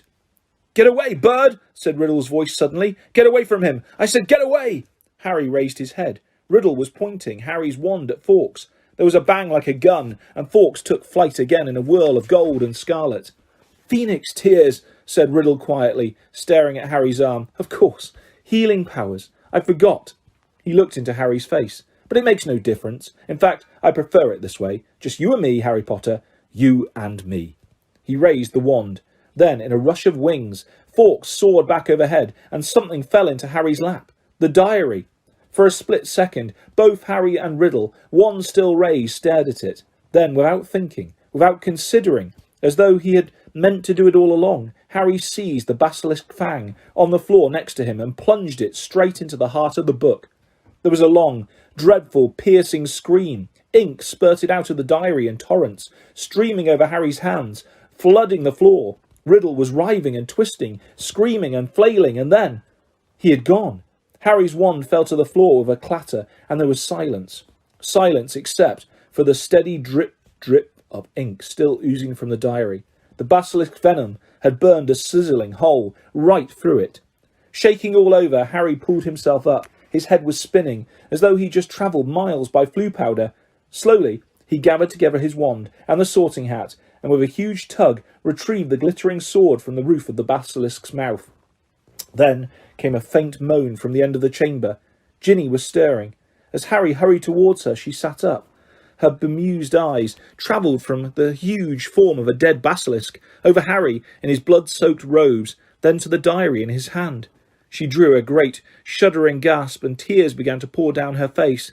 "Harry, oh Harry, I tried to tell you at breakfast, but I couldn't say it in front of Percy. It was me, Harry, but I swear, I didn't mean to. Riddle made me. He took me over, and how did you kill that thing? Where's Riddle? The last thing I remember is coming out of the diary." "It's all right," said Harry, holding up the diary and showing Ginny the fang hole. "Riddle's finished. Look, him and the basilisk. Come on, Ginny, let's get out of here." "I'm going to be expelled," Ginny wept, as Harry helped her awkwardly to her feet. I've looked forward to coming to Hogwarts ever since Bill came, and now I'll have to leave, and what'll Mum and Dad say?" Fawkes was waiting for them, hovering in the chamber entrance. Harry urged Ginny forward and stepped over the motionless coils of the dead basilisk. Through the echoing gloom and back into the tunnel, Harry heard the stone doors close behind them with a soft hiss. After a few minutes' progress up the dark tunnel, a distant sound of slowly shifting rock reached Harry's ears. "Ron!" Harry yelled, speeding up. "Ginny's okay! I've got her!" He heard Ron give a strangled cheer and then turn the next bend to see his eager face staring through the sizable gap he had managed to make in the rock's fall. "Ginny!" Ron thrust an arm through the gap in the rock to pull her through first. "You're alive! I don't believe it! What happened?" He tried to hug her, but Ginny held him off, sobbing. "But you're okay, Ginny," said Ron, beaming at her. "It's over now. Where did that bird come from?" Fawkes had swooped through the gap after Ginny. "He's Dumbledore's," said Harry, squeezing through himself. "And how come you've got a sword?" said Ron, gaping at the glittering weapon in Harry's hand. "I'll explain when we get out of here," said Harry, with a sideways glance at Ginny. "But later," Harry said quickly. He didn't think it was a good idea to tell Ron yet who'd been opening the chamber, not in front of Ginny anyway. "Where's Lockhart?" "Back there," said Ron, grinning and jerking his head up at the tunnel towards the pipe. "He's in a bad way. Come and see." Led by Fawkes, whose wide scarlet wings emitted a soft golden glow in the darkness, they walked all the way back to the mouth of the pipe. Gilderoy Lockhart was sitting there, humming placidly to himself. "His memory's gone," said Ron. "The memory charm backfired. Hit him instead of us. Hasn't got a clue who he is, or where he is, or who we are. I told him to come and wait here. He's a danger to himself." Lockhart peered good-naturedly up at them all. "Hello," he said. "Odd sort of place, this, isn't it? Do you live here?" "No," said Ron, raising his eyebrows at Harry. Harry bent down and looked up the long, dark pipe. "Have you thought how we're going to get back up this?" he said to Ron. Ron shook his head, but Fawkes the Phoenix had swooped past Harry and was now fluttering in front of him, his beady eyes bright in the dark. He was waving his long golden tail feathers. Harry looked uncertainly at him. "He looks like he wants you to grab hold," said Ron, looking perplexed. "But you're much too heavy for a bird to pull up there." "Fawkes," said Harry, "isn't an ordinary bird." He turned quickly to the others. "We've got to hold on to each other. Ginny, grab Ron's hand. Professor Lockhart." "He means you," said Ron sharply to Lockhart. "You hold Ginny's other hand." Harry tucked the sword and the sorting hat into his belt. Ron took hold of the back of Harry's robes, and Harry reached out and took hold of Fawkes' strangely hot tail feathers. An extraordinary lightness seemed to spread through his whole body, and next second, with a whoosh, they were flying upwards through the pipe. Harry could hear Lockhart dangling below him, saying, "Amazing! Amazing! This is just like magic!" The chill air was whipping through Harry's hair, and before he stopped enjoying the ride, it was over. All four of them were hitting the wet floor of Moaning Myrtle's bathroom, and as Lockhart straightened his hat, the sink that hid the pipe was sliding back into place. Myrtle goggled at them. "You're alive," she said blankly to Harry. "There's no need to sound so disappointed," he said grimly, wiping flecks of blood and slime off his glasses. "Oh well, I'd just been thinking if you had died, you'd have been welcome to share my toilet," said Myrtle, blushing silver. Said Ron, as they left the bathroom for the dark, deserted corridor outside. Harry, I think Myrtle's got fond of you. You've got competition, Ginny. But tears were still flooding silently down Ginny's face. Where now? Said Ron, with an anxious look at Ginny. Harry pointed. Fawkes was leading the way, glowing gold along the corridor. They strode after him, and moments later found themselves outside Professor McGonagall's office. Harry knocked and pushed the door open. For a moment there was silence as Harry, Ron, Ginny and Lockhart stood in the doorway, covered in muck and slime, and in Harry's case blood. Then there was a scream. Ginny! It was Mrs. Weasley, who had been sitting crying in front of the fire. She leapt to her feet, closely followed by Mr. Weasley, and both of them flung themselves on their daughter. Harry, however, was looking past them. Professor Dumbledore was standing by the mantelpiece, beaming, next to Professor McGonagall, who was taking great steadying gasps, clutching her chest. Fawkes went whooshing past Harry's ear and settled on Dumbledore's shoulder, just as Harry found himself and Ron being swept into Mrs. Weasley's tight embrace. You saved her! You saved her! How did you do it? I think we'd all like to know that, said Professor McGonagall weakly. Mrs. Weasley let go of Harry, who hesitated for a moment, then walked over to the desk and laid upon it the sorting hat, the ruby-encrusted sword, and what remained of Riddle's diary. Then he started telling them everything. For nearly a quarter of an hour he spoke into the rapt silence. He told them about hearing the disembodied voice, how Hermione had finally realised that he was hearing a basilisk in the pipes, how he and Ron had followed the spiders into the forest, that Aragog had told them where the last victim of the basilisk had died, how he had guessed that Moaning Myrtle had been the victim, and that the entrance to the Chamber of Secrets might be in her bathroom. Very well, Professor McGonagall prompted him, as he paused. So you found out where the entrance was, breaking 100 school rules into pieces along the way. I might add, but how on earth did you get out of there alive, Potter? So Harry, his voice now growing hoarse from all this talking, told them about Fawkes' timely arrival and about the sorting hat giving him the sword, but then he faltered. He had so far avoided mentioning Riddle's diary, or Ginny. She was standing with her head against Mrs. Weasley's shoulder, and tears were still coursing silently down her cheeks. What if they expelled her? Harry thought in panic. Riddle's diary didn't work any more. How could they prove it had been he who'd made her do it all? Instinctively, Harry looked at Dumbledore, who smiled faintly, the firelight glancing off his half-moon spectacles. What interests me most, said Dumbledore gently, is how Lord Voldemort managed to enchant Ginny, when my sources tell me he is currently in hiding in the forests of Albania. Relief, warm, sweeping, glorious relief swept over Harry. What's that? Said Mr. Weasley in a stunned voice. You know who? Enchant Ginny? But Ginny hasn't been, has she? It was this diary, said Harry quickly, picking it up and showing it to Dumbledore. Riddle wrote in it when he was 16. Dumbledore took the diary from Harry and peered keenly down his long, crooked nose at its burnt and soggy pages. Brilliant, he said softly. Of course. He was probably the most brilliant student Hogwarts had ever seen. He turned around to the Weasleys, who were looking utterly bewildered. Very few people know that Lord Voldemort was once called Tom Riddle. I taught him myself 50 years ago at Hogwarts. He disappeared after leaving the school, travelled far and wide, sank so deeply into the dark arts, consorted with the very worst of our kind, underwent so many dangerous magical transformations that when he resurfaced as Lord Voldemort, he was barely recognisable. Hardly anyone connected Lord Voldemort with the clever, handsome boy who was once head boy here. But Ginny, said Mrs. Weasley, what's our Ginny got to do with him? His diary, Ginny sobbed. I've been writing in it, and he's been writing back all year. Ginny, said Mr. Weasley, flabbergasted, haven't I taught you anything? What have I always told you? Never trust anything that can think for itself if you can't see where it keeps its brain. Why didn't you show the diary to me? As your mother, a suspicious object like that? It was clearly full of dark magic. I don't know, said Ginny. I found it inside one of the books Mum got me. I thought someone had just left it in there and forgotten about it. Miss Weasley should go up to the hospital wings straight away, Dumbledore interrupted, in a firm voice. This has been a terrible ordeal for her. There will be no punishment. Older and wiser wizards than she have been hoodwinked by Lord Voldemort. He strode over to the door and opened it. Bed rest and perhaps a large steaming mug of hot chocolate. I always find that cheers me up. he added, twinkling kindly down at her. You will find that Madame Pomfrey is still awake. She's just giving out mandrake juice. I dare say the basilisk's victims will be waking up any moment." "So, Hermione's okay," said Ron brightly. "There has been no lasting harm done," said Dumbledore.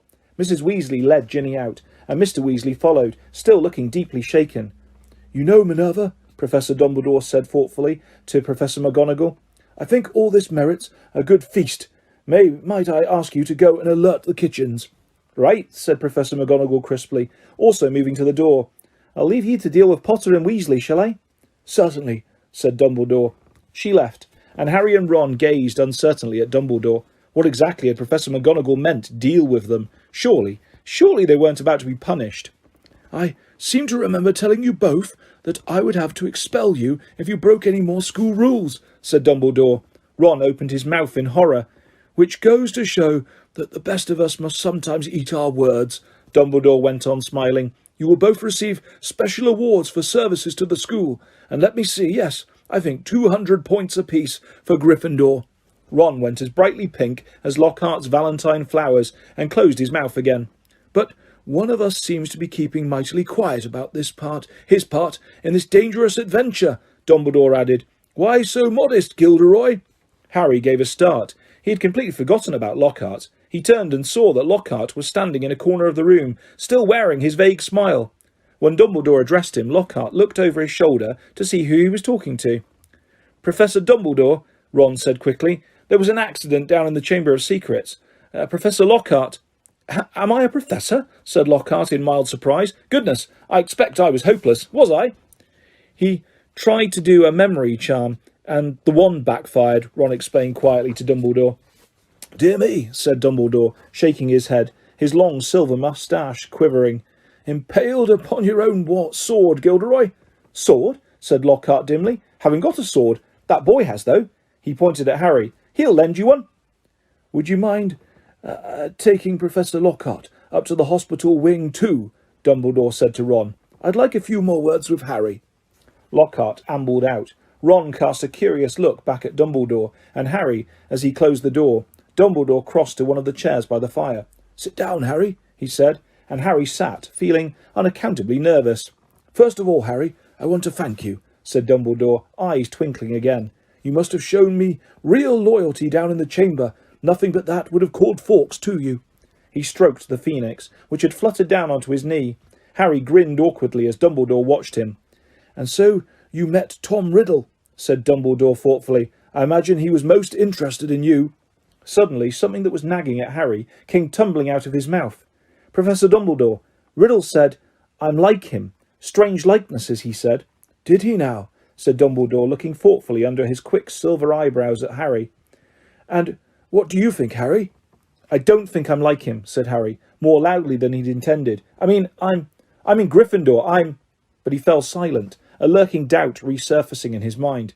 "Professor," he started again after a moment, "the Sorting Hat told me I'd have done well in Slytherin. Everyone thought I was Slytherin's heir for a while, because I can speak Parseltongue."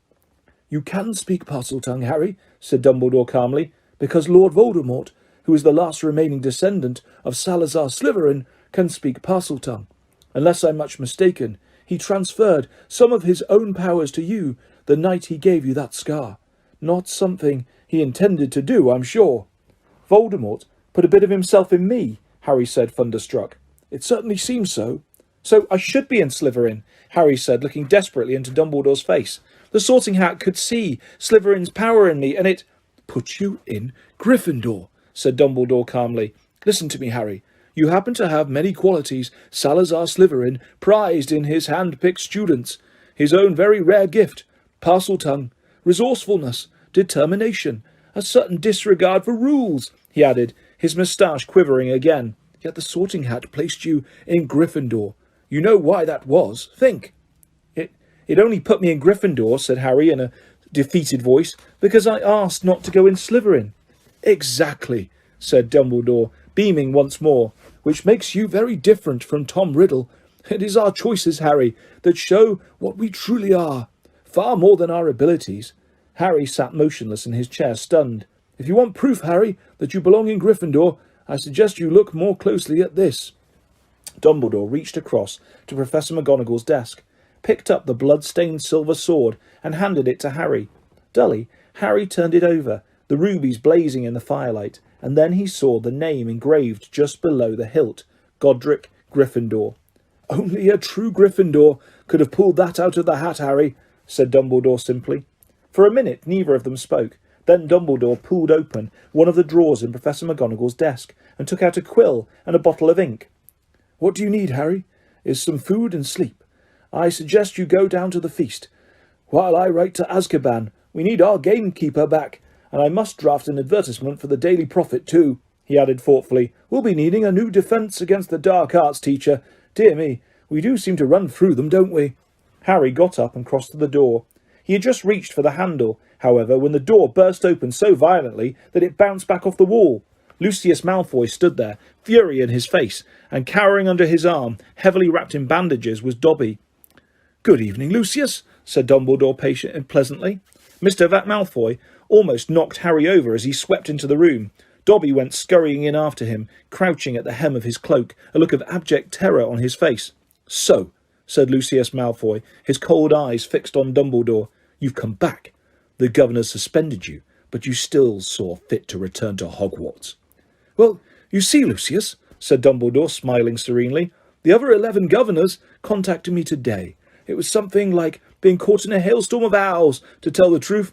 They'd heard that Arthur Weasley's daughter had been killed and wanted me back here at once. They seemed to think I was the best man for the job after all. Very strange tales they told me too. Several of them seemed to think that you had threatened to curse their families if they didn't agree to suspend me in the first place." Mr. Malfoy went even paler than usual, but his eyes were still slits of fury. "So, have you stopped the attacks yet?" he sneered. "Have you caught the culprit?" "We have," said Dumbledore with a smile. "Well," said Mr. Malfoy sharply, "who is it?" "The same person as last time, Lucius," said Dumbledore, "but this time Lord Voldemort was acting through somebody else, by means of the diary." He held up the small black book with the large hole through the centre. Watching Mr. Malfoy closely, Harry, however, was watching Dobby. The elf was doing something very odd. His great eyes fixed meaningfully on Harry. He kept pointing at the diary, then at Mr. Malfoy, and then hitting himself hard on the head with his fist. "I see," said Mr. Malfoy slowly to Dumbledore. "A clever plan," said Dumbledore in a level voice, still staring Mr. Malfoy straight in the eye. "Because if Harry here—" Mr. Malfoy shot Harry a swift, sharp look. "And his friend Ron hadn't discovered this book, why, Ginny Weasley might have taken all the blame. No one would ever have been able to prove she hadn't acted of her own free will." Mr. Malfoy said nothing. His face was suddenly mask-like. "And imagine," Dumbledore went on, "what might have happened then. The Weasleys are one of the most prominent pure-blood families. Imagine the effect on Arthur Weasley and his Muggle Protection Act, if his own daughter was discovered attacking and killing Muggleborns. Very fortunate the diary was discovered, and Riddle's memories wiped from it. Who knows what the consequences might have been otherwise." Mr. Malfoy forced himself to speak. "Very, fortunate," he said stiffly. And still behind his back Dobby was pointing, first to the diary, then to Lucius Malfoy, then punching himself in the head. And Harry suddenly understood. He nodded at Dobby, and Dobby backed into a corner, now twisting his ears in punishment. "Don't you want to know how Ginny got hold of that diary, Mr. Malfoy?" said Harry. Lucius Malfoy rounded on him. "How should I know how the stupid little girl got hold of it?" he said. "Because you gave it to her," said Harry, "in flourish and blots. You'd picked up her old Transfiguration book and slipped the diary inside, didn't you?" He saw Mr. Malfoy's white hands clench and unclench. "Prove it," he hissed. "Oh, no one will be able to do that," said Dumbledore, smiling at Harry. "Not now Riddle has vanished from the book. On the other hand, I would advise you, Lucius, not to go giving out any more of Lord Voldemort's old school things. If any more of them find their way into innocent hands, I think Arthur Weasley, for one, will make sure they are traced back to you." Lucius Malfoy stood for a moment, and Harry distinctly saw his right hand twitch, as though he was longing to reach for his wand. Instead, he turned to his house elf. "We're going, Dobby." He wrenched open the door, and as the elf came hurrying up to him, he kicked him right through it. They could hear Dobby squealing with pain all the way along the corridor. Harry stood for a moment, thinking hard. Then it came to him. "Professor Dumbledore," he said hurriedly, "can I have that diary back?" Can I give it back to Mr. Malfoy, please?" "Certainly, Harry," said Dumbledore calmly. "But hurry. The feast, remember?" Harry grabbed the diary and dashed out of the office. He could hear Dobby's squeals of pain receding around the corner. Quickly, wondering if this plan could possibly work, Harry took off one of his shoes, pulled off his slimy, filthy sock, and stuffed the diary into it. Then he ran down the dark corridor. He caught up with them at the top of the stairs. "Mr. Malfoy!" he gasped, skidding to a halt. "I've got something for you." And he forced the smelly sock into Lucius Malfoy's hand. "What the—" Mr. Malfoy ripped the sock off the diary, threw it aside, and looked furiously from the ruined book to Harry. "You'll meet the same sticky end as your parents one of these days, Harry Potter," he said softly. "They were meddlesome fools too." He turned to go. "Come, Dobby." I said, "Come." But Dobby didn't move. He was holding up Harry's disgusting, slimy sock and looking at it as though it were a priceless treasure. "Master has given Dobby a sock," said the elf in wonderment. "Master gave it to Dobby." "What's that?" spat Mr. Malfoy. "What did you say?" "Dobby has got a sock," said Dobby in disbelief. "Master threw it, and Dobby caught it, and Dobby is free." Lucius Malfoy stood frozen, staring at the elf. Then he lunged at Harry. "You've lost me my servant, boy!" But Dobby shouted, "You shall not harm Harry Potter!" There was a loud bang, and Mr. Malfoy was thrown backwards. He crashed down the stairs, 3 at a time, landing in a crumpled heap on the landing below. He got up, his face livid, and pulled out his wand, but Dobby raised a long, threatening finger. "You shall go now," he said fiercely, pointing down at Mr. Malfoy. "You shall not touch Harry Potter! You shall go now!" Lucius Malfoy had no choice. With a last incensed stare at the pair of them, he swung his cloak around and hurried out of sight. "Harry Potter freed Dobby," said the elf shrilly, gazing up at Harry. Moonlight from the nearest window reflected in his orb-like eyes. "Harry Potter set Dobby free." "Least I could do, Dobby," said Harry, grinning. "Just promise never to try and save my life again." The ugly elf's brown face split suddenly into a wide, toothy smile. "I've just got one question, Dobby," said Harry, as Dobby pulled on Harry's sock with shaking hands. "You told me all this had nothing to do with he who must not be named, remember? Well—" "It was a clue, sir," said Dobby, his eyes widening, as though this was obvious. "Dobby was giving you a clue. The Dark Lord, before he changed his name, could be freely named, you see." "Right," said Harry weakly. "Well, I'd better go. There's a feast, and my friend Hermione should be awake by now." Dobby threw his arms around Harry's middle and hugged him. "Harry Potter is greater, by far, than Dobby knew," he sobbed. "Farewell, Harry Potter." And with a final loud crack, Dobby disappeared. Harry had been to several Hogwarts feasts, but never one quite like this. Everybody was in their pyjamas, and the celebrations lasted all night. Harry didn't know whether the best bits was Hermione running towards him screaming, "You solved it! You solved it!" or Justin hurrying over from the Hufflepuff table to wring his hand and apologise endlessly for suspecting him, or Hagrid turning up at 3:30, cuffing Harry and Ron so hard on the shoulders that they were knocked into their plates of trifle, or his and Ron's 400 points securing Gryffindor the House Cup for the 2nd year running, or Professor McGonagall standing up to tell them that all the exams had been cancelled as a school treat.